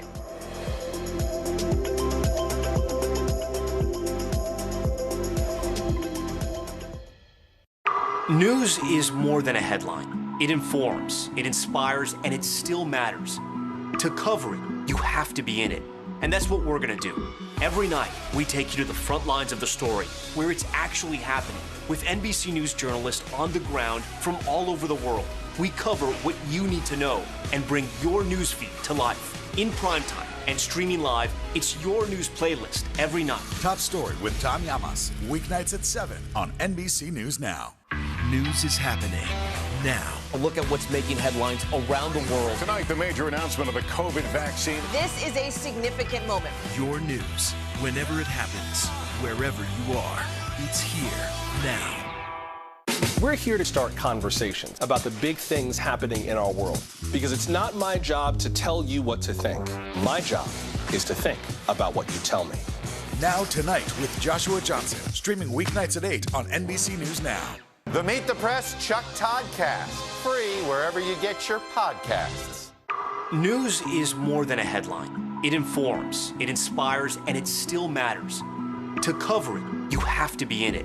And that's what we're going to do. Every night, we take you to the front lines of the story, where it's actually happening, with NBC News journalists on the ground from all over the world. We cover what you need to know and bring your newsfeed to life. In primetime and streaming live, it's your news playlist every night. Top Story with Tom Llamas, weeknights at 7 on NBC News Now. There's no better place for fun with friends. Quality time with your little golf buddy. Or an afternoon alone together. With the Golf Now app, family and friends are just a tap away. Just pick your course, pay from your phone, get out and enjoy. Golf Now. Download the app and go play. News is more than a headline. It informs, it inspires, and it still matters. To cover it, you have to be in it. And that's what we're going to do. Every night, we take you to the front lines of the story, where it's actually happening, with NBC News journalists on the ground from all over the world. We cover what you need to know and bring your newsfeed to life. In primetime and streaming live, it's your news playlist every night. Top Story with Tom Llamas, weeknights at 7 on NBC News Now. Fire has grown leaps and bounds. You see behind me is typical. How you doing? Pretty bad. Hey everybody, it's Hoda Kotb from The Today Show. I am so excited to tell you about my new podcast, Making Space with Hoda Kotb. I sit down with some incredible people and we'll hear some uplifting stories. Listen to Making Space now on Apple Podcasts. Let's go to NBC News Digital reporter Maya Eagling. She has the latest headlines from NBCnews.com. Hey, Maya. Hey, Allison, we start in Utah, where a man was arrested after instructing his 4-year-old son to shoot at police in a McDonald's drive-thru. Officers were called to the scene after the man waved a firearm at employees for receiving the wrong order.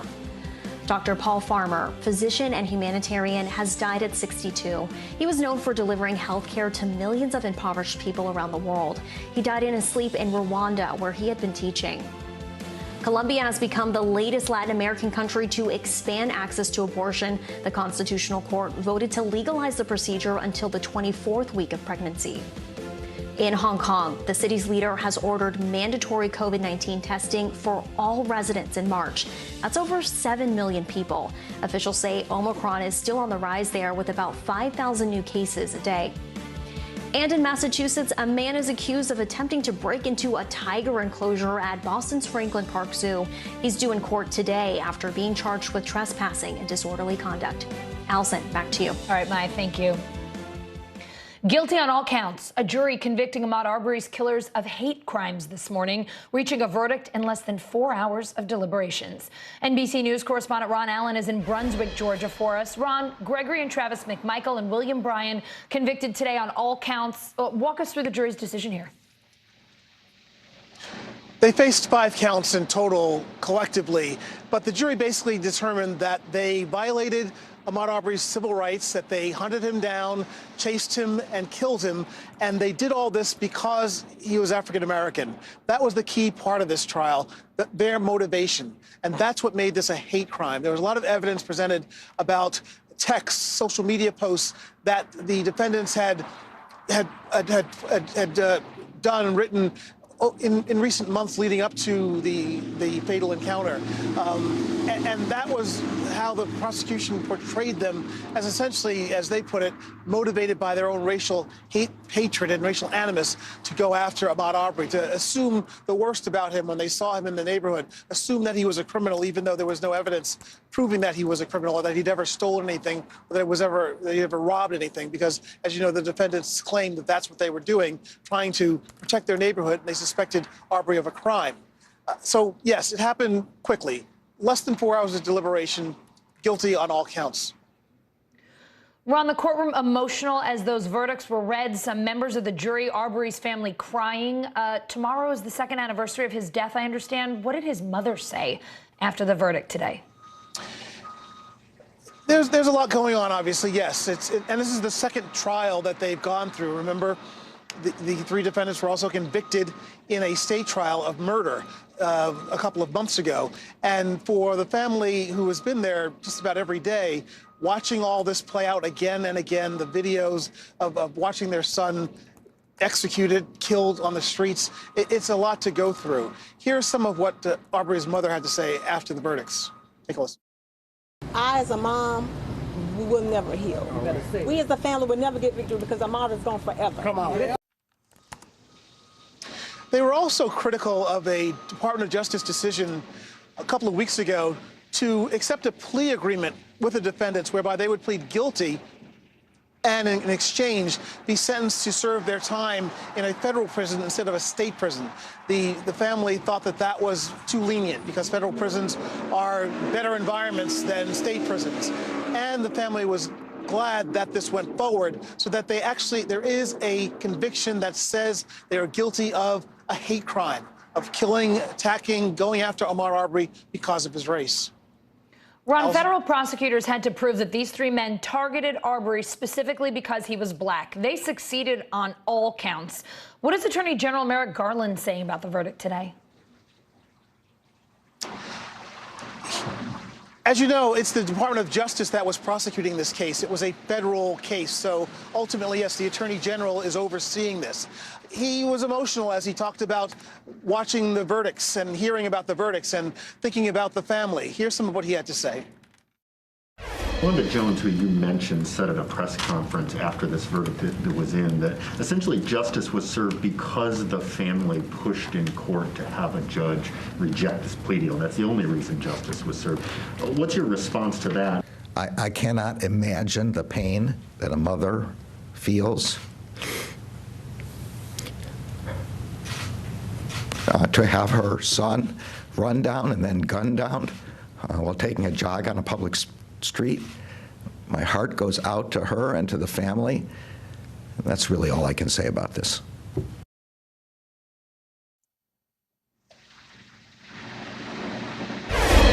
As you can see, he was very upset about all this, and it is an emotional thing to watch the video, to be here, to meet the family, to understand what really happened, and to just share their experience of all this. The AG also said that he was going to prosecute, the department would prosecute more hate crimes, because again, that's really the significance of this particular case. When you think about so many other similar cases of young black men killed by police or in other kinds of encounters, the basis of those cases is not race. This was, and that's what made this federal hate crimes case different and unique. Allison? Ron, how about their sentencing? Any word on when that might happen and what that process will look like? In the coming weeks, we don't have a date yet, but they face life in prison.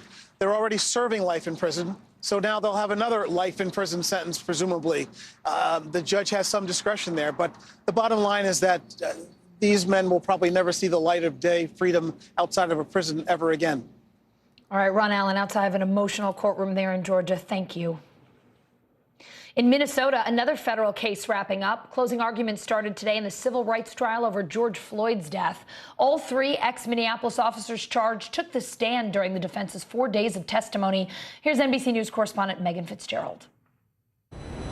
The day started with the prosecution delivering closing statements. This was their last effort to try and convince the jury that these three officers are guilty for violating George Floyd's civil rights because they said that they saw that George Floyd needed medical aid and they failed to act, and that officers King and officers Tao didn't intervene. They didn't try and stop Chauvin from keeping his knee on George Floyd's neck. Now, keep in mind that the prosecution went through trying to break down down each of the arguments. And of course, jurors heard from each of these officers over the course of this month-long trial. They took the stand in their own defense. Just yesterday, we heard from Thomas Lane, who was emotional at times as he told jurors that he tried to do everything in his power to try and help George Floyd, saying that he offered to try and roll Floyd over. He also said that he conducted CPR moments before paramedics arrived on scene and that he didn't realize that Floyd was in such dire medical straits. We also heard from Tu Tao. This is the officer who was trying to keep the bystanders at bay, trying to keep them away from the scene. He testified that he was so focused on the pedestrians and that he trusted that the other officers were taking care of George Floyd. And then, of course, we heard from Officer J. Alexander King. He testified that he was a rookie officer. He was new to the force and that there was inadequate training. But the overwhelming theme that we heard from the defense is that this is Derek Chauvin's problem. This was his fault. He was the one that killed George Floyd, and he was the most senior officer out there, a veteran of 19 years, and that all of these officers were just following his lead. They had deferred to him. Now, of course, we're going to be hearing from the defense. They will present their closing arguments before the jury gets the case, which is expected to be later today, and then they will deliberate. Now, if these officers are found guilty, they do face up to life in prison. But of course, we've talked to legal analysts that say it's likely they will receive less time. Civil rights lawyer and former prosecutor David Henderson here now. David, we have a lot to talk to you about. Let's start with Ahmaud Arbery's killers. Guilty on all counts in their federal hate crimes trial. The jury reached that guilty verdict in less than a day. What do you make of that? You know, Allison, it wasn't simply less than a day. It was 4 hours. And you have to think about the fact that they go back there, they have to choose the foreperson, they have to read back through the instructions oftentimes that the judge provided. Sometimes they get lunch, they get parking passes and badges. All that cuts into the time. So 4 hours is lightning fast. What I make of that is we need to stop saying that hate crimes are difficult to prove. Yeah. We let people off the hook too easily by making that claim. And the truth is, in this day and age where you've got smartphones and social media, texts and posts you can pull to get a sense of who someone is, these cases are not difficult to prove. Here's Attorney General Merrick Garland talking after the verdict. Take a listen. Today, a jury of the defendant's peers unanimously found beyond a reasonable doubt that the defendants acted because Mr. Arbery was black. The defendants' actions and the racism that fueled them have inflicted enduring trauma on Mr. Arbery's family, his friends, his community, and communities across the country. Besides how quickly the jury reached a verdict, what does today's verdict mean or tell you about future hate crimes trials? I mean, this tells me that we're going to take them serious, Allison. And I think that has to be the case because the words pursuit of happiness are hollow if you have to be afraid to walk down the street because of who you are.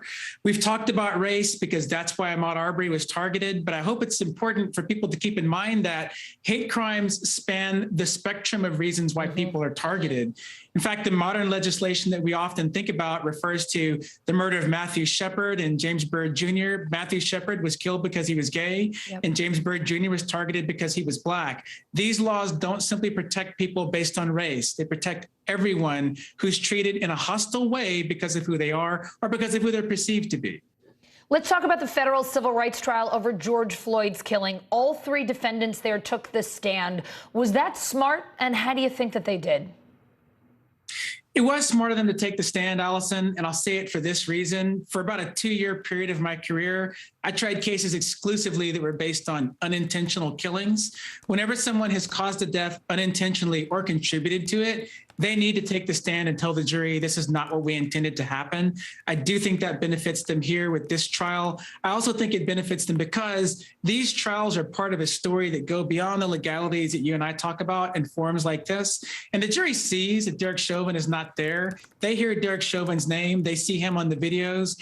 And it does send the message, hey, he is really the one who's responsible for what happened here, even though I do not believe that. So why should these other 3 people even be on trial? I do hope the jury can see through that, because if you sign up to protect and to serve, then you need to protect and to serve even when it's someone else causing the harm who's a member of your team. The defense attorneys in this trial argued that the ex-officers were part of a culture that teaches officers to defer to their seniors. In this case, that senior was Derek Chauvin.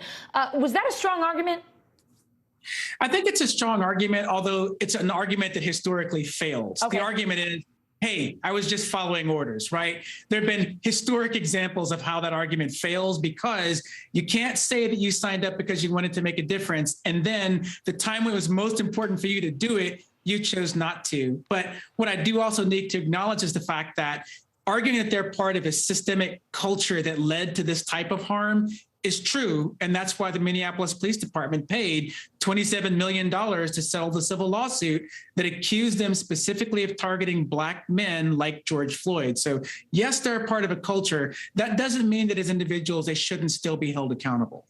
David, thank you so much for being with us to break down both of these cases. Appreciate your time. This is a huge win for us. You know, as always, there's really no justice going backwards. The only justice really now is ensuring that this never happens again, and this lawsuit is a massive step forward. U.S. soccer star Megan Rapinoe and her teammates making history, reaching a $24 million settlement with the U.S. Soccer Federation, ending a 6-year legal battle for equal pay. Here's NBC News correspondent Emily Ikeda. After years of unprecedented success on the global stage, that's it. U.S. wins their 4th World Cup. A victory for the U.S. women's soccer team off the field. A gender pay gap has been at the crux of a long-running legal dispute between U.S. soccer and its players. Those demands now met with an historic agreement. According to the players, the Federation will pay $22 million to the athletes, plus another $2 million for post-career goals and charitable efforts, as long as the team's next contract is ratified. In a joint statement, U.S. Soccer and the players acknowledging getting to this day has not been easy. Back in 2016, 5 of the game's best players filed a wage discrimination complaint with the EEOC, catapulting the team as champions for equal pay rights. We continue to be told we should be grateful just to have the opportunity to play professional soccer and to get paid for doing it. 3 years later, they raised the bar. 28 members of the women's soccer team alleging they were paid less than a third of their male counterparts in bonuses, writing, "This is true even though their performance has been superior to that of the male players." We've filled stadiums, we've broken viewing records, and yet despite all of this, we're still paid less than our male counterparts. Their efforts splashed across social media campaigns, protests, and an HBO documentary. It is time. It is time. It is time. In a major blow to their pursuit for change, a federal judge tossed out the majority of the players' gender discrimination lawsuit in 2020, siding with U.S. Soccer, who said they were actually paid more in total compensation than their male counterparts. The athletes' lawyers appealing the decision, arguing the women significantly outperformed the men who have yet to win a World Cup. That appeal now suspended with today's agreement. The clash over compensation playing out across other sports as well, as soccer federations in more countries commit to equalizing pay. And I think we've really become a lightning rod and a voice for so many women around the country who deal with gender discrimination. Coming up, Kate on tour, the Duchess of Cambridge heading out on her first solo trip while the Queen deals with COVID back home at Windsor Castle. Next.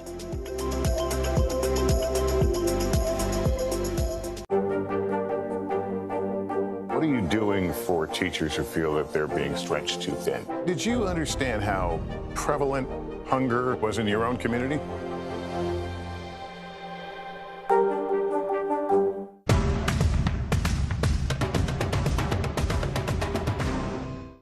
Top Story with Tom Llamas is your news playlist on NBC News Now. And now, you can listen to it as a podcast, available anytime and anywhere. You think it's been healthy for the Democratic Party to highlight the division in the party? What does an exit ramp for Putin look like that allows him to save face? How much of this is on the CDC and how much of this is on Washington? If it's Sunday, it's Meet the Press. News is happening now. A look at what's making headlines around the world. Tonight, the major announcement of the COVID vaccine. This is a significant moment. Your news, whenever it happens, wherever you are, it's here now. News is happening now. Look at what's making headlines around the world. Whenever it happens, wherever you are, it's here now. We're here to start conversations about the big things happening in our world, because it's not my job to tell you what to think. My job is to think about what you tell me. Now Tonight with Joshua Johnson, streaming weeknights at 8 on NBC News Now.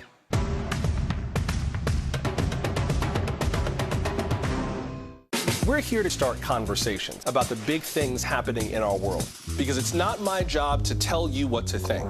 My job is to think about what you tell me. Now Tonight with Joshua Johnson, streaming weeknights at 8 on NBC News Now. What happened here is a story of loss and salvation. There were residents who hung on for dear life. This is where you took shelter, in this closet. I took shelter right in this closet right here. Rioters banged down one of the doors. Have you found a way to reconcile it a year later? It really hurt to see this place that I love so much treated with such disrespect. Was it an act of cleaning or an act of healing?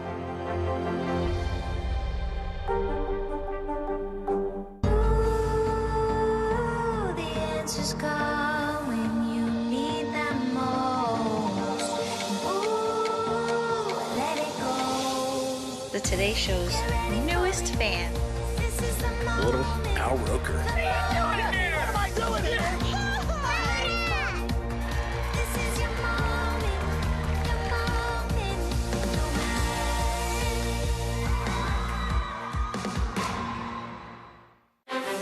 You think it's been healthy for the Democratic Party to highlight the division in the party? What does an exit ramp for Putin look like that allows him to save face? How much of this is on the CDC and how much of this is on Washington? If it's Sunday, it's Meet the Press. Queen Elizabeth canceling her plans today because of COVID. So how is she doing? Plus, the Duchess of Cambridge off to Copenhagen solo. NBC News foreign correspondent Molly Hunter has all the royal details. The Queen canceling virtual engagements after testing positive for COVID on Sunday. Buckingham Palace announcing she is still experiencing mild cold-like symptoms and she will not do any planned virtual engagements today, but she'll continue with light duties. Or as the Sun tabloid put it earlier this week, HRH is WFH, meaning Her Royal Highness is working from home. But on the road for the royal family, Kate, the Duchess of Cambridge, is heading to Copenhagen. A solo trip with the Royal Foundation Center for Early Childhood, an organization she launched back in 2021. On the ground, she'll meet with Denmark's Crown Princess Mary, and we're not the first to notice there's a resemblance there. The future queen stepping out on her own as she and William have both shouldered more and more responsibility these last 2 years. William and Kate have not taken their foot off the gas. They are busier than ever. We're seeing them being entrusted with much more responsibility by the Queen and the senior royals. It's been a rocky 2 weeks for the royal family. First, it was Charles who tested positive for COVID back on February 10th, and then 4 days later, Camilla on February 14th. Then the announcement Prince Andrew settled his sex abuse lawsuit, and then an investigation into one of Prince Charles's charities in a Cash for Honors scandal. And the same day, we saw the Queen carrying out duties in person without a mask. But the palace now making clear, even though the 95-year-old monarch is still feeling under the weather, she's carrying on in her 70th year on the throne. Coming up, a city council race in Florida attracting big money and national attention. Up next, we're in Duval County, where both parties are keeping a close eye on today's special election. We're here to start conversations about the big things happening in our world, because it's not my job to tell you what to think. My job is to think about what you tell me. Now Tonight with Joshua Johnson, streaming weeknights at 8 on NBC News Now. You think it's been healthy for the Democratic Party to highlight the division in the party? What does an exit ramp for Putin look like that allows him to save face? How much of this is on the CDC and how much of this is on Washington? If it's Sunday, it's Meet the Press.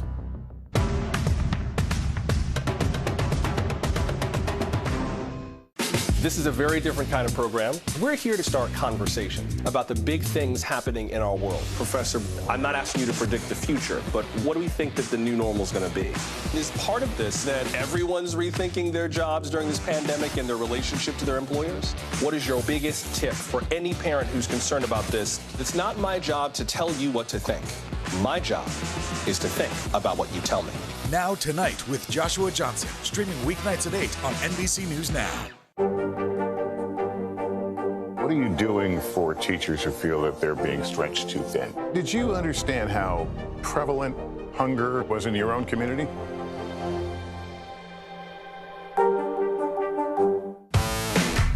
There's no better place for fun with friends. Quality time with your little golf buddy. Or an afternoon alone together.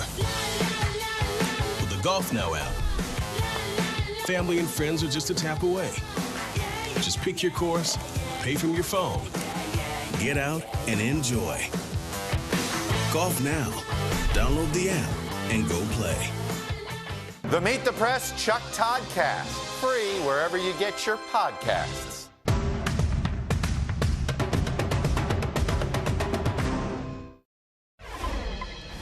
More money, more resources, and more energy than any city council race in our history. Duval County's GOP chair there talking about a special election in Florida today. NBC's been tracking Duval as part of our County to County series because it was a longtime GOP stronghold until Democrats flipped it in 2018 and 2020. Both parties see this special election as a preview of enthusiasm ahead of the midterms. NBC News correspondent Shaquille Brewster is in Jacksonville for us. Shaq, the city council races between Republican Nick Howland and Democrat Tracy Polson. How close is this race, and what are the big issues here?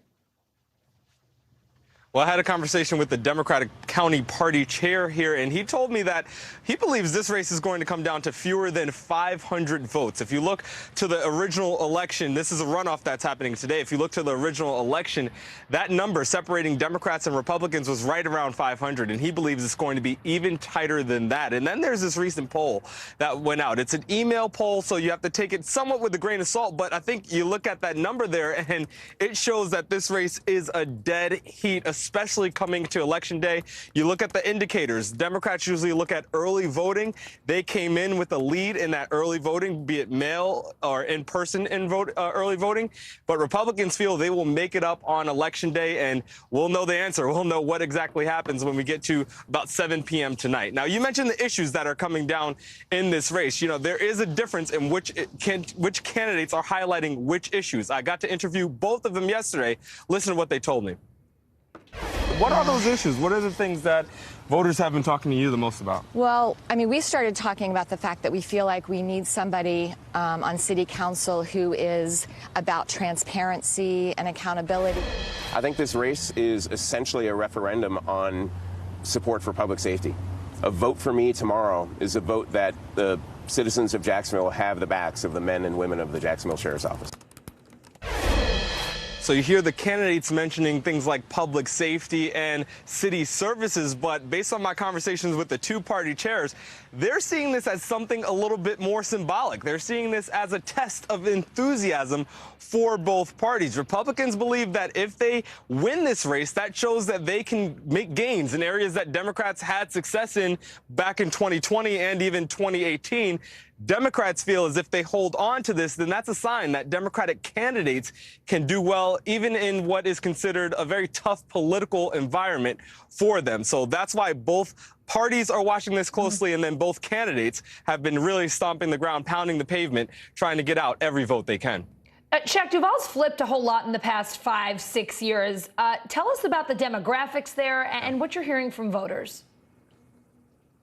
Well, yeah, I mentioned before, this was considered traditional Republican territory. I just spoke to a voter who left the polling booth right now, the voting booth right now, and he said, yeah, most of my neighbors, most of this county, from what I know, all I know is that this was a Republican area. And then there was 2018, where you had the the Democratic candidate, and Mayor Andrew Gillum. He won in this county. Now, he lost the state of Florida, but he won in this county and flipped this county for the first time in some decades.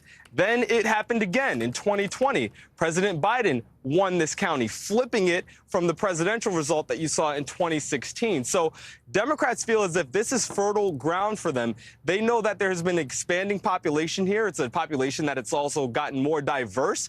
They also know that there were suburban voters that were turned off by Trump's rhetoric. We met many of them during our first visit here back in October. The question now is, and this is the question that both parties are asking, was that a temporary situation? Was that a one-off, essentially, for those two elections?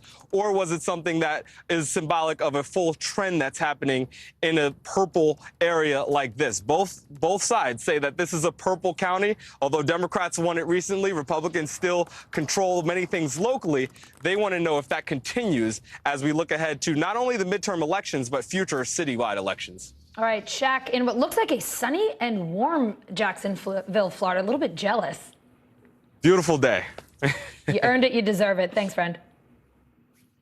This month, New Zealand banned conversion therapy for LGBTQ+ youth, joining more than a dozen countries that have already shut it down. Among their biggest concerns, teen suicide. In the U.S., conversion therapy for minors is still allowed in 30 states. NBC News Now correspondent Maura Barrett spoke to a survivor about the lifelong harm a program had on her. I remember being, an early teenager with laying under the covers at night, praying and pleading with God that these feelings would go away. Jessica Ritter knew from a relatively young age that she had feelings for women. Under pressure, she came out to her family in high school. I just remember sobbing and telling them, I think I love a woman. They cried, I cried, and then we prayed, and then next day, the church leadership was at our house. Literally less than a week later, I was in conversion therapy 3 days a week. The American Medical Association defines conversion therapy as any form of intervention that attempts to change someone's sexual orientation or behaviors. The way it's done can vary immensely, ranging from talk therapy, averse conditioning like electric shock or isolation, or even hypnosis. I was actually in a small group of women ranging from 25 up to 69 or something, I think was the oldest lady, and it was people with sex addiction, drug addiction. So your attraction to women was put in that same bucket as those Correct. things? Yeah. There's the guilt of I had let my family down. And there was also this feeling of there's something wrong with me and I'm dirty. Nearly 700,000 LGBTQ+ adults and an estimated 57,000 children today are survivors of conversion therapy. They're called survivors for a reason. A recent UCLA study found LGBTQ+ people who experience the practice are almost twice as likely to attempt suicide. As its essence, conversion therapy is telling LGBT people, you're not good as you are, something that is, by the way, impossible to do, as those conversion therapies have never showed any success in actually, quote unquote, converting people's sexual orientations. I don't think it's ethical, but also it's never been successful. For Jessica, the effects spiraled. Was definitely an alcoholic for a good bit of time. Had one real suicide attempt that was pretty much ignored. Was diagnosed with depression by my conversion therapist and put on a lot of different medications. I think the most I was taking was 3 different antidepressant medications and then an anti-anxiety medication. All at once? All at once. So I ended up doing that for about 10 years. The practice of conversion therapy on youth is banned in 20 U.S. states, but that's limited to licensed healthcare professionals. The laws do not cover religious or other providers. Federal legislation has been introduced in Congress to prohibit conversion therapy, but there's been no movement. Jessica, now 29 years old, is off those medications, in a successful relationship with her girlfriend, and seeing a new therapist to reverse what she calls brainwashing. She made the decision to cut off communication with her family. Knowing what you know now, what would you say to younger you going through all this? I would definitely want to tell myself that, one, you're going to be okay and life's going to be really beautiful, but it's going to be really hard. Who you are is enough, and God loves you, and there's going to be a group of people, your chosen family, that really love you. And a lot of what you're going to lose, you're going to gain so much more. If you or someone you know is feeling suicidal, there is help. The National Suicide Prevention Lifeline is 1-800-273-8255. Coming up, high hopes. The first ever black climbing group setting their sights on the world's tallest peak. Their journey next.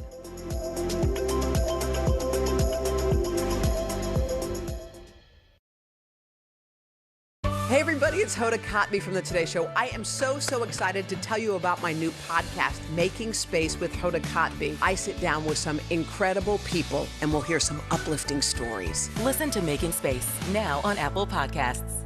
The Meet the Press Chuck Todd Cast, free wherever you get your podcasts. There were residents who hung on for dear life. I've heard people say the town is gone. Do you see it that way? Absolutely not. We've lost some houses, but our community's still here.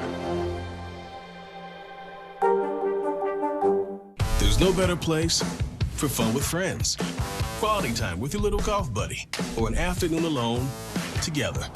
Family and friends are just a tap away. Just pick your course, pay from your phone. Golf Now. Download the app and go play.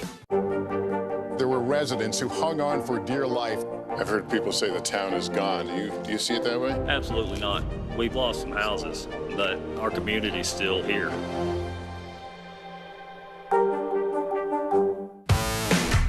There's no better place for fun with friends, quality time with your little golf buddy,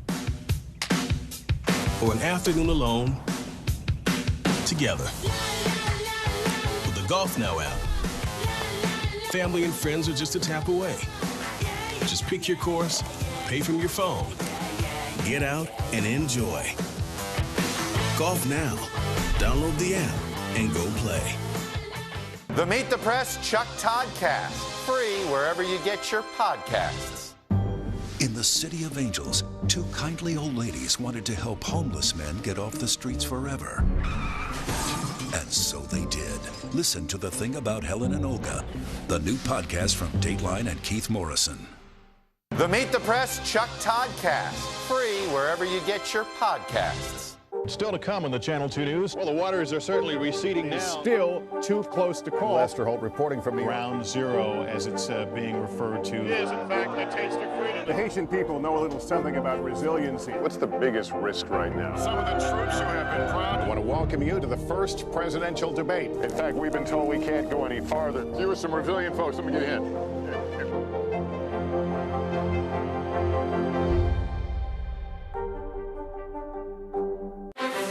You think it's been healthy for the Democratic Party to highlight the division in the party? What does an exit ramp for Putin look like that allows him to save face? How much of this is on the CDC and how much of this is on Washington? If it's Sunday, it's Meet the Press. News is happening now. A look at what's making headlines around the world. Tonight, the major announcement of the COVID vaccine. This is a significant moment. Your news, whenever it happens, wherever you are, it's here now.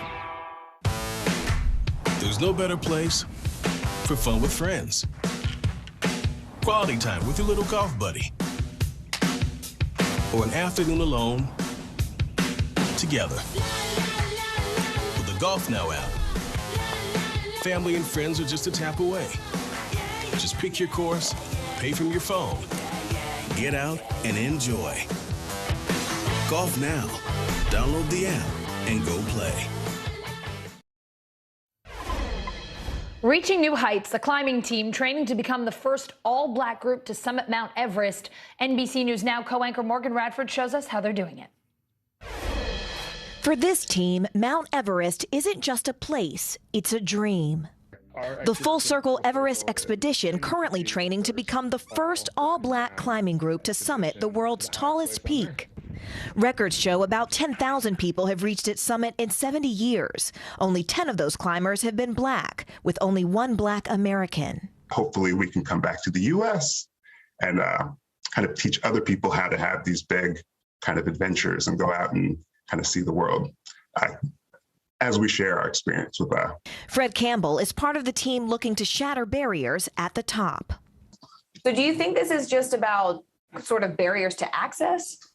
Yeah, I think that's part of it. I think that barriers to access is a big part. I think that representation is another part.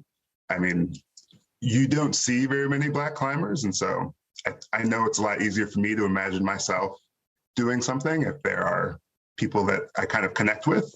Campbell was a college football standout at Stanford until he broke his neck while playing. Then he gets hammered by Fred Campbell. With football out of his future, he turned his sights to the great outdoors, learning to skydive and climb, ascending Mount Kilimanjaro with his father. I fell in love with it because it was the first time that I got to kind of do some travel and see the rest of the world. It was this incredibly intense experience where it was like physically demanding in a way that really that I connected with.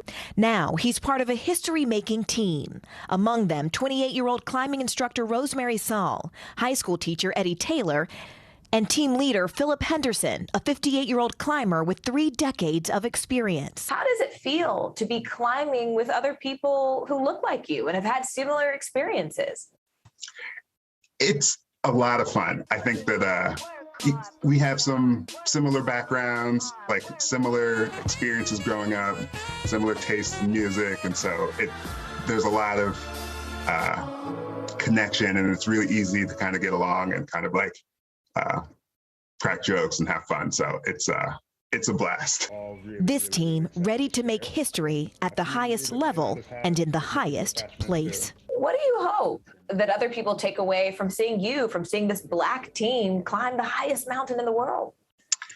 I hope that they see our experience and how much we love being out on the mountain and kind of enjoying the adventure, and they're inspired to find an adventure of their own.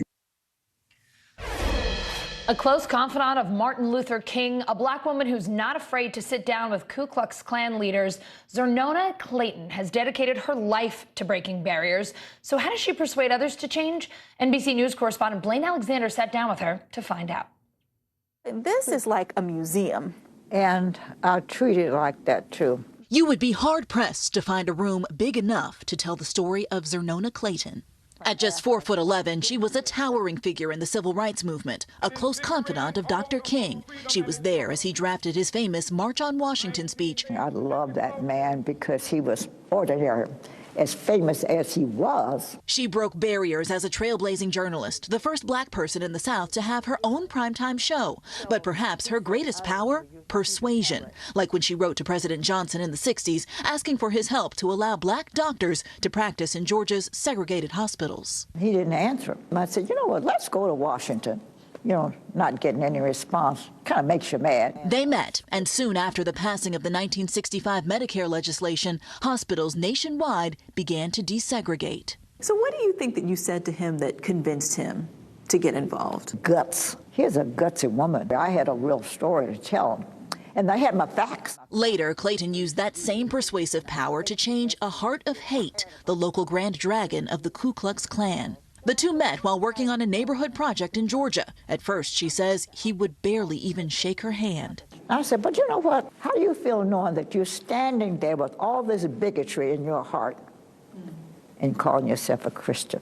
She kept talking to him almost daily. Within a few months, he publicly denounced the Klan. She says what made the difference then is something we could all use now. I kind of wish that I could give everybody a little shot of patience and add a little pinch of love with that. We could make everybody whole again.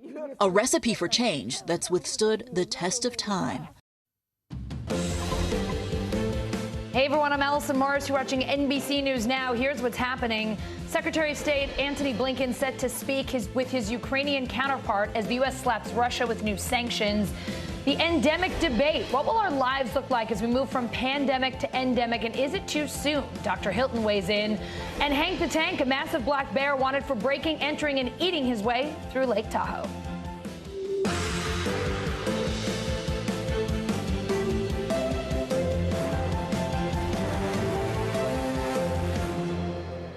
Start this hour with the crisis in Ukraine. We are waiting on a news conference with Secretary of State Antony Blinken, Ukraine's foreign minister. We have team coverage ahead of that conference.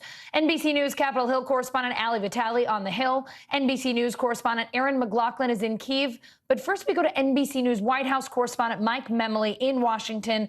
Mike, what kind of message and tone are you expecting to hear from Secretary Blinken?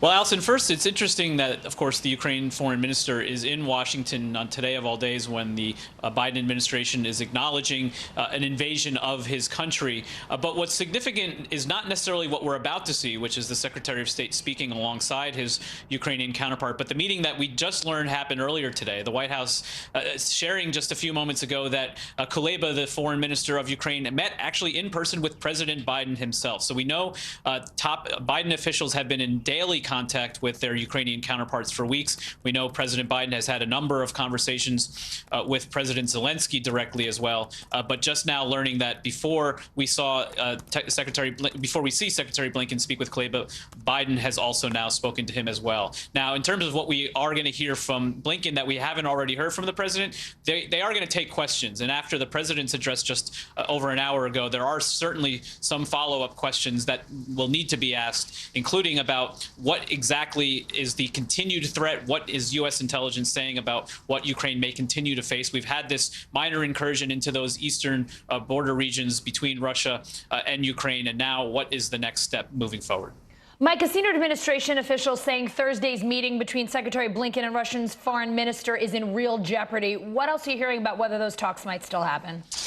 Now, publicly, the White House is not necessarily calling this off just yet. We heard from John Feiner, who's the Deputy National Security Advisor, who isn't quite there yet in saying if this meeting is off, but he said Russia's actions over the last 24 hours clearly make this more difficult. But a number of senior administration officials that our team has talked to are all saying that this is very much in real jeopardy, that because of what we have seen, that Russia has very clearly sent the signal that diplomacy is no longer their preferred outcome.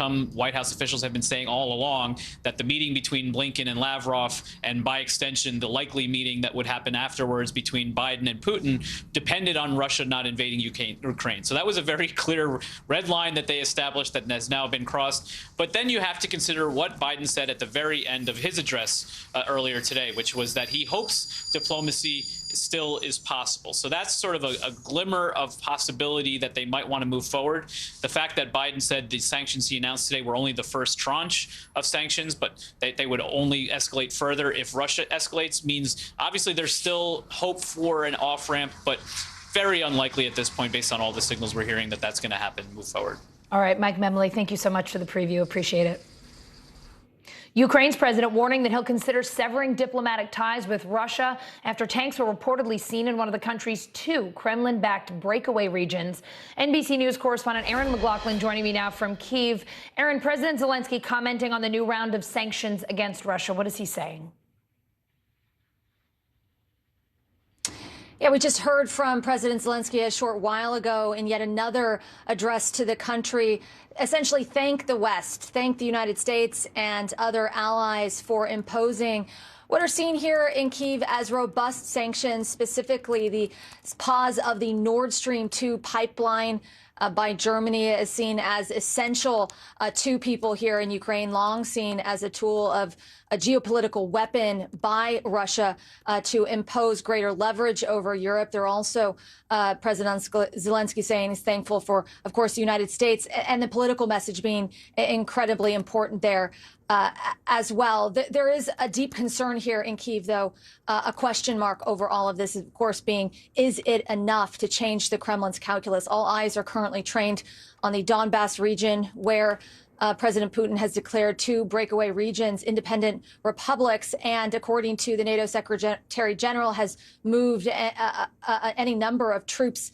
and equipment into that area already today. The outstanding question then becoming, will those troops, will that equipment then cross over the contact line to confront directly the Ukrainian military? That's still an open question at this point. But given what we've seen from President Putin today, given all of the events leading up to this moment, speaking to people here in Kyiv, there is a deep skepticism that this course of action can be reversed. And there's a deep concern that President Putin could potentially open up a broader invasion, a broader escalation, and potentially try to take the whole of the country. Those are some of the very real concerns that I'm hearing from people I'm speaking to here in Kyiv. Allison. Aaron, Zelensky also telling reporters today that his foreign ministry requested he breaks off ties with Moscow. What's the latest there? What do we know about Russia's plans to evacuate its diplomatic staff from Ukraine soon?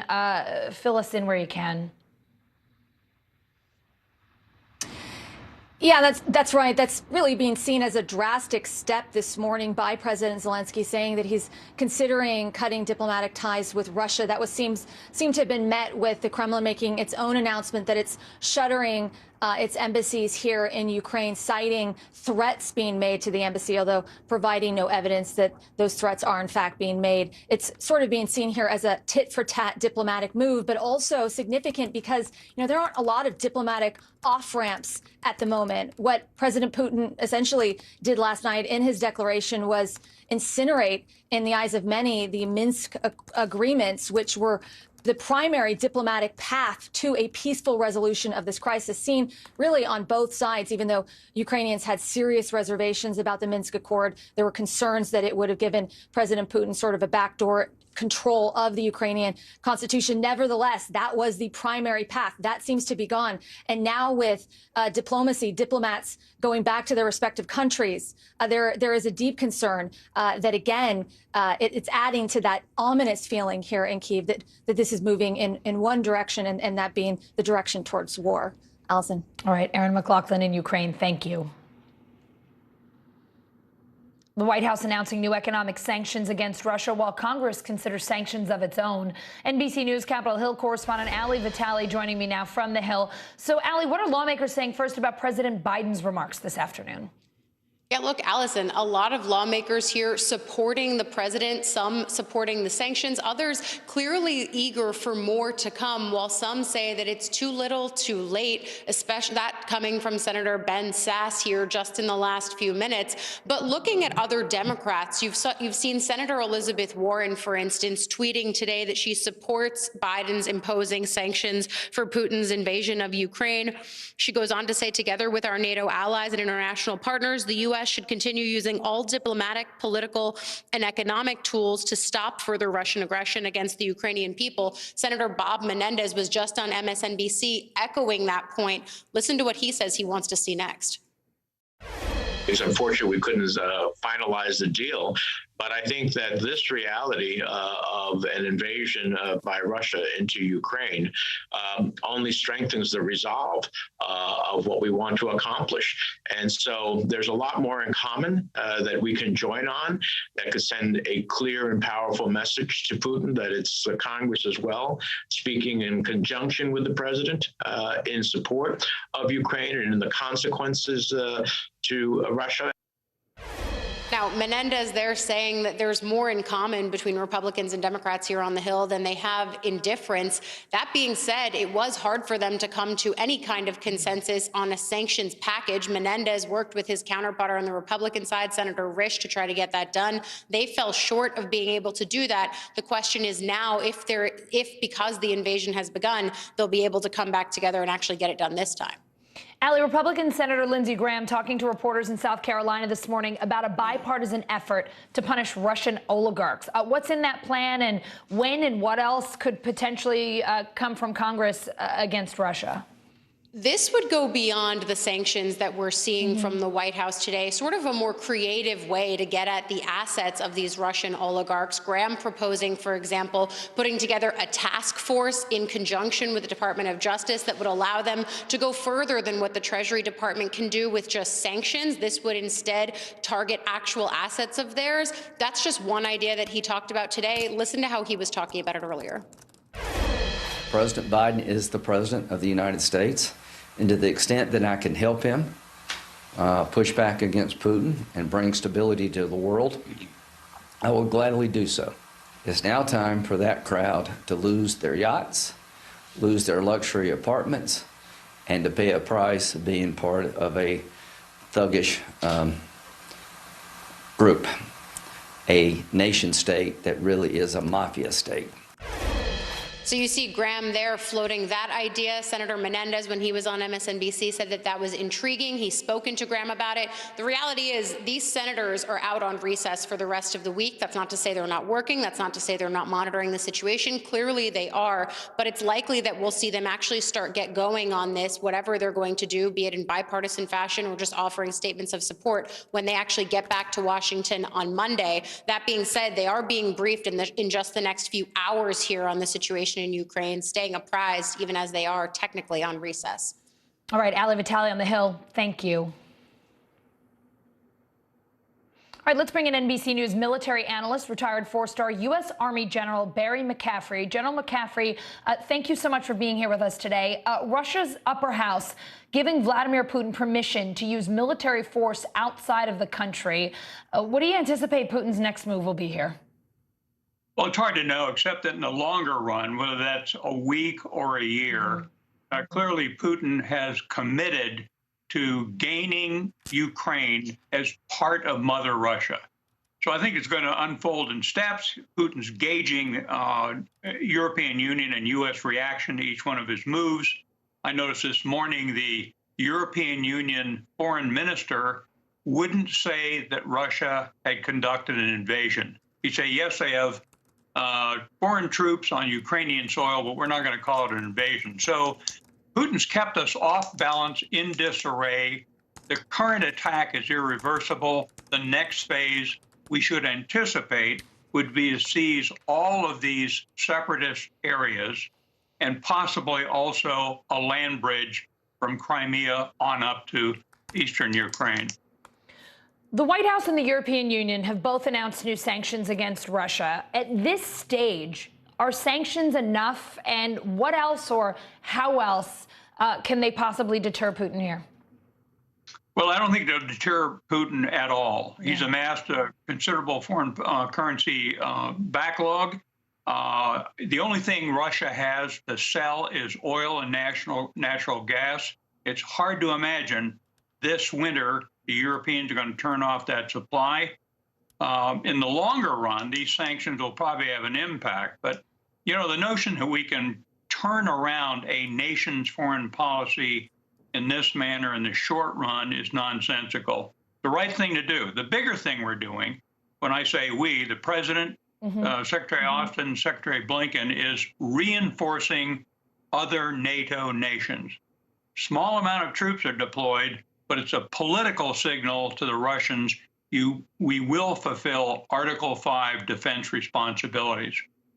President Biden has said time and time again that U.S. troops will not be fighting in Ukraine. Here he is at the White House this afternoon. I have authorized additional movements of U.S. forces and equipment already stationed in Europe to strengthen our Baltic allies, Estonia, Latvia, and Lithuania. Let me be clear. These are totally defensive moves on our part. We have no intention of fighting Russia. You told Chris Jansing earlier on MSNBC that there is no military solution. So what is the solution or best course of action here, besides what you just mentioned before about backing up our NATO allies? Well, of course, that is the central thing we're going to do. The 30 nations of NATO all believe that they have to come to one another's assistance given foreign invasion. The Baltic states are incredibly vulnerable. We really can't defend them either. So Mr. Biden, I think, as a political tripwire, is sending one parachute infantry battalion to the Baltic states. These are significant moves. This is what we need to do. But in the longer run, Putin's dead set on military aggression against Ukraine, and it's hard to see where he'll be stopped. Certainly, the next step is confront the Ukrainian armed forces in the eastern separatist provinces. I think that's coming fairly soon. General McCaffrey, thank you for being with us today. Good to be with you. Coming up, endemic versus pandemic. What's the difference, and how soon could we shift from P to E? We'll discuss next.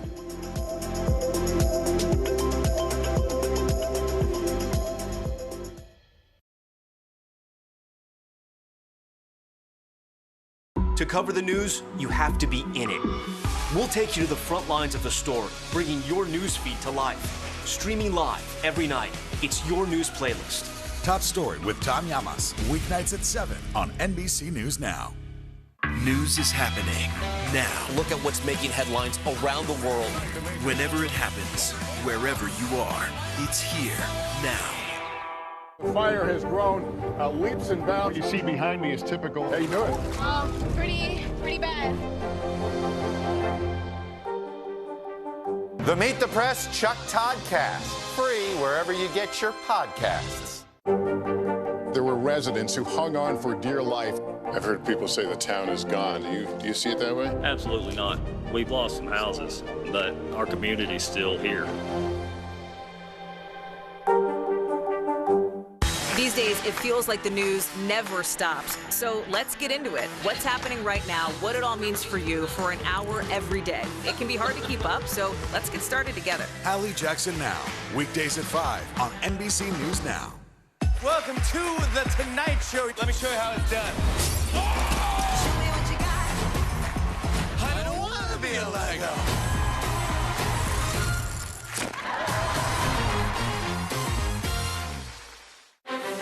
You think it's been healthy for the Democratic Party to highlight the division in the party? What does an exit ramp for Putin look like that allows him to save face? How much of this is on the CDC and how much of this is on Washington? If it's Sunday, it's Meet the Press. There's no better place for fun with friends, quality time with your little golf buddy, or an afternoon alone together. Family and friends are just a tap away. Just pick your course, pay from your phone. Golf now. Download the app and go play. There were residents who hung on for dear life. I've heard people say the town is gone. Do you see it that way? Absolutely not.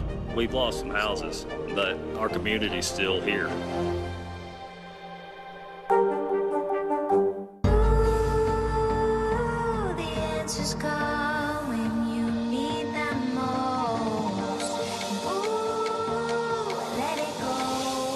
The Today Show's newest fan.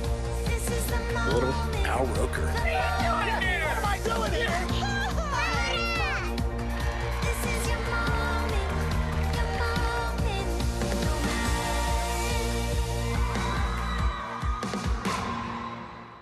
The Meet the Press Chuck Toddcast, free wherever you get your podcasts. Welcome to The Tonight Show. Let me show you how it's done. I don't want to be a Lego.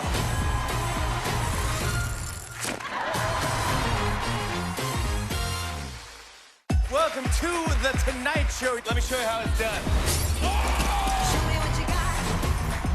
I don't want to be a Lego.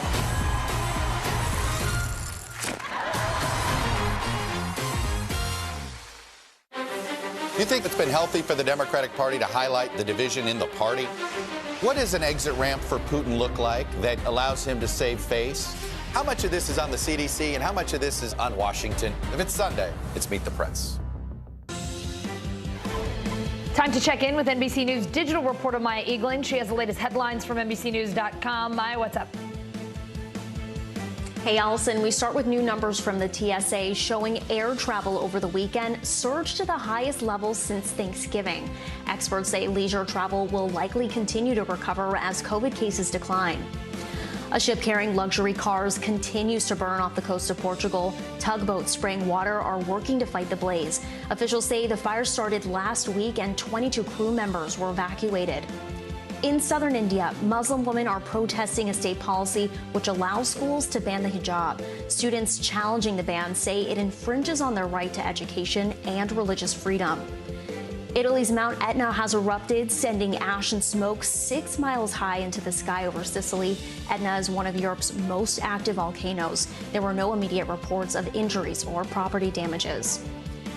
And the fossil of a giant winged reptile discovered in Scotland is the largest of its kind.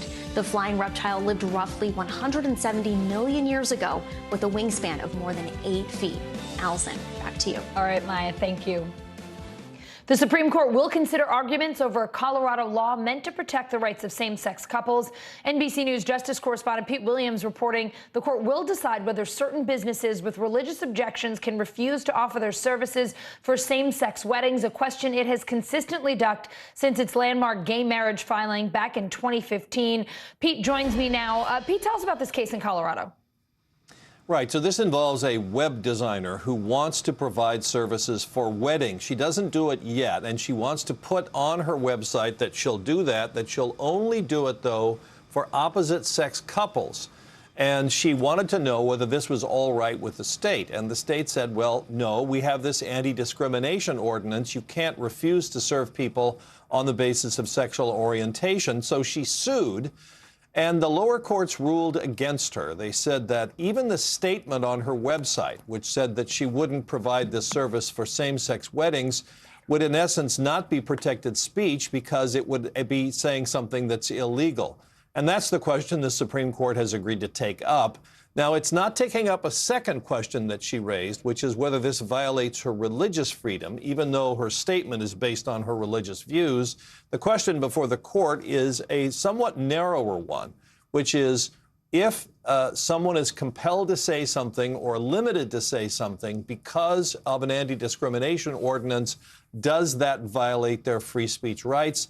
That's the question the court will take up. Makeup of this court has certainly changed since the 2015 ruling on same-sex marriage. Any indication how this new court will rule? Well, a couple of things about that. Number one, of course, the court, as I said in the piece that you quoted from, the court has faced this issue before involving a baker in Colorado, a photographer in New Mexico, a florist in Washington State, and it's always ducked this question of when there's a conflict between anti-discrimination laws and opposition to same-sex marriage. I think you're right. The court has changed in a couple of ways. Number one, Anthony Kennedy, who wrote the same-sex marriage decision, is gone. And secondly, this current Supreme Court has always been very protective and solicitous of religious freedom questions and complaints about religious freedom being violated. So you have to assume that the fact that they took this case after discussing it over and over indicates that they believe that the lower court got it wrong. So, you know, if you had to put money on it today, I think you would say that the court will rule against Colorado and rule for this woman who wants to provide these services. But there's a real question here about whether businesses that want to refuse to serve same-sex weddings all have an expressive content. Now, does a web designer? Well, that seems pretty much like it would. But what about a baker? I mean, the question in the Colorado baker case is a cake something that's expressive, or is it something that you eat? Same with flowers. And the second question is one that Colorado raises, which is if you look at a wedding cake or you look at flowers or you look at somebody's website talking about their marriage, do you think that that is the message of the couple that's getting married or of the business that's providing it? Colorado obviously says most people think it's the couple, not the business. Pete, I'm going to be thinking about that all evening tonight as I mull over dessert. Is the cake a message or is it something that you eat? I want to ask you about a separate case today. The Supreme Court rejecting an appeal from former President Trump to block documents from the January 6th committee. What can you tell us there? Right. Well, this was sort of a foregone conclusion. This was the undramatic, unclimactic last chapter in this saga. And just remember that the way to think about this is the former president came to the Supreme Court with two requests. One, he said, I want you to take my appeal and decide whether these lower courts got it wrong when they said that I don't have the authority under executive privilege to block these documents. But in the meantime, please, will you stop archives from handing it over? Now, that's what the court ruled on in January when it said, no, we're not going to block this from archives. And so that made it pretty clear that when it came time to decide whether to take his appeal, the answer would be no. And today, in fact, the answer was no. Pete Williams hitting two big cases for us today. Thank you so very much. You bet. California leading the charge as parts of the country are shifting into what experts call an endemic phase. But is it too soon? NBC News correspondent Miguel Almaguer caught up with some of the experts in the middle of this heated debate. More of the country moving into a new phase of the pandemic. New infections are down 64%, and a dramatic drop in hospitalizations has officials urging caution in a return to normalcy. You don't want to be reckless and throw everything aside, but you got to start inching towards that. California becoming the first state to officially shift to an endemic approach, but also warning the public, be prepared for a return to mandates if cases spike. We are moving past the crisis phase into a phase where we will work to live with this virus.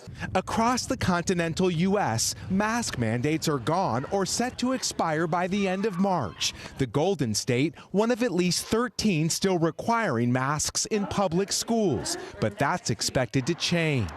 Even though we all got our shots and everything, just to be on the safe side. The CDC could roll back national masking guidance this week. It's unclear whether mandates will be extended to subways, trains, ride shares, and airplanes. After years of rough seas for the cruise industry, most of the major lines departing from U.S. ports are easing their mask mandates in the coming days. As Americans await updated guidance, the CDC is coming under new scrutiny. The New York Times says the agency isn't publishing large portions of data it's collecting, like the effectiveness of boosters for younger Americans and signs of the virus in wastewater. The agency telling the Times some raw data could be misinterpreted. So what will the endemic phase of COVID actually look like? Let's bring in NBC medical contributor Dr. Ebony Jade Hilton. She's an associate professor of anesthesiology and critical care medicine at the University of Virginia School of Medicine, also medical director of Goodstock Consulting. So Dr. Hilton, some people might watch this and think endemic, pandemic, what is the difference? Could you tell us more about what an endemic phase would look like? Right. You know, when people hear endemic, they think all of a sudden it means safe. But I just urge the public to know that HIV is endemic in parts of the world. Malaria is endemic in parts of the world and kills millions of people. So the idea of endemic means that you don't overexceed your resources. So right now, when we're having these surge of cases, that's why we're having this in a pandemic where it literally is stretching our medical resources, our staffing, literally how much medications we have available because of shortages that have existed because of us trying to take care of patients with COVID-19. So it doesn't mean if we go into an endemic phase, of which we're not there yet. But if we were to go into that phase, does not mean all of a sudden that COVID is less of a serious thing for you to take. At this point of this pandemic, we still average 2,000 people dying a day in the United States of America. And so when politicians and other persons who are not on the front line seeing people struggle to breathe, make these statements of let's move on to normal, what is normal? Because normal for other persons means something totally different now in the time of COVID than it did before COVID, because they no longer can breathe. They no longer have functioning kidneys. They no longer have functioning hearts in the same way. And how do we then make sure that other persons don't join that same rank? What changes do you think are appropriate for states to be making right now? What changes in particular concern you at this point? Well, it concerns me that any changes are being made. We are so rushed in America to make changes as if we don't have literally a year's worth, 2 years worth of data to look at. And if you look back last year, this time, guess what? Cases were also dropping. We had our peak back in the end of January, the beginning of February, where we started to decline by the end of February into March. And then what happened? We had a bump again in our cases in April. And then when the CDC and the agency said we can now release our hold on masks and we can go free if you're vaccinated, Delta then came full force in the beginning of July. And we have that potential to happen again, to not think that there's not going to be another variant. We already know BA2, or the stealth variant, is already within 10 countries, including our own. We already know that these things are happening. So why would we right now release ourselves of any type of precautionary measures when we can do what we need to do to really slow the spread of this virus so that it doesn't play the telephone game and create a new variant that makes us have to start all the way over from the beginning. I want to ask you about that variant in a moment, but first, in the story we just ran before you, Miguel Almaguer mentioned a New York Times report that says the CDC is not publishing large portions of COVID data that it collects, allegedly withholding critical data on boosters, hospitalizations, and until recently, wastewater analysis. What do you want to see from the CDC? What kinds of information do you want to make sure we have full access to before states start making decisions about entering endemic phases? Right. We certainly need transparency in all data, right? If we have that knowledge, we know here at the University of Virginia, for instance, we test the wastewater of our dorms in order to see if there's an outbreak in that dorm that we need to address, right? That we know that's been possible since the very beginning of this pandemic. So the question is, if the CDC has that information, then how can we make it so that we have that available not only to other medical entities, but to the public so they can know what's best to do to protect themselves and their family? And I think that truth and transparency will help to bolster a new relationship that is needing to be mended between the public and the medical community, that we know that regardless of what the information shows, we want to be true in what it says. And at this point, though, I want the general public to know that if we had wastewater data, that does not change the fact that of what we've seen day to day with COVID-19. We already know we're in the middle of a pandemic. that extra piece of data will not do anything to sway us in any direction. Before you go, I do want to ask you about BA2, which you mentioned. Health officials are monitoring. It's a new variant, an Omicron subvariant that we've been calling stealth Omicron. What is the latest there? And is there any evidence? Can we tell if our current vaccines and our boosters can fight it? Right. You know, as far as the prevalence, we are seeing it, like I said, across at least 10 different countries, including our own in Oklahoma. We've had now new reports, Florida we know of. And yes, the Omicron variant, the stealth variant, is 1.5 times more transmissible than the original COVID or the original Omicron variant that we saw earlier this year. Now, are we seeing any signs and symptoms that it is any more severe in its cases? Is it any more likely to land you in the hospital? Not so far, which is good, but at the same time, Omicron already has been doing, it's like comparing yourself for the first place of having the worst case scenario, right? It's not as if it is less dangerous of a variant to have. Right. But I think what we're going to have to see is that as this continues to kind of spread amongst other persons, the amount of mutations that are allowed to happen with COVID-19 that are brand new mutations is what should really give us all a pause. Because again, if these mutations get into the right spot, then it can render our vaccines less effective. And then we have to start all over. So the best way we can kind of keep this from happening is to slow the spread of the virus in the first place, which means keeping those masks, trying to maintain some form of mitigation of the spread. Yeah, Dr. Hilton, great point. Even the best worst scenario isn't a situation you want to find yourself in. Thank you for being with us today. It's always good to see you. Coming up, from your car to your home, you're paying for the Russian invasion of Ukraine. The bottom line on rising energy costs next.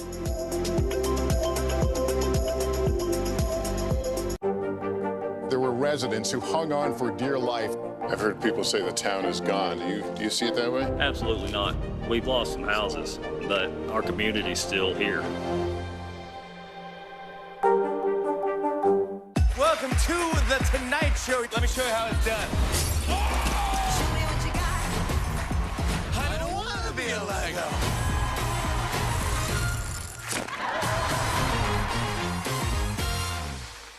There's no better place for fun with friends. Quality time with your little golf buddy, or an afternoon alone together. Family and friends are just a tap away. Just pick your course, pay from your phone. Golf now. Download the app and go play. Still to come on the Channel 2 News. Well, the waters are certainly receding now. Still too close to call. Lester Holt reporting from the Ground Zero, as it's being referred to. It is, in fact, the taste of freedom. The Haitian people know a little something about resiliency. What's the biggest risk right now? Some of the troops who have been proud. I want to welcome you to the first presidential debate. In fact, we've been told we can't go any farther. You with some resilient folks, let me get a hint.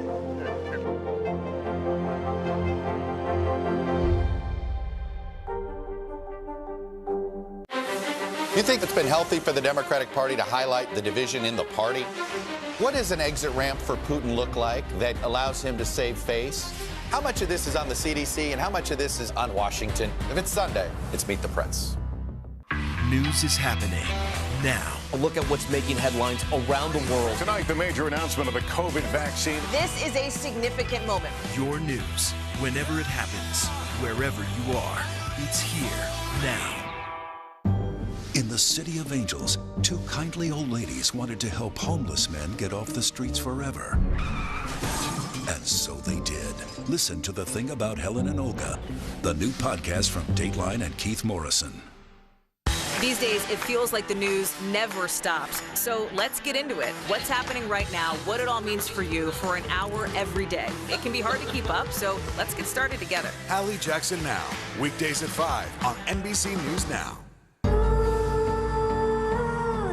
Just call when you need them most.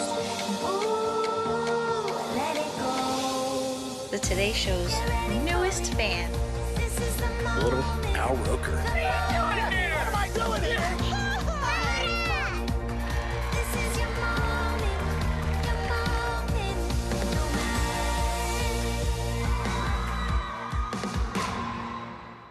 The fire has grown leaps and bounds. What you see behind me is typical. How you doing?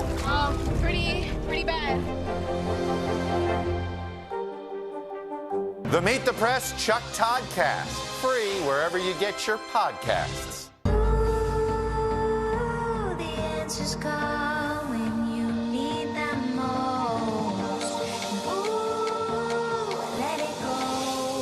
the Today Show's newest fan.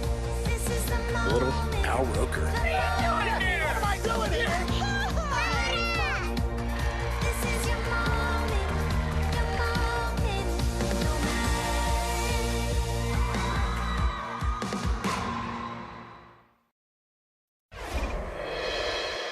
It is time for the bottom line, our daily look at what's going on in the business world and beyond. $4 a gallon for gas, heating bills through the roof.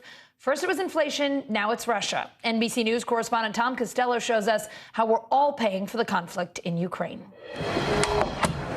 If you pump gas or pay a heating bill, you're already on the economic front lines of the showdown in Ukraine.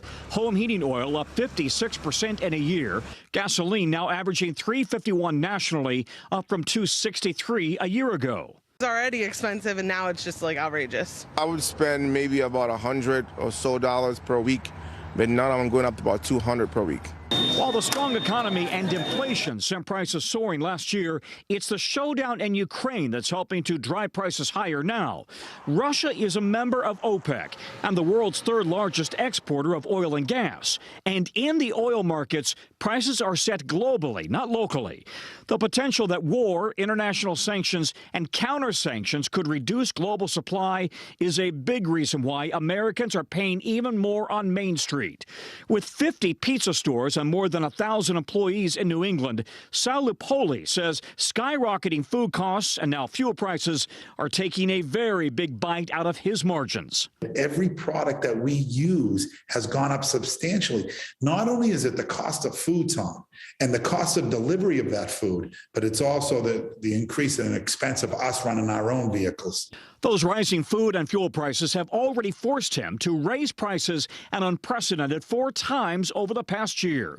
Now, oil and gas analysts say the Ukraine showdown could soon push those fuel prices to record-breaking levels. We're talking about $4 a gallon nationally. California could hit $5, probably even beyond that. California could reach $5.50 and even could near that $6 a gallon mark. While energy prices are spiking on the crisis in Ukraine, this morning Bitcoin sunk to its lowest level in 2 weeks. Now the White House is preparing to regulate digital assets. But if you're still asking what is crypto, especially after all of those Super Bowl ads, here's NBC News correspondent Vicki Nguyen. Not a trade, I'm trading crypto. During the Super Bowl of commercials, cryptocurrency was looking to score with paid celebrities like Matt Damon. Fortune favors the brave. And LeBron James. The future is crunk. Hyping cryptocurrency as the next big thing. And I'm never wrong about this stuff. Never. 3 cryptocurrency platforms saw their app store downloads increase a combined 279% after the big game. I think it's gone beyond mainstream. Shark Tank investor Kevin O'Leary is a spokesperson for a cryptocurrency exchange. What exactly is it? A cryptocurrency is actually a piece of software, no different than your browser on your computer. Simply put, they're digital currencies that only exist on what's called a blockchain, a digital ledger that records all transactions. There are more than 17,000 different cryptocurrencies. Some you can use like money to purchase goods. Some people treat them more like stocks you buy and sell. Their values can fluctuate wildly. Richard Carthon was skeptical when he first heard about crypto in 2018, but 4 years after investing in it, he says he's erased his debt and even used his crypto windfall to buy an engagement ring. And welcome to another episode of Crypto Current. Now he's even started a podcast called Crypto Current. Being able to step into 2022, about to get married and being debt free is just an amazing feeling. While the payout can be big, just 14% of financial advisors invest in cryptocurrency or recommend it to clients, according to a 2021 survey. You have to be prepared for wild volatility. Experts say know the risks. Do you think there's a danger here of people thinking they're going to get rich quickly? Absolutely.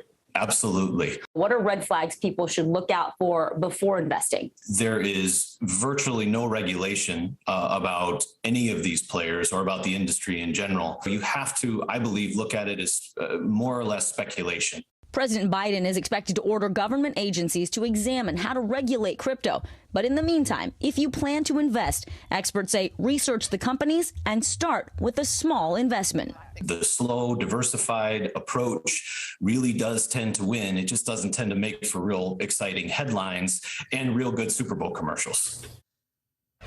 Coming up, police in southern Florida arresting the wrong teen for making threats on social media. Her family now suing her school and Facebook. Their story after the break.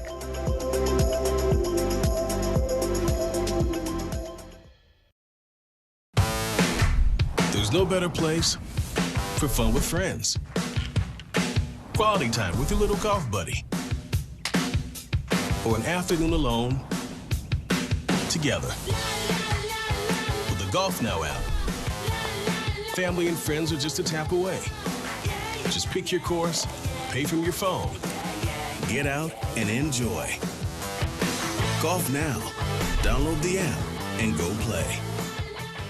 These days, it feels like the news never stops. So let's get into it. What's happening right now, what it all means for you for an hour every day. It can be hard to keep up, so let's get started together. Hallie Jackson Now, weekdays at 5 on NBC News Now. There were residents who hung on for dear life. I've heard people say the town is gone. Do you see it that way? Absolutely not. We've lost some houses, but our community's still here.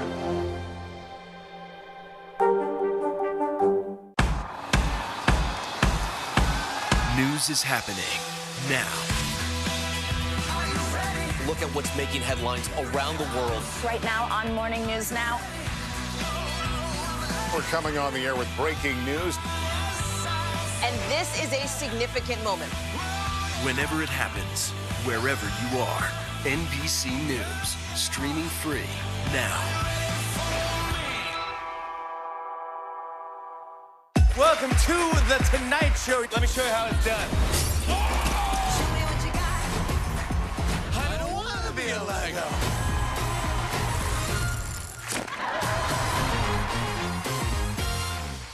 Nearly a dozen hours after the eye roared ashore. There is some late-breaking news.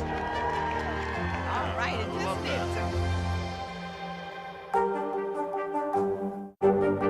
There were residents who hung on for dear life. I've heard people say the town is gone. Do you see it that way? Absolutely not. We've lost some houses, but our community's still here.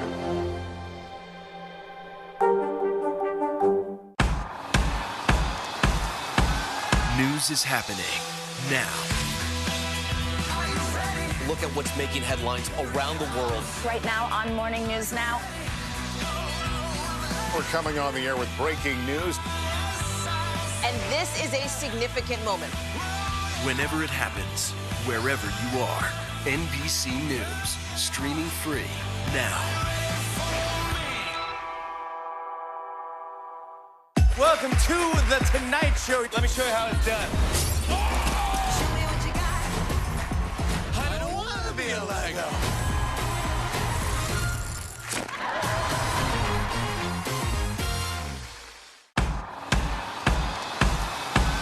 News is happening now. Look at what's making headlines around the world. Right now on Morning News Now. We're coming on the air with breaking news. And this is a significant moment. Whenever it happens, wherever you are, NBC News, streaming free now.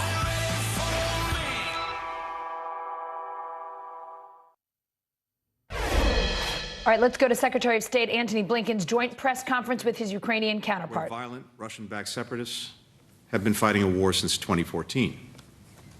A few hours later, he gave authorization to Russian troops to enter those regions. For weeks, we've been warning the world that Russia was mobilizing for military aggression against Ukraine. We've made clear that if Russia invaded, the United States and our allies and partners would impose swift and severe consequences. Now that Russia has moved against Ukraine, so too have we moved on our strong and unified response. This afternoon, the President announced the first round of sanctions on Russia in response to its actions. These have been closely coordinated with our allies and partners. We'll continue to escalate our sanctions if Russia escalates its aggression toward Ukraine. Today, we're implementing full blocking sanctions on two large Russian financial institutions, VEB and Promizybank, both of which have close links to the Kremlin and the Russian military. Collectively, they hold more than $80 billion in assets. These measures will freeze their assets in the United States, prohibit American individuals or businesses from doing any transactions with them, shut them out of the global financial system, and foreclose access to the U.S. dollar. We're expanding our existing sanctions on Russian sovereign debt. We've already prohibited U.S. financial institutions from trading in Russian sovereign debt in the primary market. Now, we're extending that prohibition to the secondary market. These prohibitions will cut off the Russian government from a key avenue by which it raises capital to fund its priorities and will increase future financing costs. They also deny Russia access to key U.S. markets and investors. Starting today, we'll impose sanctions on members of the Russian elite and their family members, all of whom directly benefit from their connections with the Kremlin. Other Russian elites and their family members are on notice that additional actions could be taken against them. These steps are in addition to the executive order President Biden issued yesterday to prohibit new investment, trade, and financing by Americans to, from, and in the so-called DNR and LNR regions. And just as the President said we would do, today the Department of Defense announced that we would be sending additional forces to NATO's eastern flank to deter and defend against any Russian aggression directed at our allies. We also made clear that if Russia invaded Ukraine, we would act with Germany to ensure that the Nord Stream 2 pipeline does not move forward. Today, Chancellor Scholz announced that the German government is suspending that pipeline indefinitely. We've been in close consultation with Germany throughout this process. We welcome this swift and decisive action. And we're executing a plan in close coordination with allies and partners to secure the stability of global energy supplies, which is in all of our interests. The United States and our allies and partners are united in the face of Russian aggression. This morning, the European Union and the United Kingdom announced a series of strong complementary actions. President Putin's deeply disturbing speech yesterday and his statements today made clear to the world how he views Ukraine, not as a sovereign nation with the right to territorial integrity and independence, but rather as a creation of Russia and therefore subordinate to Russia. It's a completely false assertion that ignores history, international law, and the tens of millions of patriotic Ukrainians who are proud citizens of a free and independent Ukraine. Now that we've heard it directly from President Putin himself, it confirms what we've been saying, that he did not send more than 150,000 troops to the Ukrainian border because of benign military exercises, or to respond to threatened aggression from Ukraine, or to stop a fabricated genocide by Ukraine, or any other manufactured reason. His plan all along has been to invade Ukraine, to control Ukraine and its people, to destroy Ukraine's democracy, which offers a stark contrast to the autocracy that he leads, to reclaim Ukraine as a part of Russia. That's why this is the greatest threat to security in Europe since World War II. Ukraine is in danger. President Putin is blatantly and violently breaking the laws and principles that have kept the peace across Europe and around the world for decades. Yesterday, at an emergency session of the UN Security Council requested by Ukraine, the United States and many other countries condemned Russia's renewed attack on Ukraine's sovereignty and territorial integrity as a violation of international law and the United Nations Charter. U.S. Ambassador Linda Thomas-Greenfield underscored that President Putin has now torn to shreds the Minsk agreements, which sought to end the conflict in the Donbass region of Ukraine peacefully through diplomacy. President Putin himself essentially declared those agreements null and void. The complete abdication of Russia's commitments under the Minsk agreements is just the latest demonstration of Russia's hypocrisy when it comes to the agreements that it claims to seek and to uphold. Since the beginning of this Russian-manufactured crisis, Moscow has insisted that only legally binding agreements could satisfy its security concerns.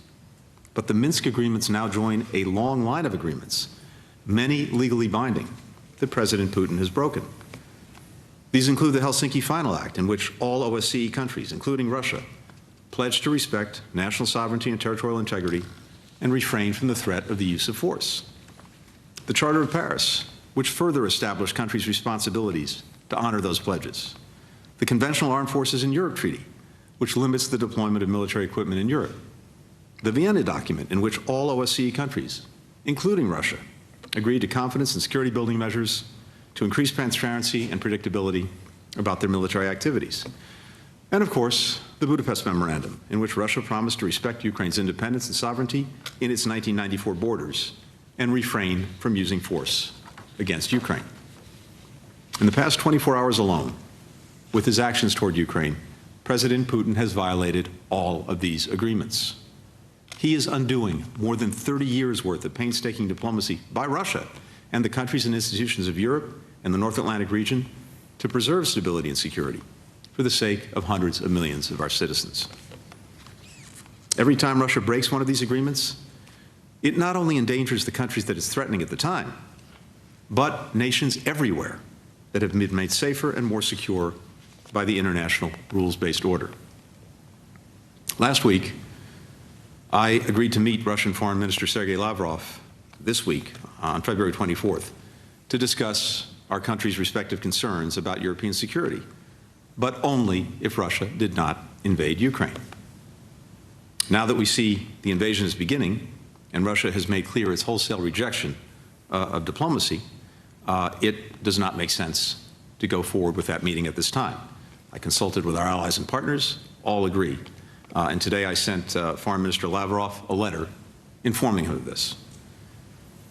The United States and I personally remain committed to diplomacy if Russia is prepared to take demonstrable steps to provide the international community with any degree of confidence that it's serious about de-escalating and finding a diplomatic solution. We will proceed in coordination with allies and partners based on Russia's actions and the facts on the ground.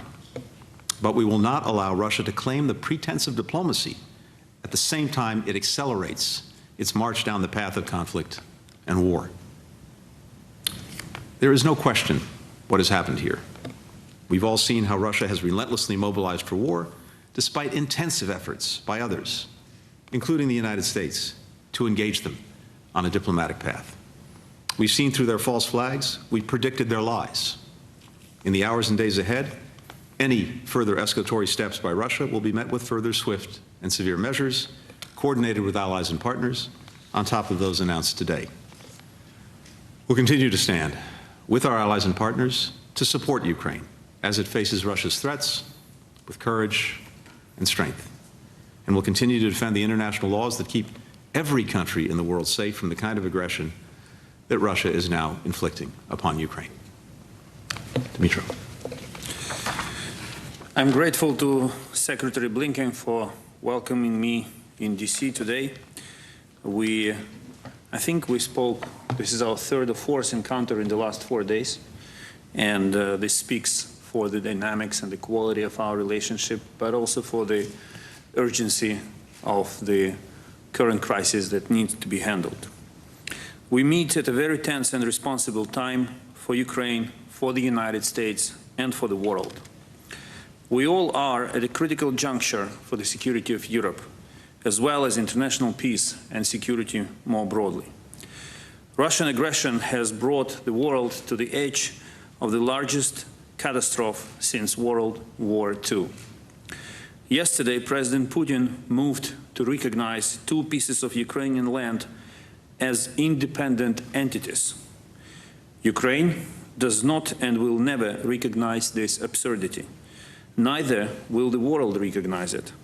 In fact, what Putin recognized is not the so-called Donetsk People Republic and Lugansk People Republic. He recognized his direct responsibility for the war against Ukraine and an unprovoked and unjustified war on another sovereign state in Europe, which Russia now intensifies. President Putin killed Minsk agreements, and more broadly, he attacked the world order. Needless to say, Russia's move is a grave breach of international law and a new act of aggression against Ukraine's sovereignty and territorial integrity. Therefore, Ukraine strongly believes that the time for sanctions is now. And in this context, we welcome today's announcement of sanctions by President Biden. The world must respond with all its economic might to punish Russia for the crimes it has already committed and ahead of the crimes it plans to commit. hit Russia's economy now and hit it hard. I commend immense efforts of the U.S. diplomacy, led by Tony, to mobilize the global coalition of allies and partners to stop Russia. The entire world stands today with Ukraine, and rightly so. Putin wants much more than a war-torn piece of Ukrainian land and people living there. What stops him is only our unity and resolve, and we can still stop him. Ukraine continues the engagement with the United States, EU, and NATO in diplomatic efforts to ease tensions. Yet, we also stand ready for any possible development. We had a focused discussion today with Secretary Blinken on steps to protect Ukraine and our multidimensional resilience. One of the proposals that we put forward today is designing a program similar to the Lend-Lease implemented during the World War II to support the war efforts of the allies in Europe. This program will help to ensure sustainability and will improve efficiency in strengthening the capacity of Ukraine to defend itself. The last point that I would like to make, today we discussed some very specific ideas, and we appreciate very concrete steps made by the United States. These days we receive proposals from some countries to condemn Russia's behavior, to condemn but not follow the condemnation with action. And I would like to say that condemnations are important, but it's actions that really matter now, these days. And I'm grateful to our strategic partner, the United States, for its ironclad support, including military, economic, and political, diplomatic assistance provided to Ukraine. The Ukrainian people will surely remember the United States standing with Ukraine at this decisive moment in history. Thank you. We'll now turn to questions, and we'll take two from each delegation. We'll start with Vivian Salama of the Wall Street Journal.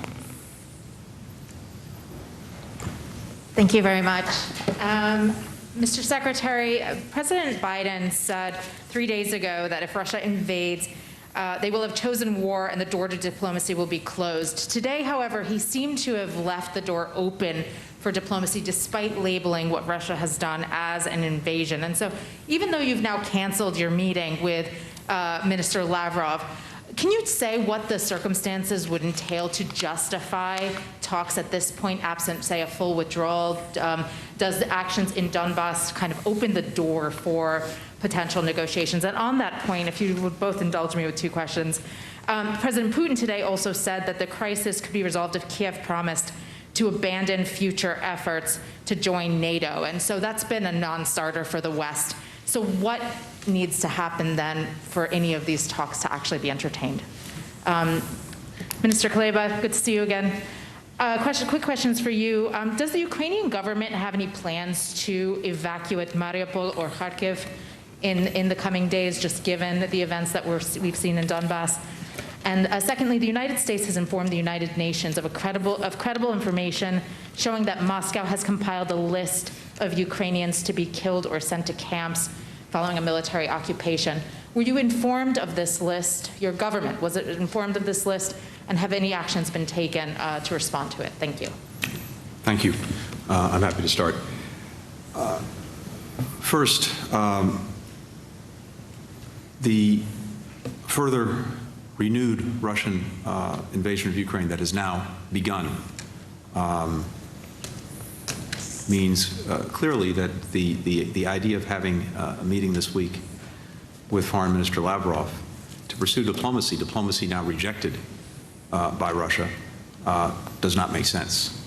But having said that, to the extent there is anything that we can do to avert an even worse case scenario, an all-out assault on all of Ukraine, including its capital, that would inflict horrific costs on the Ukrainian people, we will always pursue that. So we, our partners, remain open to diplomacy, but Moscow needs to demonstrate that it's serious. The last 24 hours has demonstrated just the opposite. It hasn't been serious to date, including with regard to the meeting that was planned for Thursday. We made clear that in the context of a Russian invasion, we would not go forward with that meeting. If Moscow's approach changes, I remain very much prepared to engage. With regard to President Putin's statement about...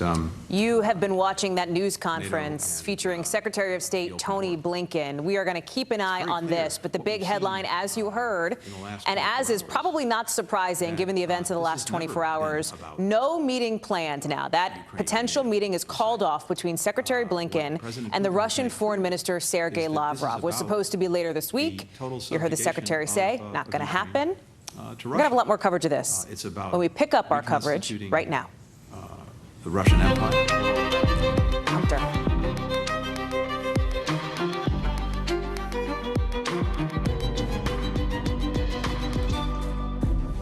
What Russia is doing now is the beginning of an invasion, according to President Biden, which is why he is moving troops and attack helicopters closer to Ukraine's border and slapping new sanctions on Russia. That's after Vladimir Putin's moves against Ukraine. And listen, the president says this is only the beginning. Our team of reporters is standing by here and overseas with a lot more on what comes next. Plus, we're going to break down why Putin's claims about the history of Ukraine don't exactly match reality.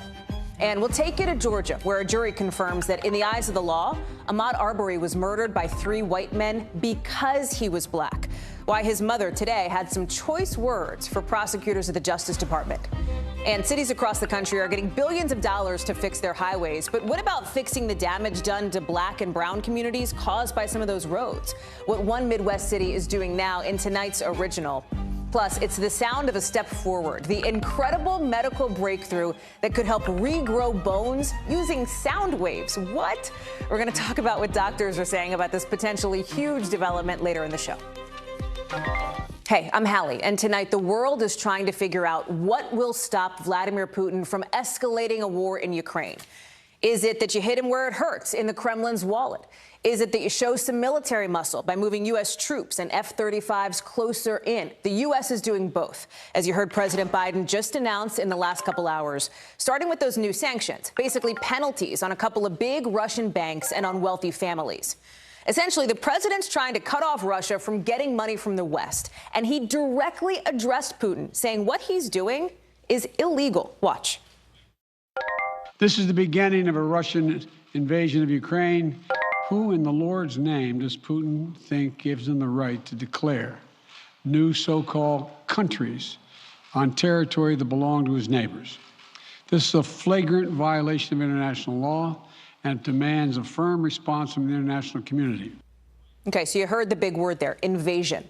It's a word no American officials were using just 24 hours ago when we first learned, as you saw breaking on this show, that Putin authorized sending troops into 2 separatist regions in eastern Ukraine. And then Putin didn't stop there. He announced today he's going to recognize an expanded version of those breakaway areas. So on that map, the stuff that's in a lighter yellow, not just what's in pink, the area that is currently controlled by those Russian-backed forces. And today, Putin said he's ready to give military assistance to those separatist regions if necessary. But that brings us to the second bucket of U.S. action, the military moves. With President Biden sending 800-plus troops in Italy, moving to Estonia, Latvia, Lithuania. That's going to put them, look at it here, right up against the border with Russia, right on the border of Belarus. And just as we came on the air, you watched it live right here on NBC News Now. Secretary of State Tony Blinken saying in a joint press conference with Ukraine's foreign minister, he will not be meeting with Russia's foreign minister, Sergei Lavrov. It was supposed to happen Thursday. Not surprising that that's been called off, but still significant tonight. We're going to break down that conversation in a few. We're also going to get to Keir Simmons, who is live for us in Moscow in just a second. But I want to start right here in Washington with Mike Memoli. So what's interesting here, Mike, is we've seen these developments today from President Biden. And let me say they're moving fast, hour by hour. This has developed just this afternoon. And there's still what I think is fair to call lip service to the idea that the door to diplomacy is open just a crack. But you have Blinken now calling off this meeting with Sergei Lavrov. At this point, it seems like it is heading in the opposite direction. Yeah, that's right, Hallie. Let's start by just making it clear what officials have been saying to us for days, is that they were absolutely willing to have this summit between the foreign minister of Russia, Sergei Lavrov, and Secretary of State Blinken. They were skeptical that the big caveat that they attached to it, that there was not an invasion, would be met. And so obviously you had Secretary Blinken just literally a few minutes ago saying it wouldn't make sense to move forward with that. It's a diplomatic way of saying heck no.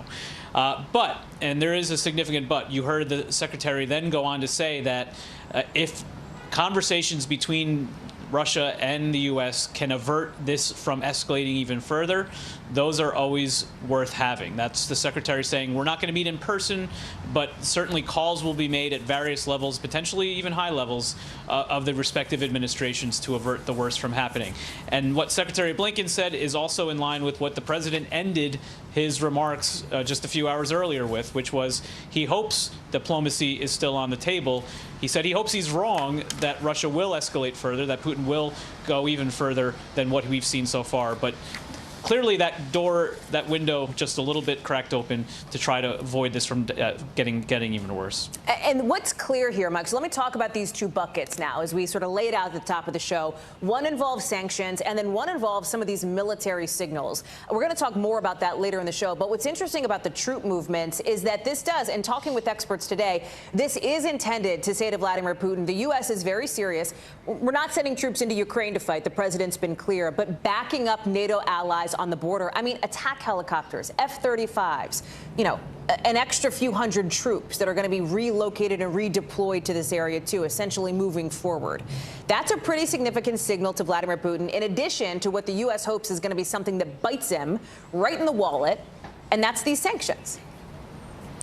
Yeah, that's right, Hallie. It's interesting, as you're talking about these troop movements, I just a few minutes ago was talking to a U.S. senator who is in Poland right now, part of a delegation there, who's watching all this play out on the front lines. And he made the point to me that when the president has very clearly stated that the U.S. will not be fighting in Ukraine, that there was a Republican colleague of his who said he wished he would not have said that.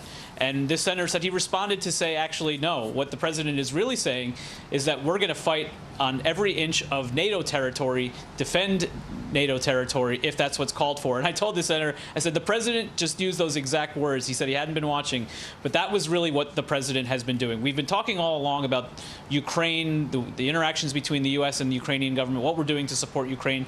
But so many of the moves that are being played out today are about our NATO allies. Remember, Article 5, we have an obligation to defend those countries, and those countries, including Poland, including those Baltic states, are among the most concerned that this does not end with Ukraine, and that's why you're seeing that mobilization today. You talk about the response from members of Congress, and here's the thing, right? President Biden was very clear that as it relates to sanctions, this is just the first step. Meaning, if Putin escalates, if Putin goes further than he has so far, the U.S. is going to go a little further than they have so far, too. And there are still tools in the arsenal. I asked the head of the Senate Foreign Relations Committee, Senator Bob Menendez, about one of those tools in the arsenal, and that is cutting Russia off from the SWIFT banking system, considered, you know, one of the big guns that the U.S. hasn't deployed yet. Here's what he said. Do you believe it would be appropriate to go ahead and cut Russia off from the SWIFT banking system, or given what we've seen from Russia over the last 24 hours, is that something you'd like to see now?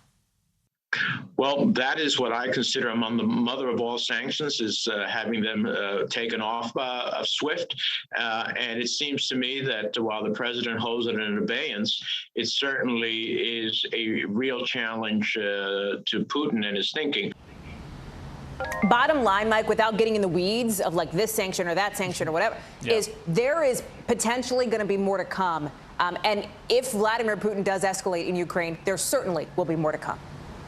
Yeah, absolutely right, Hallie. In fact, we just also got off a call with another senior administration official who was sort of walking through the particulars of these sanctions. And one point that this official made was that SWIFT is absolutely still on the table. That's what Senator Menendez would like to see. And their point is that we need to see potentially what Russia does next and act accordingly if so. And so they want to have options still on the table, levers to play, deterrence still in play. The other point that was interesting was as it relates to oil prices, energy costs, the impact that we're going to be feeling here at home if gas prices go up. This official stressing that the real answer here is to end Europe's addiction to Russian oil, and that's why some of the steps they're also taking, including Nord Stream 2 today, Hallie.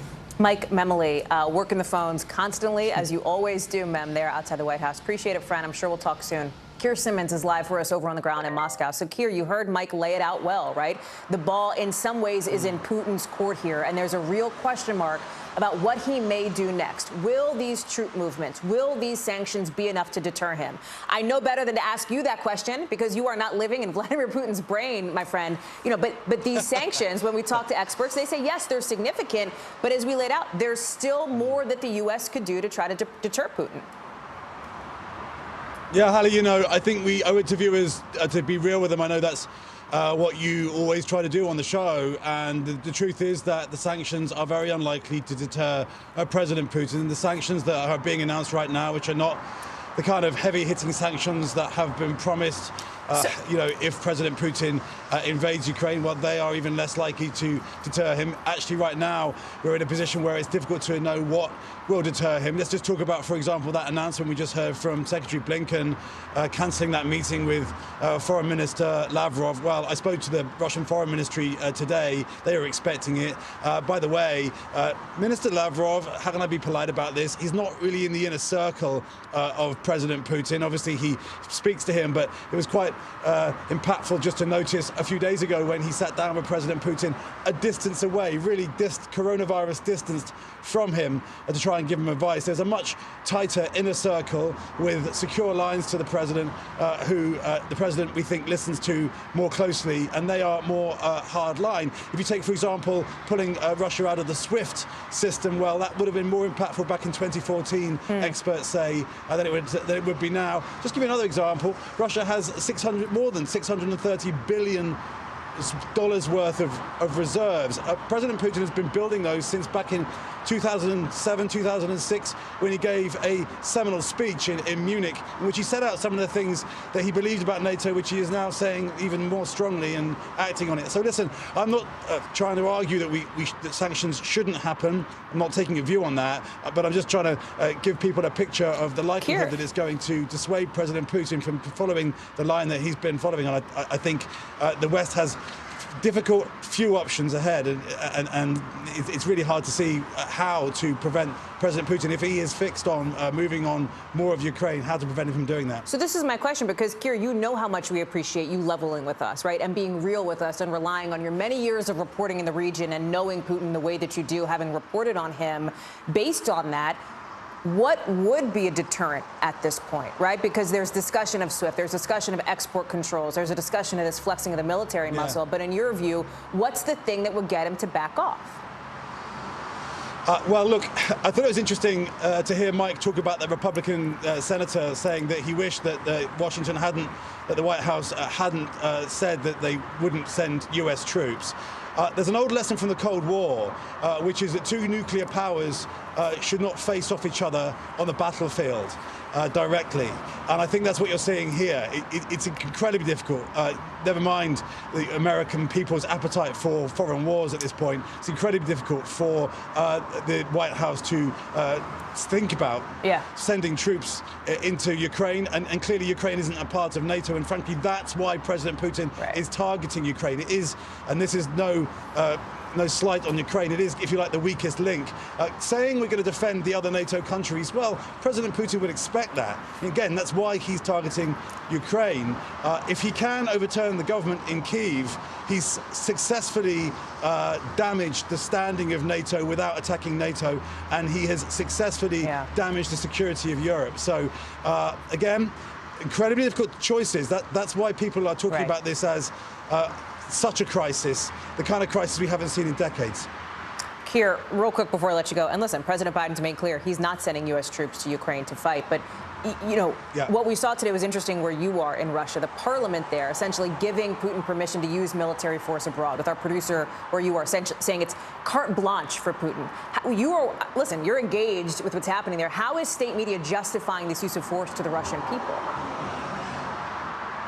Well, the state media has a job to do here in Russia, and that is to try and persuade the Russian people. We were out in the streets when President Putin was giving that extraordinary kind of televised tirade last night. We were out in the streets of Russia speaking to the Russian people, only a handful, but every one of them said we want peace. One man said, listen, I've got parents in Ukraine. So that is a challenge for President Putin, how he persuades his own people that his policies are right. There are even Western officials who are telling us they believe that there are people inside President Putin's own security services and military who have serious doubts about how wise it is to enter into a conflict like this. Keir Simmons, staying up late for us in Moscow. Can't tell you how much I appreciate it, friend. Thank you very much. We're going to have more coverage on what's happening with this crisis later on in the show. Stick with us on that. We've got other headlines tonight, including what happened down in Georgia, where a jury took less than 4 hours today to find 3 men convicted of killing Ahmaud Arbery guilty of all the federal hate crime charges against them. You saw Arbery's family celebrating outside the courthouse after the verdict, but also calling out the DOJ for initially offering a plea deal to the defendants last month that would have involved sending them to a federal prison with better conditions. What we got today, we wouldn't have gotten today if it wasn't for the fight that the family put up on January the 31st. We got a victory today. But it's so many families out there who don't get victories because of people that we have fighting for us. Joining us now is Ron Allen in Brunswick, Georgia. Ron, it's great to see you. Talk to us about these federal charges, the sentences that these men are looking at on top of the life sentences that they're already serving for the murder convictions. The sentences they're looking at is another life sentence for the hate crimes that they've been convicted of, and they fall into several categories. There's a interference with rights, or violating Ahmaud Arbery's rights is the heading for the hate crime charge. Essentially, the argument that they chased him, they hunted him down out in the streets, a public street where he had the right to be, and that they did this because of his race, resulting in his death. And that is the hate crimes charge that all 3 of them have been convicted of. There's another charge, attempted kidnapping, which is not kidnapping in the traditional sense of getting a ransom and so on and so forth, but trying to confine him, keep him in a place, hold him until something else could happen. That's something else they were convicted of. And the third category of crimes is using a firearm. The case of the 2 McMichaels, using a firearm to commit a violent crime. They used their shotgun and a handgun, the handgun to threaten him, and of course the shotgun is what killed him. So that's the broad category of crime that they're convicted of. And basically they face yet another life sentence in prison. But I don't want to lose sight, too, of what is so critical about this, which is the focus specifically on race, right? I mean, this is basically a jury coming back and saying, yes, you murdered this man because he was black, and we believe there is evidence in the eyes of the law to confirm that.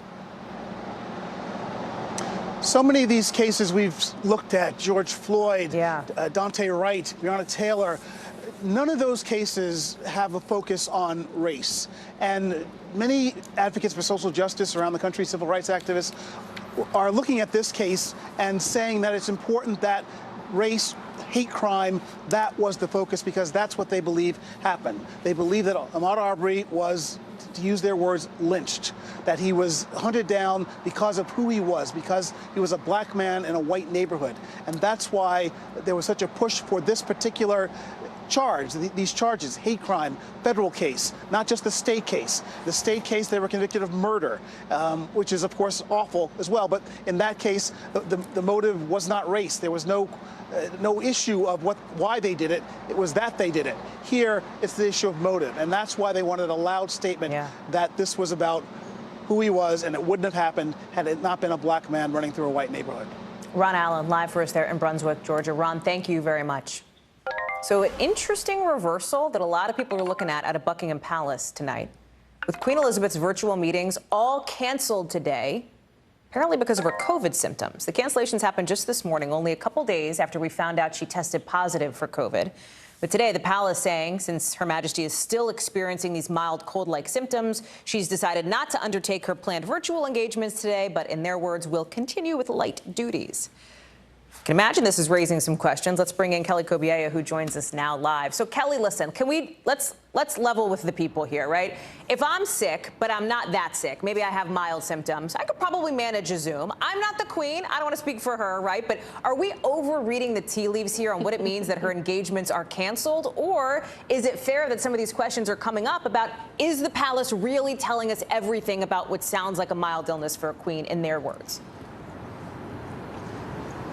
Yeah, look, Hallie, it's challenging because the palace has not been all that transparent, to put it mildly, when it comes to the Queen's health over the past several months in particular. So when the Queen does come down with an illness, now that she has contracted COVID, and we get these messages from the palace, it's hard to believe that they're being completely upfront, particularly when, as you said, they originally said on Sunday that she was going to continue on with light duties from the palace, including these Zoom meetings and these virtual meetings.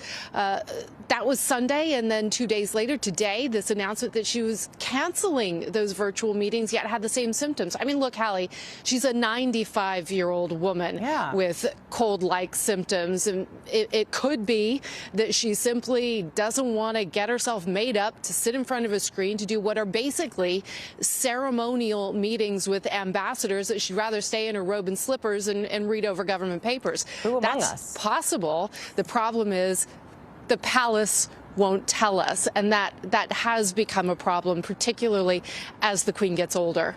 It's a good point. So I think she usually has weekly meetings, right? She usually has these weekly conversations with the Prime Minister, who, by the way, is also talking this week, as we've covered, about the end of COVID restrictions in the UK.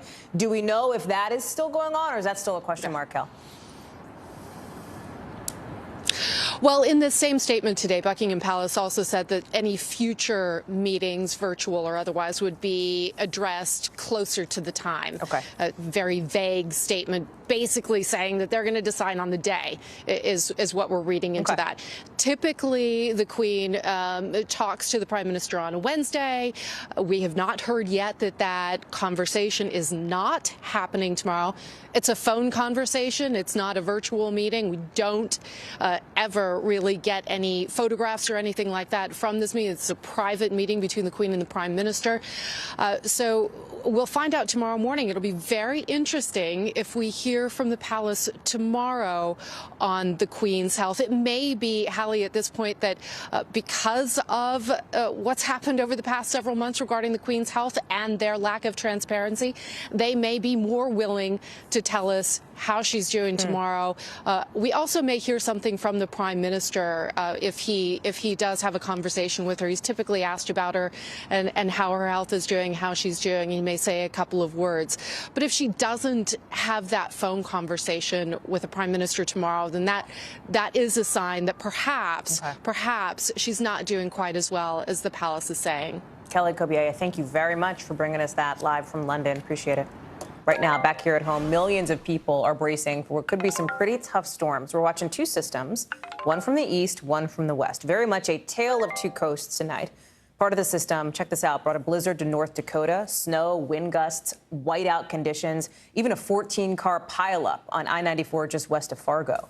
Rescuers had to go get people in wind chills of 30 degrees below zero. Then down south, you had homes destroyed, thousands of people losing power in northern Arkansas from the weather that blew across there today. Al Roker is tracking all of it for us tonight. Al, severe weather, winter weather. What's the timeline for all this?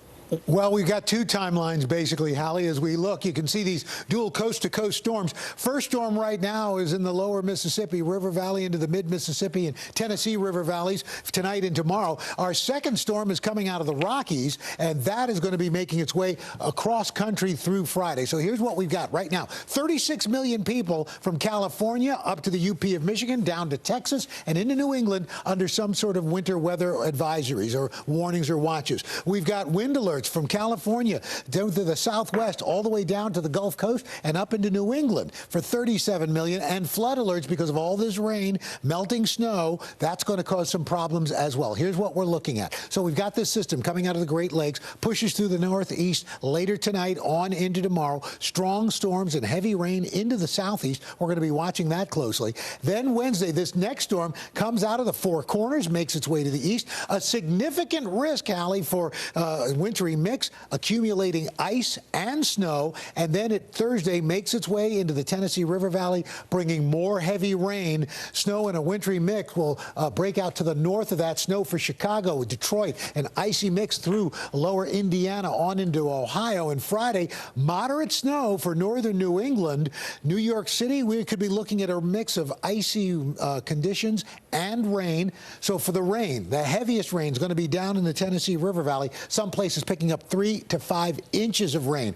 In between that transition from New York and New England, stretching through southern Indiana all the way down to Texas, we're talking about accumulating ice upwards of 1/4 of an inch. And as far as snow is concerned, the Rockies about 6 to 8 inches. But look at this, Hallie. We're talking about 2 to 4 inches from Chicago, Saginaw, Cleveland. And then as we get into the Northeast and New England, Boston could be in the 6 to 8 inch snowfall area. But a heavy snowfall amount through the Northeast, depending on the track of the storm, that will determine how much snow we get and how far south that goes along I-95, Hallie. Al Roker live for us on that. We'll keep an eye for the latest developments tomorrow on the Today Show, Al, when we see you then. Thank you. You bet. Coming up, a huge win for U.S. women's soccer in the fight for equal pay. We'll talk about how much money is in this deal and what it means for these athletes right after the break.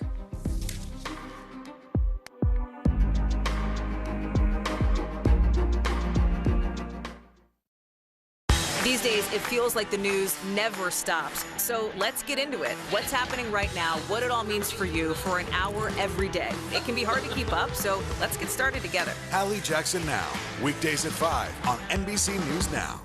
Let's go. This is a critical choke point for this fire.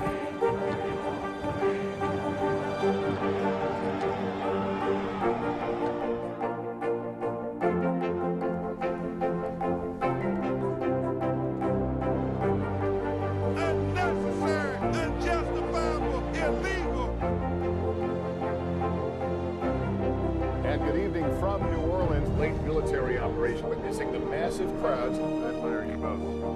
Nice to really spend some time with you. Appreciate it.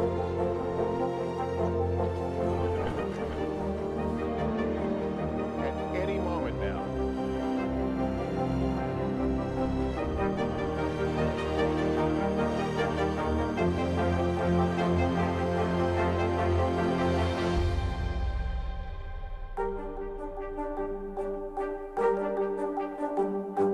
The Meet the Press Chuck Todd Cast, free wherever you get your podcasts. Nearly a dozen hours after the eye roared ashore.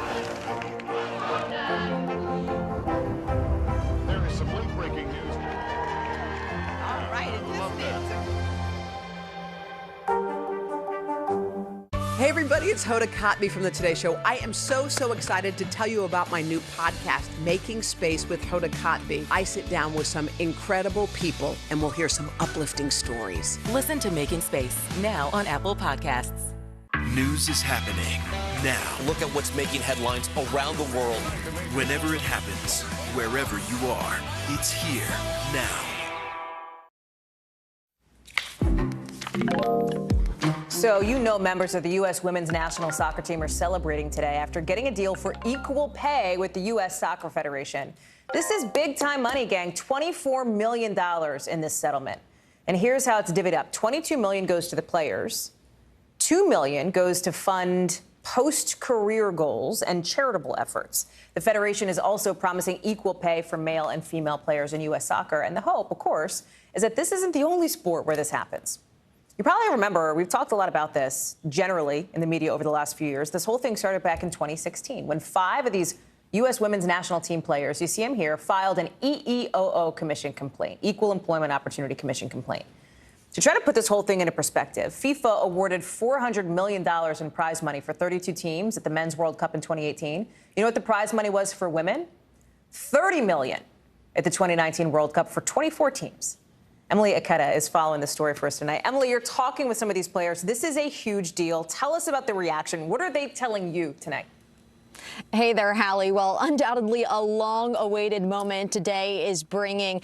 They say this is not only something that they set out to do, equalize on all fronts, but this is just a massive win for them. As you mentioned, the Federation has really committed to paying these athletes millions of dollars, but also setting aside some money for the future generations, future athletes walking and following in their footsteps. And I think what's really stands out is the U.S. Soccer saying that it's going to be committing and it's pledging to equal pay rate for both the men's and women's teams. In a joint statement, U.S. Soccer and the players saying, in part, today we recognize the legacy of the past U.S. women's national team leaders who helped to make this day possible, as well as all of the women and girls who will follow. In their eyes, they're not only, quote, righting wrongs, but again, they're making space for the future generation, Hallie. It's not like this was a snap of the fingers and this happened, Emily. I think it's important to remember the context of this. This has been a long road. This has been an expensive road, right? It hurt in some ways with sponsors, U.S. Soccer's reputation. A federal judge even dismissed the case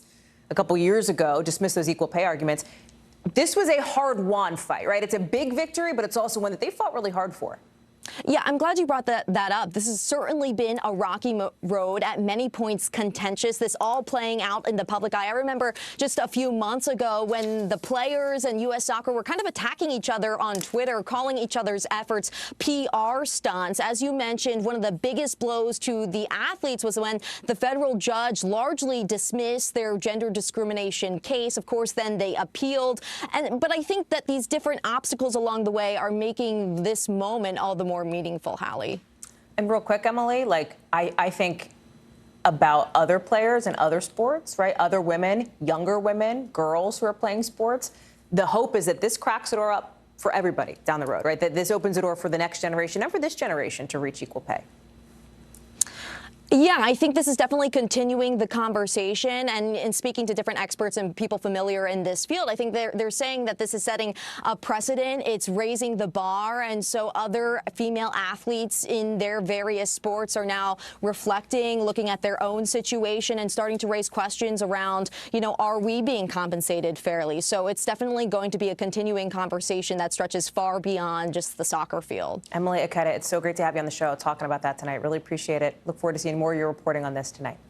Still to come on this show, one of Europe's most active volcanoes burping up lava and forcing a nearby airport to shut down. Look at this video. That's next in the 5 Things. Plus, Russian President Vladimir Putin says Ukrainian statehood is, in his words, fiction. But history says something very different. We've got your context check after the break.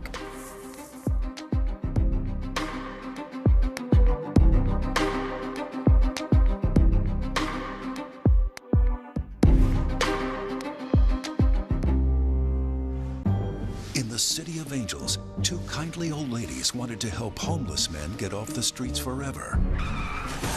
And so they did. Listen to The Thing About Helen and Olga, the new podcast from Dateline and Keith Morrison. The fire has grown leaps and bounds. What you see behind me is typical. How you doing? Pretty bad. News is happening now. A look at what's making headlines around the world. Tonight, the major announcement of the COVID vaccine. This is a significant moment. Your news, whenever it happens, wherever you are, it's here now. Let's go. This is a critical choke point for this fire.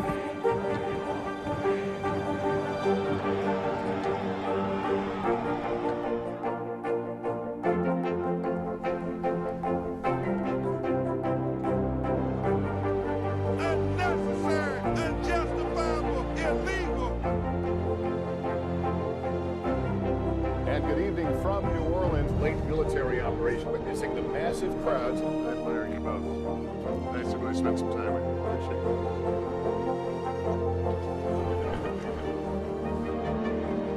At any moment now.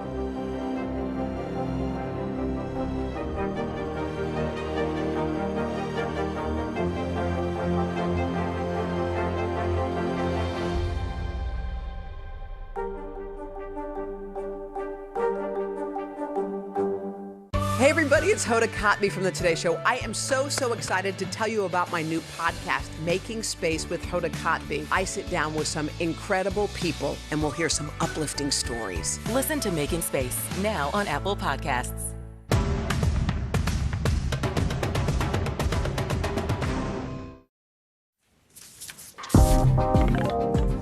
Let's get you over to the 5 things our team thinks you should know about tonight. Number 1, Italy's Mount Etna erupting again. Look at that video.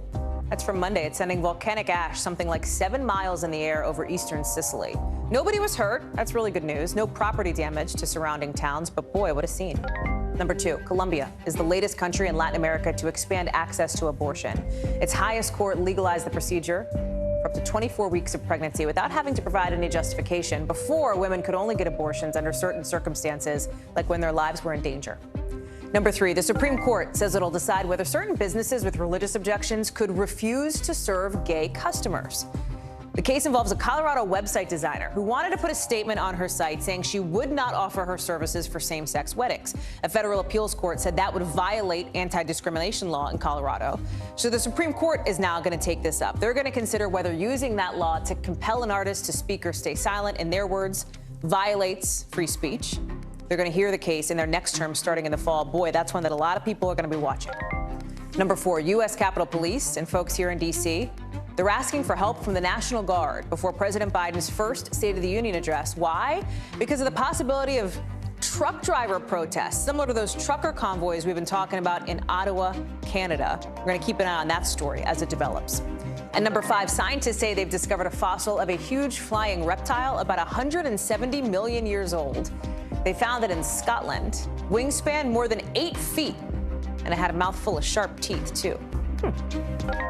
Not too long before we came on the air, we heard President Biden announcing those new sanctions on Russia over Vladimir Putin's actions in Ukraine. And he took some pretty fierce aim at Putin's version of Ukrainian history. Listen. Yesterday, the world heard clearly the full extent of Vladimir Putin's twisted rewrite of history. The twisted rewrite of history is what the president calls it. Putin, in what essentially amounts to Russian propaganda, describes Ukraine as like Russian land stolen from the Russian Empire that was put into the hands of corrupt, in his words, quote, puppets of the West. His version, what the president calls a rewrite of history, helps Putin lay the groundwork for war, in his view. But Ukraine, second to Russia in size, of course, very much has its own long history, one that dates back centuries. Here's the fact check. Ukraine declared its independence just over 3 decades ago in 1991 with the fall of the Soviet Union, but its history goes back centuries. And that's what Russian President Vladimir Putin tried to erase Monday by declaring Ukraine was formed by Soviet leader Vladimir Lenin after the 1917 Russian Revolution. I will start with the fact that modern Ukraine was entirely created by Russia. And today, the U.S. Embassy in Kyiv kind of trolled Putin with a meme showing Ukraine's capital of Kyiv, which was established hundreds of years before Moscow existed, next to pictures of the woods, representing where the Kremlin is. Putin has been trying to co-opt this history for Russia, which is part of his Soviet aims to bring back the Russian Empire. Like many countries, especially in Europe, Ukraine has had centuries of changing borders through war over territory and power, coming under Moscow's rule late in the 18th century during the reign of Catherine the Great. Then, facing a territorial tug-of-war after World War I, when Poland took back most of Ukraine, only for it to be returned to Soviet control in World War II. As the Soviet Union began to dissolve in the early 1990s, nearly 85% of Ukrainians voted for independence and got their wish. This world has a new country tonight, Ukraine. And unlike what Putin says, most Ukrainians don't want to be back under Russian rule. There's still bitterness over the Great Famine in the early 1930s under Soviet leader Joseph Stalin that led to the deaths of millions of Ukrainians. And more recently, Russia's invasion and annexation of the Crimean Peninsula in 2014. Now, with Ukraine's push toward the EU and NATO membership, Russian troops march toward what looks like, once again, a centuries-long renewal of the push for dominance in the area. Okay, so that's your context check, right? That is how we got to where we are now. And where we are now is on the precipice here of President Biden sending more troops, more equipment in to strengthen NATO allies in Eastern Europe around Ukraine. Remember, not to Ukraine. Ukraine's not in NATO, but to allies nearby. And the president's even getting pretty specific about where they'll be going. Watch. I have authorized additional movements of U.S. forces and equipment already stationed in Europe to strengthen our Baltic allies, Estonia, Latvia, and Lithuania. You have about 800 troops headed to that Baltic region. Something like 30-plus attack helicopters also headed to that area, along with Poland. We're talking about choppers so powerful they've been called tank killers. They're also sending top-of-the-line aircraft, strike fighters, they're called, over to NATO's eastern flank. All these moves are temporary, right? They're part of the 90,000-plus U.S. troops already in Europe, according to a senior defense official. Because while the Biden administration has been adamant, U.S. troops, we keep saying it, but it's important to note, the Biden administration has said U.S. troops are not going to fight in Ukraine. But the administration does want to make sure that our allies are fortified. Cal Perry is in Poland. Cal, I love having you with us. Thank you for being live with us, because you are right there where some of this movement is happening, right? I had a very interesting conversation just today with an expert who said that they believed, former military guy who said, potentially these troop movements send a way stronger signal than the sanctions do against Russia, because this is the U.S. flexing military muscle right along, not necessarily Russia's border, but very close. Yeah, and thanks for having me very quickly. But what you did in the lead-in, where you're naming numbers of Apaches, you're naming numbers of tanks, you're talking about where the troops are headed. I mean, this is pretty unusual for the Pentagon to do that. We really don't give up our forward movements of troops ever. It's just a thing that militaries don't do, right? When U.S. troops are deployed, to example, for Iraq, because the embassy is hit with mortar fire, we don't talk about that. The Pentagon doesn't put out this information. So when I saw in Fort Bragg U.S. soldiers getting on that plane and then flew here to Poland and then was able to talk to some U.S. soldiers through a chain link fence, not on camera, that's not normal. The U.S. is doing this to show Putin what is possible when NATO rallies together. I'm in Poland, the easternmost NATO state. It's feeling very vulnerable today, especially after that speech that you very well clearly laid out. And so you have this obvious move that the U.S. is making, doing it in front of cameras, doing it publicly, hoping that we will say it on the air, because Vladimir Putin, for his part, is accusing NATO of being aggressive. So this is the balance that President Biden is trying to strike, and it certainly seems to be, as of right now, the military strategy to try to keep the Russians where they are, Hallie. I'm interested in hearing more what it's like where you are, and as you've been in Poland, Cal, the reporting that you've done, because there's also this piece of this that if there were to be a broader invasion of Ukraine, right, something more widespread into the western part of the country here, you will see refugees coming from Ukraine. Maybe 1 million of them, maybe 5 million of them. Some of them could end up in Poland, right? Absolutely, and it's all the more tragic when you sort of look at the refugee crisis that Europe has been through in the last 10 years. Poland is going to coordinate with the 82nd Airborne, with those nearly 10,000 U.S. forces that are here to bolster NATO, to identify the places where they can take refugees if it happens. That is something that is happening now. They're picking out the places, they're working together, and that NATO mission lends itself to that kind of cooperation, but it is something that the Pentagon is worried about. It is something that U.S. troops are worried about. I'm in a hotel where I just got off an elevator with a full-bird colonel. So Eastern Poland is looking very NATO-ish these days, and part of that humanitarian concern, Hallie. You've been all over the country, you've been all over the world, you do so much. What surprised you about being there and about your time there so far as this crisis escalates? One was the military making these moves obvious and looking for the TV cameras to do it, to send that message to Putin. I've never seen that before. I've covered the military for 2 decades. Being in Poland, when I read the reporting that Andrew Mitchell put out about 48 hours ago of these death lists, of marking journalists and marking dissidents, and the Russians going looking for them, that happened here in Poland. Not that long ago. I mean, the 1980s, that happened here in Poland. So the speeches that Putin is giving and the messages that he's giving and these intelligence leaks are landing in Europe quite obviously very differently than they do in the U.S. This is a real thing. Poland could very quickly, in a worst case scenario, be sharing a few borders with Russia, including Kaliningrad to the north. So it's the obvious, Hallie, I guess, when you're heavier and it's a little bit sort of more important, but that's my takeaway. Cal Perry, love having you for us there in Poland. Thank you so much. Stay safe, friend. Up next, a dramatic rescue near the Bahamas after a fisherman was bitten by a shark. We've got that in the local. Plus, a deeper look at a program looking to fix inequalities on our highways. You may think, wait a second, how do those two words fit together? We're going to explain in tonight's original.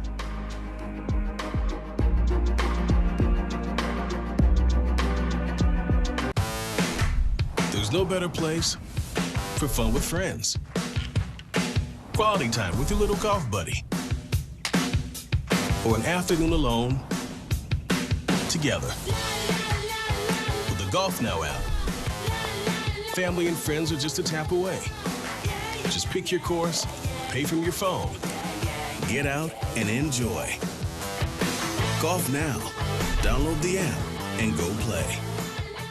Still to come on the Channel 2 News. Well, the waters are certainly receding now. Still too close to call. Lester Holt reporting from Ground Zero, as it's being referred to. It is, in fact, a taste of freedom. The Haitian people know a little something about resiliency. What's the biggest risk right now? Some of the troops who have been proud. I want to welcome you to the first presidential debate. In fact, we've been told we can't go any farther. You with some resilient folks. Let me get a hint.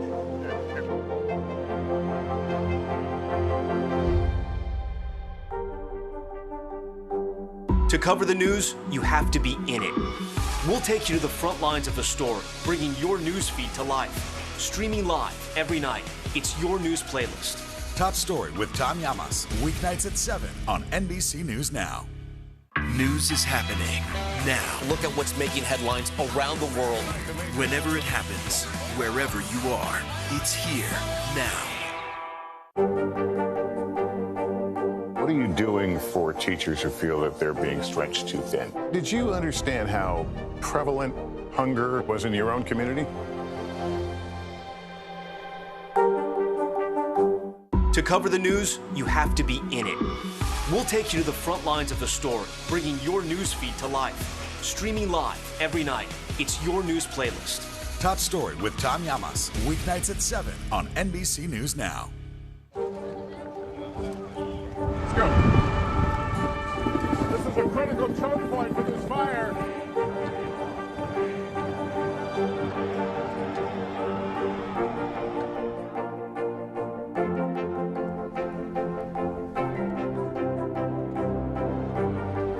Unnecessary, unjustifiable, illegal. And good evening from New Orleans. Late military operation witnessing the massive crowds. I admire you both. Nice to really spend some time with you. Appreciate it.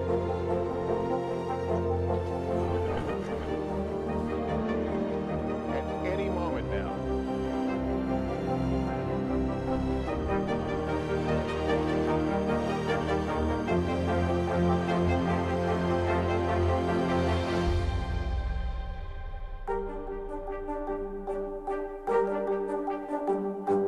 The Meet the Press Chuck Todd Cast, free wherever you get your podcasts.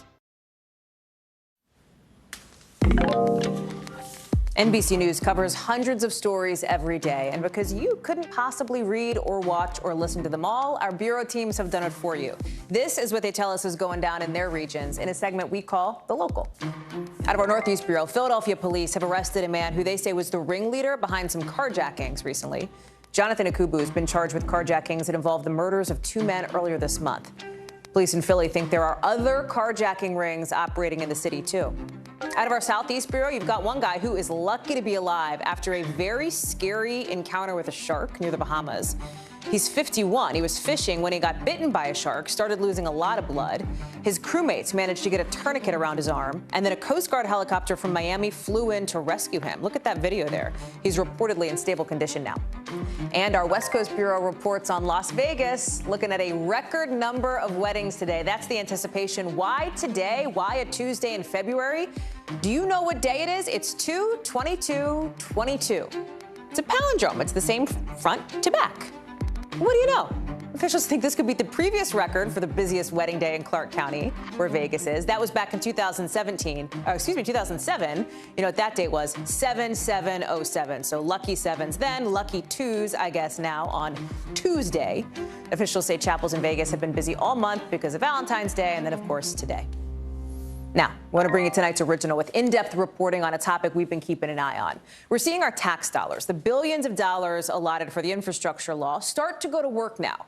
One of the biggest investments in America's roads in decades, right? But some of that money is going to fix the unjust way the original interstate highway system was built back in the 50s, often, and sometimes purposefully, barreling right through black neighborhoods. So this Black History Month, the city of Indianapolis is trying to pave a new path forward for the black community. Maura Barrett explores how the federal government might have their work cut out for them. The South Side was a family. If you did it out, hey, somebody was going to know it. If something was going on, hey, we came together. You don't have that today. Beatrice Miller is referring to life before construction tore through her neighborhood in Indianapolis to build the I-65 highway in the 1950s and 60s. It was hard. It was very, very hard. You have to blend in with a new group of people that knew nothing about your existence. Her story echoes those of Black communities across the country back then, when more than 475,000 households were displaced in favor of adding 41,000 miles to the U.S. interstate system. Many of those properties home to Black families. The majority of these ones on here, workers, went to work every day. An automotive age, traveling on time-saving superhighways. Fast forward to Indianapolis in 2022. That highway under construction again. The city working to rebuild higher, but with input from residents this time, starting with a section called the North Split. Basically what we're doing is tearing everything down to the ground and rebuilding it back up again. We did a very extensive public involvement process with, this construction. We toured some of the construction zone to see how that community feedback shaped the elevated design. We're gonna have a portion of what we call an urban forest. And more space to benefit pedestrians. Here you can really see the difference between the old and the new. We're able to put a lot more overhead lights. We're also doubling the size of the sidewalk underneath. This opportunity for infrastructure improvement is something Transportation Secretary Pete Buttigieg has put a renewed focus on with his Reconnecting Communities initiative. There is racism physically built into some of our highways. $1 billion in grant money in Biden's bipartisan infrastructure law to right the wrongs of the past. The North Split construction is not funded by this grant, but organizations like Rethink 6570 formed to make sure the city focuses on more than just rebuilding as is for the next part of the project, the South Split. Here, they want to see a recessed highway. If you can imagine, this was all neighborhood. People don't really want to live around this. Instead of it being elevated like it is now, you want it to be recessed underneath what would be a neighborhood. From an environmental standpoint, the air emissions can be better, noise can be better, and so people are more inclined to develop closer to it. Rethink 6570 funded a study that says it's possible, but Indiana's Department of Transportation is focused elsewhere. This was not that project. This was, it needed to be done. It needed to be completely redone from the ground up. But we're talking about millions and millions of dollars of difference. But is a recessed highway or something similar to that a potential for the South Split? So for the South Split, it's not even on our radar right now. A project that requires years of foresight. But even with the administration's goals, residents like Miller who were displaced are still skeptical.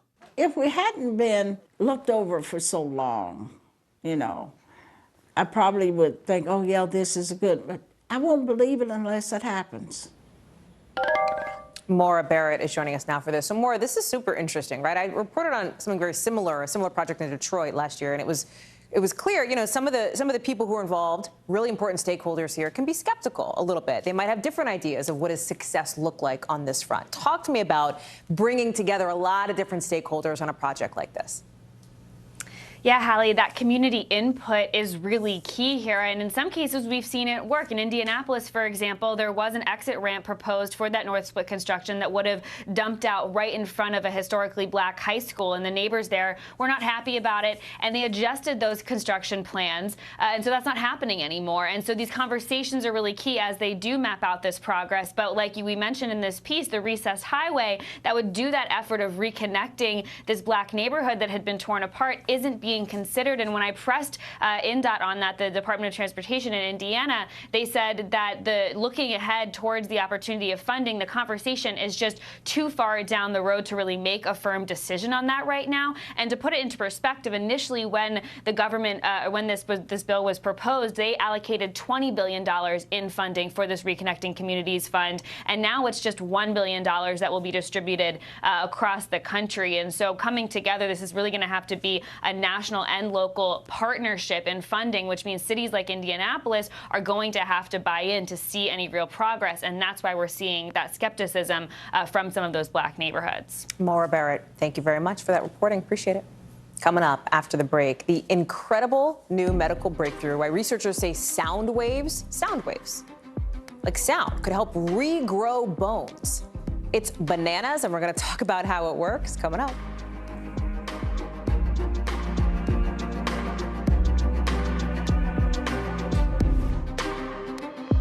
Welcome to The Tonight Show. Let me show you how it's done. Show me what you got. I don't want to be a Lego.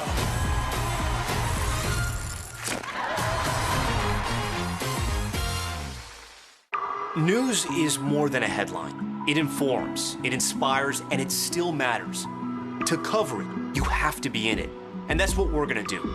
Every night, we take you to the front lines of the story, where it's actually happening, with NBC News journalists on the ground from all over the world. We cover what you need to know and bring your newsfeed to life. In primetime and streaming live, it's your news playlist every night. Top Story with Tom Llamas, weeknights at 7 on NBC News Now. There's no better place for fun with friends, quality time with your little golf buddy, or an afternoon alone together. Family and friends are just a tap away. Just pick your course, pay from your phone. Golf now. Download the app and go play. Top Story with Tom Llamas is your news playlist on NBC News Now. And now, you can listen to it as a podcast. Available anytime and anywhere. News is happening now. Look at what's making headlines around the world. Right now on Morning News Now. We're coming on the air with breaking news. And this is a significant moment. Whenever it happens, wherever you are, NBC News, streaming free now.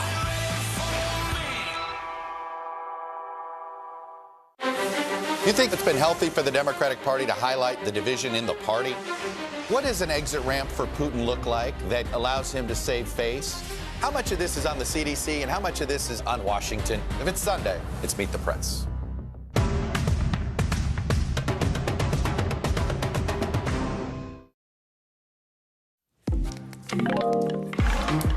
So it sounds like something out of a sci-fi movie. This group of researchers who say they've found a way to use sound waves to help regrow bones, regrow bones. The team over at the Royal Melbourne Institute of Technology in Australia has been working on this for a decade now.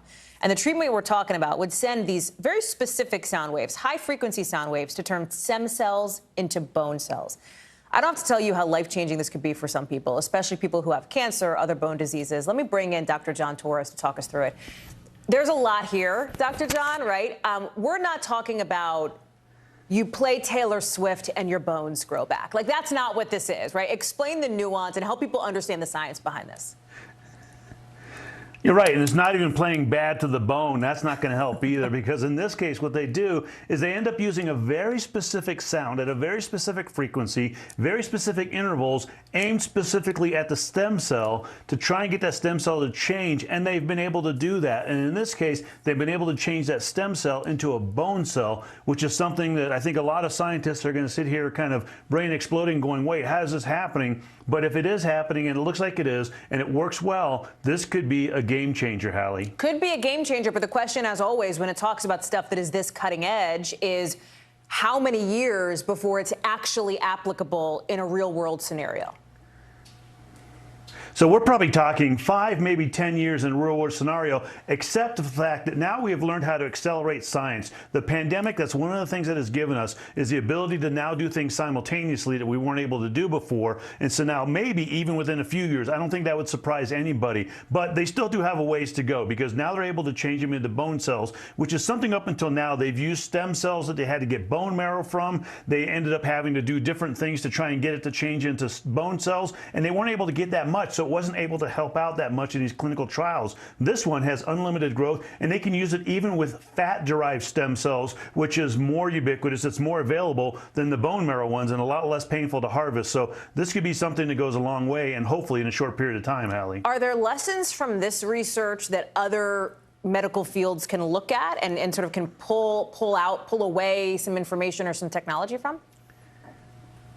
Yeah, I think there are lessons here, because we're finding out it's not just cells it can change, and it can change cells into other things we think than just bone cells. And so they're going to look at that, but it also can do fluid dynamics, which can help with certain procedures as well. And so this is almost one of those the sky's the limit type things, and we're just starting to crack the door open to this. And like I mentioned, the pandemic has given us a lot of things that we wish it hadn't given us, but it's also given us some things that we're glad it did, and that is basically learning how to do this research simultaneously around the world in a very fast fashion. precaution, but still stay safe. Can you explain more to that point, Dr. John? I wanted to follow up on that when you said it. What do you mean by that? Is it because the pandemic has broken down, cut through red tape when it comes to countries' interaction? Like, why is the pandemic making it easier for research like this?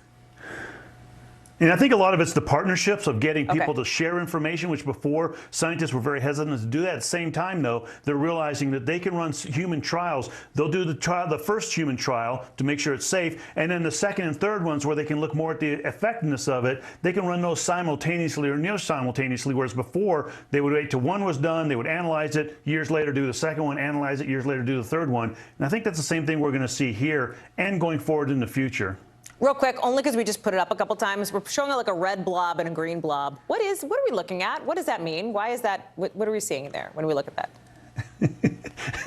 It is kind of confusing. What you're looking at is you're looking at the sound generating device, which is essentially a computer screen. And here you're looking at, sorry, I didn't know which one you're going to put up. Here, basically, you're seeing bone cells, and the highlighted areas are the bone cells, the stem cells that are growing. In this picture, what you're seeing is the sound generating device hitting the stem cells in essentially a petri dish. That petri dish is what is basically growing those stem cells. And there's just kind of a higher level picture of the same thing.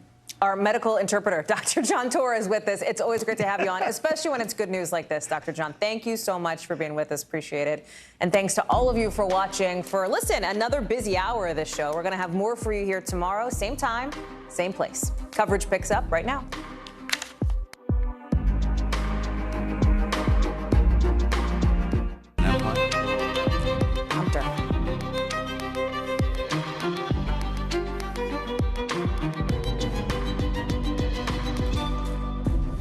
What Russia is doing now is the beginning of an invasion, according to President Biden, which is why he is moving troops and attack helicopters closer to Ukraine's border and slapping new sanctions on Russia. That's after Vladimir Putin